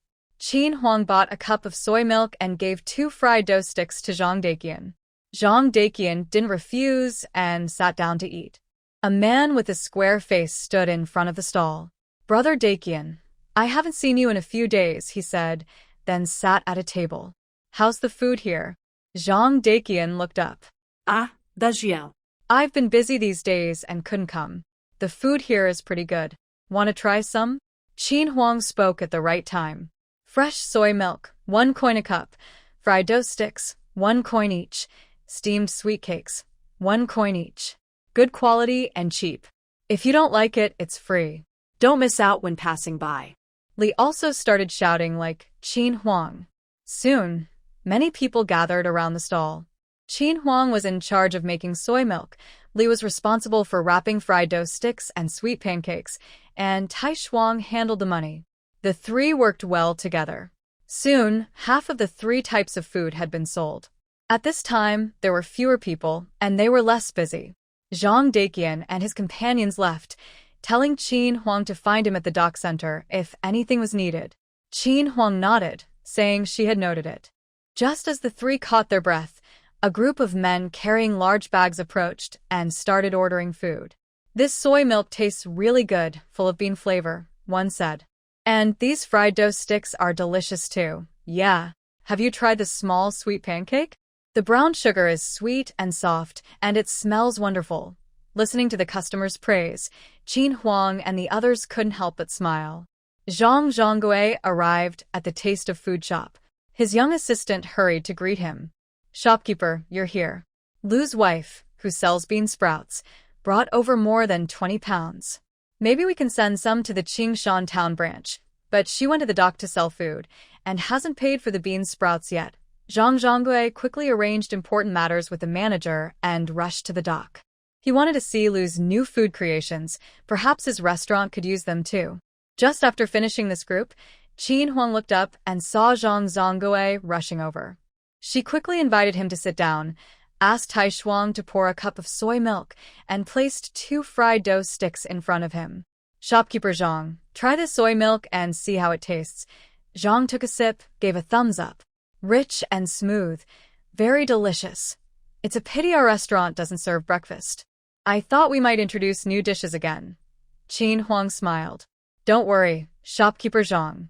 There are other ways to prepare soybeans. I'll keep experimenting, and will be the first to recommend new recipes to you." Zhang laughed loudly. "I'll remember that. Thanks in advance, Lu Dongjia." After finishing the soy milk, Zhang left. There was a lot to do in the shop. Before leaving, he bought a water jar nearby, filled it with 10 cups of soy milk, and carried it away. Qin Huang told him to finish the soy milk before evening so it wouldn't spoil. The three worked for most of the afternoon. Not much of the food was left. Next door, a woman holding a bamboo cup handed it to Qin Huang. "Big sister, here's your cup back. Your soy milk is really tasty. The fried dough sticks are better than others. Tomorrow, I'll let my kids come try it too." After saying that, she hurried off in a rush. Several small vendors on the boat finished their breakfast and packed up about 10 fried dough sticks to eat on the way. The three of them were busy again. Lee's small sweet cakes were all sold out, and there were only a few cups of soy milk left. There were still about 10 fried dough sticks. Qin Huang was washing cups in a bucket when suddenly the dock became noisy. "Quick, come here." Someone knows medical skills. Qin Huang recognized the voice as somewhat familiar, like Zhang Daqian's voice. She had just finished serving soy milk to a customer and looked up quickly. What she saw made even her, used to blood and violence, pause in shock. Zhang Daqian and a tall man in official uniform, probably in his 30s, were supporting a 16 or 17-year-old young officer rushing toward her. The young officer's arms were covered in blood. Qin Huang immediately turned to her basket, took out a small medical kit, and placed it on the table. The nearby customer looked confused. He hadn't finished eating? What was going on? "Sorry, sir. Someone is hurt and looking for me. Please go to that table to eat." The man saw Zhang Daqian and the others, then took his soy milk and fried dough sticks to a neighboring table. Qin Huang quickly wiped the table twice. Amid the noise, Zhang Daqian shouted, Sister, look. Brother Tang's arm was cut. Soon, they all arrived at her stall. Qin Huang continued to wash her hands with alcohol and wipe the table, while a crowd gathered, salivating at the smell of the alcohol. Sit here. Qin Huang opened her medical kit and helped the young officer sit down. This wound looks pretty bad. Where did Captain Wu and the others go? Why are they hurt? Lower your voice. Aren't you afraid Captain will get mad at you? Qin Huang quickly tore open the young officer's sleeve, revealing a large cut about 10 centimeters long. The flesh was torn open, bleeding heavily. She treated the wound as she did for Li Shou Tian, cleaning it with alcohol and stitching it up. The wound was even longer than Li Shou Tian's, so she sewed 7 stitches. This time, Qin Huang used the best anesthesia from the 23rd century, which she found yesterday in her space medicine cabinet. It only took a few wipes to disinfect. Qin Huang thought to herself that this young man was luckier than Li Shou Tian. If she hadn't used anesthesia, the pain would have made him faint during the stitching. The people watching nearby all widened their eyes. The wound could be sewn up like sewing clothes, but after stitching, it really wouldn't bleed anymore. Until the bandaging was finished, Officer Wu finally came back to his senses. This young lady was brave and careful, moving quickly as she threaded the needle through the wound. Watching her maiden break out in cold sweat, Qin Huang took only 15 minutes to treat the young guard's wound. It had to be quick. The boy had lost a lot of blood. Luckily, she was there. If she hadn't sewn it up, who knew when it would heal? The weather was hot, and if it got infected, he could get a fever. That would be troublesome. Your arm can't get wet these days. Try not to use force or move it around.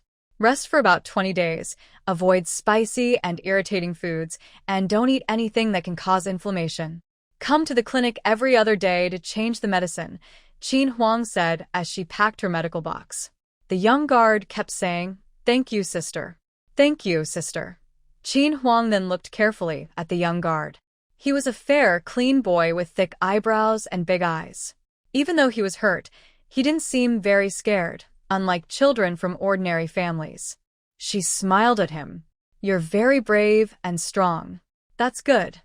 The boy grinned, showing a row of white teeth. Officer Wu was almost scared to death. This young guard was the grandson of the royal merchant Tang Rong. He had come to check the shop and had been wandering with him for 2 days. Today, he was distracted for a moment, and the boy ran off with Xiao Si to see the crowd. As a result, he was cut by a black-clad person, who then ran away. Now, Wu was busy trying to find the attacker. Officer Wu was very grateful to Zhang Daqian, his friend. Thanks to Zhang Daqian finding such a miraculous doctor, the town's doctors didn't know how to sew like this. She was truly a divine healer. If something happened to this boy, he wouldn't be able to explain it to old Master Tang. Among the crowd, Bai Zhao's eyes widened in amazement. Such medical skills, they weren't known even in the Divine Medical Valley. Maybe this was the best in the whole world. Just off the boat, and Sanmu saw everything. If such miraculous medical skills were used in the army, how many soldiers' lives could be saved? He secretly memorized Qin Huang's appearance, planning to tell their general about her when he returned. He took a quick glance at Qin Huang and hurriedly left.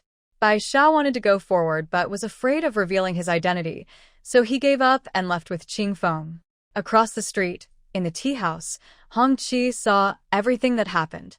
He gave a signal to one of his men, who quickly left and soon returned. "Master Qi, that young woman just started selling food today. Constable Wu helped her find a spot. She's from the same hometown as Zhang Dequan, the day labor. Go buy some of her food," Hong Qi said. "Yes, Master Qi." Hong Qi took a sip of the soy milk his man brought back. It was smooth and fragrant, and the fried dough sticks were crispy on the outside and soft inside, with a pleasant bean aroma and no trace of lard. The more he ate, the more he liked it. "Go get 3 more cups of soy milk and 10 fried dough sticks." "Yes, Master Qi." Before long, the man returned with a troubled look. "Master Qi, she sold out. She said she'll be back tomorrow morning." Hong Qi wiped his mouth with a handkerchief.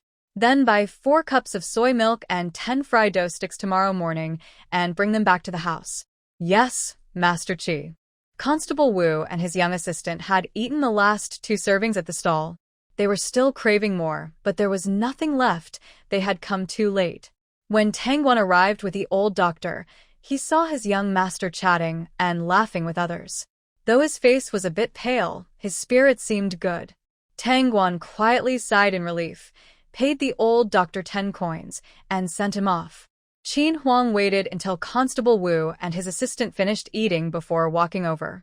"Thanks to you, Constable Wu, for helping us find a spot and rent a table. That's why we finished so quickly today. From now on, breakfast is on us. Whenever you see our stall open, come and eat. It'll make our place look lively, and we'll still be the ones getting the better deal." Constable Wu laughed heartily. "It's nothing. I should be the one thanking you, young lady. If it weren't for your medical skills, young Tang would have suffered much more. I'll make sure no one bothers your stall from now on." Qin Huang cupped her hands politely. "Helping others is just a small thing, Constable Wu. No need to mention it. I'm sure I'll need your help again someday. Constable Wu had work to do at the almond, so after a few more words, he left. Before leaving, young Tang and Tang Guan placed 10 taels of silver on the table. Sister Lu, I'm leaving now. I'll visit another day to thank you properly, he said, then ran off with Tang Guan. To Qin Huang, young Tang didn't seem like a regular yamen runner at all, more like a young nobleman out to experience ordinary life. In her eyes, he was just a half-grown boy. Qin Huang asked Tai Shuang to return the rented table, saying they would rent it again tomorrow. Lu Fuyu was already waiting nearby. Qin Huang and her friends started packing up and leaving the dock. Customers at nearby stalls asked if they would come back tomorrow. Everyone said their breakfast was not only tasty, but also affordable. Qin Huang smiled and replied that they would definitely come back tomorrow. Lu Taihuang and Li went to buy flour and buckwheat. Qin Huang went to settle the bill at Shiruiju. They agreed to meet again at their usual spot. When Qin Huang arrived at Shiruiju, shopkeeper Zhang was waiting for her. Shopkeeper Zhang invited Qin Huang to the second-floor private room to chat about business over tea. Madam Lu, I want to know how long this silver sprout can last. Our boss in the neighboring county also has a shop. If we have to deliver every day, it will be troublesome and costly. Qin Huang looked at shopkeeper Zhang and said, the silver sprout can last about 2 days if stored properly. Keep it like I do, change the water once a day, and it will stay fresh for 2 or 3 days. Shopkeeper Zhang patted his thigh happily. That's great. In the past 2 days, we've developed some new dishes. We use quite a lot of silver sprout, about 100 jin a day for 2 restaurants. Lu's shop might be able to supply that. Qin Huang thought for a moment and asked, can you pick it up every other day, or do you need it daily? Shopkeeper Zhang considered and said, every other day should be fine. We need about 100 jin each time. I don't think we can use that much every day. If we run out, I'll send a young worker to pick it up. Shopkeeper Zhang called over the manager, who was introduced to Qin Huang. From now on, the manager named who would be responsible for collecting the silver sprout. Manager who handed Qin Huang the bill for today's silver sprout. Madam Lu, today's silver sprout weighs 23 jin, costing 231. Please keep it safe. Qin Huang took the money and went downstairs with shopkeeper Zhang. After thinking for a moment, shopkeeper Zhang said, Madam Lu, you could also sell this silver sprout to ordinary people. I think it could bring in good income. Wouldn't that affect your business, shopkeeper Zhang? Shopkeeper Zhang shook his head. No. It won't conflict. You can go ahead and do it. Thank you for the advice, shopkeeper Zhang. Shopkeeper Zhang laughed heartily and said, you're welcome, Madam Lu.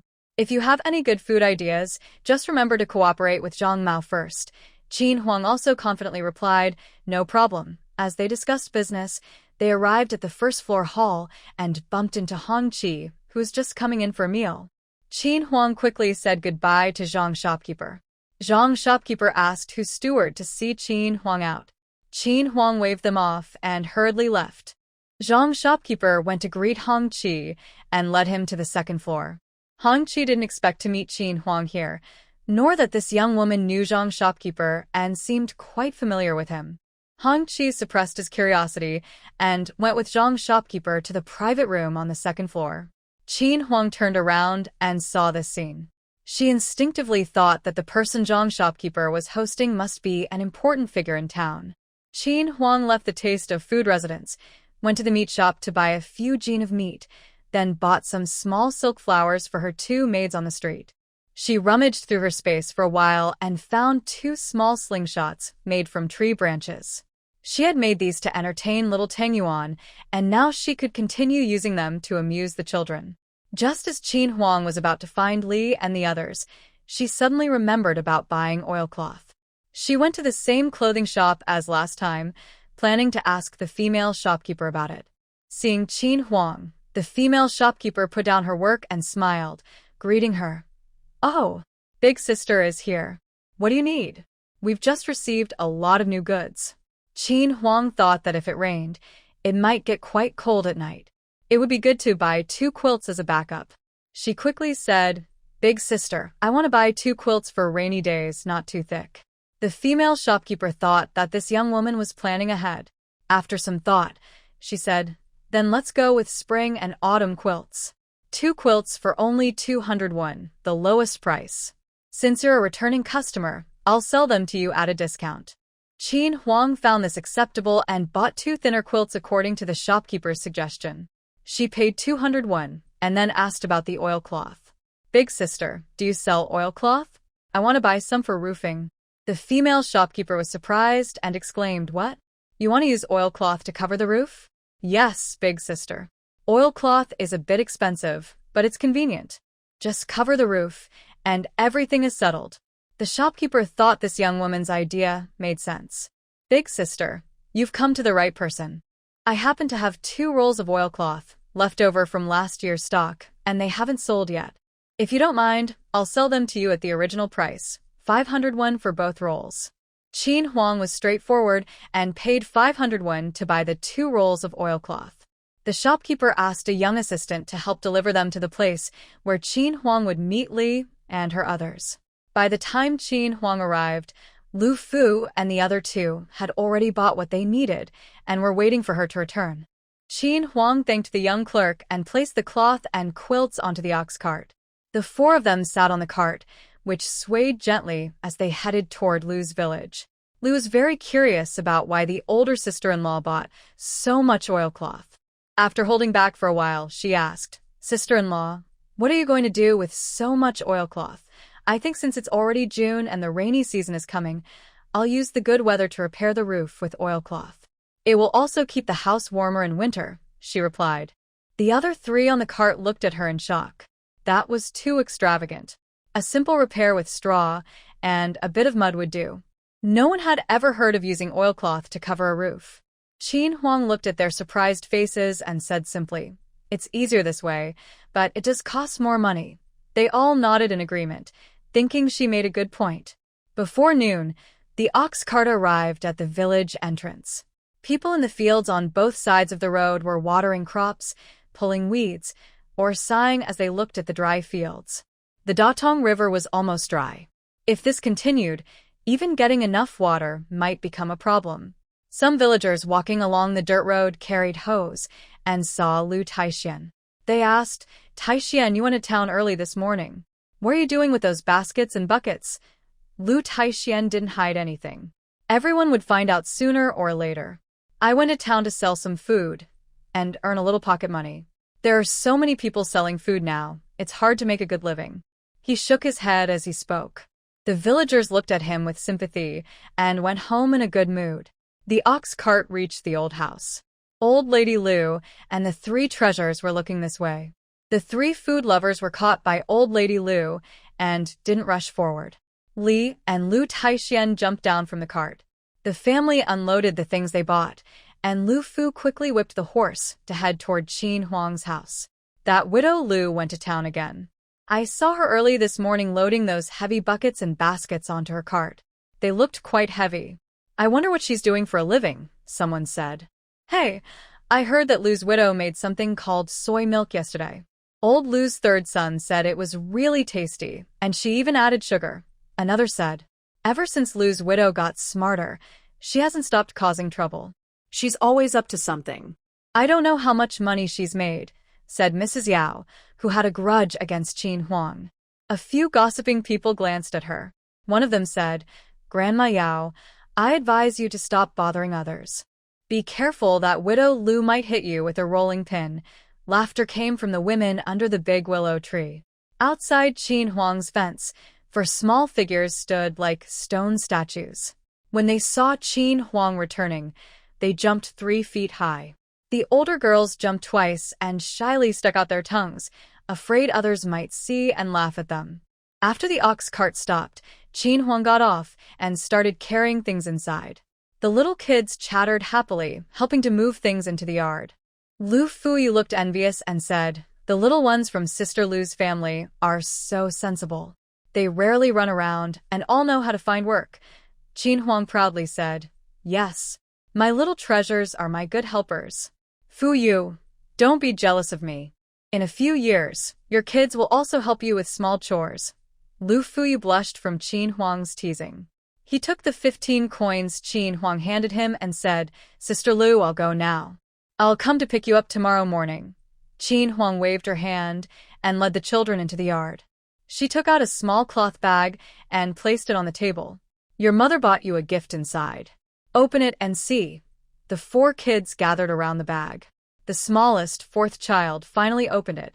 The older girl exclaimed, "Wow, such beautiful silk flowers. Mom is so kind." 3rd and 4th child held slingshots, not knowing what they were for. Qin Huang picked up a small piece of dirt from the ground, wrapped it with a slingshot, and shot it out, hitting a small bird flying nearby. She warned the boys, "Don't aim at people." They nodded and went behind a house to shoot birds. The older girl and 2nd girl ran over with the silk flowers. "Thanks, Mom. I like the flowers you bought. Girls should look pretty. If you like them, keep them. I'll buy more for you later." The family sat in the main hall. Lu Tieshuan suddenly poured the morning's earned copper coins onto the table. Grandma Lu glared at her son and quickly closed the door of the hall. The 3 children covered their mouths and stared wide-eyed. Lu Dad also looked happy. The total money was 105 coins, counted twice. Li Shi happily said, "1 coin for a sugar cake, just like the pancakes we made this morning." After covering costs, we earned over 60 coins. Lao Lu tapped the table and said, "Don't be too happy too early. We can't sell so many sweet cakes every day. Talk to your sister-in-law about changing the main food to different types." Mrs. Li agreed, saying, "Dad is right. After dinner, I will go talk to my sister-in-law. 1, 2, 3, 4, 5, 6, 7, 8, 9, 10, 1, 2. 10. 4th boy carefully counted coins, but he kept counting 10 coins over and over. He felt something was wrong, but didn't know what. It was like counting ants. No matter how he counted, he always saw 10. In Qin Huang's room, the 4 little ones sat on their mother's bed, laughing so hard their mouths hurt as they looked at a pile of copper coins. Qin Huang gave the order, and they started counting the money. 4th boy tilted his head and kept counting to 10, then starting over. He didn't know how to keep going. The 3 older children could count up to 100, which surprised Qin Huang. Lu Taizhu was even teaching the children to count, so they wouldn't have trouble learning math later. Qin Huang asked 3rd boy to help 4th boy count. 3rd boy counted 8, 9, 10, 11. 4th boy's eyes lit up, and in his soft, chubby voice he said, "Point 10, 11, 12. Qin Huang gently patted 4th boy's little head and said, "My 4th boy is so smart." 4th boy smiled happily at his mother's praise, showing his small white teeth. After counting the coins, Qin Huang estimated that after deducting costs, they earned about 100 coins. Dia earned 200 coins, so in one day, they made 300 coins. She was very happy with this income. She thought Dia was making quite a profit. She couldn't help it. She was the first person in this area to eat bean sprouts. Her time was limited, and she was a bit busy. She planned to work for a while and then find a way to hire someone. "Children, I have good news. Because you help me every day and our business benefits from your hard work, I decided to give each of you 10 coins as pocket money." Besides, even if he was the vice commander's family, he was afraid of offending the vice commander. The girl in front of him was not the vice commander, so why should she speak to him in such a tone? "I want to eat meat. I want to eat meat. Hurry up and get some meat for me, or I'll tell my dad to beat you to death." The little boy couldn't wait any longer and started shouting loudly. Just then, Lu Mingzhou arrived with a group of people. Female shopkeeper put down her work and smiled, greeting her. "Oh, big sister is here. What do you need? We've just received a lot of new goods." Qin Huang thought that if it rained, it might. Surprised that someone was eavesdropping in the middle of the day, Qin Huang waved to Sanhua and made a slingshot gesture. Sanhua understood immediately, took out a slingshot from his pocket, and handed it to Qin Huang. Qin Huang took out 2 stones from her space and held them in her hand. She pushed open the door and called out, "Who is outside the fence?" Yao's wife was about to stand up but sat back down quickly. She was afraid Qin Huang would see her, so she crawled a few steps before standing up. Just as she straightened her back and ran a few meters away, 2 stones hit her backside. She yelped loudly, clutching her bottom and jumping up. Qin Huang thought to herself, in the hot summer, she only wore a thin cloth. That slingshot would definitely break her skin. Yao's wife turned to scold, but no one was behind her. Could there really be a ghost in broad daylight? Frightened, she turned around and ran away, forgetting her pain. A stone flew and hit exactly where she had been standing. She held back her scream, dared not make a sound, and instinctively looked back but saw nothing. She let out a loud cry and hurried home. Oh my, that was too scary. She decided never to go to Widow Lu's house again. Ding. Space task completed. Reward: 100 coins, deposited into space. Another 100 coins earned. Qin Huang loved these thoughtful space tasks. After Yao's wife ran far away, 5 heads appeared over the fence inside Qin Huang's yard. They all laughed so hard they could hardly straighten up. Qin Huang took the 4 little ones back inside. She asked them to stretch out their hands. She counted out 10 coins and placed them in Dia's palm. Dia said to Qin Huang, "Thank you, mother," then ran away happily. Qin Huang distributed the pocket money to each little one in turn. They all thanked her first, and then ran back to their rooms holding the money. Qin Huang guessed that the children had gone home to hide their money. She and the 4 little ones, who had hidden their small coins, hurried to pick beans, rinse the bean sprouts, and tidied up after half an hour. The children were busy and sweaty. Qin Huang went inside, took 5 small cucumbers from her space, packed them in a small basket, and took them to the kitchen. She washed the cucumbers and said, "Kids, time to eat cucumbers." As soon as she finished, she was quickly surrounded by the 4 little ones. "Mother, this cucumber smells so fresh. It's crunchy when I bite." "Where did you get it?" Sanwa asked curiously. "Bought from the town. If you like it, my mother will buy more for you tomorrow." "Yay! Yay!" Qin Huang thought. Based on Zhang shopkeeper's twice every 2 days amount, the yellow beans at home won't last many days. She wanted to visit the old house and ask Grandma Lu to help gather some beans. While she was thinking about asking Grandma Lu for help, Grandma Lu and Li arrived. Qin Huang welcomed them into her room, and they explained their purpose. Li looked at Qin Huang and said, "Big sister-in-law, do you think these small sweet cakes will still sell well if we wait until tomorrow?" "Of course. Everyone gets tired of eating the same thing every day. You can change it up every couple of days and make a few different kinds to sell. Everyone has different tastes. Big sister-in-law, can we also sell buns and steamed rolls? Mother, since we have soy milk to drink, these 2 can also be sold. Meat-filled buns can be sold for 2 coins, and larger steamed rolls with a little salt and green onion inside might attract more customers. Second brother's wife can try selling them tomorrow. Big sister-in-law, father asked me to discuss this with you. You really have good ideas. I've seen others sell like this before, but I need to try it myself to know how it goes," Qin Huang said. She couldn't promise success right away, just in case sales were slow. This way, they could think it over carefully. Qin Huang looked at Grandma Lu and said, "Mother, I will need over 10 jin of yellow beans every 2 days from now on. Starting tomorrow, can you help me gather some? The price in town is the same, and it might be easier to collect." She took out 500 coins and handed them to Grandma Lu, who accepted them without hesitation, putting the coins into her pocket. "Don't worry. Starting tomorrow, I'll help you gather beans.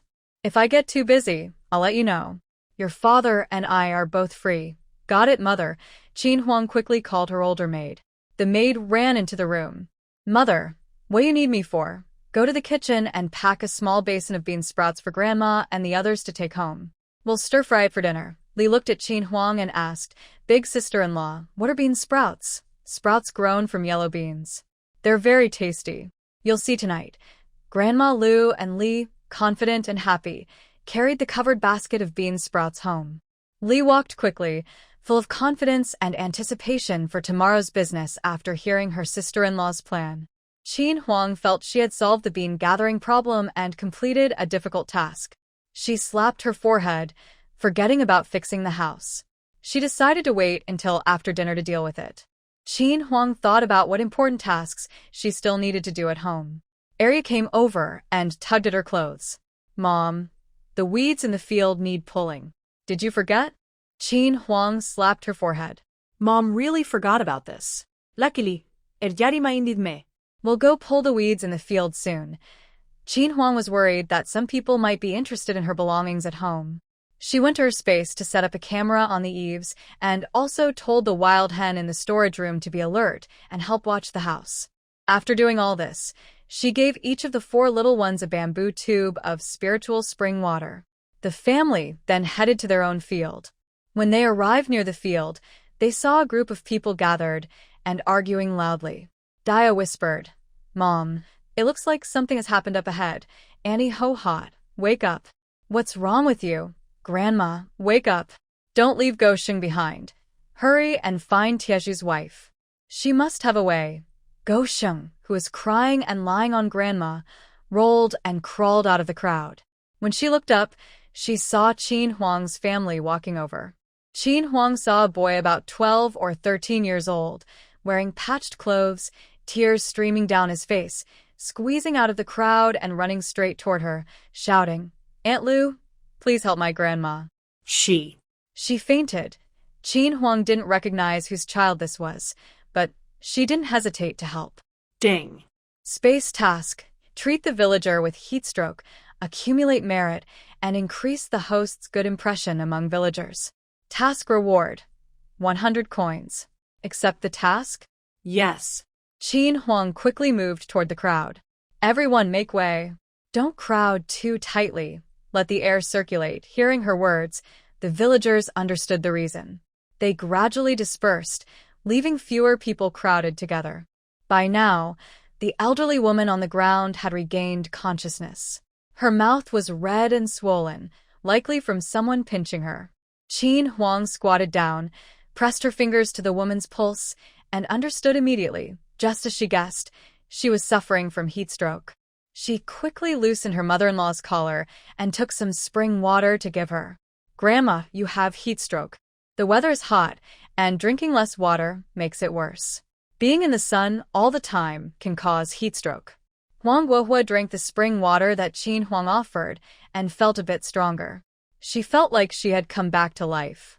She was so scared. Just now, she felt dizzy, her head spinning, and she wanted to vomit. Luckily, her grandson held her. If she had fallen, her life might have been over. Qin Huang took out a small porcelain bottle with a dose of herbal medicine called Huixiangjingqi. "Grandma, drink this medicine to help with the heat." Huang Guohua drank the medicine with Qin Huang's help, and Qin Huang also gave her some water. She then said to the dog, "Sheng, take one of these 2 packs of pills in the morning and evening. You'll be fine the day after tomorrow. Remember to tell your grandma not to eat cold food these days, and the water should be boiled. Don't worry, your grandma is in good health." The 2 packs of pills were Huixiangjingqi pills, which fit the medical practices of ancient times. Huang Guohua thought that Lu's widow must be a great healer. After drinking the water she gave, her mind cleared up a lot. The medicine in the porcelain bottle had a spicy smell, warm and flowing into her stomach. She no longer felt so dizzy. Sheng knelt down and bowed 3 times to Qin Huang. "Thank you, Aunt Lu. Thank you, Aunt Lu. If you need anything, just call Sheng." Qin Huang knew that people in this era often kneeled, but she was not used to it. This kid was too quick. Qin Huang hurriedly helped Sheng up. "You, child, we're all from the same village. No need to kneel like that. I don't like it. Just help your grandma home." A group of villagers whispered among themselves. Their eyes on Qin Huang showed more respect. Heatstroke can be deadly. Last year, a woman from Li's family village died from heatstroke, leaving behind a 3-year-old child. So sad. Qin Huang wasn't interested in listening to their gossip. She took her 4 little ones to her own field to pull weeds. Dia, Arya, and Samwa had worked on farms before, but Siwa was too young to recognize plants or weeds. Qin Huang asked Samwa to take Siwa and teach him to recognize plants and weeds. At first, Siwa was playing the wolf, but soon he ran ahead of his older siblings. Qin Huang was curious. How could this little boy pull weeds so fast? It hadn't rained for a month, and the ground was hard and dry. The weeds were tough to pull. How could this small boy be so quick? Qin Huang quietly went over to look. This mischievous child, he made me laugh so much. He tore off the top half of the weeds, so from afar, you couldn't see the weeds at all. Qin Huang scolded the little troublemaker and taught him how to pull weeds properly. Only then did he focus on pulling weeds, but soon he ran off to catch grasshoppers to play. The 4-year-old child, Qin Huang, didn't expect him to help much, so she let him be. Every now and then, a few people glanced at him, just to make sure he didn't cause trouble. They worked for over an hour, pulling weeds until they were soaked with sweat. Qin Huang didn't want the children to tire themselves out, so she called them to stop and go home. The family of 5 returned home to take a bath, change clothes, and cook dinner. Qin Huang picked a few eggplants from her space, made eggplant with sauce, scrambled some eggs, and steamed a small bowl of rice. The children saw the white rice and drooled with hunger. As expected, everyone ate until they were full. Just as Qin Huang stepped out of the kitchen, the storage room nearby suddenly shouted, "Ah!" Little Flower became a mother. The wild chicken hatched. Wah wah wah.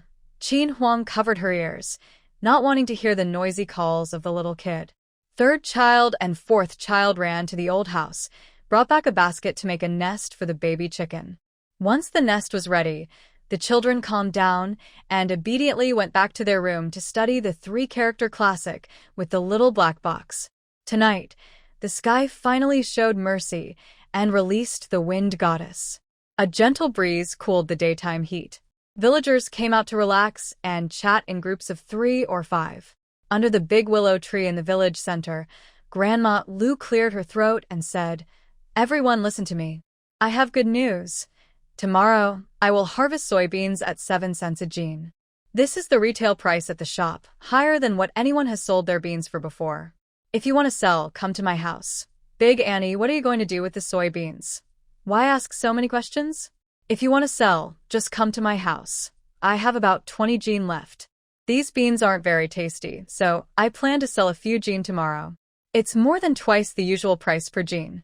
I'll use the money to buy corn. I also have some. I'll talk to my family when I get home. Maybe I'll sell to old Lu." Grandma Lu smiled proudly as she listened to everyone talking. It was settled. Tomorrow, she just needed to stay home and wait for the soybeans to be harvested.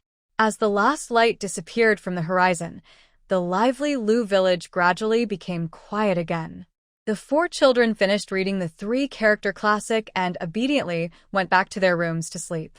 When Qin Huang entered the space, she saw little Tengyuan waving a golden hoe and working hard to clear the land. This girl is so capable. The Tenmu rice field is growing well and should be ready in about 5 or 6 days. After harvesting, they can plan again and wait for the next crop. Feeling her presence, the pink little ball ran over quickly. Master, you're back. I've harvested lots of vegetables. Cucumbers, eggplants, beans, zucchini, green peppers, tomatoes, and potatoes. Each type weighs several jean. You should take them out now or they might spoil. Good. All listen to my little Tengyuan. Qin Huang pinched little Tengyuan's chubby face and said. She then started making soy milk and frying fried dough sticks. Today, she also fried sesame balls and fried cakes. Little Tengyuan was eating happily, with oil all over her mouth. Qin Huang looked at the chubby girl holding fried cakes in her left hand and soy milk in her right. Eat up, or you'll become a big, chubby person someday. Master, you're so mean. How can you curse little Tengyuan to become a big, chubby person? I don't want to get fat. The food for tomorrow's sale was prepared amidst their playful banter. Only then did Qin Huang leave the space and go back to her room to sleep. Qin Huang finished preparing the soy milk and fried dough sticks for tomorrow's sale before leaving the space. Outside was pitch dark. Not long had passed, and she loved how the time difference between inside and outside made everything feel so special. Ding. Space task completed. Reward. 100 coins have been deposited into the space. Hearing this mechanical voice, Qin Huang knew that Granny Huang's illness had healed. She no longer needed the 2 packs of medicine she had been given. On her way back from the fields, Gonyang told her about Granny Huang's situation. Granny Huang was only in her 50s. She relied on her young grandson, Go Sheng, to live. About 7 or 8 years ago, they arrived in Lu family village fleeing from famine. During their escape, her son and daughter-in-law starved to death, leaving her to raise Go Sheng alone. Go Sheng was a sensible boy. When he was 3 or 4, he started helping his grandmother pick wild vegetables and gather firewood. During busy farming times, he also helped her pull weeds. He was a hard-working and clever boy. Qin Huang remembered Go Sheng in her heart. She thought about him a little, then gradually fell into a hazy sleep. By dawn, Qin Huang was already outside in the yard exercising her body. 15 minutes later, Qin Huang went to the kitchen to prepare breakfast. She took out 5 cups of soy milk, 7 or 8 fried dough sticks, and also grabbed a few small cucumbers for the little kids to eat. She placed the food on a small table so the children could start eating as soon as they got up. After a few days of good meals, the children's faces looked healthier, with a bit more flesh and lighter skin. They no longer looked malnourished like when they first met. Before she left, the children got up early and went to check on the family chickens. She sprinkled some corn for them and filled their water, then she felt at ease to go eat breakfast. Lu Fuyo arrived on time. After loading the things onto the cart, they went to the old house to pick up Lu Tieshuan and his wife. The ox cart left slowly, guided by the family's good wishes. After walking a little while, they sometimes met villagers from other villages carrying vegetables to sell in town. Qin Huang spoke at the right moment. Fuyo, what are we going to do in town after you finish delivering us? Big sister Lu, what else can I do? Just stay at home. Fuyo, I think you shouldn't stay at home every day. Today, take some silver sprouts and go try your luck. You can sell vegetables at a stall or walk around the streets. It's better than just staying here. If you can't sell them, just give them back to me. Lu Fuyo thought that was a good idea. Maybe he could really sell some. Trying wouldn't hurt. All right, I'll listen to my sister-in-law. After unloading the cart, I'll take 10 jin of silver sprouts to sell and see what happens. They joked and chatted, feeling no boredom. Soon, they arrived at Yutong town.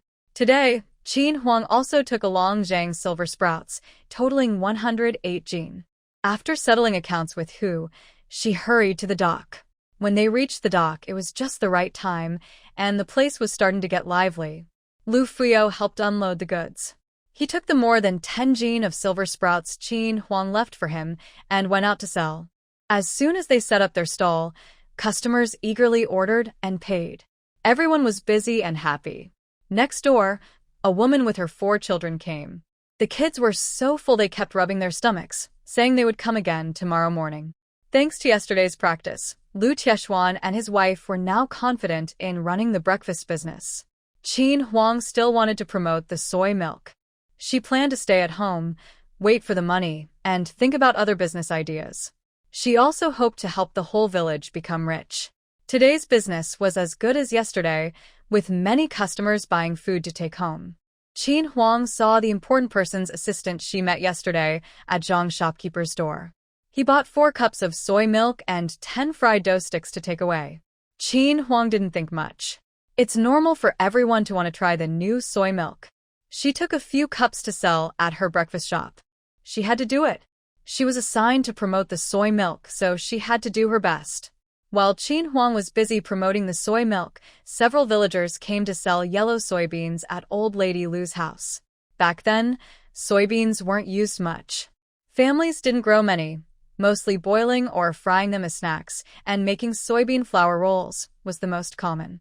Last night, Old Lady Lu's shouting attracted some attention. Now, right after breakfast, someone came to sell soybeans. Old Lady Lu saw Go Sheng carrying a few jin of soybeans and asked, Go Sheng, how is your grandma? Grandma Lu, she's better, thanks to Aunt Lu's medicine. Without it, I don't know what would have happened. Aunt Lu's medicine is amazing. Last night, Grandma Lu got better. I'm bringing the 2 packs of medicine to Aunt Lu to help others with heat stroke. You and your grandma are kind-hearted. Good people always get good rewards, said Old Lady Lu, then weighed the soybeans for Go Sheng. Go Sheng, your soybeans weigh over 5 jin. Here's 40 coins. Take it. Go Sheng took the money happily. Thanks, Grandma Lu. I'm going home now. Go on. Go on. Old Lady Lu waved her hand. Go Sheng pocketed the money and ran off happily. Qin Huang visited 2 breakfast shops along the street. One ordered 20 cups for tomorrow morning. After confirming the orders, she headed back to the dock. Soon, someone would place an order with her. She could handle the orders from home. Making soy milk wasn't complicated. Soon, others would figure it out. But her soy milk was mixed with spring water, making it tastier than others. It should still have a market. When Qin Huang arrived at the dock, Lu Fu had already returned. His soy sprouts were sold out. He went to the wealthy street, and as soon as he shouted, people came to buy. Lu Fu bought the soybeans for 8 coins. He made over 20 coins quickly, smiling happily from ear to ear. Li and his wife also sold all their food quickly. The three of them saw Qin Huang return, packed up quickly, and went home. While tidying up, Lu Lijing and 2 officials hurried over, attracting the curiosity of everyone at the dock. Lu Lijing was in a rush and gasped for breath as he reached the others. Iron Pillar's wife. I found you. There's good news. Let them tell you. Qin Huang bowed to the 2 officials. Hello, big brothers. One of the officials looked at Qin Huang and said, You're Lu Widow from Lu Village. Yes, I am, Qin Huang replied. The other official brought a tray and placed it in front of Qin Huang. The case of the kidnappers is closed. Young Lady Lu played a big part. This is a reward of 20 silver coins from the officials. Keep it safe. This time, the kidnappers were caught, and 6 or 7 kidnapped children were rescued. Qin Huang didn't refuse. This was her reward for bravery. She happily put the 20 silver coins into her purse. She said, Thank you, big brothers. Qin Huang took half a tael of broken silver from her sleeve and handed it to the first official. This small amount of money, big brothers, please use it for tea. Thank you for your hard work. She bowed again to the 2 officials. The officials took the broken silver with happy faces and left. Qin Huang, Lu Lijing, and the others talked as they walked out of the dock, unaware that they were already being watched. Qin Huang and the others headed straight to the grain shop after leaving the dock. Today, Li sold about 80 small sugar cakes and over 50 scallion oil buns, earning more silver than yesterday. She bought 10 jin of flour and 10 jin of buckwheat flour, enough for 3 or 4 days. Qin Huang also bought some plain flour and white rice as a small gesture. The shop assistant helped load the grain onto a bullock cart. The group got on the cart and Lu Fu waved the whip. The cart slowly left Yutong town. Behind Lu Fu's cart, a few sneaky-looking people followed at a distance. Besides Qin Huang, the other 4 on the cart didn't know they were being watched. Hong Qi was drinking tea in the dock tea house. His subordinate Hong Feng stood in front of him. Master Qi, those thugs followed Lu's cart. Should we help?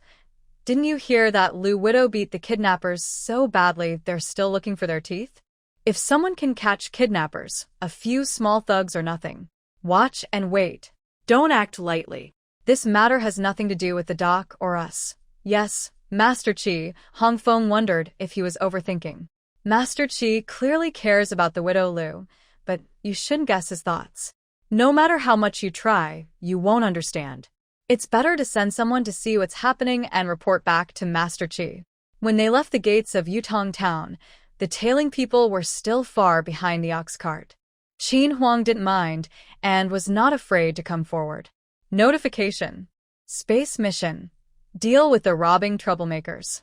Reward, 400 coins. Do you accept? Yes.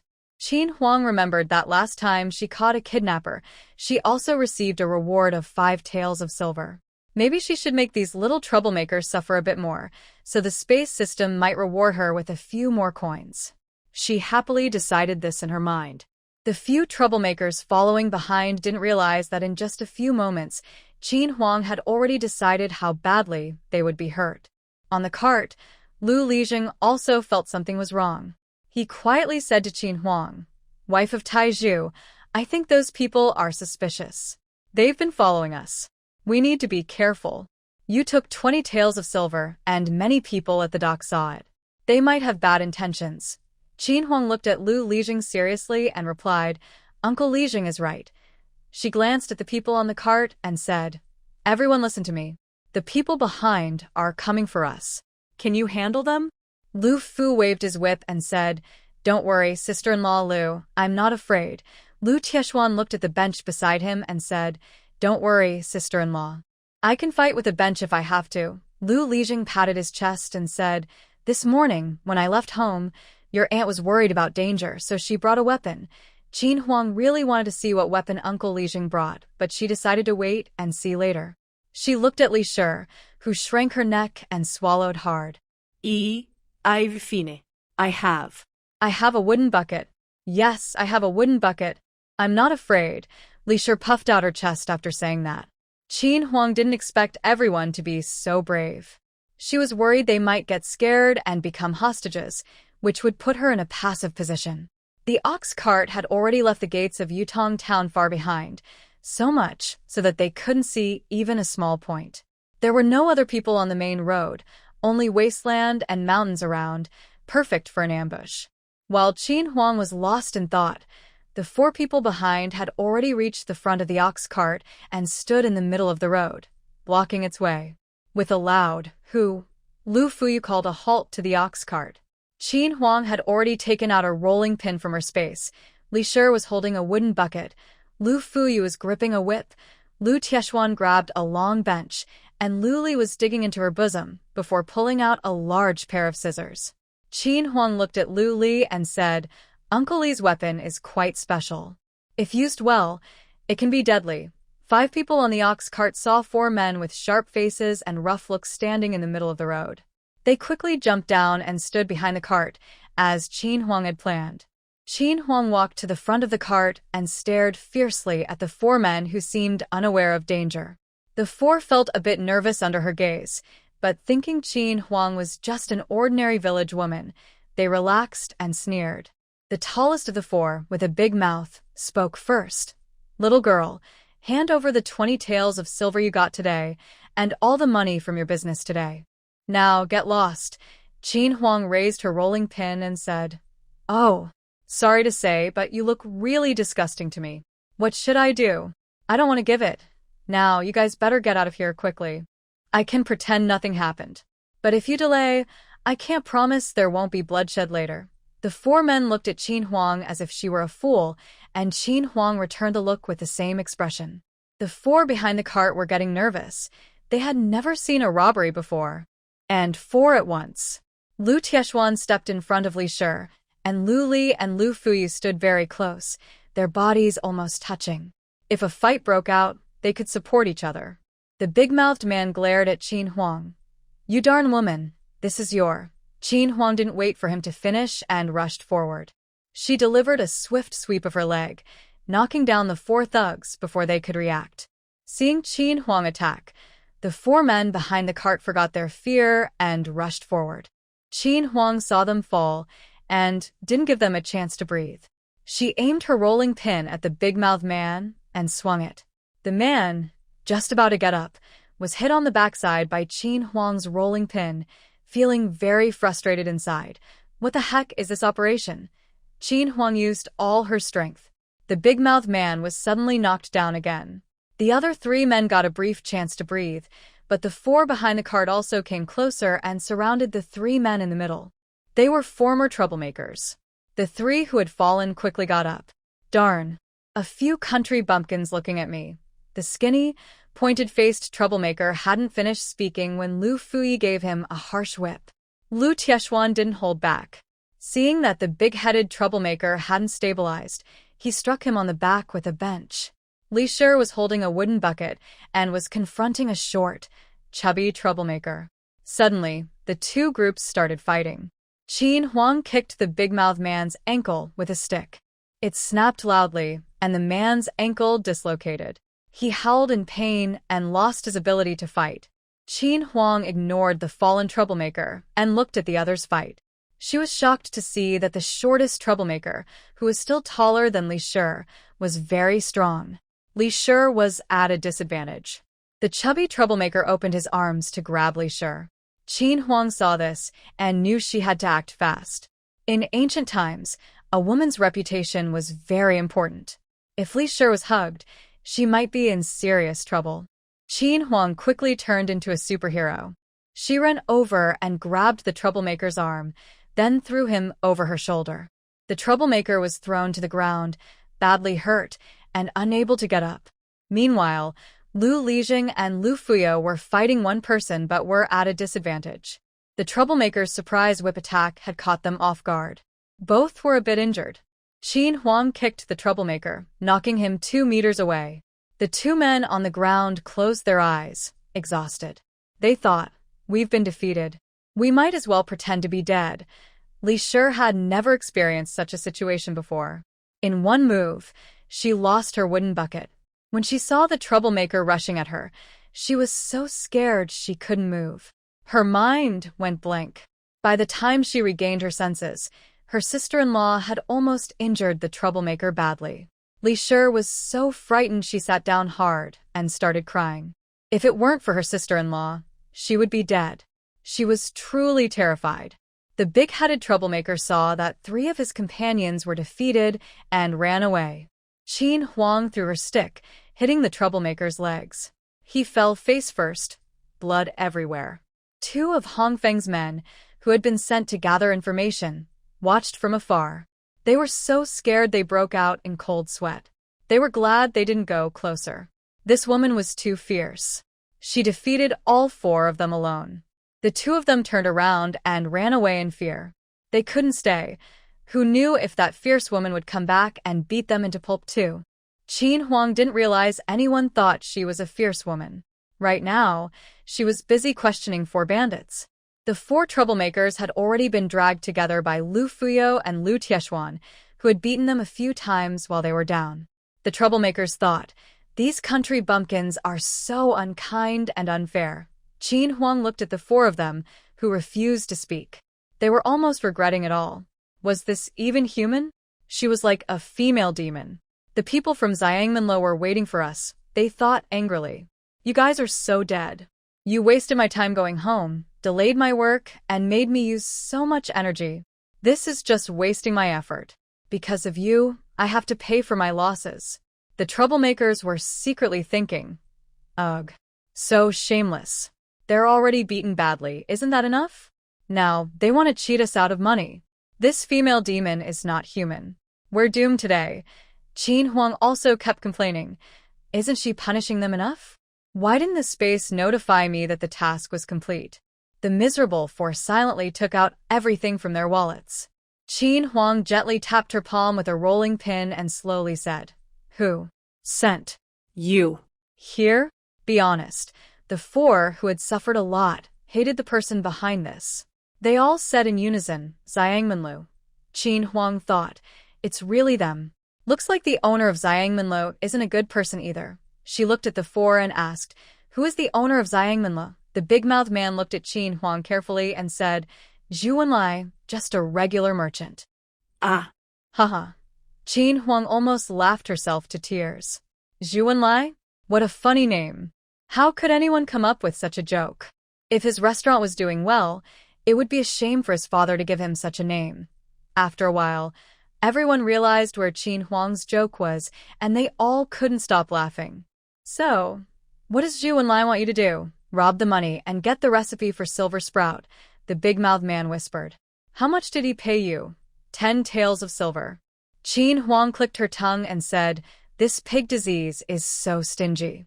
They only give you this little reward. You guys are really losing out." The unlucky 4 relaxed their guard. Qin Huang quickly slipped a chocolate bean into their mouths while they weren't paying attention. It melted instantly. The 4 stared wide-eyed. What kind of thing was the evil woman giving them? It was bitter, a little sweet, smooth, and delicate. It didn't seem like poison, right? Seeing their frightened expressions, Qin Huang knew their first thought was that it was poison. She was very pleased with this result. "What I gave you is a special poison from my school. You need to take it once every 6 months. If you don't, you'll suffer internal injuries and die. It's a secret recipe. My master is a divine doctor, so others can't detect this poison. Do you understand?" The unlucky 4 nodded in unison. "Yes, yes. We will obey everything, young lady." "Don't call me young lady. It makes me sound old. Call me big sister." "Got it," the 4 replied together. "Got it, big sister." Could they really forget? Or did they want the antidote? This was just their bad luck. Ding. Space task completed. Reward: 400 coins. Punish the bad guys and comfort the victims, increasing the host's fighting ability. Reward: 20 taels of silver, already stored in space. Ah, This way of making money is so awesome. Heaven, please send more villains. Boss, can we go back now? Qin Huang glanced at the big-mouthed man. He was her future little brother. It felt like finding a spy from her past life. Better to reset his ankle first. Qin Huang walked over to the big-mouthed man. He was so scared he kept retreating. She supported his leg with her left hand, grabbed his ankle with her right, and pushed and pulled. Crack. His ankle was reset. The pain made him sweat cold. Qin Huang looked at the unlucky four and said, "These people are my family. I can't let anyone bully them. Tomorrow someone needs to go to the dock to help sell breakfast. You can decide who goes. When you go back, don't forget to ask Xiangmanlo for silver. Say that all tasks are done except for the bean sprout recipe. Also, from now on, don't neglect your duties. Get lost." The four picked up their empty bags and limped together toward the city. They were so poor that their bags jingled. They planned to take the silver from Xiangmanlo back home. Qin Huang picked up the silver on the ground and counted it. It was less than 1 tael. These 4 poor guys were really unlucky. She divided the silver among the 4 village officials. Most of them had some minor injuries, and this money was a kind of compensation. On the way, these unlucky people caused a delay, so they probably wouldn't arrive home until noon. Hongfeng's 2 subordinates hurriedly ran to the dock, gasping for breath. It took them a while to catch their breath before they could speak. They recounted the incident of hitting Qin Huang, and Hongqi and Hongfeng listened with wide eyes in shock. After a moment, Hongfeng asked, "What happened to those unlucky people now?" The 2 subordinates looked at each other, unsure. They had no idea what had happened to the unlucky people. Bravely, one said, "We were afraid the mother witch would find out, so we ran back first." Hongfeng held back his laughter and said nothing. Hongqi waved his hand, signaling the 2 to leave. "This woman is quite interesting. Keep an eye on her, and don't let any secrets slip." "Yes, Lord Qi." Qin Huang and the others tidied themselves up on the ox cart. If the villagers saw how messy they looked, they would probably laugh at them. It might also worry their families. Qin Huang was worried that Li and his wife might be too scared to go out selling again. She told them, "I've already spoken with Captain Wu at the dock. You don't need to worry." Lu Tieshuan and Li's wife were indeed a bit scared, but they had no other way to make money. They couldn't just wait for luck or rely on farming to earn some money. For the sake of their 3 children, they had to try their best. After thinking it over, they nodded together. "Don't worry, sister-in-law, we're not afraid." Qin Huang then turned to Lu Fuyo and Lu Lijing and said, "Uncle Lijing, Fuyo, you don't need to worry either. Those troublemakers ate what I gave them, so they won't dare cause trouble. They're also afraid of dying." Lu Lijing and Lu Fuyo both said they weren't afraid. Li's wife asked mysteriously, "Sister-in-law, what did you give those people to eat?" Qin Huang smiled slyly. "Guess." The people on the ox cart also looked at Qin Huang curiously. They wanted to know what those unlucky people had eaten. Qin Huang chuckled and said, "Just a few pills to help with digestion." Hearing this, everyone couldn't help but want to laugh. Those unlucky ones thought they had eaten some dangerous poison. From now on, they would obediently follow Qin Huang's orders. Qin Huang looked at the group and said, "Today, all of you are affected because of me. This Xiangmanlo is the first restaurant I tried to promote silver sprout wine. They didn't even look at me, and just drove me out. I didn't expect their jealousy of the silver sprout at the neighboring Shimiju to make them use such mean tricks. This terrible plague of swine fever is really annoying." After some cleaning, it was hard to tell they had been in a fight. Most bruises were covered by clothes. By noon, the ox cart arrived at the entrance of Lu's village. On both sides of the road, the young crops in the fields looked half dead, hanging on by a thread. Lu Lijing sighed, "I wonder when it will rain. Uncle Lijing, it was windy last night and today isn't so hot. I think it might rain in a couple of days. I was also thinking of fixing the roof at home." Lu Lijing looked at the sky. "Is what Iron Pillar's wife said true?" "Yes, Uncle Lijing, I really think so. I want to build a chicken coop. A few days ago, some wild chickens we caught hatched 15 chicks. We can't keep them inside all day. I plan to build the chicken coop and fix the roof in one afternoon." With Iron Stalwart and Frio helping and Uncle Lijing finding a few people, we can do it. No need to pay them, just 15 cents per person for the afternoon. I'm also helping buy 500 bricks for the coop. Good, good. After lunch, I'll find some people. We'll finish everything this afternoon. At noon, there weren't many people under the big willow tree. The ox cart went straight to the old house to unload, then headed to Qin Huang's home. Outside the fence, for small figures still stood. Siwa wanted to run over, but remembered what his mother said, so he held back, waving his little hand. Mother, mother, Siwa is here. When the ox cart reached the gate, the children went into the yard. Qin Huang got off the ox cart and unloaded with Lu Fuyo. After finishing, she paid for the cart and asked Lu Fuyo to go back and tell Uncle Lijing's wife to eat more carrots and other nutritious food so she could recover slowly. Qin Huang took some pastries from her space and put them in her basket. Just as she set the pastries down, Siwa ran over happily. The little boy's face was fairer and chubbier, and he was talking more smoothly. Qin Huang pinched his small face and put the pastries into his arms. The 3 older siblings had already moved the wooden bucket and baskets into the kitchen. Seeing that her older brother and sister finished their work, Siwa took out some pastries and shared them with everyone. Qin Huang saw that the last of the little kids was holding a piece of cake, while the others shared the rest equally. The extra piece was given to little fourth. But that's a story for another time. After lunch, Qin Huang carried a basket of bean sprouts to the old house. She met Ergo's mother on the way. She said, "Sister-in-law, Sister Zhou wants to ask you something. You don't have to say yes if you don't want to. I know it's not good to ask, but..." Qin Huang looked worried. "What is it, sister-in-law? Just tell me. I won't be mad." "All right, I'll tell you. Can you teach me how to make soy milk? There's a small yard at Aunt Ergo's place, and I want to start a little business, selling around the streets. I don't want to sell at the dock." Qin Huang thought it was something simple.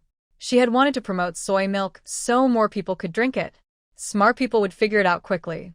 It's better to sell it cheaply, so the villagers could buy it first and take over the market. I thought it was something serious. It's easy to tell you. Just soak the beans tonight, and you can grind soy milk in the morning. Qin Huang whispered the method of making soy milk into Ergo's mother's ear. She held her hand, and her eyes turned red. She didn't know what to say. All right. It's not like I'm bullying you. Go buy a millstone in town. Tomorrow you can sell soy milk and maybe sell some staple food with it, just like us." Got it. Ergo's mother sounded very happy. She was glad Qin Huang was rescued from the Dazhong River. When Qin Huang arrived at the old house, old Lu was weaving baskets on the hill. "Dad, it's noon. Don't you want to rest a bit?" Old Lu kept working. "I'm getting older, so I don't sleep as much anymore." Qin Huang handed him a bamboo tube of spring water. Dad, take this. "Remember to drink it every day." "I drink it with your mom every day. I feel much lighter. Thanks for your trouble, sister-in-law." "Dad, it's my duty." "You and Mom are doing well, and we young ones can relax." Qin Huang sat on a small stool nearby. "Dad, you've worked hard this afternoon. Go help Uncle Lijing watch the roof and the chicken coop. I don't know much about these things." Grandma Lu heard the noise and came out of the main room. "Can the eldest daughter-in-law really make it rain? I hope it's not just wishful thinking. Mom, I based it on what I read in a book. It's probably about right." Grandma Lu looked at the sky. "Well, if that's true, then some rain would help ease this drought." While they were talking, Li and Lu Tieshuan also came out. Lu Tieshuan looked at Qin Huang and said, "Big sister-in-law, my father and I will go check on the brick kiln with Uncle Zheng." "Okay." Qin Huang replied, handing Lu Lao Dad a silver coin or 2 to buy bricks. Lu Lao Dad took the money and went with Lu Tieshuan to Uncle Zheng's house. "Mom, I want to give the business at the dock to my second brother and his wife." Li was surprised and opened her mouth wide. Qin Huang waved her hand in front of her. "Foolish. I just want you 2 to sell soy milk and fried dough sticks. Get the supplies from me first. Once your business is steady, you can run it yourselves. That way, you'll earn more. I have other business ideas too, so I don't have time to do everything." She couldn't say she was lazy or didn't want to work hard. like second dog's mother, held her hand with tears in her eyes. Big sister-in-law, enough. Just think about whether you two can handle the work. You and Mom discuss it. I'm going back now. There are a lot of things at home. Here's some bean sprouts for you. Qin Huang handed the bean sprouts to Li and turned to leave. Grandma Lu and Li watched Qin Huang's back, feeling emotional. Just over 10 days ago, she was still a silly girl who scolded her children. Now it all feels like a dream. When Qin Huang reached home, a group of people was busy working under Lu Zheng and Lu Lao Dad's command. Lu Lao Dad didn't want to waste all the oilcloth, only used one piece, and told Qin Huang to keep the rest. Qin Huang cooked a big pot of mung bean soup with rock sugar for everyone. In this hot weather, drinking mung bean soup helps cool down. The men working there had never enjoyed such treatment. The soup was sweet with sugar, and everyone felt happy. They thought, today's work was worth it. Next time, if Lu Widow's family needs help, we'll come again. She asked for a chicken coop that is as tall as a person, with a shelf inside for chickens to live on. On the other side, she laid straw so ducks and geese could stay there. Above the ducks and geese, she also added a shelf, and Lu Laodi was asked to build some nesting boxes for the chickens to lay eggs. This way, the eggs stay clean and are less likely to spoil. Oldest daughter-in-law, the chicken coop will be finished soon. I think the backyard is quite big. Why not take this chance to build a pig pen too? When you want to raise pigs, you can just buy piglets directly. Qin Huang was worried they wouldn't finish building the pig pen this afternoon. She looked at Lu Laodi and asked, Dad, is that okay? Can we finish before dark? Lu Laodi looked at the sky and said, Yes, we can. Once the roof is done, the workers from the other side will come here. With more people, it will be easier. I checked, and there's enough wood in the backyard. All right then. Let's follow Dad's plan. Thanks for organizing everything, Dad. I'll go prepare some simple food for everyone so they can eat dinner and then head back. After saying that, Qin Huang went to the kitchen to prepare dinner. She steamed a pot of 2 rice, cut a small bowl of pork, cooked a big pot of pork stew with green beans, and made a large dish of braised eggplant. More than 10 villagers finished work as the sun was setting. That afternoon, over 10 people fixed the roof and built the chicken coop and pig pen. Now, the family could raise some chickens, ducks, geese, pigs, and dogs, along with small animals. Qin Huang thought that the pig manure she dried could also be useful. Lu Taixian and Lu Fu each went home to bring their own dining tables, and Li also brought her bowls and chopsticks. Qin Huang then borrowed some from Ergo's family, so everyone had enough utensils.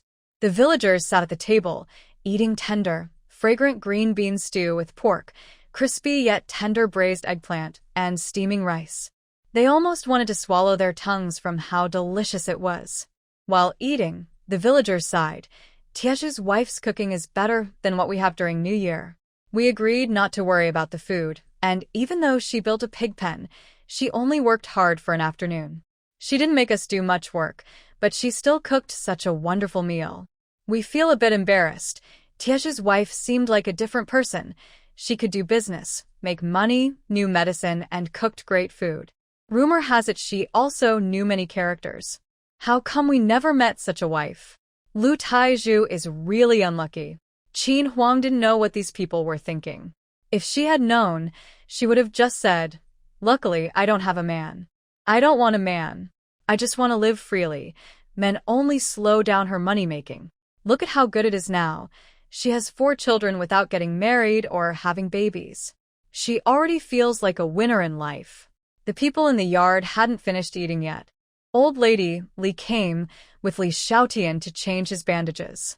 Old Lady Li felt a bit embarrassed. Qin Huang was busy all day, so she could only come at this time. It would get dark soon. Iron Pillar's wife didn't have a man either. Although she was with her, it wouldn't sound good to say it outside. She didn't want to ruin Iron Pillar's wife's reputation for no reason. That would be a sin. Qin Huang thought this was a good time to change the bandages. There were many people, and everyone could see how Li Xiaotian's hand was healing. It was also a chance to learn more about surgical stitches. Qin Huang opened the gauze on Li Xiaotian's hand. The cut had already healed well and looked good. She wiped it several times with spiritual spring water, then disinfected it with iodine solution to remove any poison. Finally, she rebandaged it with fresh gauze. Everyone watching could see clearly. The long cut had healed in just a few days. There was no redness, swelling, or pus. If they had used the old method before, the wound would still be open like a child's mouth. Iron Pillar's wife's medical skills were amazing, almost like a miracle doctor. No one knew what kind of family could raise such a daughter. The whole process of Qin Huang changing Li Shoutian's bandages only took a few minutes. Old Lady Li and her family were very grateful. They hurriedly left, dropping about 10 eggs as thanks. The workers had finished eating too. Old Lu helped settle everyone's wages.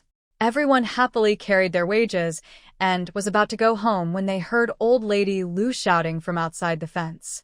Old family head, come out. Qin Huang listened to Old Lady Lu's tone and felt something was wrong. Could it be that Li Shi accidentally revealed the trouble with the little troublemaker? She quickly walked out of the small yard. Mother, why are you here? Old Lady Lu stared with wide eyes. Why am I here? Don't you know? You don't want our family to do well. From now on, you're not allowed to do the food business anymore. Mother, I've already arranged everything. It's fine. With Officer Wu from the Yamen watching over, it's safe. Old Lady Lu sneered. Nothing's wrong? You dare say nothing's wrong? Then tell me, what happened with Iron Pillar and Li Shi today? Don't you remember how Iron Pillar died? What kind of trouble have I gotten myself into by marrying a daughter-in-law like you? Old Lu ran out, grabbing old Madame Lu. What are you talking about here? Haven't you gone home? Isn't there anyone in the yard? At this moment, old Madame Lu calmed down a bit. She glared fiercely at Qin Huang and then turned to leave. Seeing her walking away, Qin Huang could imagine how angry the old lady was inside. Lu Tieshuan was also stunned. His mother was too frightening. This situation wasn't entirely the fault of the eldest sister-in-law. He looked at the villagers in the yard and said some words of thanks. Seeing that there was no more excitement, that everyone had finished eating and received their wages, they all started to leave and go home. Qin Huang turned around and saw Lu Li and Lu Fuyo standing in the yard. She said, Uncle Li, you guys should go home too. You've worked hard all afternoon. It's okay. I will explain things to the old lady later. Fuyo's brother can come again tomorrow at the same time. Lu Li didn't know what to say. The death of Lu Taizhu was a thorn in the old house. It seemed unlikely that the business could continue. Old Lu pulled old Madame Lu all the way home. Wife, what are you doing? What am I doing? You ask those few people. What happened today? How long has Taizhu been dead? Now we've got trouble with some troublemakers. Our family can't afford more problems. Old Madame Lu started crying loudly. Old Lu was confused and anxious. Li, tell me, what exactly happened? Li was now full of regret. She was also frightened today. She kept thinking about what happened on the road. She kept making mistakes in her actions, which old Madame Lu noticed. Under her pressure, she had no choice but to tell the truth. Li looked at her father-in-law's gloomy face and tremblingly recounted what had happened. Old Lu sighed deeply, turned back to the house with a lonely look, and didn't bother to look at old Madame Lu, who was crying on the ground. The mother couldn't be convinced, so she decided to let her calm down for the night. The incident had already happened, and there was no point in complaining. I understand Grandma Lu's actions. She would do the same to anyone in her position. Li didn't say anything and quietly helped Qin Huang tidy up the yard. The older sisters washed the dishes, and soon everything was neatly cleaned up. Qin Huang showed Li and Lu Tieshuan the bean sprouts she had grown. Both were surprised to learn that beans could sprout like that and be used in cooking. She then showed them how to grind soy milk. They watched carefully and silently remembered the methods for making soy milk and bean sprouts. Qin Huang looked at them and said, You two probably won't be able to go out early tomorrow. Just prepare the food to sell, and I will take it to sell in the morning. Since business is just starting, if it stops, someone else will quickly take over. The business can't stop for a day. I will ask those 4 unlucky ones to help out. Don't worry, Lu Tieshuan worried. Big sister-in-law, using troublemakers to help might scare away customers. Qin Huang replied, It's okay, I have a way. Just focus on making the food. Tonight, soak some beans and learn how to grow bean sprouts and grind soy milk. They both remembered Qin Huang's words and went home with their minds full of thoughts. Qin Huang saw the 4 little ones had already fallen asleep after sending the 2 out of the yard. She then returned to her room and slipped into her space. Master, little Tang Yuan has planted 10 acres of soybeans. The space can only hold so much land. It's such a pity. Little Tang Yuan looked sad, as if she was unhappy. Actually, she wanted to farm more land. Without land to farm, what would happen to her little gold? Her little gold was a hoe. Without land, what else could she do? Little Tang Yuan was already worried about her golden hoe. Qin Huang stroked little Tang Yuan's little tuft of hair and said, "Our little Tang Yuan's rice will be ready for harvest soon. After that, what grain do you want to plant?" Little Tang Yuan thought for a moment and said, "Still rice. I want to store a lot of rice. Maybe one day, the master will need it."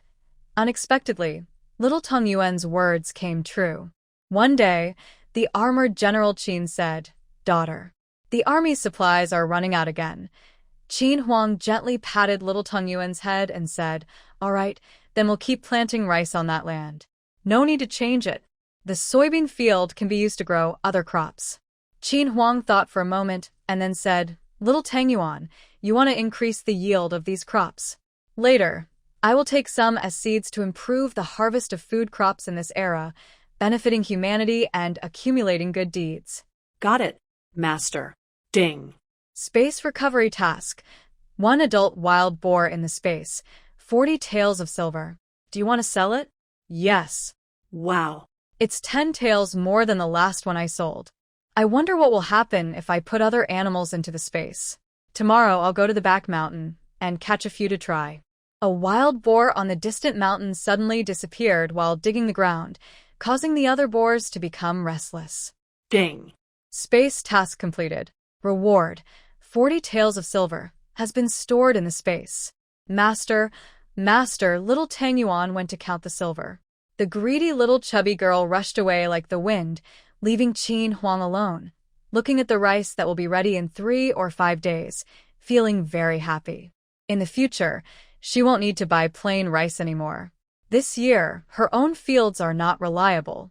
She has to wait until next year to plant rice. The high-yield rice seeds in the space can be gradually promoted. Qin Huang no longer thought much about it. These are things for the future. Right now, she needs to go make soy milk and fry fried dough sticks immediately. Qin Huang prepared the soy milk and fried dough sticks for tomorrow's use before leaving the space. She lay on the bed, yawned, closed her eyes, and went to sleep. Ding. Space task. Scare away a thief. Reward 100 coins. Do you accept the task? Yes. Scare away a thief? What kind of task is that? Where did the thief come from? Wait. Today, the 2 officials from the county government came to the village to give her silver. Everyone in the village knows about it. It's normal for someone to come and steal things at night. The space task is to scare away, not fight off, which isn't very fun. Qin Huang thought for a moment and showed a strange smile. She took out an old-fashioned wooden box from the space, holding it in her hands. Holding the wooden box, Qin Huang went to a corner of the small yard by the fence, under a willow tree. She looked around secretly to make sure no one was watching, then started digging a hole under the tree. After digging the hole, she placed the old wooden box inside, looked around again, and then covered the hole. She even stomped on it hard with her foot. After finishing everything, Qin Huang slowly went back to her house to sleep. Outside the fence, Lu the troublemaker thought Qin Huang had discovered him and almost peed his pants. It turned out to be a false alarm. This morning, the county officials came to the village. They said they were giving Qin Huang reward money for catching the kidnapper, 20 taels of silver. He thought about trying his luck tonight. If Lu Widow didn't see him, he would be rich. Surprisingly, his luck was really good. He was sure that the box buried under the tree contained 20 taels of silver. All he had to do was wait until Lu Widow fell asleep, dig up the box, and run away with it. Lu Popey remembered Lu Widow's fighting skills. He decided not to steal anything else, fearing Lu Widow might break his 3rd leg.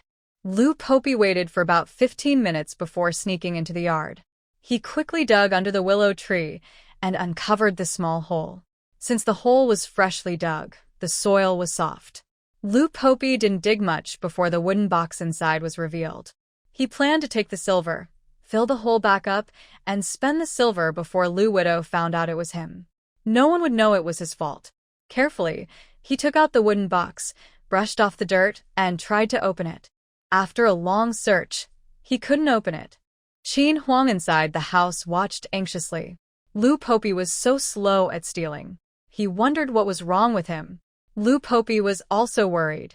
If Lu Widow caught him, he would be in big trouble.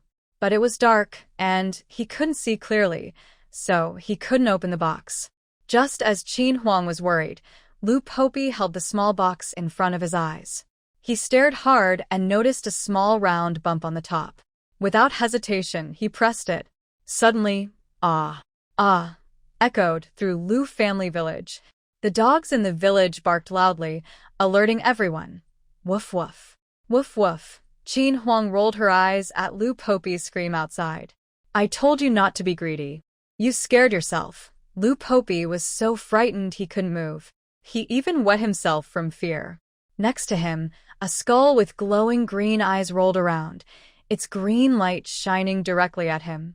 Lu Popi was still stunned from opening the box. He had happily opened it, and suddenly a skull with glowing green eyes popped out, almost hitting his face. He was so scared he nearly fainted, and the box fell to the ground. Qin Huang pushed open the door and shouted, "Who's there?" Lu Popo was called back to her senses by Qin Huang's loud shout. She scrambled out of Qin Huang's small yard, running so fast it was like she had wheels on her feet, quickly disappearing from sight. As Lu Popo ran away, the dogs in the village started barking nonstop, waking up many families. The panicked Lu Popo was met with angry curses from the villagers. Ding! Space mission completed. Reward: 100 coins have been added to your space account. Qin Huang felt the mechanical voice was unusually cheerful today. Could it be that the little boss who assigns tasks in the space also likes to play tricks? In the rooms of the 4 children, the sound of crying came from the 4th child. Qin Huang quickly took the small box back into the space, then hurried into the children's rooms. She casually took out an emergency disaster candle from the space and lit it. This candle burns for 30 hours. She had many stored in her space, and now they were just in time to be useful. A wave of guilt washed over Qin Huang. She was careless and hadn't thought about scaring the children. As a single woman of a certain age, she really didn't know how to take care of kids. Sigh. It turns out being a good mother requires thinking about so many things. The candle lit up the house immediately, making everything bright. Only then did Qin Huang see the scene inside. The 4 children were hugging each other, and the 4th child was still crying loudly. Qin Huang quickly ran to the bed, picked up the 4th child, and held him in her arms. She gently patted his back and comforted him softly. Don't be afraid, little one. Mom is here. Don't be scared. I'm here with you. The older children, Daya, Arya, and the 3rd child, saw their mother coming and were less afraid. Daya looked at Qin Huang and quietly asked, Mom, was that sound coming from our yard? Did a thief come and get beaten by you? Qin Huang nodded repeatedly. Daya guessed right. That thief hadn't even entered the yard before I chased him away. It's okay now. You all go back to sleep. Mom is here to stay with you. The 4th child looked up from Qin Huang's arms. Mom, I'm not afraid anymore. I want to go to bed by myself. If you hold me, you'll get tired. The 4th child twisted his little body, trying to get down from Qin Huang's arms. Qin Huang was touched. Even such a small child knew to care about his mother. When he grew up, he would be a filial son. She was lucky to have such a caring child. She had 4 of them, and she felt she had truly gained a lot. Qin Huang put the 4th child on the bed. Only after all the children were asleep did she leave to return to her own room. Lu Popi ran away, and only after a while did the village dog stop barking. Some brave villagers heard the screams and immediately went out to check. Even though it was dark, sharp-eyed villagers recognized Lu Popi running away by his silhouette. Seeing Lu Popi, the villagers thought, I wonder what Lu Popi is up to now. From the screams just now, it's clear he didn't have a good time this time. Qin Huang, lying on the bed, turned over but couldn't sleep. She kept thinking about the scene of the children hugging each other. She couldn't calm her mind enough to sleep. She finally couldn't sleep and rolled out of bed.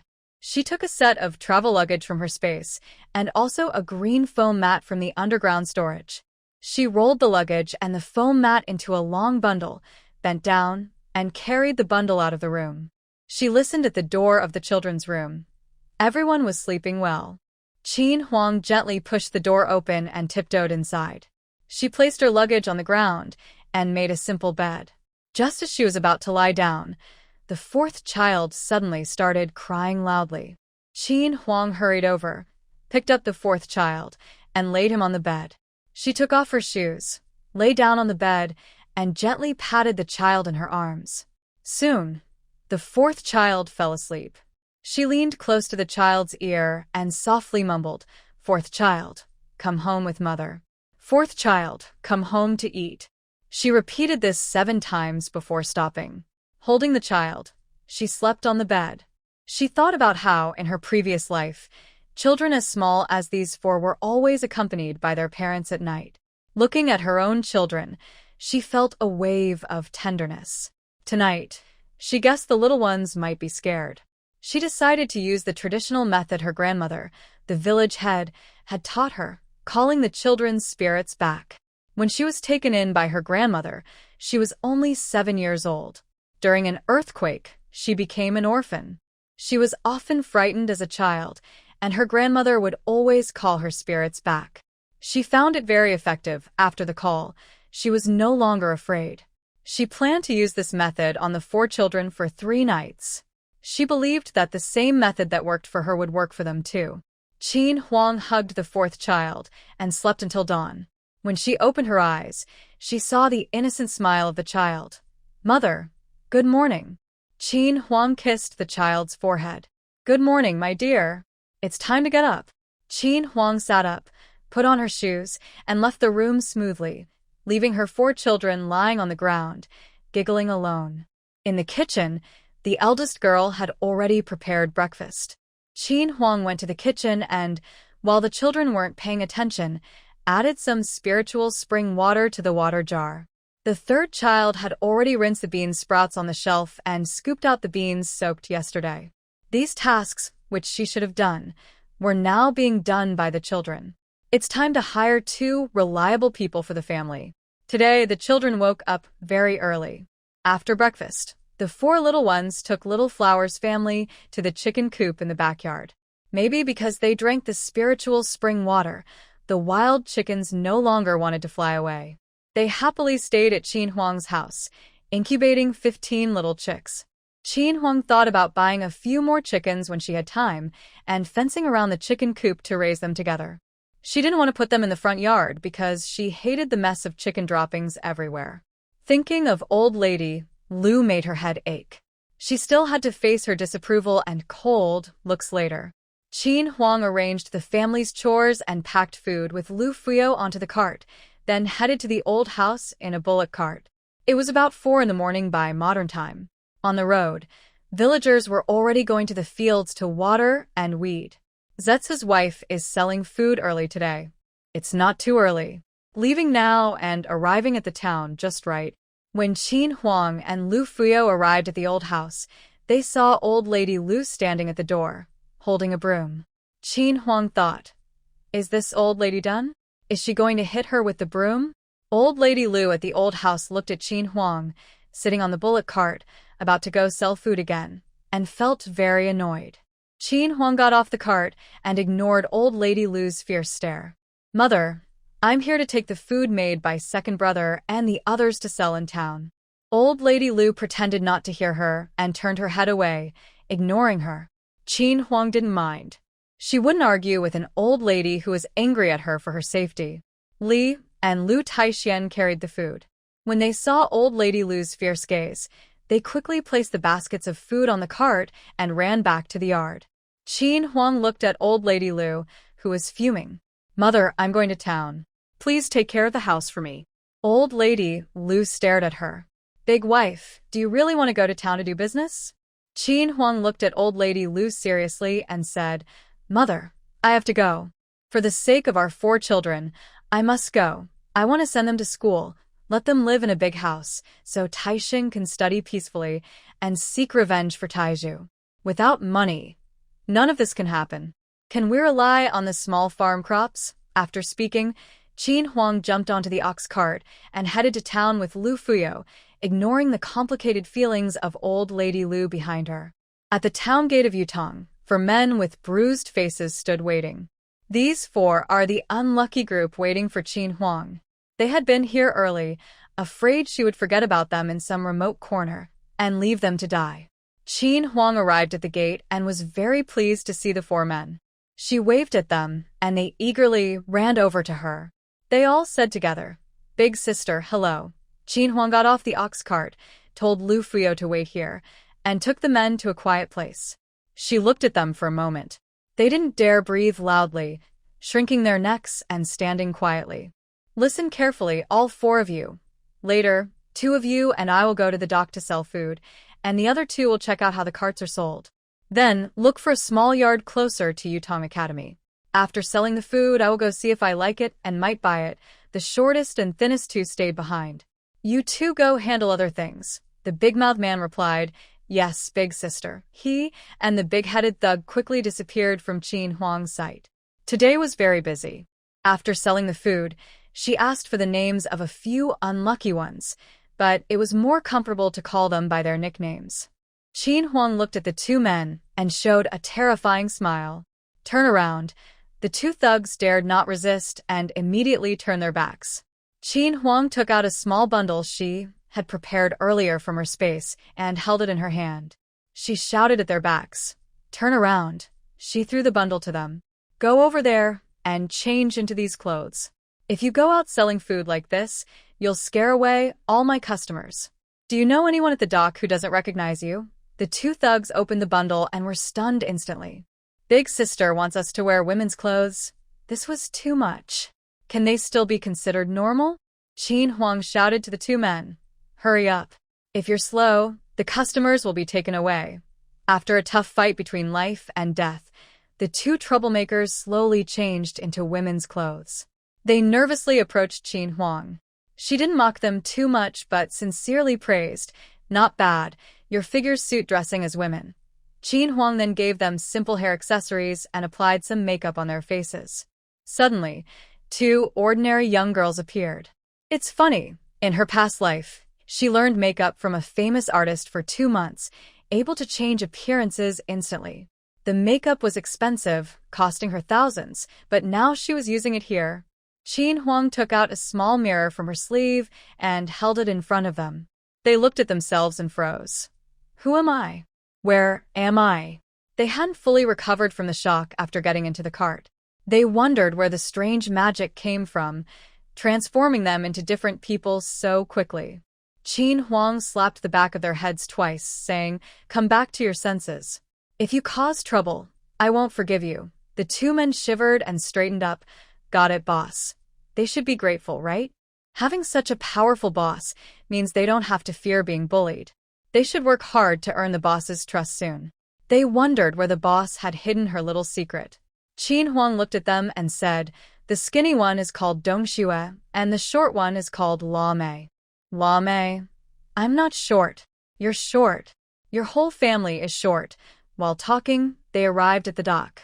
Under the big willow tree in Lu family village, a group of women were chattering and gossiping. "Did you hear? Lu the troublemaker is sick. He had a high fever all night and said he saw ghosts. No one knows what scared him so much. Last night, the village dog was barking wildly, like it had eaten firecrackers. Maybe there's a thief in the village. My husband saw a figure running crazily from the east end of the village, and it disappeared in a flash right in front of him. It was really scary." Listening to the gossip, old Lady Yao remembered her last eavesdropping experience. She was sure this had something to do with Lu's widow's family. Thinking of that day's events, she felt a chill down her neck. Lu's widow, after falling into the water, was too strange. She decided to go persuade others to sell their children. The elderly Lady Lu outside the crowd heard that the thief ran from the east end of the village. She immediately thought of Qin Huang's house. She stopped promoting the soybean selling and turned to walk toward Qin Huang's house. At the small stall by the dock, Qin Huang called out, "Lame, 2 sweet pancakes and 2 fried dough sticks." The woman who didn't want to act like a woman, Lame, just worked silently without speaking. "Dongxue, pour 2 cups of soy milk for this old man." Dongxue, whose throat was sore, also worked silently without speaking.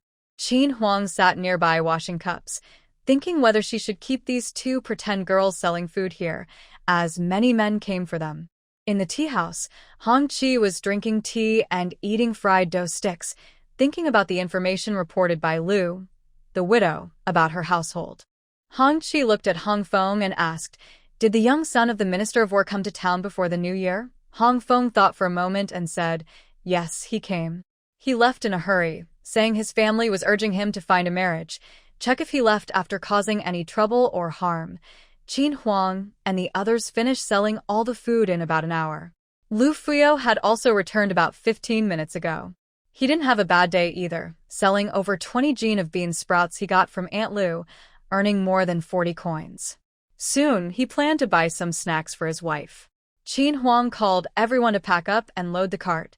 She still had many things to do. After finishing, the 2 big-mouthed men hurried to the dock to help her sell some food, seeing Lame and Dongxue helping Qin Huang pack up. Just as Qin Huang and her group finished packing and prepared to ride the ox cart, they saw the 2 big-mouthed men approaching. Lame and Dongxue were overjoyed. They finally saw their saviors. Qin Huang saw the 2 give her a sharp look, so they stopped and turned to leave the dock. Lame and Dongxue, who had been excited earlier, continued to sit in the ox cart, maintaining their female appearance, as the cart slowly left the dock. Qin Huang looked at Lu Fuyo and said, "Fuyo, I have some other things to do, so I won't go back with you. When you return to the village, tell my children that I will come back as soon as I finish my work." While speaking, Qin Huang took out 12 coins and handed them to Lu Fuyo, which was the daily fee for renting the ox cart. Lu Fuyo took the coins, put them in his pocket, and looked at a few young troublemakers before replying to Qin Huang. "Aunt Lu, I'll head back now. I'll make sure to pass on your message. Be careful yourself." Qin Huang waved her hand and said, "Go ahead. Be careful on the way." Lu Fu nodded, jumped onto the ox cart, and waved the whip. The cart slowly left Yutong town. At Lu's family village, Grandma Lu hurriedly ran to Qin Huang's house. Before entering the yard, she started shouting, "Sanwa, Siwa, come out here." The 2 children were fetching water in the backyard.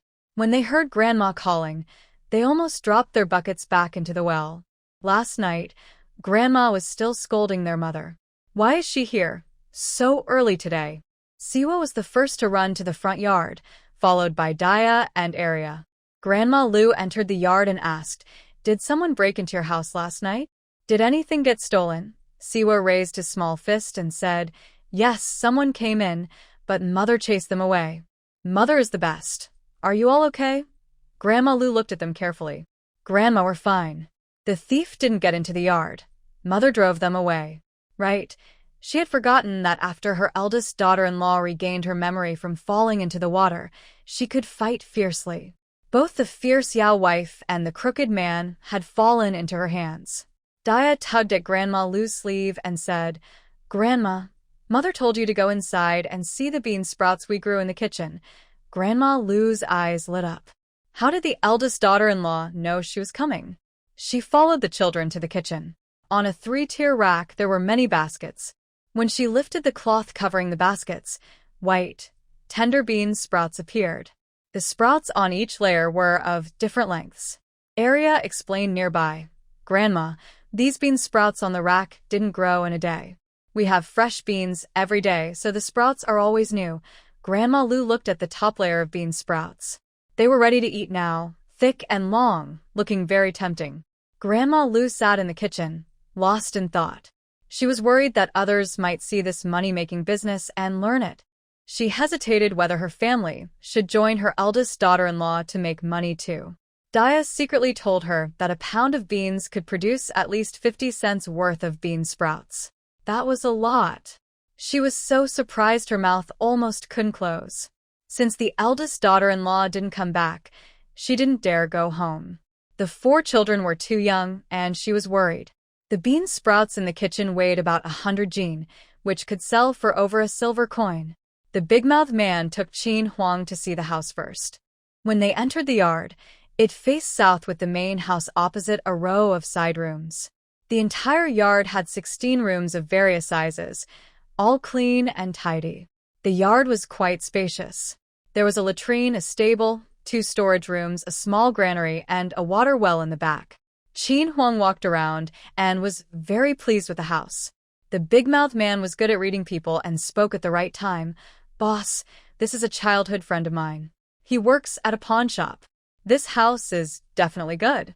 You can transfer ownership as soon as you pay. The price isn't high, and it's probably the lowest in town." Qin Huang understood that a childhood friend meant a close childhood buddy. It seemed this house was really reliable.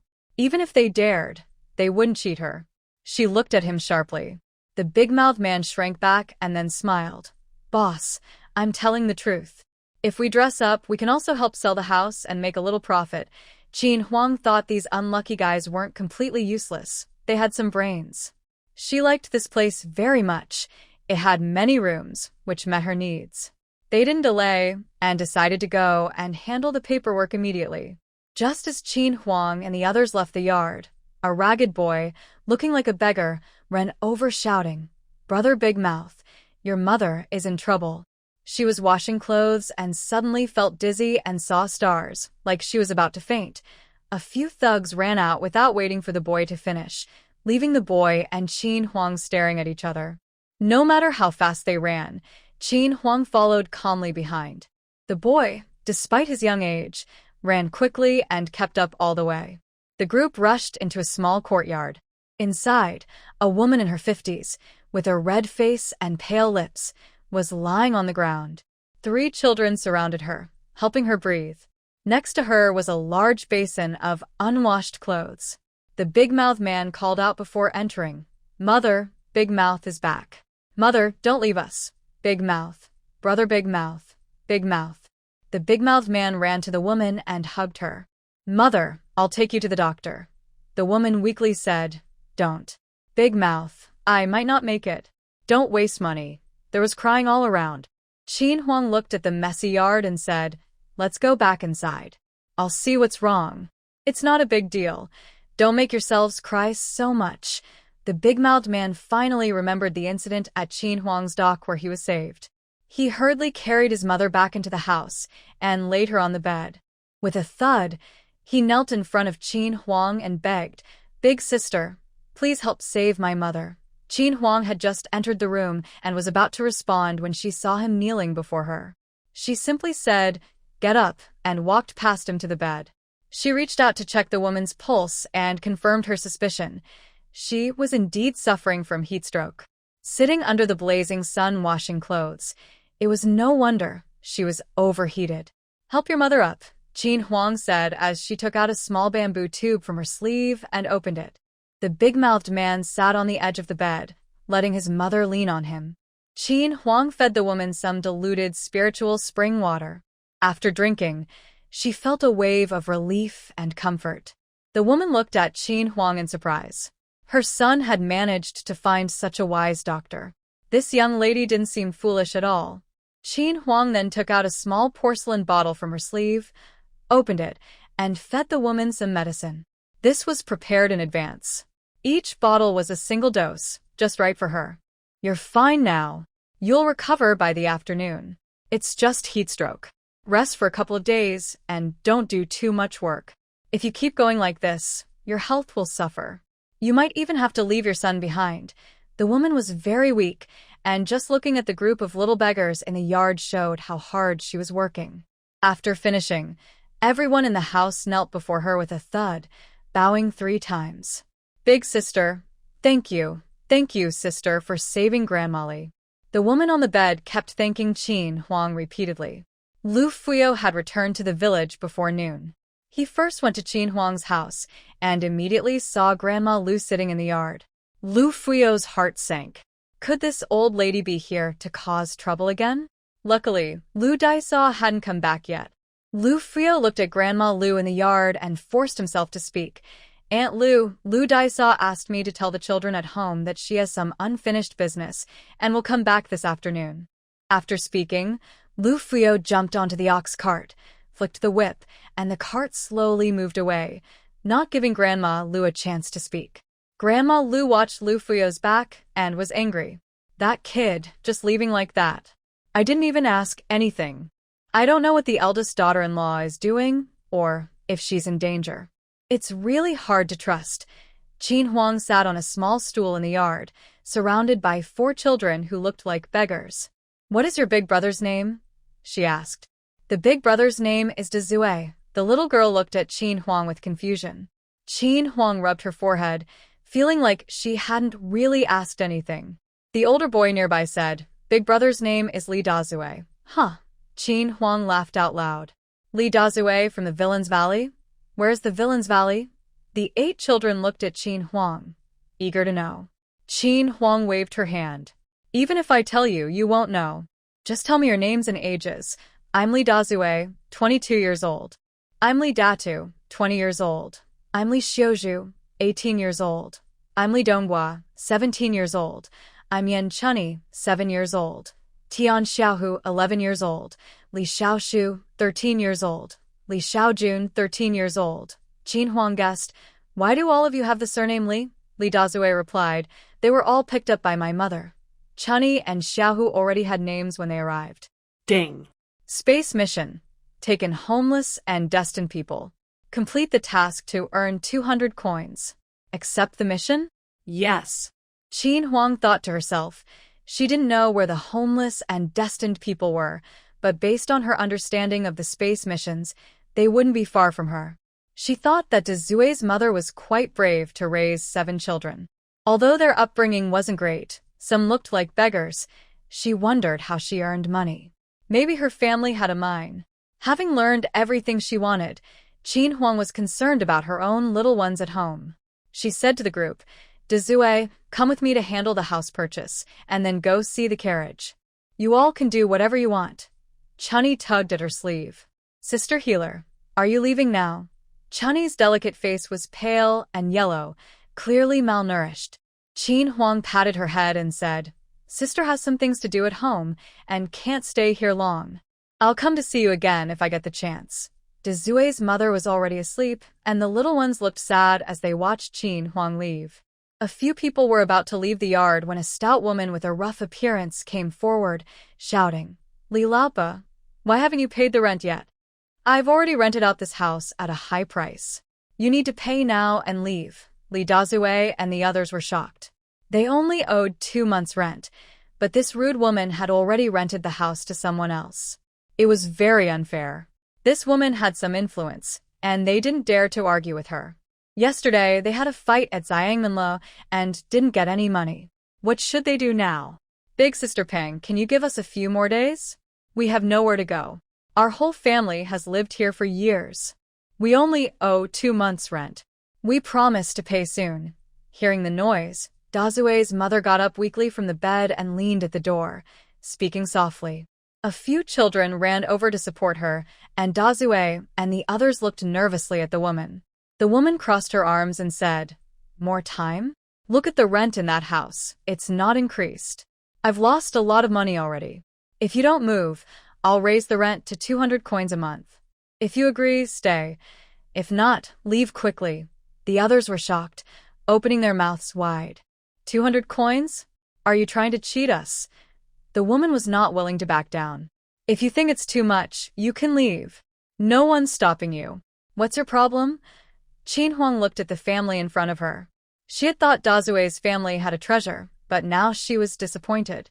Thinking of the task about homeless people, she glanced at the woman and asked, How much is the rent?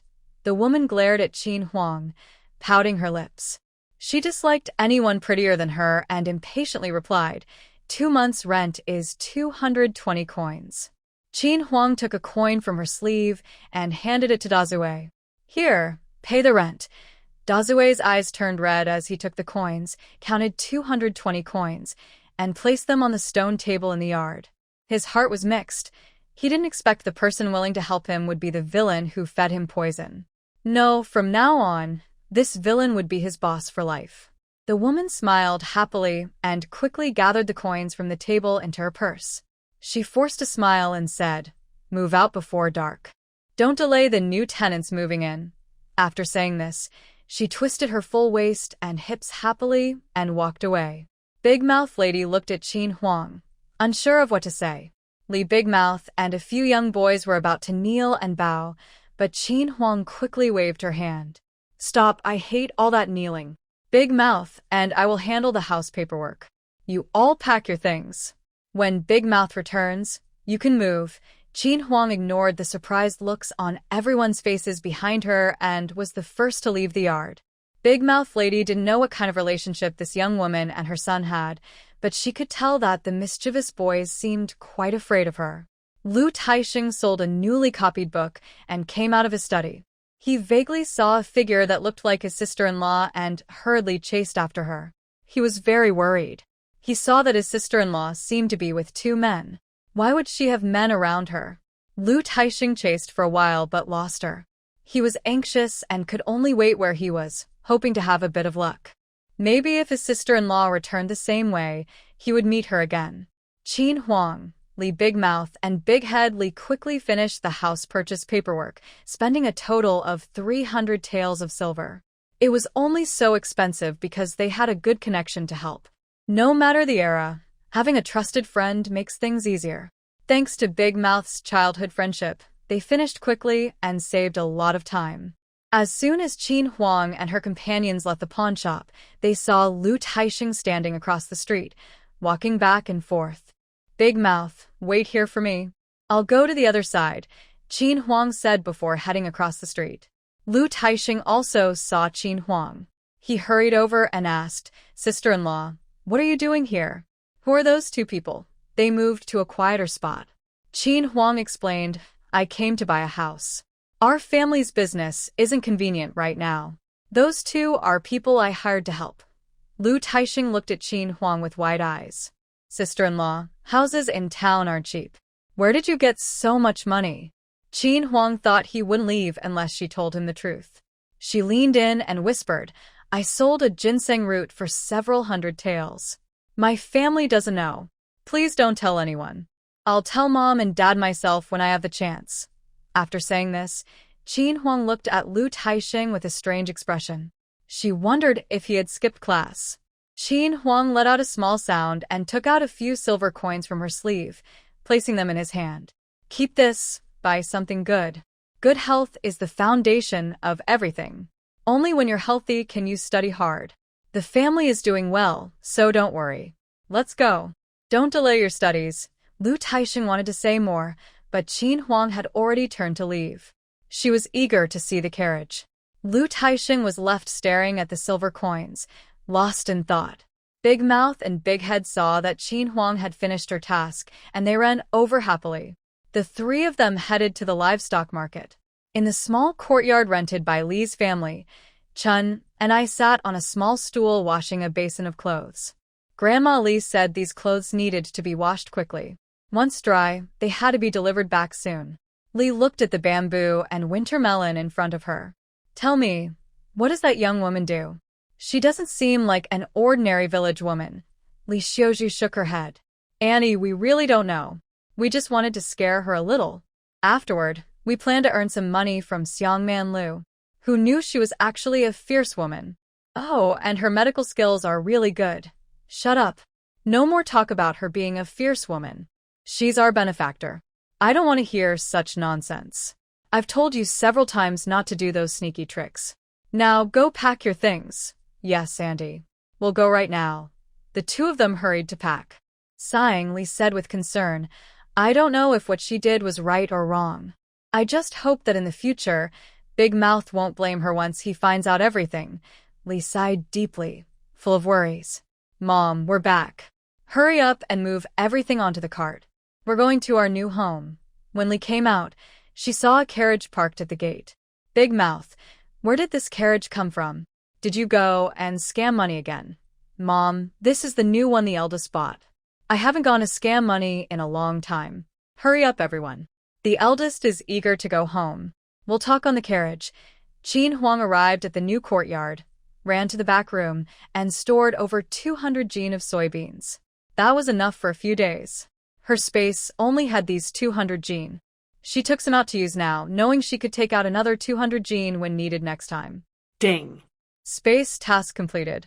Reward: 200 coins, deposited into the space. Xiao Tangyuan, who was counting money in her space, was suddenly startled by the clattering of 200 copper coins. She scratched her little face and continued counting, not remembering exactly where she had left off. Big Mouth and his family moved several times before they finished moving everything. Qin Huang told them to settle down this afternoon and also share her method of grinding soybeans to make soy milk with Big Mouth's mother. She left 2 taels of silver for them to buy a millstone first and to prepare some tools. They would try making it tomorrow. She would come back later to discuss more when she had time. She needed to return quickly because her family might worry about her. At this moment, Grandma Lu couldn't sit still. It was already afternoon, and her eldest daughter-in-law hadn't returned yet. She was very anxious. She stood up and asked big sister and second sister to watch the house, while she took third and fourth children to the village entrance to look for her. Qin Huang was worried that the horse might not listen, so she secretly fed it some spiritual spring water. She used her universal translator to communicate with it. In her past life, she often visited horse farms and knew a lot about training horses. In the end, Qin Huang just sat on the horse and led it away by herself.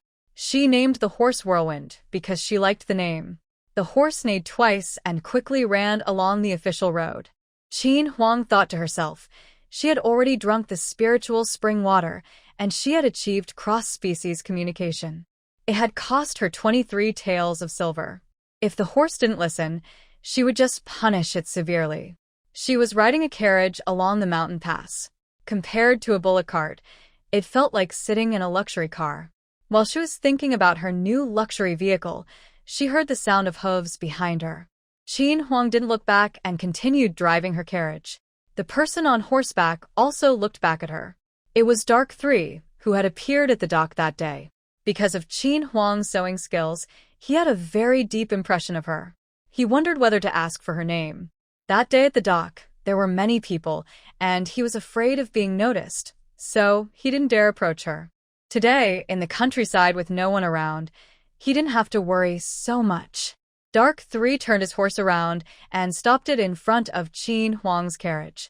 He pulled on the reins and bowed to her, asking, "May I ask the name of the divine doctor?" Qin Huang was confused by the question. Was this person crazy? Calling her a divine doctor right away and asking for her full name seemed strange. She coldly replied, "You have the wrong person." After that, she hurried her carriage off the official road toward Lu family village. Dark 3 was sure that this woman was definitely the divine doctor who saved people at the dock that day. But he also felt that she looked a bit like her family's general. After thinking carefully, she seemed more like the general's wife. He decided he must tell the general about this. Dark 3 didn't stay any longer. He quickly turned his horse and left. He secretly noted the direction Qin Huang was heading so they could find her later. Qin Huang's heart was also unsettled. She felt that the aura on the person just now was the same as that of the group she met last time. This made her think of the young general she encountered that day. At this moment, the young General Qin Zheng, who Qin Huang was thinking of, had just arrived at the northwest border city of Yinqing 2 days ago. He had already forgotten about meeting Qin Huang, which almost led his family to turn him out of the house. When Qin Huang's carriage appeared at the village entrance, Granny Lu and her 2 children were waiting anxiously there. Seeing the carriage coming from afar, Granny Lu was very surprised. Carriages rarely appeared in this village. She moved closer to the side with her children, afraid the carriage might hit them. The third and fourth children had never seen a carriage before. They looked at it curiously. This carriage was much better than Uncle Fu's. It was fast and had a small wooden house and a cloth curtain. In the blink of an eye, the carriage was close. The third child tugged at Granny Lu's sleeve. "Grandma, look at the people on the carriage." "Is that my mother?" At this time, some villagers also saw the arriving carriage at the village entrance. Oh my! What's going on? The daughter-in-law of Tai Zhu is back with a carriage. Did she buy a lot of things? It must have cost more than 10 copper coins each trip. Maybe Widow Lu bought it herself? Yesterday, she earned 20 taels of silver. Qin Huang got off the carriage. Mother, I'll take the 2 children back first. She helped the children into the carriage and then jumped onto her own carriage, heading home. Granny Lu was still stunned. Seeing her 2 grandsons get into the carriage, she suddenly shouted loudly, "You useless woman! You just got silver and you don't know how to save it? Did you buy that carriage just for show?" Big daughter-in-law, stop right there. Qin Huang ignored her. She was sure that Granny Lu would soon come to her house to say everything she needed to say. What she would do was up to her family. The 2 children who were suddenly put into the carriage were initially a little scared, but they soon got used to it. Qin Huang thought that boys naturally liked carriages and horses, so it was no wonder they didn't want to sit still. Third brother, do you think this carriage was bought by mother? Can we ride it every day? Is this the carriage that second brother Dega said? Third child thought his brother asked too many questions. He couldn't answer any of them. I don't know either. We'll ask mother later, he said. They didn't dare call her mother directly because the big vehicle pulling the carriage looked a little scary. Lu Fuyo saw Lu Daisao riding the carriage back and immediately thought of something. He hurriedly went home. Qin Huang drove the carriage to the gate and found the fence gate was too small. The carriage couldn't get in and there was no garage at home. These frustrating days were better in the past life, when her older brother did whatever he wanted, and everyone was fed. She took down the fence gate and drove the carriage directly into the yard. Later, she would make a bigger gate. Big sister and second sister saw the carriage and felt happy. Old Chen. Enough! Father Chen's face darkened, but he controlled his temper at a critical moment. He didn't expect Xiao Wanqing to be so formidable. A young girl, he thought she was easy to manipulate. He thought a few vague words would ruin her reputation and that she wouldn't react so quickly. Since this trick didn't work, Father Chen had to give up. Because the Qiao family, especially Uncle Qiao, was not someone they could afford to offend. Something good. Good health is the foundation. Lu Taixian and his wife. Sister-in-law is amazing. If they listen to her, they might buy a carriage too. The 3 children of the Lu family, they wonder if their eldest uncle's wife still needs a son. People like them. Qin Huang gave a packet of snacks to the 3 children and told them to share. She called out to the people in the old house, father, mother, Taixian, and second brother's wife, come see the kitchen. Among the 4, only old Lu hadn't seen the bean sprouts in the kitchen. They talked for over half an hour until big sister ran in and said, "Grandma, mother, come out and see if it's going to rain." What? Everyone in the old house was surprised and quickly ran outside. They looked up at the sky.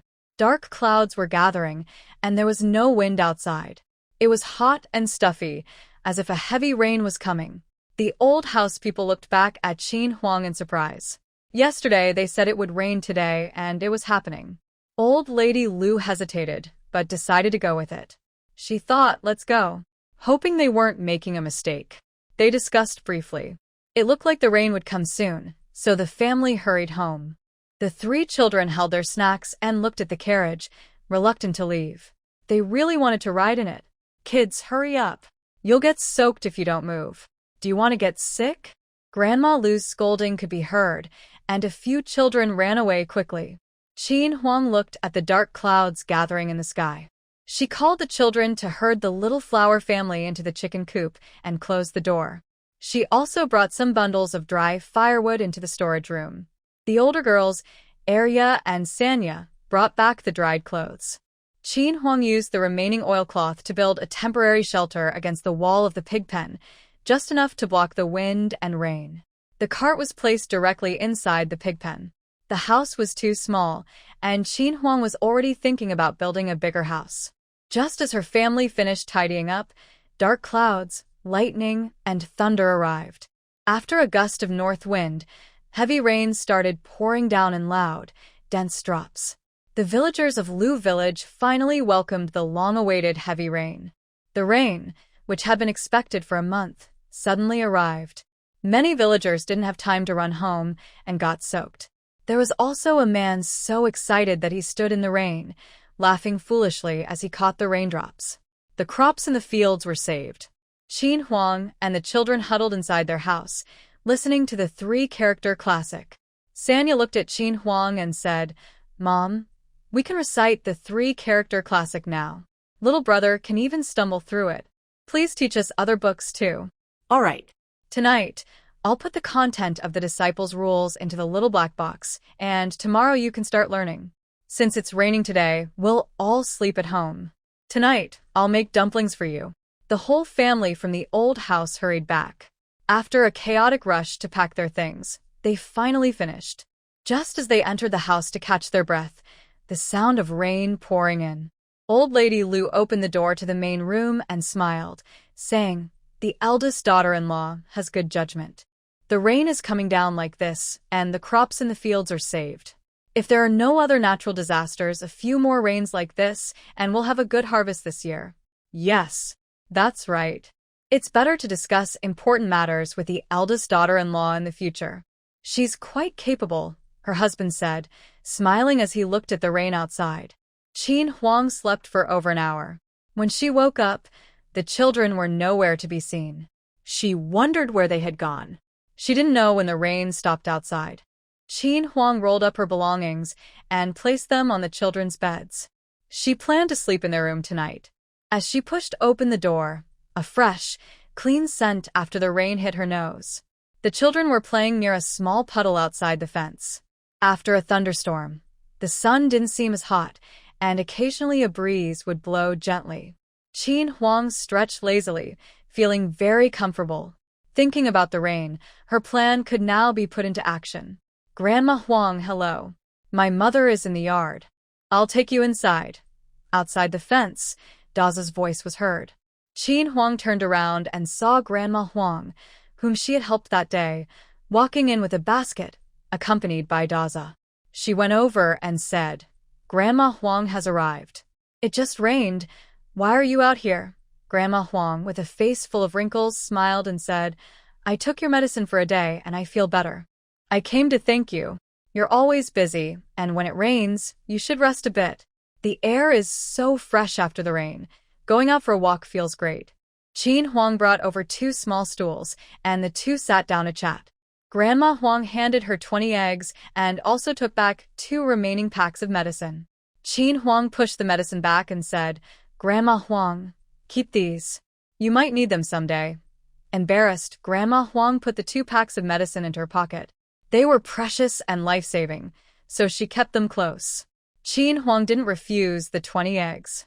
The villagers didn't have much money, so exchanging goods for medicine was common. Qin Huang didn't mind how much she received. It was just a token of gratitude.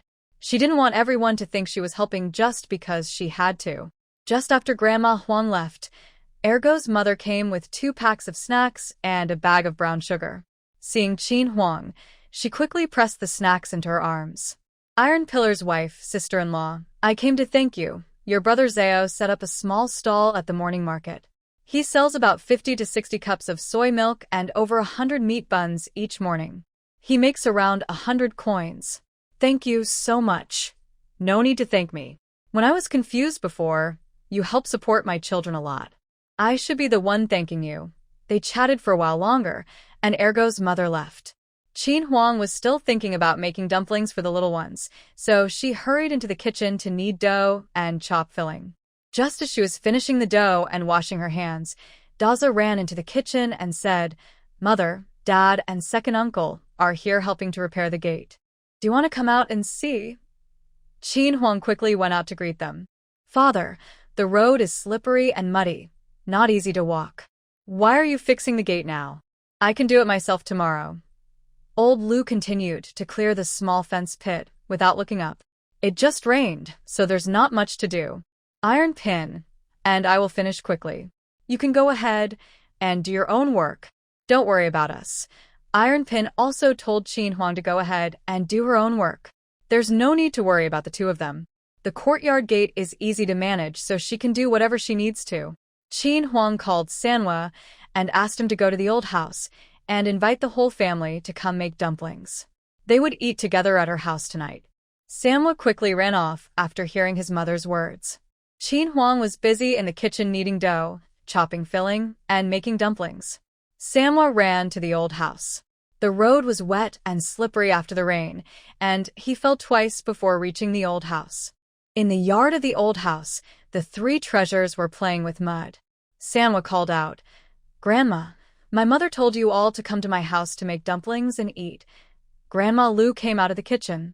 "What kind of dumplings are you making on a day like this?" "My mother said rainy days are perfect for sleeping and eating dumplings." "Grandma, you and second aunt should go quickly. Dabo, Bao, and Sambao can come to my house to play. We'll eat dumplings together later. Let's go now." The three treasures looked at their grandma and mother, unsure if they should go to their uncle's house to eat dumplings with Sanwa. Grandma Lu waved her hand. Go ahead, go ahead. Sanwa, tell your mother that I and second aunt will come over soon." Grandma Lu and Li finished tidying up the kitchen and closed the courtyard gate before heading to Qin Huang's house. Hey, look at that Lu family. Since Lu Widow woke up, their relationship seems much better than before. Lu Widow even bought a carriage now, totally different from before. I wonder what she's making with beans to eat. Yesterday, Lu Taitu went to the neighboring village and sold over 50 jin of soybeans to Grandma Lu. He earned more than 50 coins from that. I wonder if Grandma Lu will buy more soybeans tomorrow. Good relationships mean everyone works together to make money. A family that's broken but still connected by bones and tendons. Lu Tieju's wife isn't simple. Have you heard? Lu Taiata's wife followed Lu Widow to pick the same herbs and sold them in town for dozens of coins. Now she often goes to the back mountain to dig herbs and sell them. I think anyone who gets close to Lu Widow will have good luck. Lu Taiata's family is about to prosper too. The women chatting together gave Qin Huang a good reputation throughout the village. In Qin Huang's kitchen, the dumplings were already boiling. Old Lu and Lu Tieshuan hadn't finished their work yet. Qin Huang had already cooked a pot of dumplings for the 7 children to eat first. The adults would eat after they finished their work. Mother, father, and second uncle are about to finish. You can start serving the dumplings now, second sister said, then squatted down to add firewood to the stove. Li Shi tidied up the small dining table and came to the stove. Second sister, you go play now. Second aunt can handle the fire. Second sister looked at Qin Huang. Qin Huang nodded, and second sister happily ran off. The family ate dumplings and talked about harvesting soybeans. Eldest daughter-in-law, I've collected over 200 jin of soybeans these days.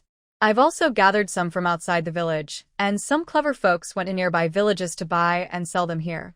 Qin Huang swallowed a bite of dumpling and said, Mother, we should keep collecting soybeans. Soybean sprouts can be sold all year round. In winter, when vegetables are scarce, they sell even faster. Li Shi glanced at Lu Tieshuan.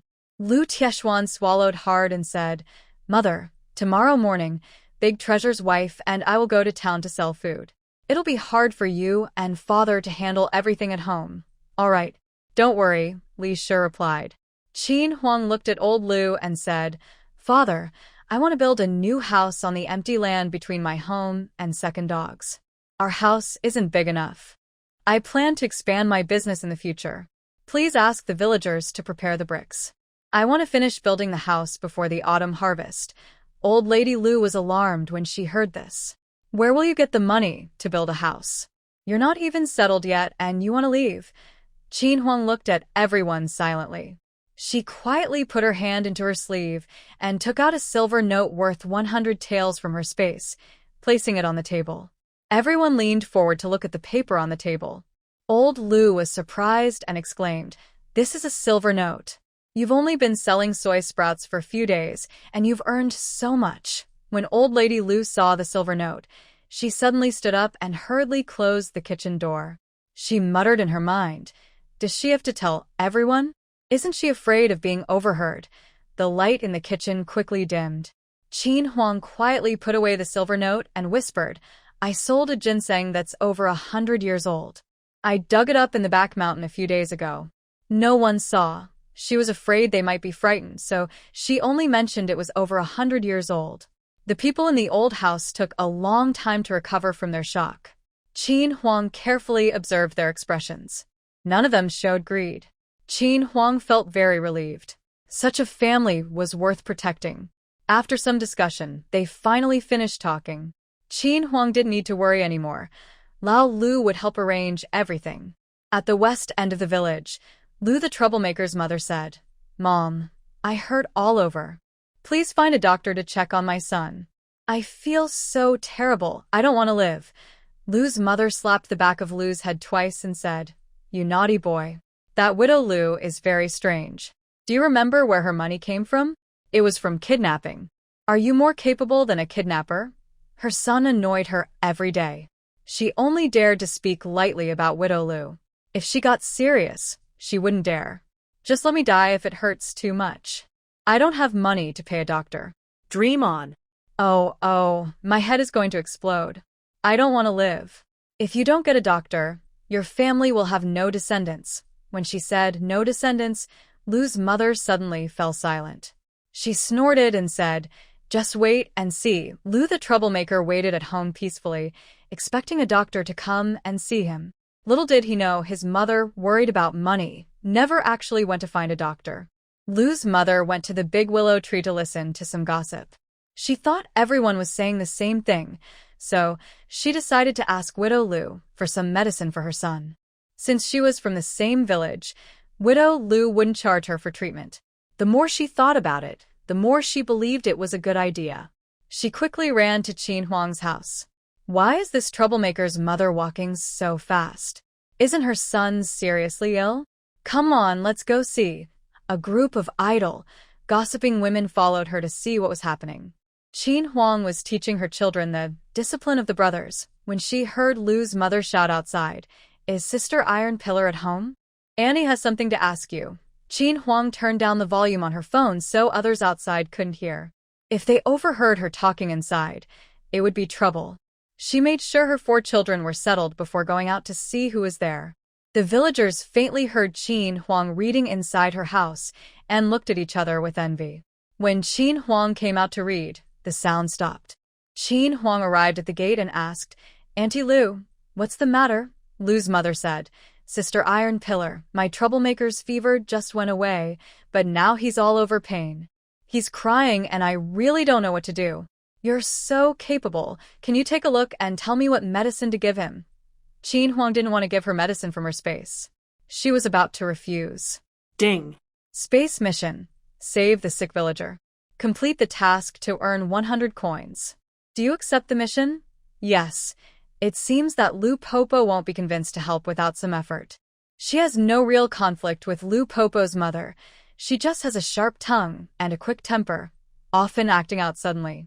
Qin Huang thought for a moment and said, "Aunt Lu, I have a way to ease his pain. Would you like to try it?" Lu Popo's mother nodded eagerly when she heard there was a method. She said, "Yes, I want to try." Qin Huang stood opposite Lu Popo's mother, separated only by a fence. She looked at her and said, "Aunt Lu, you know about the village's sacred tree, right? Go cut 2 pieces of bark about the size of your palm. Remove the light pink inner bark, wash it clean, and chop it into small pieces. Then, take 2 clean pieces of cloth and wrap the chopped bark tightly, several layers if needed. Once wrapped, put the bundle into a pot and boil. After it boils for about 20 minutes, the water will turn a reddish-brown color. Give your son half a cup of this boiled bark water, once in the morning and once at night. After 2 days, he should feel better. If not, stop giving it. The bark is safe to drink, just don't overdo it." Qin Huang wasn't lying. In her previous life, she read online that willow bark could be used to extract salicin, which relieves pain and also has anti-inflammatory and antibacterial effects. Lu Popo's mother looked at Qin Huang with suspicion. "Iron Pillar's wife, are you sure this will work? Is this really effective? If you don't believe me, go see a doctor in town. I only know this one trick." Thinking about it, Lu Popo's mother agreed. During hard times, people even peel bark to cook and eat. She decided to try it. If it didn't work, she would say so. Grieved for her son, the wife hurriedly thanked Qin Huang and left quickly to gather willow bark. The women watching the scene gossiping nearby said, "Hurry up, go see if Popo's mother has peeled the bark to save her son." Qin Huang watched the busybodies leave, then turned back to her room to continue studying with the children. Lu Fu returned home and saw that his parents had gone to the fields to pull weeds. He went to discuss his idea with his wife, Li Xiaoxiang. She thought it was a good plan, and they decided to wait for his parents to return so the whole family could discuss it together. Lu Popi's mother came to the big willow tree and prayed with her hands clasped. "Sacred tree, I have no other way. I want to cut a small piece of your bark. I won't take much. In half a year, your bark will grow back. Please let my son also benefit from your spirit. Thank you, great sacred tree." After praying to the sacred tree, Lu's mother cut 2 pieces of bark about the size of a palm from the tree trunk. She collected the useful parts as instructed by Qin Huang and took them home to boil. When Lu Lijing and his wife arrived home, it was already getting dark. Lu Fuyo saw his father and second brother talking about Lu Daxiao's purchase of a carriage. It seemed his father had some ideas. "Big brother, you're just in time. Your sister-in-law bought a carriage. What are your plans for your ox cart?" Lu Fuyo looked at his father and said, "Dad, I think this bean sprout business has potential. I'll get supplies from Lu Daxiao first, then my mother and Xiao can figure out how to grow bean sprouts at home.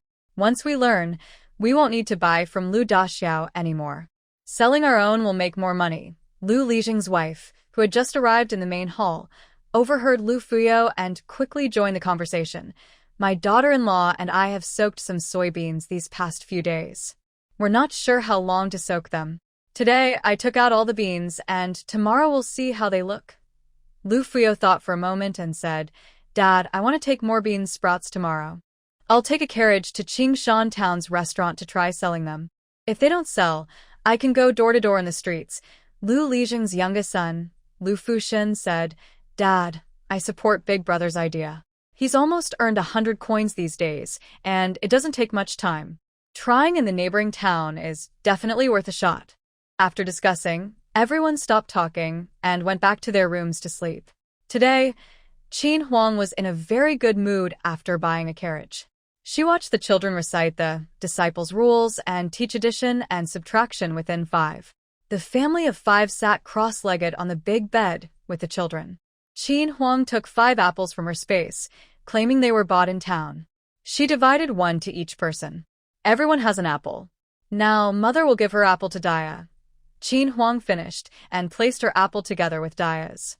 "Siwa, go count how many apples your big sister has now." Siwa looked at the apples beside Daya's leg and quickly said, "2. He often counts ants, so he thought of apples as ants.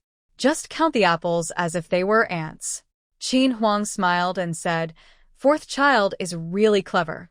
1 apple from the older sister plus 1 apple from the mother equals 2, and this method is what the mother calls addition." Soon, the children learned simple addition and subtraction within 5. Qin Huang then spread out the bedding and went to sleep with the children. After the children fell asleep, Qin Huang quietly entered the space. The loud sound of the harvesting machine almost made her think she had gone to the wrong place. Qin Huang found this space very magical. In her previous life, her space didn't have harvesters. The rice grown by Little Glutinous Rice was directly sold to the grain depot, and she definitely never bought a harvester. Master, you must see Little Glutinous Rice's new machine. It's a fully automatic, remote-controlled, driverless harvester. Isn't it cool?" Qin Huang gently held Little Glutinous Rice's shoulders and looked at her seriously. "Little Glutinous Rice, where did you get this machine?" "I earned it by doing tasks and collecting points." "Wow. Different treatment. Not fair to bully like this." "I also did many tasks, but I didn't get any points," Qin Huang said angrily. "Master, you have some too. The universal translator is just like that. I think your next reward will be given out soon." "Is that so?" Qin Huang wasn't sure anymore. She didn't want to think about whether Little Glutinous Rice was right. She decided not to dwell on it. She planned to take some new rice out later, perfect for making porridge tomorrow morning. The spaces produce is definitely nutritious. Qin Huang went to the 2nd floor to prepare fried dough sticks and soy milk for tomorrow's sale. After packing them with preservation functions, she returned to the bedding to sleep. In the early hours, around 3 to 5 a.m. modern time, the village's rooster crowed loudly, waking many people. Qin Huang cooked a pot of porridge with a new rice. She also took out 2 trays of steamed buns that little glutinous rice had just steamed from the space. Enough for a family of 5. She packed the fried dough sticks and soy milk into the cart and headed to the old house. Qin Huang also gave Xianfeng some diluted spiritual spring water and told him to work hard pulling the cart today. There would be a reward tonight. Xianfeng responded with 2 nays. Happy cooperation, they arrived at the old house with 1 person and 1 horse, and the whole family was waiting at the gate. Old Lu took Debeo with him, as the family decided last night. When old Lu was young, he used to drive a cart.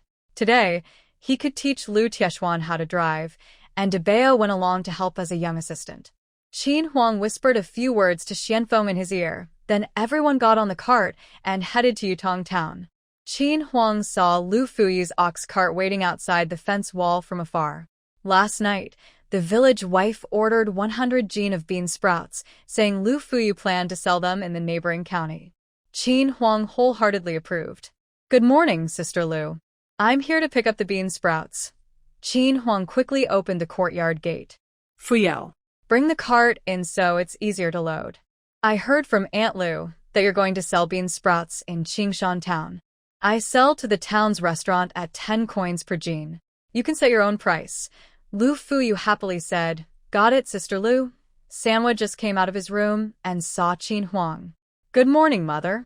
Are you not going to the town today? Sanwa was happiest when he could see his mother every morning. But lately, she had been going out every day to do business to earn money for the family. When they woke up, she was already on her way to the town. Today, he got up early hoping to see her. Mother, are you not going to the town today? Qin Huang pinched Sanwa's little face and said, No.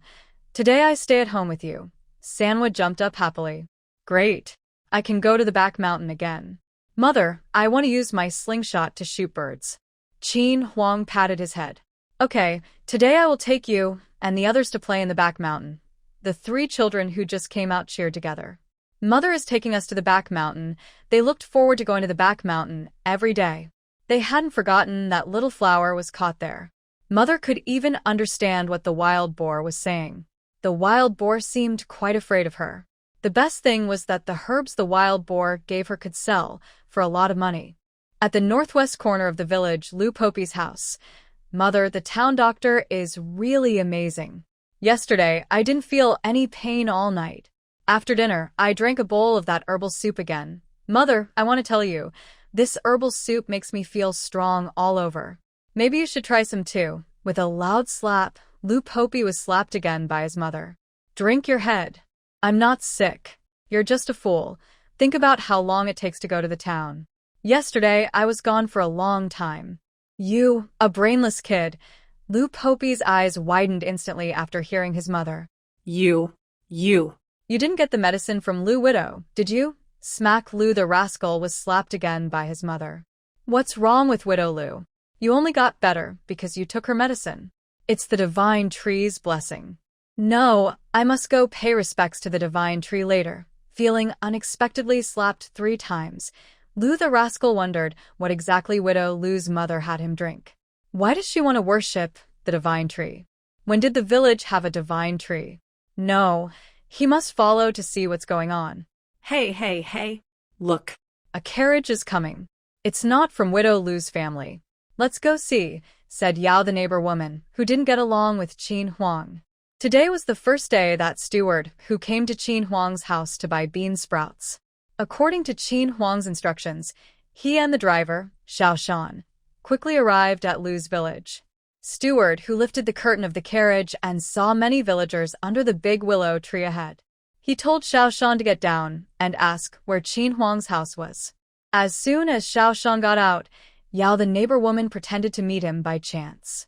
Oh. Who's this young man? What brings you to our village? Tell me, Auntie. Xiao Shan bowed politely.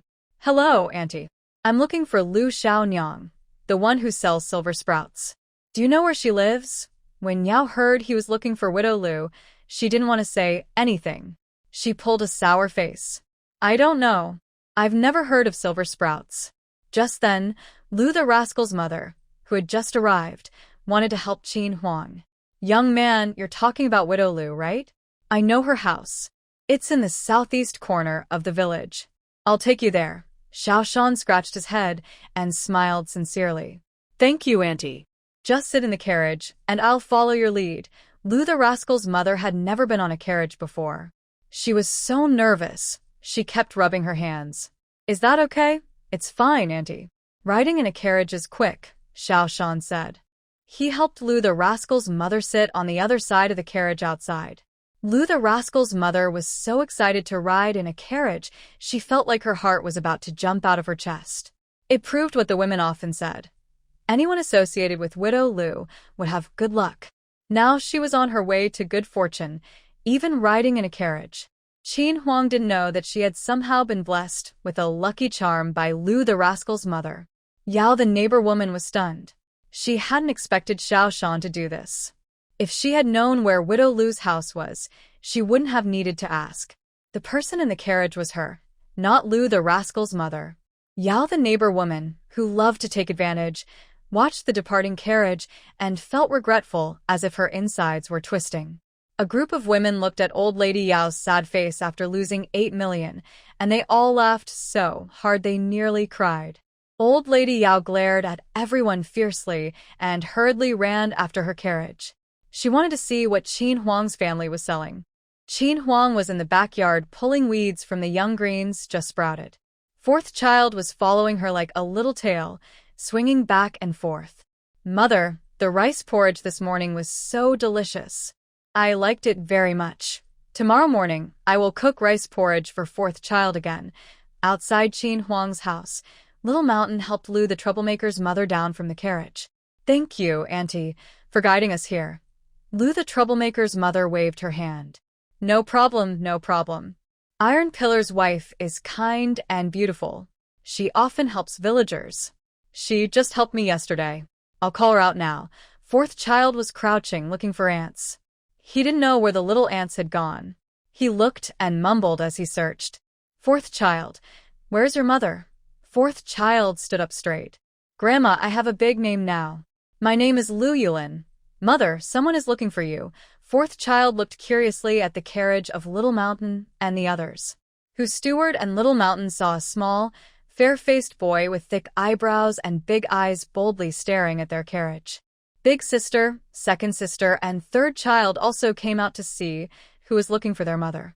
Whose steward and Little Mountain were stunned. Could these children all be Lu Little Lady's children? Qin Huang came out from the backyard and saw whose steward. She quickly opened the yard gate to invite them in. Whose steward, Little Mountain, come in and sit. Big sister and second sister had already brought out a small table and stools.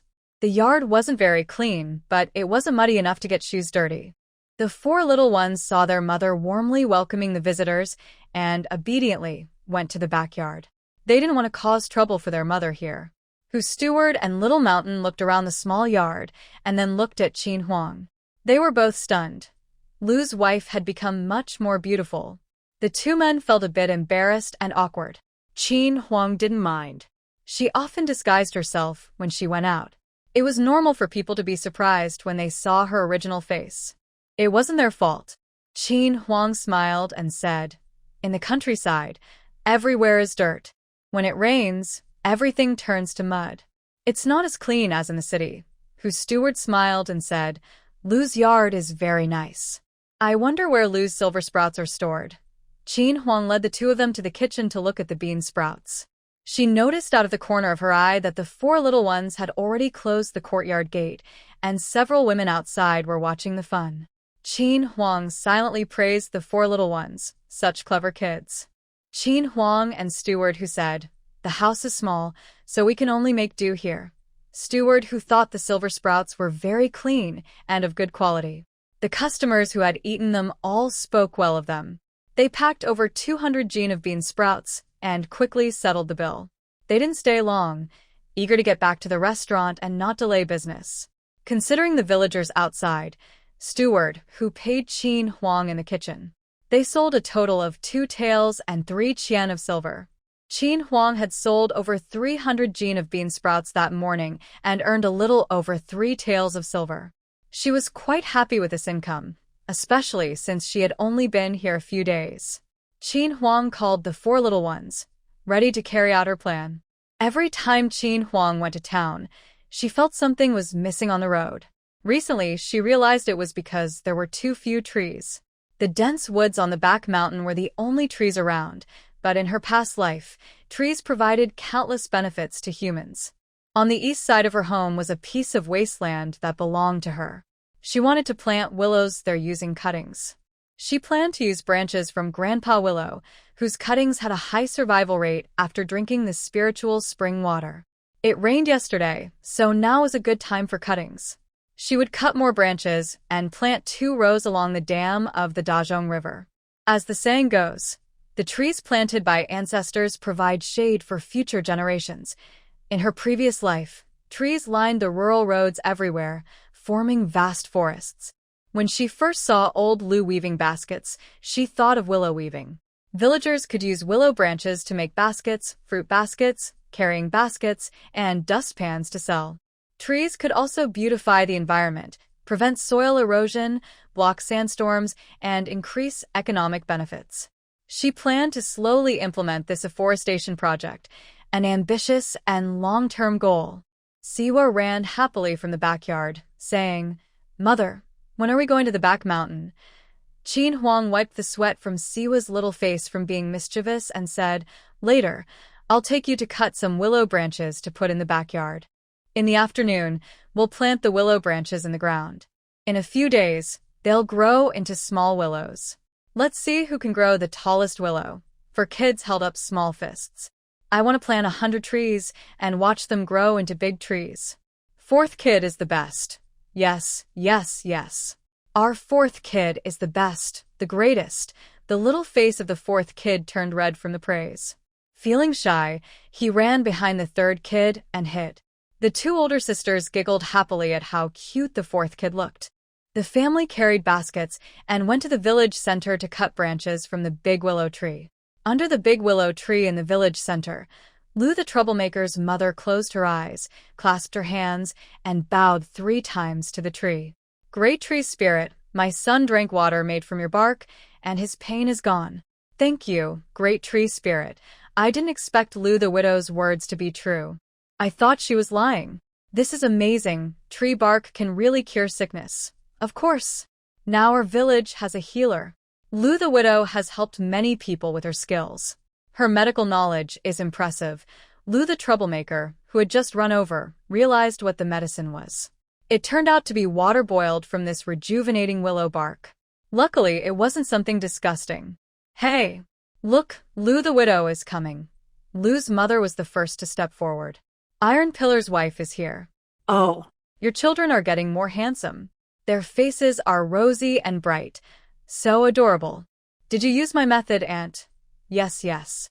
After drinking it, they got better quickly." "You're so clever. Thank you, Iron Pillar's wife." Qin Huang waved her hand. "It's nothing. Just a small favor. You didn't use my medicine, but as long as they get well, that's enough." Other women came over to greet Qin Huang, and she responded politely. Qin Huang knew exactly what to do. She walked straight to the old tree man and used her mind to speak through her universal translator. "Old tree grandpa, I want to take some of your branches to plant new small willows. Soon, you'll have many more descendants. I'll bring you some divine water tonight. Thank you, little girl. This is also my blessing. Feel free to prune some branches." "Thank you, old tree grandpa." The villagers chatting under the big willow saw Qin Huang also clasp her hands and bow to the big tree. "Willow tree grandpa, I want to use your branches to grow more willows. I promise to cut only a few, within normal limits, and I won't hurt you." "Thank you, willow tree grandpa." Qin Huang first cut some practical willow branches, then trimmed them into small pieces about 15 or 16 centimeters long, with 2 or 3 buds on each. She let these small branches dry in the shade for a while, and tomorrow they would be ready for planting. Soon, Qin Huang had cut hundreds of these willow branches. That was enough for today. After planting these, she would cut more. It's a big task, so she planned to do it gradually. Also, planting after rain helps the cuttings grow better. Some curious villagers asked Qin Huang what she was doing with the willow branches. She explained that she wanted to make woven willow crafts and mentioned the benefits of planting more trees. They just found it interesting and thought it was a leisurely activity. At the village entrance, Grandma Li and the wife of the village chief each took 50 cuttings from Qin Huang to plant at home. They believed Qin Huang wouldn't do a losing business. After Qin Huang left, everyone started gossiping again. They thought Grandma Li and the village chief's wife might be a bit odd, and they also thought Qin Huang was acting a little strange, doing things on a whim. Qin Huang and the 4 children placed the branches they brought back in the backyard. They looked at the sky. It was about late morning, around 9 o'clock. They packed their baskets and prepared to go to the back mountain. As they left the small yard, they saw Zhang Daqian leading 7 or 8 people toward their home, followed by some villagers who came to watch. Among the crowd, a young boy happily waved at Qin Huang. Sister Lu, I came to see you. Little Tang is here too." Qin Huang recognized that the boy was the young constable she had saved at the dock that day.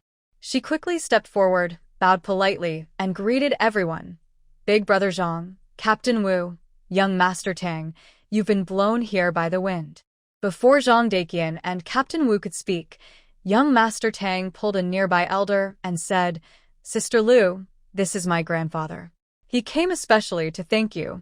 Qin Huang stepped forward, bowed, and said, "Hello, Uncle Tang. I was just doing a small favor. It's nothing serious. Besides, young Master Tang already thanked me that day." Big Sister Heir and Little Sister Heir saw visitors arriving, so they ran into the yard to bring out a small table and stools to serve the guests. Young Master Tang exclaimed, "Wow, Sister Lu is so pretty. Do you have to hide your beauty when you go out to do business?" Qin Huang smiled and replied, "Hiding it saves a lot of trouble." Old Master Tang laughed heartily, saying, "That's true. Women doing business can be difficult. It's better to be low-key." Qin Huang bowed again to Old Master Tang and said, "Thank you for your advice, Uncle Tang." In her previous life, Qin Huang had met many powerful people from different circles. This Old Master Tang was definitely a big figure. Head Wu was even more respectful in front of him. Qin Huang confidently led her group into her small courtyard. Old Master Tang's carriage stopped outside. Big Sister took 5 cups and placed them on a small dining table. She then went to the kitchen, brought out a teapot, and poured cold tea into each cup. After finishing, she took her younger brother and sisters to the backyard. Qin Huang said to everyone, "It's very hot today, have some cold tea."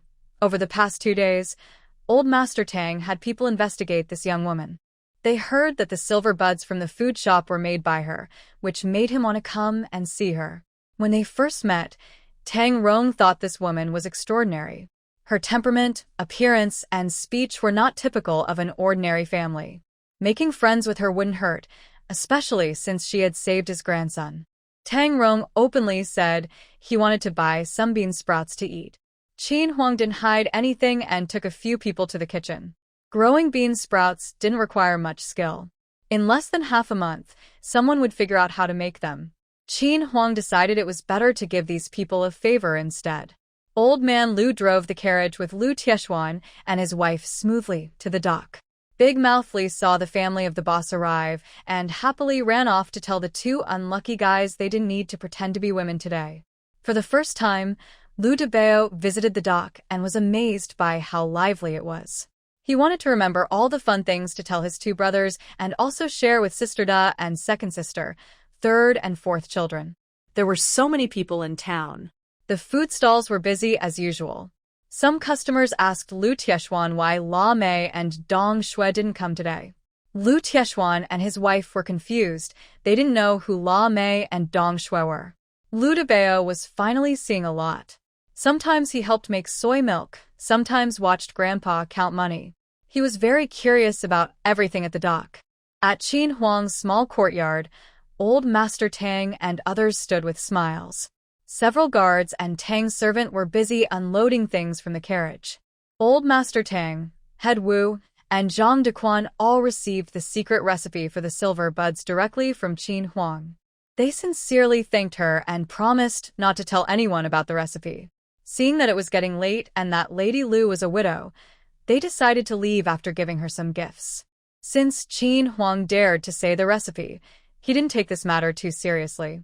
Even if his customers used other vendors a few times for the sake of convenience, he was confident they would eventually come back to her for supplies. In the end, only ordinary people would pay less, which she was happy to see. At Qin Huang's small dining table, there were a bunch of gifts sent by old Tang. She smiled and saw everyone off to the carriage. Big Sister Lu, my name is Tang Jinbao. I will visit you and the 4 little ones when I have time. Until we meet again. Qin Huang also waved goodbye to little Tang. Zhang Daqian didn't return to the town. After leaving Qin Huang's house, he went straight home to see his wife and children. Qin Huang saw that it was almost noon and couldn't go to the back mountain now. She could only go after lunch. Daya and Arya were at home cooking. She took the 3- and 4-year-olds to the fields to look around. Yesterday's heavy rain made the crops grow quickly. The fields were lush and green, which made people happy to see. When Qin Huang and the children arrived home, Lu Taixian had just delivered the carriage to the gate. Big sister-in-law, business was very good today. All the food was sold out. Several shops in town are selling soy milk, and the customers say it's not as good as yours. There are 2 food stalls at the dock. Each ordered 30 cups of soy milk from us. They said they won't sell it at the dock. Do you want to supply them with soy milk? Qin Huang thought for a moment, but decided to expand the market. She would work harder in her space, make more soy milk with the machine, and in a few days, she would make a larger stone mill. She planned to talk to old Lu about buying a donkey to pull the mill. She asked Lu Taixian to take both orders tomorrow morning, and others who wanted to buy could also place orders. After lunch, Qin Huang and her family rested for half an hour before heading to the back mountain. In such hot weather, entering the mountain made it much cooler. The tall trees provided good shade from the sun. Ding. Space task: find wild chives and wild sunflowers. Reward: 200 coins. Accept task? Yes. Qin Huang loved eating chive pockets. Today she had to find wild chives. During her recent trips to town, she hadn't seen anyone selling sunflower seeds. She also wanted to find sunflower seeds. If she couldn't find them, she would ask Pig Old Big for help. Today, she didn't let the children pick herbs in the wasteland. It was too hot, and she was worried they might get sunstroke. A few people soon reached the outskirts of the back mountain. There were many good things here, depending on whether they could find them. Mom, come look at this. Is this the wild chrysanthemum you mentioned? Daya called her over from not far to the left of Qin Huang. Qin Huang ran over and saw it was indeed a small wild chrysanthemum. This type of chrysanthemum tea is fresh and tasty, with a strong floral aroma. Her mother and the others carefully picked the high-quality chrysanthemum and placed it into their baskets, then continued searching for treasures in this area. Mom, come see this grass-like thing. It's a bit spicy. Is this the wild chive you talked about? Siwa jumped and urged her to come quickly. Hearing chive, Qin Huang immediately ran to Siwa. Wow. Siwa, you're amazing. This is wild chive. Qin Huang happily kissed Siwa's little face twice. Siwa blushed shyly. Mom, I kissed him. He wants to show off to Sanbao. He also has a mom, and he's a kid who gets kisses. Qin Huang felt confident and continued searching the back mountain for wild sunflowers. Mom, come look at this black thing growing on the tree. It looks like little flowers. Daya and Arya, wait for me. I'll come over now. Qin Huang picked the chicken leg mushrooms she just found and also threw some soil-covered mushroom roots into her space. Whether they would grow mushrooms depended on luck. She then went to Daya and Arya. As she guessed, Arya had found wild black fungus, which is a valuable find. She remembered that black fungus is rich in iron, which can prevent iron deficiency anemia. It also nourishes the blood and keeps the skin healthy. Eating it regularly can make the skin rosy and shiny. Black fungus can also clean the stomach and intestines, removing dust and impurities. Qin Huang knew that although black fungus is nutritious and beneficial, fresh black fungus is toxic and cannot be eaten directly. It must be dried first and then soaked before eating. Soaking it too long is also bad. It should be eaten soon after it's rehydrated. Qin Huang thought the back mountain was a treasure mountain. Every time she came, she found different treasures. She enjoyed the happiness of discovering treasures, while the little ones enjoyed the process of searching. She and the children built strong bonds, and the children also gained experience. It was truly a win-win situation. Mom, I caught a wild mountain sparrow. Come look, I caught a wild mountain sparrow. Sansue's excited shout echoed through the forest. Gradually, a family of 5 walked out from the outskirts of the back mountain into its deeper parts. The 4 young ones already felt tired and no longer had the excitement they had when they first arrived. They kept their mouths shut and said nothing. While they weren't paying attention, Qin Huang quickly stuffed a power bar into their mouths. She made a shushing gesture, and the 4 children stopped trying to scream. Their faces turned red from holding back, and they looked at their mother with excited eyes. They could be sure that this wasn't something their mother bought in town. She hadn't gone to town today.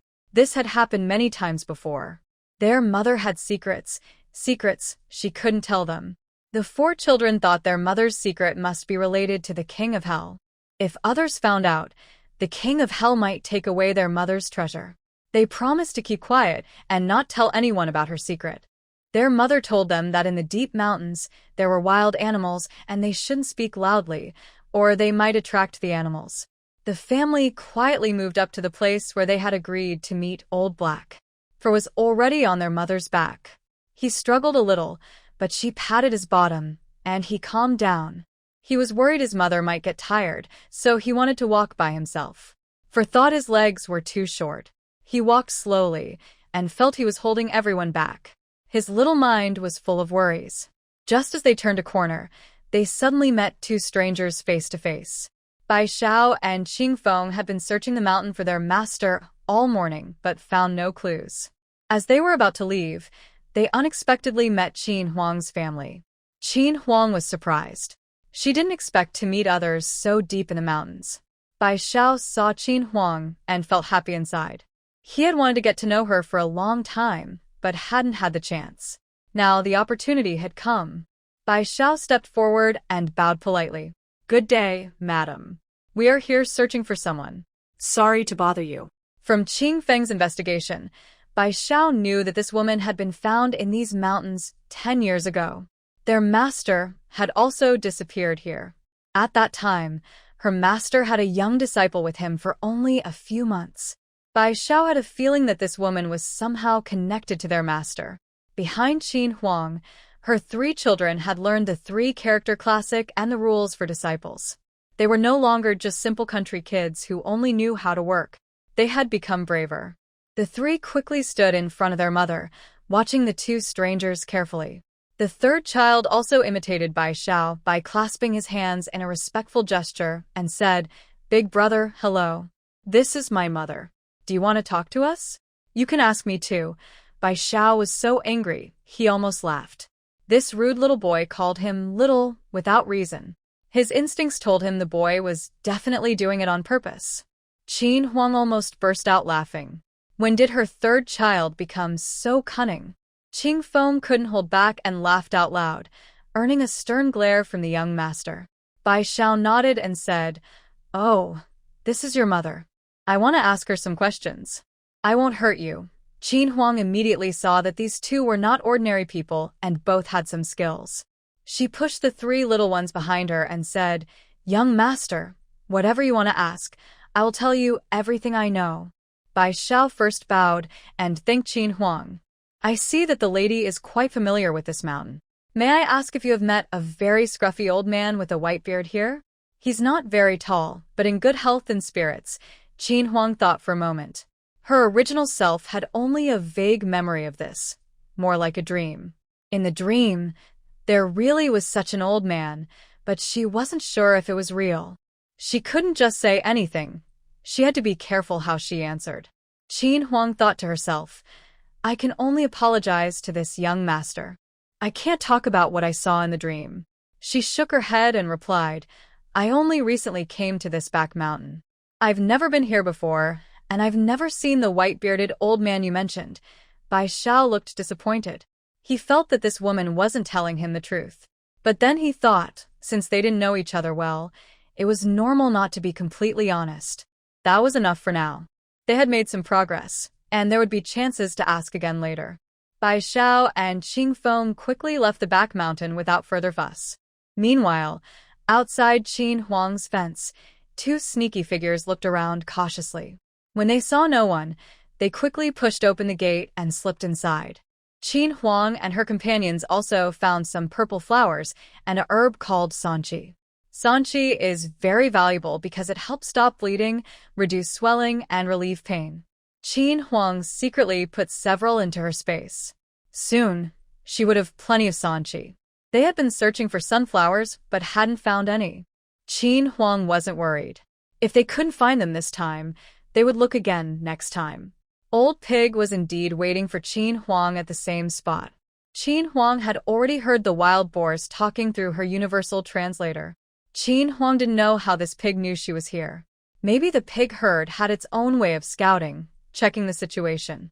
She told the four little ones to wait for her at the original spot while she went inside to see Big Pig and the others. This time, Big Pig brought Qin Huang a plant of over 100 years old called He Shou Wu and 100-year-old ginseng. Qin Huang didn't hesitate. She took out a bowl of spiritual spring water and let the wild pigs drink. They worked together happily, each person and pig completing their part. After the deal, they each turned and headed in opposite directions. Qin Huang led the four little ones around the mountain to look for good things. While walking, she noticed a patch of green plants on her side. The flowers on the plants had withered. The plant looked very much like a potato plant. Quickly, Qin Huang hurried over to the plants, carrying the four little ones, and exclaimed happily, "Wow! So many potatoes! They've grown!" She put down the four little ones and quickly pulled up one potato plant, revealing two fist-sized potatoes. She squatted down and dug in the soil with her hands. One by one, the fist-sized potatoes were uncovered. She counted and found there were more than 10. That was a lot of potatoes. Qin Huang estimated that this patch of land was over an acre. Based on the yield from the plant she just dug up, this area could produce about 4,000 to 5,000 jin of potatoes. She felt very excited inside. Yes, it's a big find. She thought carefully about how to use these potatoes to make some money. Ding. Space mission. Promote high-yield crops to benefit the people and increase the host's good reputation among villagers. Complete the mission to earn lightning skill physique. It will automatically store lightning once a week for easy use. Do you accept the mission? Yes. Such a high-level reward. Only a fool wouldn't accept. She had been wanting to eat these potatoes for a long time, but never had the chance. Now the opportunity had come. She learned that potatoes didn't exist in this era, and she didn't know how to get them out. But now everyone could just come up the mountain to dig. Potatoes are nutritious and can be a main food source. Right now, it had rained heavily, but who knew what the weather would be like later? It wasn't even harvest season yet, and many families had little grain left, relying on wild vegetables to fill their stomachs. For the sake of the lightning skill, she decided to hold back her idea of making a fortune from the potatoes. Oh, what a pity. The little ones found it very fun to watch their mother dig up potatoes, so they squatted down and started digging too. In no time, their baskets were filled with many potatoes. Qin Huang was worried they might get tired, so she didn't let them dig too many. The children hadn't dug enough yet. Each of them was really enjoying the feeling of digging up potatoes with their hands and putting them into their baskets. After the family of 5 packed up their baskets, they chose the nearest path down the mountain. Before long, they reached the entrance of Lu village. Old Madame Li's house was close to the entrance, and just as they arrived, they met her coming out of her yard. "Ah, Iron Pillar's wife, taking the children to the back mountain today?" "Yes, Madame Li. We had some free time, so I brought the children out to play for a while." "Madame Li, how is your son Shoutian's hand healing?" "It's much better now. The wound is closed, but there's still a scar," Madame Li said with a bit of regret. "It's fine, Madame Li. As long as he doesn't do heavy work for a few days, the scar will fade a lot in a couple of years and won't be very noticeable. Bring Xiaotian to my house the day after tomorrow to have the stitches removed. After that, we'll wrap it up for a few more days, and he'll be completely healed." As Qin Huang's family passed under the big willow tree, someone called out, "Iron Pillar's wife, Going to the back mountain again? Yes, just taking the children to play, she replied. The woman who asked gave a doubtful look, clearly not believing her. Qin Huang quickly led the children away, disappearing from sight. Just as they reached the fence outside their yard, the third child said, "Mother, someone broke into our house." Qin Huang and the children soon arrived outside their yard. She immediately noticed that the gate had been opened, and there were signs that someone had been inside. As she was trying to figure out who might have come, whether it was a thief or someone trying to cause trouble, she heard the third child say, "Mother, someone broke into our house." Qin Huang was surprised. She had relied on her past experience and sharp instincts to sense it, but how could such a young child be so sure? Looking at him, she asked, "I think so too, but how did you find out? Tell me." The third child looked around to make sure no one else was nearby, then whispered, "After we left the yard, I placed a few small clumps of dirt here. Now they've been stepped on and pressed into the ground." He pointed to a spot for everyone to see. They looked and saw that the dirt clumps had indeed been stepped on. Since it had rained the day before, the ground was still soft, and the marks were clear. The third child pointed to another spot and said, "I also drew a few lines here, and they've been stepped on too." Qin Huang didn't expect her clever son to come up with such a plan. She wondered which family trait of intelligence he had inherited. Suddenly, she remembered the young general they met when they were kidnapped. She wondered why she kept thinking about that boy. Could everything in her dreams be real? Her daughters entered the yard and checked carefully. They confirmed someone had been there. The four little ones hurried into their rooms to see what was missing. Lu Fuyo returned to Lu village during the Shen hour. His basket of bean sprouts was empty. Today, he visited many restaurants and managed to sell all the bean sprouts, earning over 200 coins. "Fuyo, was today's business good? Can you take Qingyuan with you next time?" asked Aunt Yao. "Aunt Yao, your Qingyuan doesn't have a cart. He can't walk all the way to do business," replied Fuyo. "Exactly. You're going to tire out Qingyuan," said others as they started gossiping about the business. Qin Huang returned to her room and checked. Nothing was missing from her room. Since nothing was stolen, she thought someone might have come to cause trouble. She decided to check the kitchen.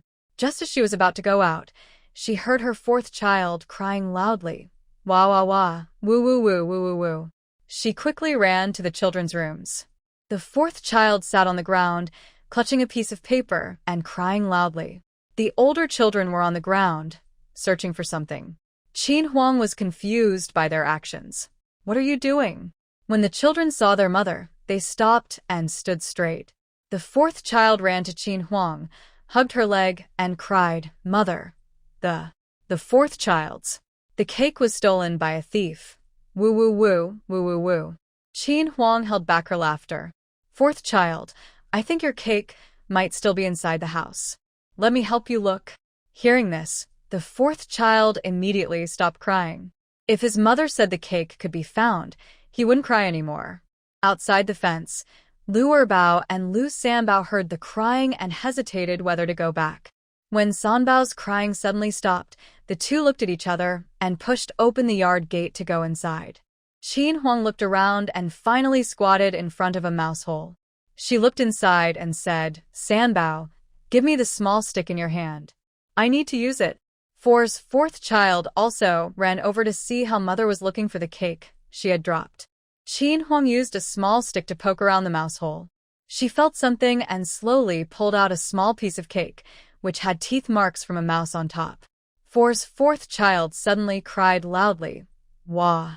Wah! Wah!" Lu Sanbao, who was just about to push open the door outside, was frightened by the child's crying and sat down on the ground. "What's wrong with little Four today? He's crying so sadly." Could it be that Auntie's silly illness has come back? Should I go in or not?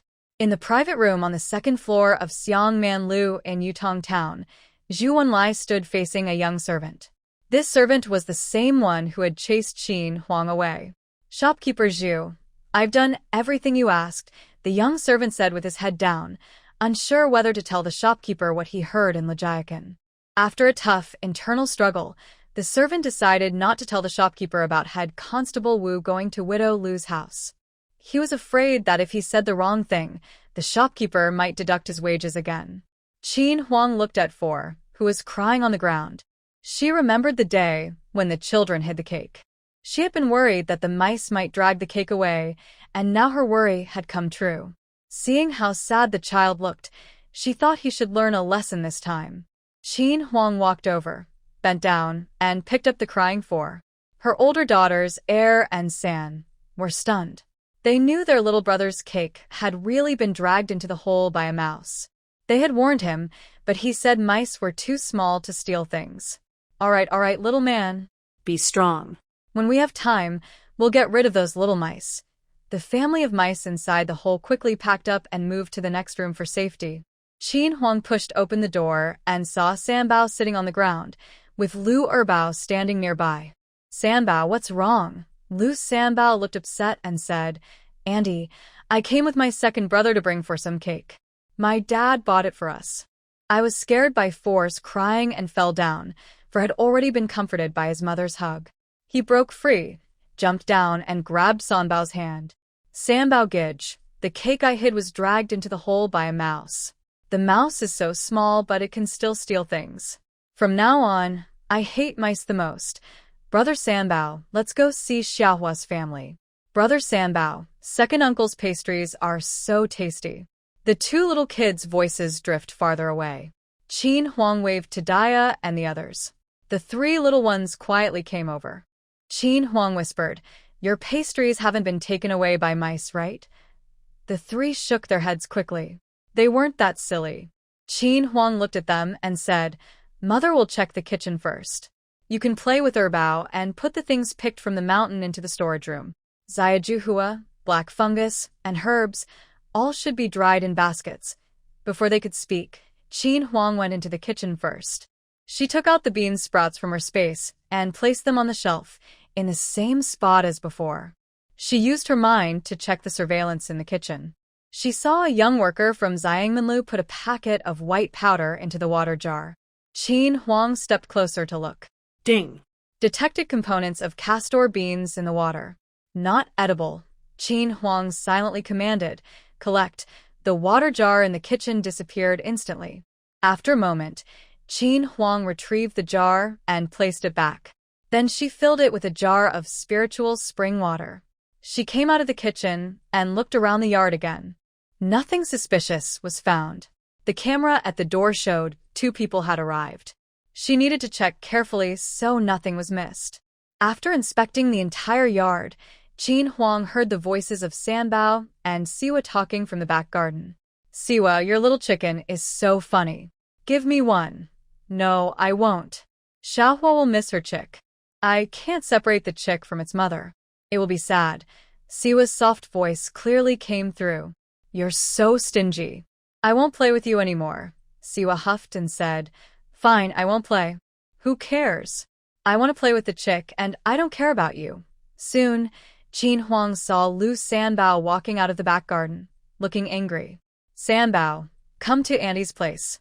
Lu Sanbao hurried over. Qin Huang handed him some peanut candies. Sanbao sat on a small stool, eating the candies given by Auntie.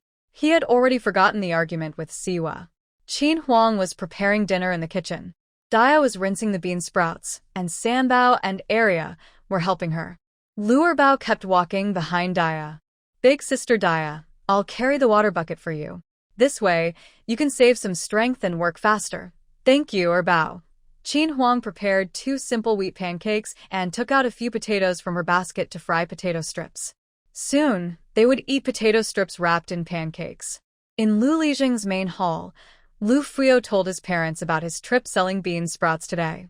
Then he looked at his mother and asked, Mom, have you and Xiaoxiang finished preparing the bean sprouts? Li Jing's wife sighed. Oh, the beans we prepared a few days ago rotted, and only a few sprouted. Yesterday, I soaked new beans and they just sprouted today. They look pretty good. Mom, it's not good. You should go check quickly. Lu Fuyo's wife, Li Xiaoxiang, hurried into the hall. Lu Fuyo quickly stood up from his stool and went to help his wife. What happened, Xiaoxiang? Li Xiaoxiang's eyes were red, almost crying. The bean sprouts were fine this morning, but now they have many spots on the beans, and the tender tips are turning yellow. I feel so useless. Why can't I get it right?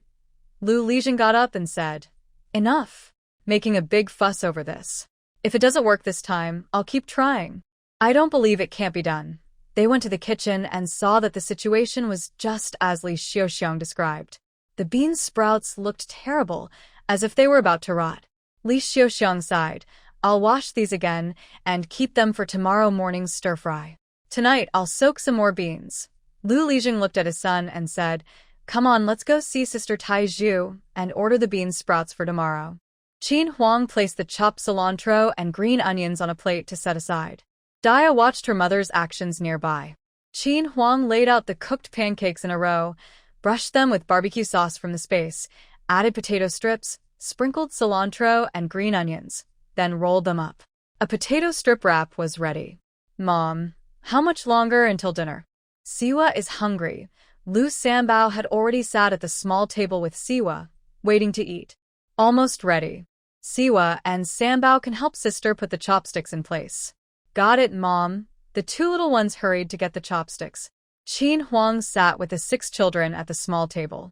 There were 7 bowls of egg flour soup and more than 10 potato strip wraps on the table. Another meal left a few little ones full, and they sat on small stools, rubbing their stomachs. The food-loving trio, rubbing their bellies, said, Big Auntie, your pancakes are so delicious.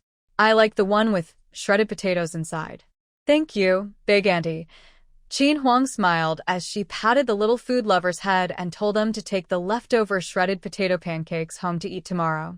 After seeing the 2 treasures off at the old house, Qin Huang went to the backyard to see Xianfeng, promising to give it spiritual spring water when she returned in the morning. Qin Huang secretly poured a full cup of spiritual spring water for Xianfeng and took out 2 carrots from her space to feed it. Xianfeng was very happy with the food and water Qin Huang gave. It felt that what the owner provided was magical, making it feel comfortable all over and full of energy. Qin Huang took more than 10 potatoes from her space and buried them in the fire in the kitchen. Soon, they would be ready to eat as fragrant roasted potatoes. In the distance, a sneaky figure stretched her neck, peering into Qin Huang's yard, as if trying to see everything inside. She had come several times but never found a chance to enter. The family was too cautious. If she hadn't overslept this afternoon, she would have already succeeded. Darn that silly second fool. Qin Huang pulled out the roasted potatoes from the stove, and the smell of roasted potatoes filled the entire kitchen. As she took out more than 10 potatoes, the tempting aroma of roasted potatoes gradually spread into Qin Huang's yard. Mom, this smell is so good. Why do I feel hungry again? Samwa rubbed his stomach and said. Dia also agreed. I feel hungry too. Mom feels the same as you. I want to eat roasted potatoes too. Qin Huang took the cooked potatoes to the small outdoor table, and the aroma in the yard grew even stronger. Lu Lijing and Lu Fuyo, from afar, could smell the unique scent of roasted food, making them swallow saliva. The closer they got, the stronger the smell. Lu Lijing and Lu Fuyo arrived at the yard gate. Iron Pillar's wife, what are you roasting? The smell is so tempting. Uncle Lijing, Fuyo, come in quickly and try the roasted potatoes I made. They look delicious. Qin Huang, while peeling the potatoes and complaining, said, They're very hot, just taken out of the stove. Eat them while they're still hot. She then handed each of Lu Lijing and Lu Fuyo a peeled potato. Uncle Lijing, Fuyo, hurry and eat. It smells so good. Brother Lu Lijing and his son both thought this thing was soft, sticky, fragrant, and tasted sweet and delicate in the mouth. Lu Lijing swallowed a bite of potato and said, Iron Pillar's wife, what is this? Where did you get it? It feels similar to sweet potatoes. Uncle Lijing, this afternoon I and a few children dug it up from the back mountain. The plant looks like a type of tuber called potato, also known as earth egg, so I thought I'd dig some to try. The book says this food is very filling, produces a high yield, and can be a staple food during hard times. Qin Huang went to the kitchen and brought back 2 potato strips wrapped in pancakes for the 2 of them. Uncle Lijing, Fu has wrapped these pancakes with shredded fried potatoes inside. Try them and see how they taste. Lu Lijing tasted the potato pancake and said excitedly, Iron Pillar's wife, how many of these potatoes are on the mountain? No one else has found them, right? Uncle Lijing, so far no one else has discovered it. But over time, it might be different. The area I found is over an acre, and we could dig out at least 5 or 6,000 gene of potatoes. It's just right now, but in a little while they might rot. The ones here are already mature. Iron Pillar's wife, you, and the children found these potatoes. What do you mean? Uncle Lijing, I have no opinion. You decide what to do. The drought has left everyone with little food. If each family could get a few dozen gene of potatoes, it could help for a month or 2. All right, I'll go back and think carefully about what to do. Lu Fuyu and Qin Huang quickly left together, having arranged to plant bean sprouts with his father. He was too embarrassed to ask Aunt Lu how the bean sprouts grew. Qin Huang went to the backyard to check the willow branches she cut this morning. She also dug up a piece of land next to the small vegetable garden and planted the wild chives she dug up this afternoon. When she returned to the front yard, a few children were reciting the disciples' rules. Qin Huang didn't disturb them and quietly went back to her room. She slipped into her space. The 10 acres of rice she planted with little glutinous rice was now lush and green, growing well, and a good harvest was expected. In the distance, the soybeans would be ready for harvest in a few days. Little glutinous rice worked so hard, maybe she should also try harder to make life better. Qin Huang quickly prepared all the food needed for tomorrow and added preservation functions. Only then did she leave her space. The outside sky had completely darkened. The 4 little ones were already asleep. Qin Huang put on her night clothes and quietly arrived under the big willow tree. Old tree grandpa, has anyone suspicious come to the village today? Girl, you're here. Several groups of outsiders came to our village today. Little Sparrow saw that they all went to your house. Nothing happened at your place, right? No. Thank you, old tree grandpa. Qin Huang poured a small bucket of spiritual spring water at the base of the big willow tree. She also asked the tree to call some nearby birds to drink the spring water together. After finishing, she jogged quickly toward Yutong Town. After running about a kilometer, Qin Huang stopped. The surroundings were quiet and completely dark. She took out her motorcycle from her space, put on her safety helmet, and sped toward Yutong Town. She stopped about a kilometer from Yutong Town, stored her motorcycle back into her space, and ran toward the city gate. By this time, the city gate was already closed. Qin Huang found a hidden spot, climbed over the wall, and slipped inside. She used the cover of night to quietly reach her new house. Qin Huang tiptoed to Li Dazue's room. The guy was still awake, and a faint light came from inside. It seemed like a few people were discussing something. Big brother, the boss didn't come to see us today. What should we do? Qin Huang recognized the voice as Dazue's. I don't know what to do. Let's see if the boss comes tomorrow. If not, we'll go to the dock to carry big loads. We can't keep pretending to be thugs. I still want to get the antidote. Qin Huang pushed the door open. The people inside hadn't reacted yet, and she had already closed the door behind her. The 4 of them jumped up from their chairs, looking at her cautiously. Well, it's been a day. You don't recognize me anymore? They all said in unison.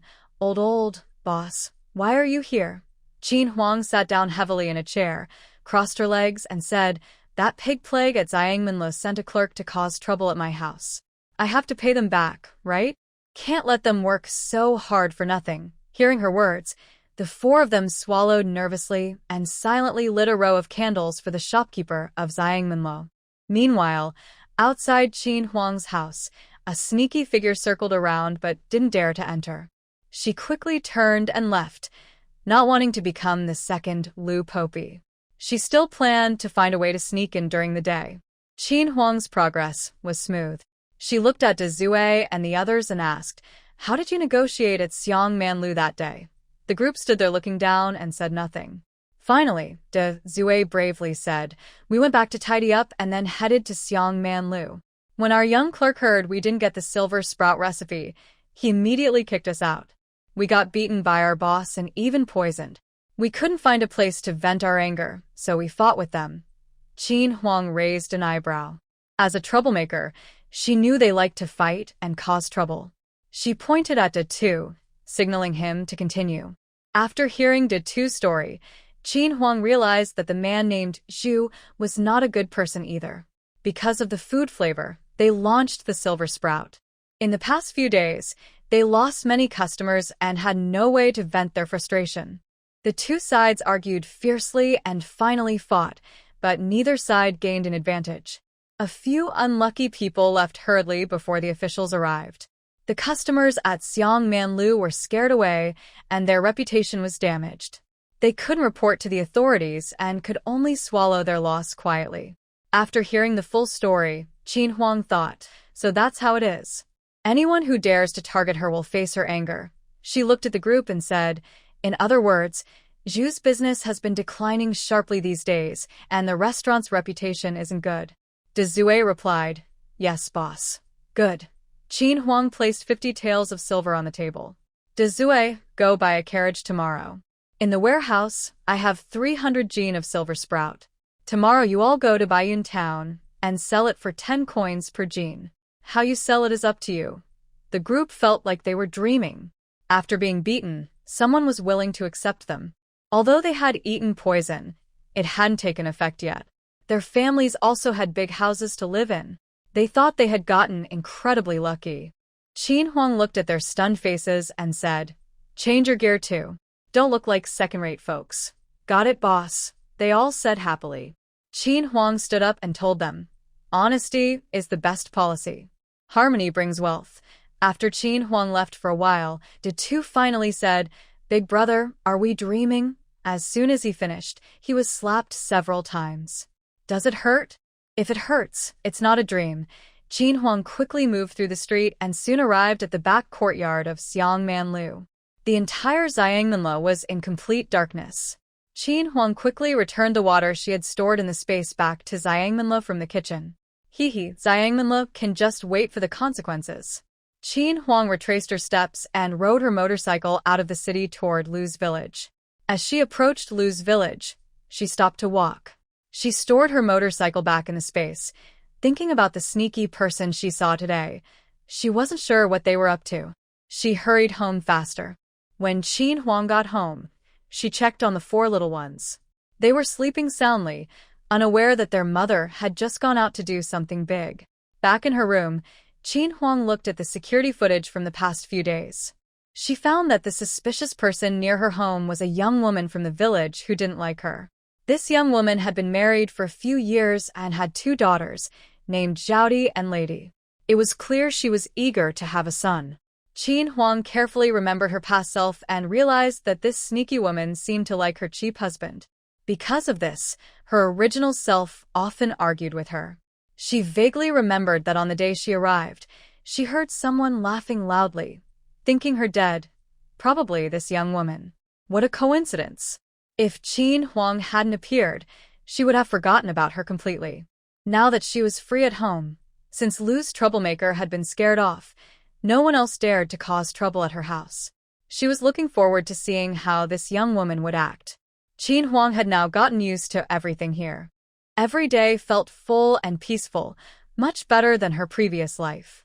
She no longer worried about dying suddenly or having to go on missions every day. After a busy day, she finally relaxed when she lay down. She fell asleep quickly and felt like she had slept until dawn. Recently, Qin Huang had been waking up early to do a set of military exercises to stretch her muscles. Her skills from her past life were slowly coming back. She remembered the wild chives from yesterday. She hurried to the kitchen and saw a basket filled with freshly picked wild chives, done by Dia last night. The children at home always touched her deeply with small acts like this. When she needed to do things herself, she suddenly realized someone had already quietly prepared everything for her. Before the children woke up, Qin Huang made her first batch of chive pockets. The fresh aroma of chives spread a mile away, making everyone who smelled it swallow their saliva repeatedly. The neighbors near Qin Huang's house said, "This widow Lu is so mean. She cooks delicious food every day and intentionally makes the smell fill the whole village. Does she want to make everyone drool to death? Darn it! I can't swallow my saliva anymore. If I do, I might fall for widow Lu's trick." Qin Huang was busy with her work and didn't realize that the smell was making the villagers imagine things. "Mom, what's that delicious smell? It smells so good." Siwa ran into the kitchen happily. "Chive pockets. I promise they'll fill Siwa's little belly. 15 minutes later, the family sat around a small table, eating the fragrant chive pockets. Mom, chives are so tasty. We should plant more in the backyard vegetable garden. When we want some, we can just pick a bunch. That's right. When we have time, we'll go to the back mountain and dig up more chive roots to plant. Suddenly, the sound of drums and gongs rang out. It was the village's urgent signal for everyone to gather. Qin Huang knew this was Lu Lijing calling the villagers to announce the potato digging event. Soon, many villagers had gathered under the big willow tree in the village center. Some families brought several people, all out for a bit of entertainment and curiosity. When Qin Huang arrived, most of the households that should come had already gathered. She didn't push her way in, but watched from the side. Lu Lijing stood on a large stone about a meter high under the tree. He cleared his throat, raised his hand, and signaled everyone to be quiet so they could listen. Lu Lijing coughed and said, "Yesterday, Iron Pillar's wife took the children into the mountains and found a new kind of food. Iron Pillar's wife was kind-hearted and told me about it. She decided to donate the food she found on the mountain to the village for free." "What? New food? I often go into the back mountain too, but I didn't find anything new." "Are you lying?" someone said. Lu Lijing cleared his throat again and continued, "Since this food grows deep in the mountains, I've decided that all the men in the village should go dig it up. We don't want other villages to find out first. Women, keep your mouths shut and don't leak any news. Now everyone go home and bring empty burlap sacks here. The men should go back and bring shovels. We'll meet here in 15 minutes. Iron Pillar's wife will lead everyone up the mountain," he said. "Zhijing, do you think what Widow Lu said is true? If there's so much food, only a fool would give it away. Don't waste your trip," Old Yao said with a sneer. Lu Lijing glared at her. "If you're afraid of making a wasted trip, your family can skip going and just give up your share of the food. No one is forcing you to go," a small woman in a floral dress muttered from the crowd. "Is she just a fool?" Qin Huang, who had sharp hearing, glanced toward the sound. It was the sneaky young wife from last night. "You're so talkative. I haven't seen you speak so much at home," Lu Dachui's mother shouted at her. Qin Huang saw the young wife shrink her neck and reluctantly close her mouth. She paid no attention to the two and secretly remembered this young wife, who kept spying on the family. "Lijing, everyone can dig up the food, but how do we share it once it's brought back? How do we handle it if some people don't go?" Everyone looked at Lu Lijing, eager to know how the food would be divided. Lu Lijing cleared his throat and said, "Our village has only a few households without laborers. Lu Village is one community. Usually when there's a quarrel or a fight, it's nothing serious, and we just let it go. In big matters, only by sticking together can we get better. If some households have issues, do you think it's right not to help? This time, those households owe everyone a favor. The food we dig up will be divided by the number of people. Iron Pillar's wife contributed so much food, so you should be ashamed to complain here." Some villagers, feeling embarrassed by Lu Lijing's words, turned red and shrank back into the crowd, saying nothing. Qin Huang took this moment to run home and check on the little ones. Lu Lao and Qin Huang planned to go up the mountain together. Lu Tieshuan and his wife had already gone to town early with Daba. When Qin Huang arrived home, Lu Fuyu was waiting in the yard, preparing bean sprouts. They had weighed 150 jin of bean sprouts in the kitchen. Qin Huang told Lu Fuyu to sell them first, settle accounts every 2 or 3 days, instead of daily, which was too troublesome. She also told the children to bring out the items they dried yesterday and keep drying them. They should not go out randomly unless necessary, especially today when fewer villagers are around, to avoid being tricked or taken away. About 15 minutes later, all the villagers had gathered. Many brought dried food for lunch. Over 100 people carried shovels and sacks, led by Lu Lijing and Qin Huang, and headed in a mighty procession toward the back mountain. Many women also followed to the foot of the mountain. They decided to wait there so they could see the food being dug up right away. Led by Qin Huang, the group took more than half an hour to reach the deep part of the back mountain. After turning a corner and walking a little further, they arrived at the place where Qin Huang had discovered potatoes yesterday. The villagers saw a lush patch of unknown plants growing there. Everyone put down their tools and gathered around to look at the plants. No one could see any part of the plants that looked edible. Qin Huang stepped forward and pulled out a potato plant. She brought out 4 or 5 large potatoes, about the size of fists. She squatted down and dug out potatoes with her hands. Soon, she had pulled out 6 or 7 potatoes. Someone nearby counted and said that one plant had 12 potatoes of various sizes. Lu Taitu excitedly said, "Uncle Li, this plant is very productive. One plant has so many potatoes. If we plant it in the fields and get the same yield per acre, we could make a lot of money. I'll keep half of the potatoes as seeds for next year's planting. If it works, we'll definitely earn money." A group of men eagerly started digging potatoes, while some young boys collected the dug-up potatoes into sacks. Everyone was full of energy and confident about planting potatoes next year. Things looked very lively at Qin Huang's place, but the town's Xiang Man Lu was in chaos. In Qin Huang's new house, Chun and Iyer urged, "Grandma Li, hurry up." Little Tree Brother said, "If we're late, we won't see the fun." Coming. Girl, I don't usually see you so anxious. What's wrong this time?" Chun and Iyer stomped her little foot. Oh. "Grandma Li, how can you say that? Isn't it that Ju something's plague a few days ago, and he fought with Big Mouth Brother and the others? We're just here to watch the fun and vent some anger." Chun and Iyer linked arms with Big Mouth's mother and said, "Grandma Li, let's go." This morning when Big Mouth left, he told Xiao Shu and Xiao Jun to keep an eye on Xiang Man Lu. If anything happened, they should gather more people to watch. Chun and Iyer was just going to watch the fun and bring some people along. Meanwhile, Qin Huang and the villagers were busy digging potatoes.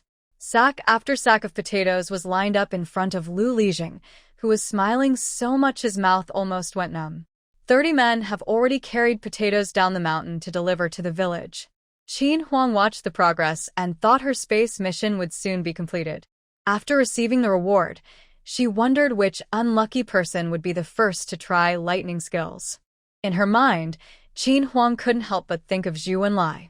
She didn't know her little brothers were already laughing at Zhu Wenlai and adding salt to his wound. At Shengman Lu in Yutong Town, many diners were holding their stomachs and shouting, "Ouch! It hurts so much. Did you add bitter beans to the food? Hurry and give me." Before the customer finished speaking, he hunched over and ran to the backyard outhouse. The customer, enduring the pain, saw a long line in front of the outhouse, about 10 people. What should he do? He couldn't just go in his pants. He thought, "Luckily I'm a man. I can't worry about that now." He found a relatively hidden spot and went there to relieve himself. After hesitating a bit, he realized there were no good places left to do so. The people in line saw that it was possible to do this and couldn't hold it anymore. They looked around, found a satisfactory spot, and also relieved themselves. Soon, a foul smell started wafting from the backyard of Shengman Lu, growing stronger and filling the entire place with a stench. De Zui Nyang and Chun and Iyer walked while loudly saying, "Hurry up! Hurry up! I heard there's some excitement at Shengman Lu. If we're late, we won't see it." A passerby asked, "Andy, do you know what kind of excitement it is?" De Zunyang shook her head. "No, I just heard from others. We'll find out when we get there. Hurry up.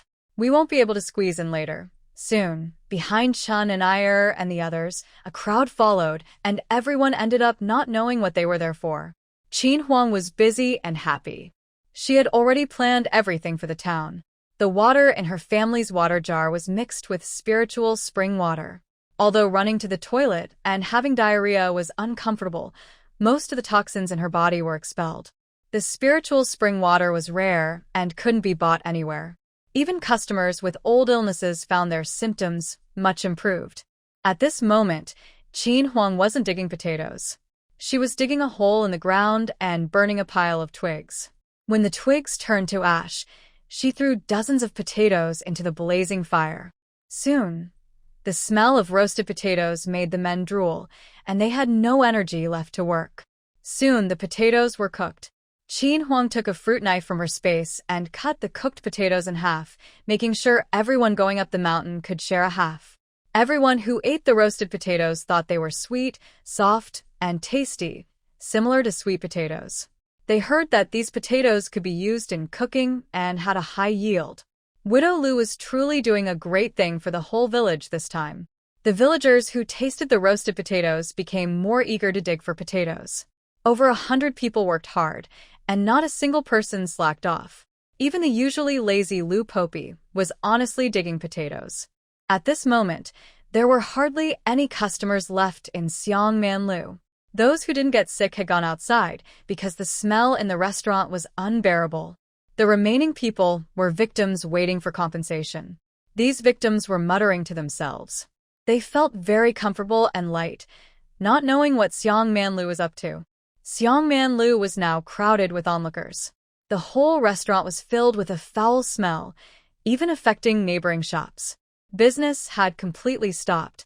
Passerby, it's not a bad visit. It's lively, but the smell is terrible. I won't come here to eat again. It's too disgusting. Passerby B, Xiangmanlu can't be visited anymore. They must have served spoiled food to make everyone sick. It's too frightening. Exactly. Luckily, everyone just has diarrhea and no other symptoms. Who would dare to come to such a restaurant? In a private room on the second floor of Taste of Food, Bai Xiao sat by the window, watching the chaos at Xiangmanlu with a dazed look. He wondered if this had something to do with the woman selling silver sprouts. This time, the young clerk who looked down on others was going to have a big problem. On the second floor of Xiangmanlu, Zhu Wenlai sat in a chair, looking at the kneeling young clerk in front of him. He said angrily, "You good for nothing. What did you tell me? I think you've been lying to me all along. Did you accept bribes from Taste of Food and put bitter beans in the kitchen water tank? No, I didn't do that. How could I? It's not good for me if Xiangmanlu has problems." "Shopkeeper, I'm telling the truth." Zhu Wenlai was so angry, he cursed loudly. "Lies. I think it's you. From now on, you're fired. Your salary this month will be used to compensate the customers. I don't even know how much compensation money I'll need to pay. It's all your fault, you fool. Otherwise, our restaurant would be thriving now." The troublemaker was crying as he was chased out of the restaurant. In the end, Zhuan paid each customer 10 taels of silver to end the chaos. Big Mouth Lady and Chun and I watched happily from afar as the angry shopkeeper left the restaurant. They happily went home. In the deep mountains behind Lu family village, more than an acre of potatoes had sprouted. The villagers placed the sacks of potatoes there, waiting to take them back to the village. Outside Qin Huang's house, a sneaky figure quickly pushed open the courtyard door and slipped inside. Once inside, the person let out a long breath of relief. At Qin Huang's house, the older girls, Daya and Arya, were busy rinsing bean sprouts in the kitchen. The third and fourth children were pulling weeds in the backyard. Suddenly, a loud voice rang out in the kitchen. "Big girl, second girl, what are you two doing?" Hearing the voice, the two girls turned around quickly. It was Aunt De Chue from the west side of the village. She used to go hunting in the mountains with Uncle De Chue. She often came to visit their mother, and each time, she would chase away the woman who was secretly watching their father. The two girls looked at her cautiously. Aunt De Chue hurried over to the shelf, clearly seeing baskets filled with sprouted beans, some soaking in water. The bean sprouts in the baskets varied in length, and they looked very healthy. This made her realize what Qin Huang's family was selling. She decided to try it herself. Even fools could get rich from soybeans, so she thought she could do it too. Seeing the bean sprouts, Aunt De Chue knew that Qin Huang's family was selling this. She didn't stay any longer. Without saying a word, she turned around and left Qin Huang's house. She wanted to go home quickly and start her money-making plan. The villagers of Lu family village carried large sacks of potatoes on their backs, smiling happily as they returned. They placed all the potatoes they dug today under the big willow tree. Lu Lijing was beating a copper gong and shouted, "Everyone, start weighing the potatoes. Let's see how many we dug today. Check if anyone hasn't arrived yet. Soon, we'll be dividing the potatoes." The villagers were very excited, especially those who had gone up the mountain to dig potatoes. They knew how delicious these potatoes were. In Qin Huang's small courtyard, several children with red eyes looked upset. The third child said angrily, "This woman is so shameless. She sneaked in to peek without asking. Such a thief, a bad person. Yes, a bad person. When Mom comes back, I'll tell her to scold her, said the fourth child, waving his little fist. The two girls' faces turned red with anger. Who could believe there was someone so shameless? It made them so mad. They wondered if their mother would be angry at them for not watching the house properly. Finally, the big wife Taoji, who had been waiting eagerly, ran home quickly. She found a wooden basin and soaked about 1/2 kilogram of soybeans. She snorted, "Stupid girl, just wait and see. I can also grow bean sprouts." A small girl around 3 or 4 years old tugged at her sleeve. Mom, I'm hungry. "I want to eat." Taoji poked her daughter's forehead with her finger, almost making her fall. Eat, eat, eat. "Do you want to starve to death?" "Mom, what is a starving ghost? Can it eat?" Taoji shouted angrily. "Go away. Get out of here. You little troublemaker." The girl didn't say anything and quietly turned to leave. She decided to go find her older sister. Soon, her father would come back and make her something tasty. Lu Lijing knocked on a copper bell. "Everyone quiet down. Listen to me. Thanks to everyone's effort, we have successfully weighed the harvest. This time, we dug up over 8,000 jin of potatoes from the mountain. Our village has more than 400 people, including old and young. After calculations, each person can get more than 20 jin of potatoes. There are still about 100 jin left. I decided to give it to Tieju's wife. Now, let's start dividing the potatoes." "Wow. One person can get over 20 jin? That's a lot. My family can get over 100 jin. If we store some for seeds and eat carefully, we could last a month." Old Wu from the village wiped tears and said, "Oh, I didn't go to dig potatoes, but I still got over 20 jin of food. Thank you all." "Thank you, Lijing." "Thank you, Tieju's wife." Various voices sounded among the crowd. Some expressed thanks, some asked how much to keep for seeds, and others discussed how to cook and eat the potatoes. Everyone was full of hope for the new food. Clang, clang, clang. The copper bell rang again. "Everyone quiet down. Tieju's wife has something to say." Qin Huang stood on a large rock under the tree and said, "Everyone listen up. Now, potatoes can be planted in front of or behind the house. The soil should be loosened a bit. I'm not sure if these potatoes can be planted now. The book says to wait until they sprout before planting. What I want to talk about is how to divide the potatoes for planting. Everyone should cut the potatoes into small pieces, with at least one sprout eye on each piece. When planting, make sure the sprout eye faces up. This method should work fine. Since this is the first time everyone has seen this kind of food, just try it out. It might be a bit late to plant now, so the yield may not be very high. Also, do not eat potatoes that have sprouted. It's best to store potatoes in a cool, shady place at home. Sprouted potatoes are toxic and can be deadly if eaten. That's what the book says. I've never seen this kind of potato before either. I've told you everything I know. In the future, don't blame me if something goes wrong. Ding. Mission complete. Reward. Thunderbolt skill body.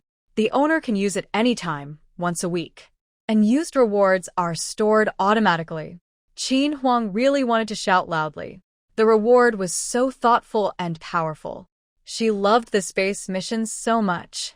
She was worried about how to bring the potatoes back when Lu Tieshuan and his wife arrived with a horse-drawn cart. "Big sister-in-law, we're here to help you bring the potatoes back," they said.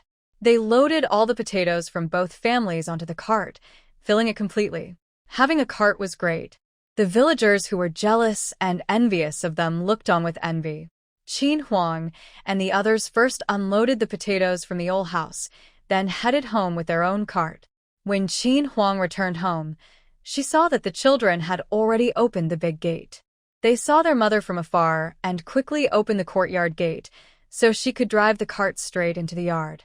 As soon as Qin Huang entered, she felt that the children's moods were very low. Something must have happened to affect their feelings. On the way home, Qin Huang had put over 100 jin of potatoes into her space.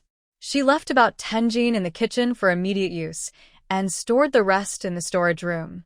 After washing up in the kitchen, Qin Huang looked at the children and asked, "What's wrong? You all look so unhappy." Dia stepped forward and said, "Mom, We didn't watch the house well. Someone broke into the kitchen and saw the bean sprouts. Qin Huang thought it was no big deal. She was surprised that the children looked like they had lost millions. Qin Huang gently patted her older daughter's head and said, "It's okay. You can't really blame yourselves. They are always trying to sneak into our kitchen to see what's inside. You can't always watch outside. You should know that our business will eventually be copied by others. Once they figure out the recipes, they will see how we run things and how to sell our products. The more we sell, the more we earn." She only took a quick look and doesn't know how long it will take her to figure it out. When you grow up, you'll understand that keeping a family business is even harder than starting one. It's okay, I won't blame you. Be happy. Later, I will take you to plant some small willows. The children felt happy after hearing their mother's words. She didn't blame them and even comforted them. They promised to be more careful and try not to make mistakes in the future. Third child held hands with fourth child and walked outside the kitchen, saying, "Mom, I and my little brother are going to cut grass for the whirlwind. We will be back soon. Go ahead. Be careful." Qin Huang felt sticky on her body. She needed to go into her space to take a shower and clean herself soon, or she would start to smell bad. Looking at her mother's clothes, the older girl said, "Mom, you should change into a new outfit. These clothes are full of dust. My sister and I will help clean them." Qin Huang replied, "Okay," and went back to her room. Lu Dachui's family. "Wife, why are you soaking these beans? Eating too many makes you fart, and sometimes it causes diarrhea. It's a waste of food. You might as well sell them to Aunt Lu for 7 coins a jean." Taoji was angry and stared fiercely. Sell. If you just sell, why not learn to grow bean sprouts like Widow Lu? Beans only sell for a few coins. I heard that in the town's restaurant, a plate of bean sprouts costs nearly 20 coins. 1 jean of beans can make 2 plates of sprouts. If we sell them cheaper than Widow Lu, we will definitely sell well. All right, wife, try making them. Even if we don't sell, we can taste them ourselves. After saying that, Lu Dachui went to prepare potatoes. Soon, he would also cook some potatoes for his wife and 2 daughters to eat. Taoji looked at the soaked beans in the basin and started imagining how she would earn money. She never expected that in 2 days, her family would be in chaos over bean sprouts. Qin Huang finished her chores and went to the first floor hall. She remembered that yesterday she rode her motorcycle to town and wondered if the fuel in the tank was full. If this feature didn't work, she would be in trouble. Without it, she wouldn't be able to ride the motorcycle anymore. Qin Huang quickly checked the fuel tank and saw it was full. That was great. The motorcycle problem was solved. From now on, she would ride it at night. Notification. Space recycling task. 5,000 jean of rice produced by the space, priced at 40 coins per jean. Completing the task rewards 200 taels of silver. Do you accept the task? Yes. Qin Huang thought to herself. 40 coins per jean of rice is too expensive. I wonder which time period this fool bought it from. Suddenly, a pile of rice in the small storage of the little Tangyuan sank slightly. Little Tangyuan, running wildly on the mountain with wild boars, didn't know that her owner had secretly sold 5,000 jean of rice. Notification. Task completed. Reward of 200 taels of silver has been deposited into the space. A sudden increase of 200 taels of silver appeared in the box beside the spirit spring. Making money in the space is fast. These 200 taels are enough to build a house. In the afternoon, she planned to find Uncle Lijing to buy a piece of land first. Qin Huang took a few small cucumbers and eggplants and left the space. She planned to cook 3 freshes for the children at noon, along with scrambled eggs with cucumbers. Just as Qin Huang was about to enter the kitchen with the vegetables, a voice came from behind. "Taiju's wife, I need to talk to you later." Qin Huang put the vegetables down at the kitchen door, turned around, and saw a woman from the northeast corner of the village. Her husband's surname was Han, and everyone called him Han Dahuzi. They had 3 daughters and 1 son. The woman was called Han Dai-Sa. Qin Huang smiled and came to the courtyard gate. "Han Dai-Sa, you came. What do you want? Come in and tell me." Qin Huang opened the courtyard gate and invited Han Dai-Sa inside. In the yard, there was a small dining table and a few small stools. Qin Huang asked her to sit and chat. Don't sit anymore, big sister. I have something at home and need to go back soon. I came to buy some of your bean sprouts. My relatives came from my hometown and I thought your bean sprouts are a rare dish that everyone hasn't tried. I'm a bit shameless to come and buy a jean. After saying this, Han Dai-saw didn't dare look at Qin Huang, afraid she would say something unpleasant. Everyone knew what Qin Huang was like before, but she had no choice. Her younger sister-in-law married a man who ran a small restaurant in town, and she insisted that these silver sprouts were sold by the village's Taiju's wife. She could only muster her courage and come to buy. Qin Huang didn't hesitate. She had expected this situation long ago, but she didn't think it would happen so soon. In the village, she had to sell her beans at a lower price. If she told outsiders, it wouldn't be a big deal. They might gossip about her, and she could be overwhelmed by their talk. All right, sister-in-law Han, you sit here. I'll go weigh the beans for you now. Oh. By the way, I usually sell these bean sprouts in town for 10 coins per jean, but in our village, I'll sell them for 8 coins per jean. Sister-in-law Han quickly replied. Okay, young lady. Go ahead and weigh them. I want 2 jeans. Just wait here, sister-in-law Han. I'll go weigh them now. Sister-in-law Han handed her the small basket she was carrying, which also had a piece of cloth inside. Qin Huang went to the kitchen to weigh 2 jeans of bean sprouts, put them in the basket, then turned and left the kitchen. Qin Huang knew what sister-in-law Han meant, but she had to sell the bean sprouts. She also wanted the villagers to be able to eat them. She only wanted to earn money from the wealthy. Soon, most villagers would learn to grow their own bean sprouts, but the quality of the sprouts mattered. Sister-in-law Han handed Qin Huang 16 coins and said, "Thank you, daughter-in-law Taiju. I'll be going now." Qin Huang carefully stored the money and warmly saw sister-in-law Han out of the yard. Sister-in-law Han carried her small basket, smiling happily as she left Qin Huang's house. Soon, many villagers found out that they could buy bean sprouts at Qin Huang's house. After finishing her work, Qin Huang was about to prepare lunch. Dia and Arya, holding embroidered handkerchiefs they made with their Go and Chujin, happily walked into the yard. Seeing Qin Huang standing there, the girls shyly hid their handkerchiefs behind their backs. Qin Huang pretended not to see and said, "Lunch will be delicious today.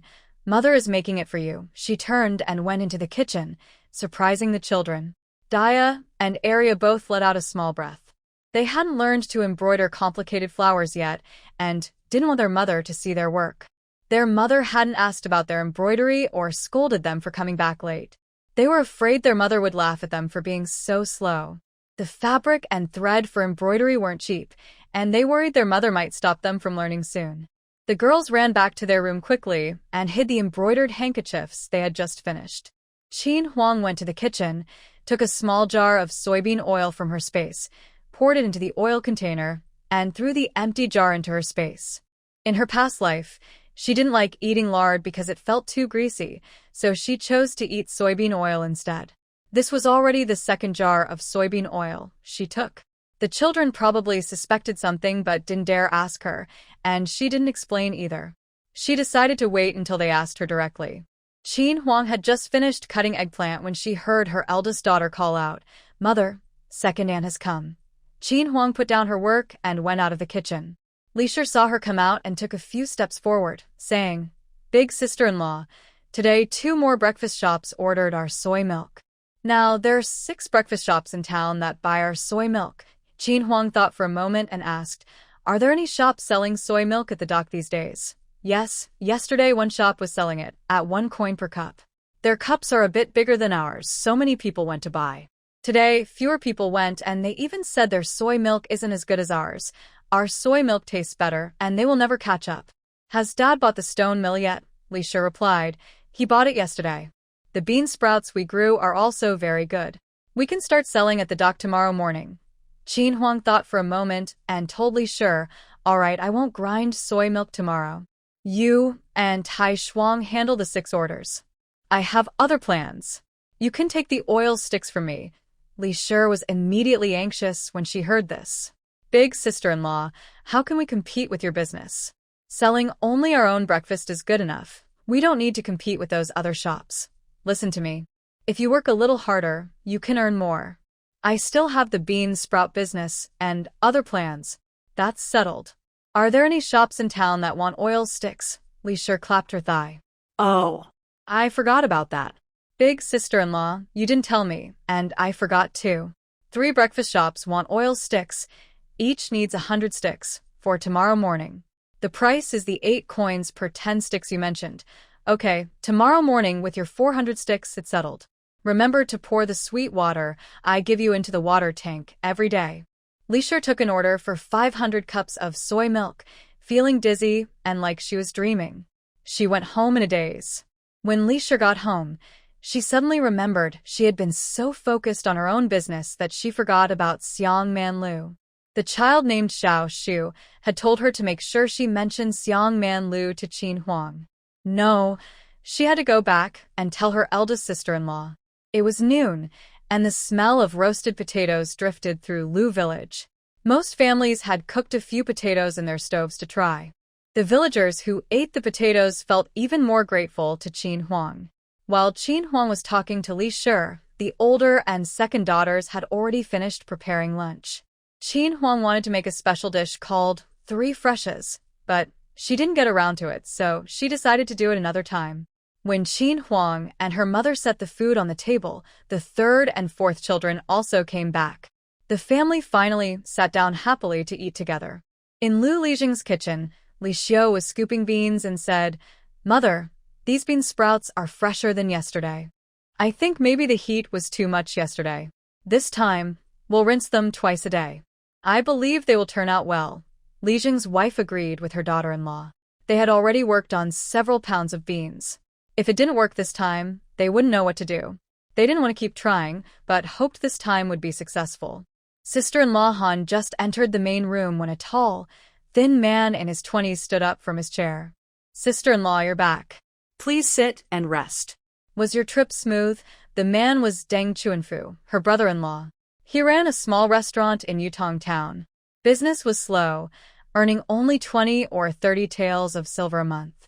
He wanted to improve his situation but hadn't found a good way. 2 days ago, he and 2 friends visited a place called Taste of Food and tried a dish called stir-fried silver sprouts. He found out it was made in Lu village. It cost him a silver or so to find out. He thought he saw his chance. So, he brought his wife and many packages to visit his brother-in-law's house. Sister-in-law Han sat down and took a sip of tea. "Well, just look inside and see for yourself." Deng Chuanfu's sharp eyes lit up immediately. He eagerly lifted the cover of his basket, revealing fresh, thick bean sprouts. Soon, the dish of stir-fried silver sprouts appeared on the Han family's table. Qin Huang had just finished talking with the children. She said that in the afternoon, when it cooled down, they would go to plant small willow branches. She also planned to buy some things in town later. Just then, Li Shi's voice came from outside the yard. "Sister-in-law, look, I just remembered something I forgot to tell you." As the voice fell, Madame Li entered the yard, still holding a small bunch of oil vegetables. "Big girl, take this and stir-fry it tonight." Qin Huang looked at Madame Li and said, "Sister-in-law, did you forget something?" Madame Li replied seriously. "This morning, when I was cleaning up with Tai Shuang, a child named Xiao Shu came to find us. He told us that Xiang Man Lu had an accident. Customers had stomach issues, and Xiang Man Lu lost a lot of money. It's now closed for business." Qin Huang thought to herself, "Xiang Man Lu closed so quickly, it must have a bad reputation. I wonder if it will stay closed forever." She smiled and said, "That greedy place must have served moldy food. No one died, right?" That child didn't say anyone died, so it probably wasn't a big problem. After sharing this, Madame Li hurried home to do her chores. Qin Huang looked at the sky. It was getting late, and she still had work to do this afternoon. She quickly got into the carriage and headed toward Yutong town. "Hey, Why did Tai Zhu's wife go out again?" "I wanted to buy some bean sprouts for tonight's stir-fry. I want to buy some too. I heard it costs 8 coins a jean. That's really expensive." Tai Zhu's wife said it's because we're from the same village. Outsiders pay 10 coins. How much do you think Tai Zhu's wife makes in a day? Why don't we have brains to earn money like that? Qin Huang arrived at Yutong town and went straight to her new house. Chun and Iyer was there, and when she saw Qin Huang, she happily jumped up and shouted, "Grandma Li, Sister Qin is here. She came to see us." Qin Huang handed Chun and Iyer 2 packs of snacks. "Here, take these. They're for you to eat. Only when you're full can you help your sister with chores." Chun and Iyer, with red eyes, took the cakes from Qin Huang and followed her into the yard. That Sui Niang was washing clothes. She stood up, wiped her wet hands on her apron, and said, "Miss Qin is here. Thanks to you, our whole family has such a good place to live." "Uncle Lee, don't say that.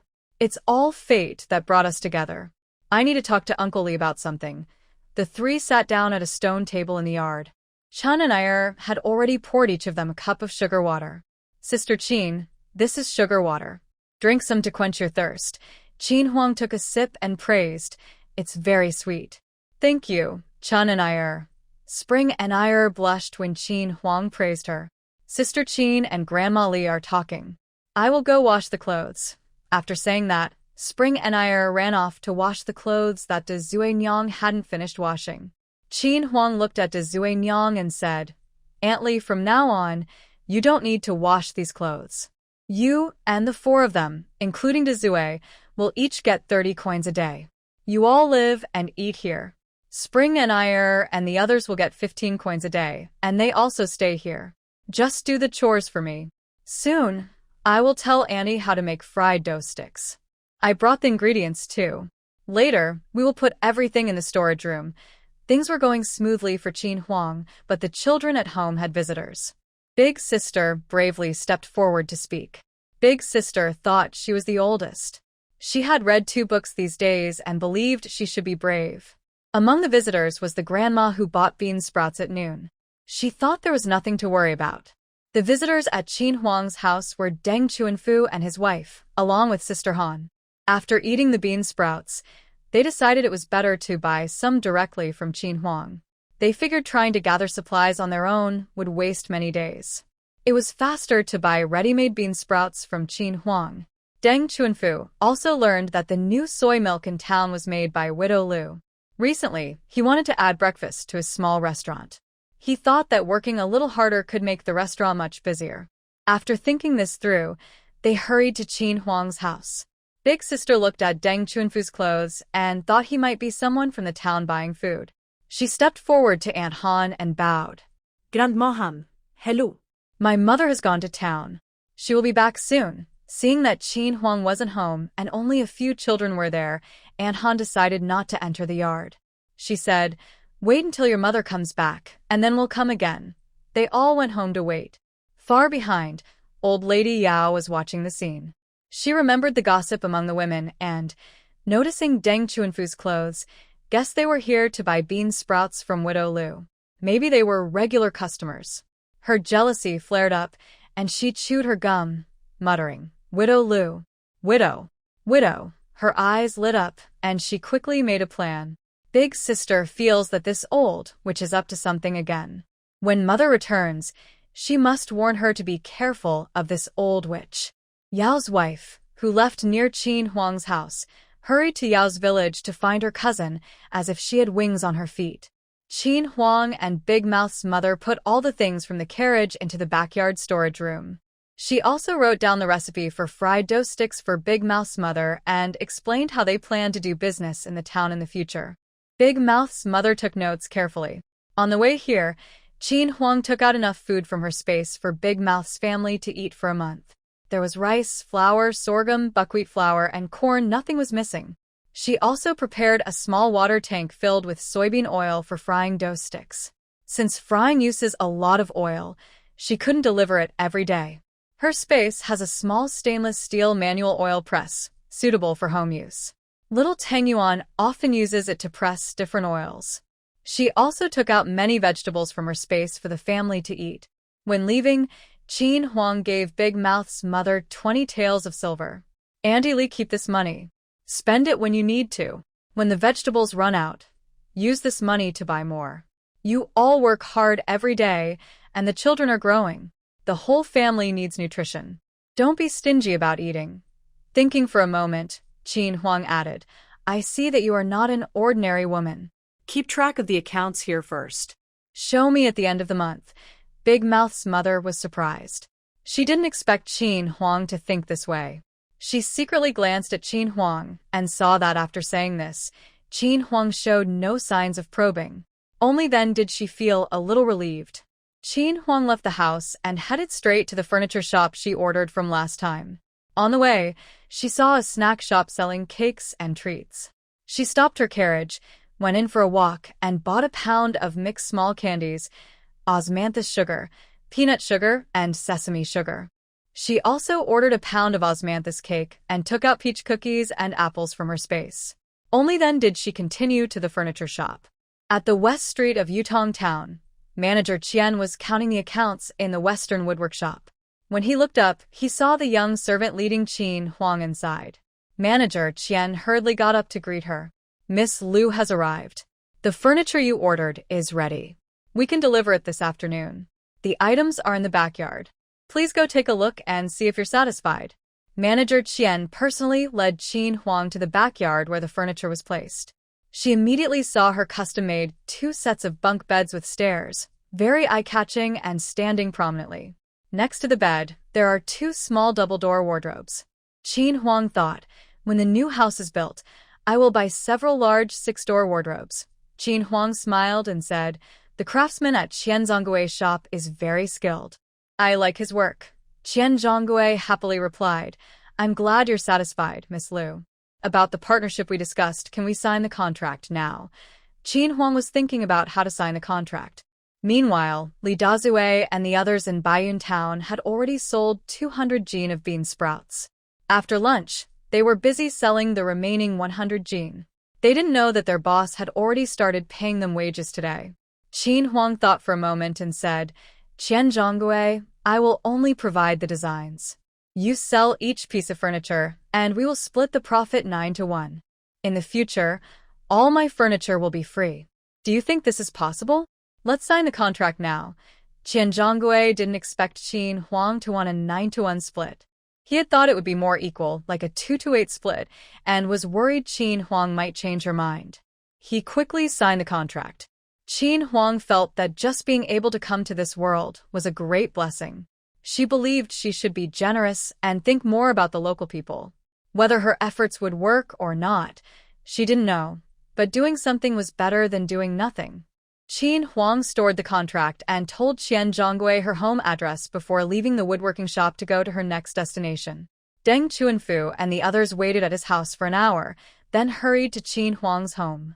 Seeing that Qin Huang hadn't returned, they decided not to go back and just waited outside the fence. He wanted to resolve the bean sprout issue quickly because it was very important for his shop to improve.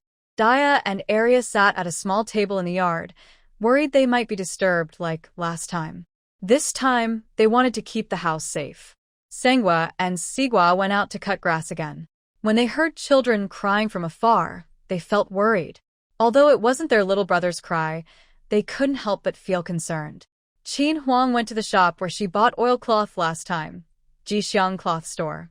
The shopkeeper's wife enthusiastically helped her choose 4 mosquito nets and 4 sets of bedding.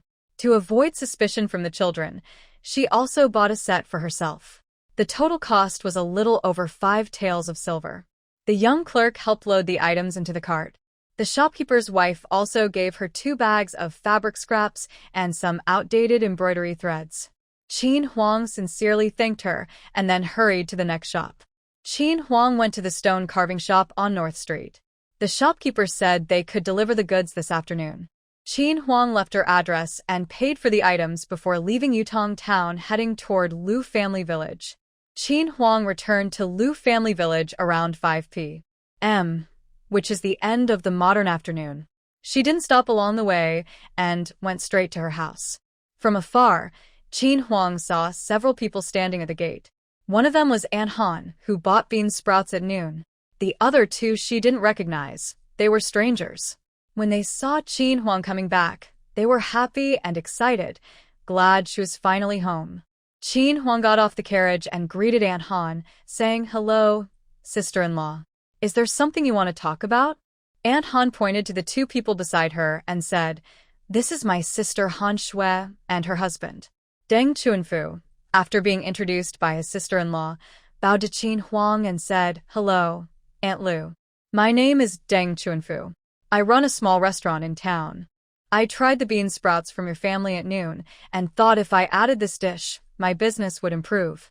Besides bean sprouts, I also want to order some soy milk and fried dough sticks." The children saw their mother returning and ran over to open the gate. Qin Huang drove the carriage into the yard, and the horse, Windstorm, stood quietly like a sculpture. Qin Huang asked everyone to sit down and talk. Daji poured water and served the guests. After they finished discussing, Deng Chuanfu agreed to pick up bean sprouts every 2 days, 20 jin each time, to test the supply and adjust as needed. He would get soy milk and fried dough sticks from Dazue's place. Qin Huang wrote down the address and handed it to Deng Chuanfu, telling him to come directly in the morning to pick up the goods. They bought 20 jin of bean sprouts for 200 coins and happily went back to the Han family. Qin Huang lifted the curtain of the carriage, revealing the food inside. The children's eyes widened. There was rice, flour, oil, eggs, pork, vegetables, pastries, apples, sugar balls, and 3 large bundles. What could be inside? 2 sacks filled with torn cloth could be seen clearly. The children looked at their mother, wanting to ask if she was opening a shop. Inside the 3 bundles, there are bed linens. Be prepared, as more things will be delivered home soon. Kids, don't get too excited. The children only just realized what their mother said. They've been eating plain rice, dumplings, eggs, plain pancakes, shredded potato wraps, stewed meat, and steamed meat. Isn't that enough? They're going a bit crazy. Their mother is starting to indulge herself. Qin Huang quickly began unloading the cart. Some items were for the kitchen, some for the storage room. She kept half of the pastries and candies in her room, worried the little ones might damage their teeth, and planned to give them out in parts. The other half, she let the children take back to their rooms to eat. The 4 kids still held the big red apples their mother had given them. She told them to eat the apples secretly, without letting others see. The children hid the apples carefully before helping their mother unload the cart. Qin Huang asked the children to help tidy up the beds. They moved the bedding into her room and also organized the old boxes to make space for the new beds and wardrobe. Lu Lijing's family. Mother, I've soaked the bean sprouts again. This time they didn't get too hot. Mother, tonight I'll soak them again. This time it will work. The mother and daughter-in-law smiled happily. After several days of effort, things were finally coming together. The town's big-mouthed woman and Chun and I weren't idle either. They went out to buy some pork, then made dough and chopped meat to prepare dumplings for the evening. They felt hopeful about their future life. The big-mouthed woman thought to herself, their whole family must sincerely thank that kind and beautiful benefactor. They should treat Qin Huang like a master to repay her kindness, which would make her feel at ease. Qin Huang had already started planting willow cuttings on the east side of her house with the 4 little ones. Each of them planted a row. Qin Huang set the spacing for the plants, and they estimated the distance to start planting. They pushed the buds of the willow branches into the ground, making sure the top buds faced upward. Qin Huang remembered when she was a child, planting with her grandmother. The children found it very interesting. Some cuttings didn't succeed, so Qin Huang decided to secretly water these willow branches with diluted spiritual spring water at night to ensure all the cuttings would grow successfully. Soon, they finished planting the willow branches. The 4 kids felt proud and challenged each other to see whose small willow tree would grow taller and healthier. Suddenly, loud noises came from the west side of Qin Huang's house. The women looked over curiously. 2 dogs quickly ran over and said, "Aunt Lu, someone from town brought you some things. You should go back and check." Qin Huang thought, "These people are really fast. I've only been back for half an hour." When Qin Huang and the children arrived home, several villagers were already gathered at the gate, watching. That widow Lu really made some money. She bought so many things, and I don't even know what those wooden boards on the cart are for. Look at that big stone table. It can seat 8 people. It must have cost a lot. She's really spending too much. Hey, you don't understand. Did you see her house doesn't have a main hall? No place for guests to sit. Now she has this nice stone table, and it looks quite good. Qin Huang saw that Grandma Lu was also there, talking with the people delivering the bed. Lu Tieshuan and the delivery men were already lowering the stone tabletop. Some villagers, who knew what was happening, also came forward to help carry the stone benches. The table was about 1.8 meters long, with 8 stone benches. Once everything was set up, the whole yard looked more elegant. The delivery workers finished installing the stone table and benches, greeted Qin Huang, and prepared to leave for the town. Qin Huang gave one of the young men a bamboo tube of water to drink on the way. The young man gratefully bowed and thanked her, then drove the cart out of Lu's village. Everyone knew the stone table and benches, but they were more curious about what the wooden boards on the other cart were for. Grandma Lu saw Qin Huang had returned and hurried over to ask, "Big sister-in-law, what are you going to do with these boards?" Qin Huang also wanted to promote the bunk beds she bought for the children. She smiled and said, "Grandma, these are for the bunk beds I bought for the kids. These are unassembled boards. Once assembled, you'll see what they are." The villagers found it interesting. It was the first time they heard about bunk beds, and they didn't rush home. Instead, they all waited to see Qin Huang's new bunk beds. Qin Huang asked Lu Tieshuan and the 2 young men to move the old beds to the storage room. She had already tidied up the storage room with the children. The 2 delivery workers quickly assembled the beds. Lu Tieshuan helped, and Lu Fuhua and Lu Tudu also squeezed into the house to watch the fun. Qin Huang told the 4 little ones and the 3 treasures from the old house to watch the stove room carefully, so no one with bad intentions could sneak in. The children held osmanthus candies and watched the stove room door seriously. When the group was halfway through assembling the furniture, Li Xiaotian heard that Qin Huang's family had bought a new style of bed. He hurried over to take a look, complaining that he was late. Lu Tieshuan told him there was still another identical bed waiting to be assembled, so Li Xiaotian finally stopped talking and focused on watching the young men work. By the time both beds and the 2 large wardrobes were fully assembled, more than half an hour had passed. Qin Huang gave the 2 workers 10 coins before letting them leave. The villagers who had come to watch took turns admiring the new bunk beds and the elegant double-door wardrobes. The women looked on with envy and asked Qin Huang how much everything had cost. Qin Huang said that each bed like hers cost 8 taels of silver, and each 4-door wardrobe cost 2 taels. The women gasped it was so expensive. "Expensive things have their advantages," one woman said. "Look, the bed even has stairs. But Iron Pillar's wife is really generous. The children are so young, they don't need such costly beds. What a waste of money." "Sister Lu, aren't you going to say something to your eldest daughter-in-law?" "What's there to say? Look how sturdy the bed is, it'll last 20 or 30 years. "I think it's worth it," the old lady replied, although Madame Lu said that her heart ached. Such a wasteful woman, she thought. The moment she has some money, she starts showing off instead of saving. "It's enough to make me angry." The woman who had spoken earlier pursed her lips and said no more. Qin Huang secretly gave Madame Lu a thumbs up. This old lady was becoming more and more endearing.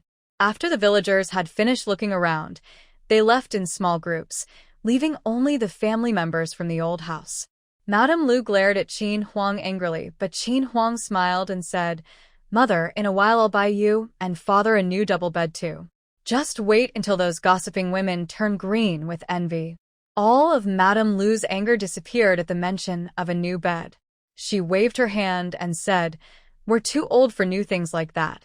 Though she said so, she couldn't help thinking that her eldest daughter-in-law was becoming more and more thoughtful, and a small smile appeared on her face. The family from the old house admired the 2 new beds and wardrobes once more before heading home, happily carrying the pork Qin Huang had given them, along with 2 packs of pastries that old Master Tang had sent earlier. Qin Huang went to the rooms of several children and finally saw that while she was talking to Grandma Lu, Li had already helped set up the beds for the children. Lu Tieshuan also hung up the mosquito nets. When Qin Huang returned, she found 4 cotton-wrapped sponge mats in the storage room and placed them underneath the beds as soft cushions. She had already told the children to use them as padding when making their beds, so they would sleep more comfortably. The children lying on the beds felt like they were the happiest kids in the village. They loved the surprises their mother had prepared. They all stayed on the beds, refusing to get down. Qin Huang sensed 2 more breathing sounds in the room. She lifted the bedding of the third and fourth children and saw that Sanbao and Siwa were on the lower bunks, while Erbao and Sanbao were on the upper bunks. The two little ones looked at her with sad eyes, as if afraid that their aunt would make them get down. Gently, Qin Huang said to the two little ones, "Tonight, the four of you will sleep together. Later, your father and mother will talk to you about it." The two children happily hugged their brothers, feeling very pleased. When Qin Huang arrived at Lu Lijing's house, Lu Fuya was talking to Lu Lijing about how nice and practical the new beds Qin Huang's family bought looked, and that they didn't take up much space. Lu Fuya thought the beds must have been designed by Lu Daisa herself, as he had never seen such beds before. He also shyly told his father that when his family had children, they would also make such beds for them. Seeing Qin Huang arrive, Lu Lijing's wife quickly led her to the main hall to talk. Qin Huang didn't beat around the bush and asked directly, "Uncle Lijing, I want to buy the piece of land between my house and Ergo's house, along with the nearby wasteland. I plan to buy a larger yard and build a house. How much silver do you think it would cost?" Lu Fuyo's eyes widened when he heard this. The beds and wardrobe Qin Huang bought today cost 20 taels of silver. Now she wanted to buy land and build a house. Lu Daisa was earning money very quickly. This was impressive. Lu Lijing thought for a moment and said, "That piece of land isn't small. It's over 8 acres. At 500 won per acre, it would cost about 4 taels of silver. Tomorrow, I'll go to the town to get the land deed for you, and when the weather is good, you can start building the house." Qin Huang left 5 taels of silver with Lu Lijing to handle the land deed, and said she had some other matters to attend to at her old house before saying goodbye and leaving. She hurriedly went to Yao's house in Yao village, where she spent the afternoons secretly planning with her cousin's wife before feeling satisfied and returning home. Lu Qingyuan saw her mother return and said, "Mother, where did you go this afternoon? My sister-in-law is about to give birth in a few days. You should find a good midwife quickly, so you won't waste time if you can't find one later. My eldest brother looked everywhere but couldn't find anyone. I went to Yaojiago to handle some matters for your cousin. I persuaded her, and she finally agreed. We should hear news in a few days. If everything goes well, your mother might get a few taels of silver. Mother, please don't think about buying a girl for young Master Huang. Be careful or you might get into trouble. You unfilial grandchild. How can you talk to your mother like that? The girl's matter is settled. Your cousin gave me 100 coins. Don't worry, everything will be fine. Mother, I tell you, don't even think about bothering Sister Lu. If you upset her, she might not forgive you. If something happens, your eldest brother and I won't be able to help." Yao Chunfeng shivered at her son's words. But that matter had earned 5 taels of silver. 5 taels. She clenched her teeth and decided to risk it. The people at the old house returned home happily. When they were about to sleep, Li Shi realized her 2 boys were missing. No one knew when they disappeared. Old Lu said, "Maybe they didn't come back because they liked the new bed your eldest sister-in-law bought." Li Shi was stunned. Had she not noticed? She looked at Lu Debao. He shook his head, saying he hadn't seen them. When he returned, he was thinking about earning more money and buying a bed like Sanwa's. He wasn't paying attention to those 2 greedy little brothers. Seeing Lu Debao shake his head, Li Shi turned to go see Qin Huang. At the courtyard gate, she saw Qin Huang walking toward her. Li Shi hurried to Qin Huang and asked, "Sister-in-law, are Erbao and Sanbao at your house?" Qin Huang saw Li Shi and knew this family was quite careless. They only just realized the children were missing after so long. She didn't scare her but said, "Both of them are at my house, admiring the new bed I bought. They can stay here tonight. Don't worry, I have some things to do, so I'll leave first." Qin Huang then headed to Grandma Li's house. Li Shi watched her figure walk away and sighed. Sister-in-law is busy every day, working herself to the bone. Li Xiaotian had just tidied up the yard and was about to go to bed when Qin Huang knocked on his door. Li Xiaotian asked, "Who is it?" Qin Huang replied, "Brother Xiaotian, do you have a bamboo tube for sale? I want to buy some." Hearing Qin Huang's voice, Li Xiaotian hurried to open the door. Grandma Li also came out of the house. Qin Huang said she wanted to buy 100 bamboo tubes. Li Xiaotian was happy and thought, "Sister Lu, to be honest, I used to make about 200 bamboo tubes for someone. After I finished, that person went to do business in another place and didn't buy any. I could only accept the loss. Those bamboo tubes have been sitting unused, so Qin Huang easily bought over 200 bamboo tubes. Brother Xiaotian, I want all these bamboo tubes. I'll pay you 1 coin each. Tonight I'll take 50 and the rest can be picked up tomorrow. Sister Lu, 1 coin is too expensive. I'll sell you 2 for 1 coin. I can't charge you more. Alright, I can't even afford 1 coin. I'm just trying to make money. 2 for 1 coin is enough work. That's settled. If you need more, just tell me. Here's 500 coins plus these, but if it's not enough, I'll let you know. Madame Li was very happy. Seeing the bamboo tubes not sold made her feel frustrated, but throwing them away seemed a shame. Selling them at the market was slow and not very profitable. Now, everything for Tai Zhu's wife was settled, and they even ordered more. Tai Zhu's wife was truly lucky for their family. The mother and daughters kept thanking Qin Huang. Madame Li looked at her with shining eyes. Qin Huang quickly took 50 bamboo tubes and hurried away. The mother and daughters were too enthusiastic, almost a little scary. When Qin Huang reached home, it was already completely dark. Deya and Arya were still awake, standing at the gate and looking this way. Those silly girls, I won't abandon you. Don't be afraid of mosquito bites. The 2 little girls stuck out their tongues happily and smiled. Qin Huang closed the gate and was about to go inside to sleep. Deya tugged her sleeve and whispered, Mom, before we sleep, I have something to tell you. After you left this afternoon, that old witch came near our house. She was smiling all over her face when she left. I think she's up to something again. Arya also tugged her sleeve and said, Mom, Big Brother said they saw Nyo-Nyo's mom come back today. They also heard Nyo-Nyo and her sister crying very sadly. Mom, do you want to help Nyo-Nyo and them? Qin Huang gently pinched her 2 daughters' small faces and said softly, You 2 have worked hard. While doing chores, you also take care of the family. I will watch over that old witch, and I will also pay attention to Nyo-Nyo's matters. If I can help, I will do my best. You both did very well. The eldest is very cautious, and the second is caring. I am proud to have daughters like you. Qin Huang took out 2 small silk flowers from her space and handed them to her daughters. These are rewards for you. You did great, and I am very proud of you. After saying this, Qin Huang hugged each girl separately and reminded them to go to bed quickly. The 2 little girls happily ran back to their rooms to sleep. When Qin Huang returned to her own room, she no longer worried about Mrs. Yao. If that old witch dares to come, she would face her head-on. As for Ding Xiang and Nyo-Nyo, she saw no need to help them actively. The future path depended on how Ding Xiang chose to walk it. Qin Huang quickly entered her space, where the familiar humming of machines sounded in her ears. A pink little ball rushed over fiercely, waving a golden hoe. Qin Huang immediately realized something was wrong. This little one must have discovered she was short on rice. Qin Huang ran quickly, saying while running, Xiao Tengyuan, stay calm. This is for your future. We are completing a task together. The more tasks we finish, the more good deeds we accumulate. I'm working hard outside first. Once your good deeds are enough, I'll take you out. We can't live like wild people, right? I was planning to build a big house with lots of silver.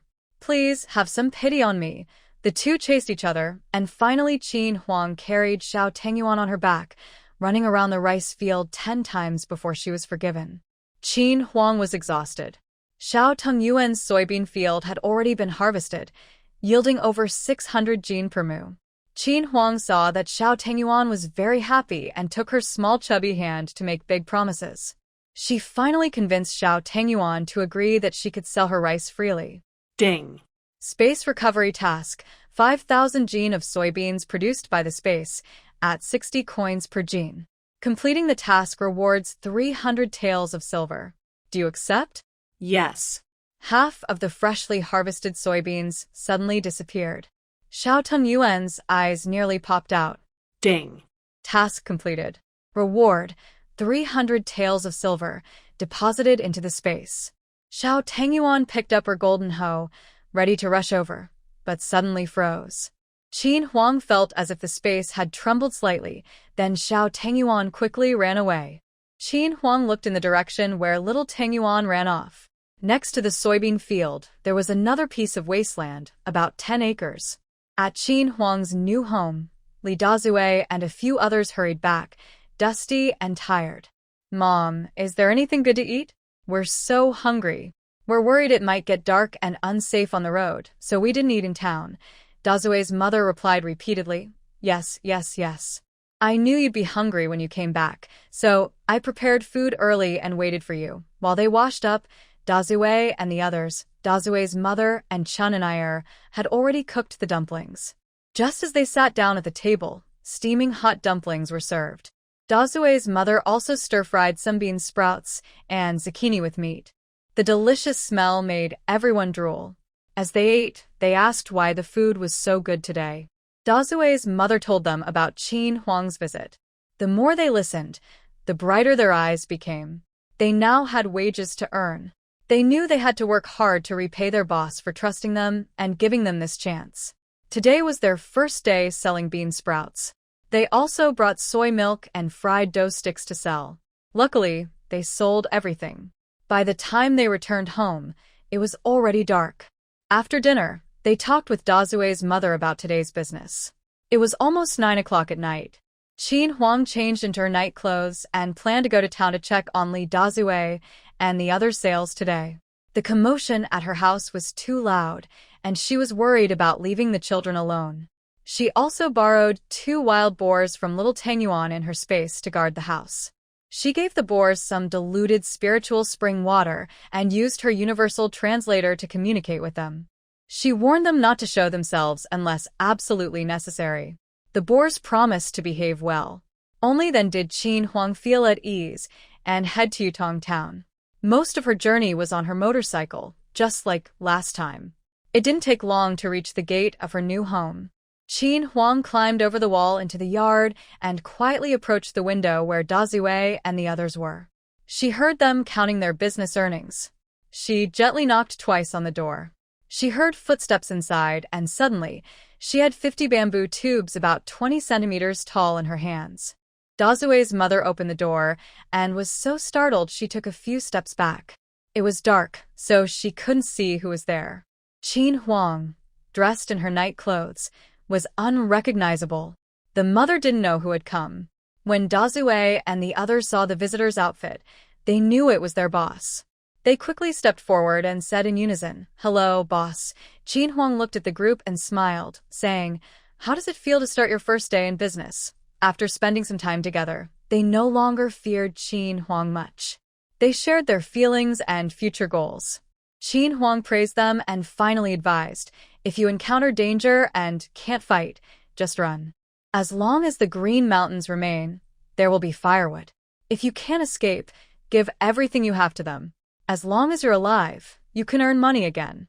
When the time comes, I will come to avenge you. Remember, nothing is more important than your life." Everyone in the room had red eyes. The big-mouthed girl choked with emotion, saying, "Miss Qin, we understand. These people at the very bottom of society had lives as fragile as ants. They never thought anyone would tell them that their lives are more important than anything else. This was such a great protection for them. They felt it was worth dying for Miss Qin." Seeing how emotional they were, Qin Huang quickly changed the subject. She told the big-mouthed girl that starting tomorrow morning, Xiao Shu, Xiao Jun, and Xiao who could carry bamboo tubes filled with soy milk to nearby wealthy families to sell. They could also carry some fried dough sticks in baskets to sell together. The soy milk in bamboo tubes costs 3 cents each, while without the bamboo tube costs 1 cent. They should finish drinking quickly because it spoils fast in the heat. The children are young, so they must stay safe. If necessary, they can leave the goods and money behind. Chun Nir is too young to go out alone. She helps at home with errands and chores. Going out to do business is unsafe for her. Finally, Qin Huang mentioned Deng Chuanfu's supply business. The group listened carefully. Only then did Qin Huang climb over the wall and leave. The big-mouthed girls watched her go, feeling envious. They wondered when their leader would teach them this trick too. Qin Huang returned the same way, riding her motorcycle part of the way and walking the rest to the village. She quietly approached Lu Dacha's house and was lucky to see two people arguing.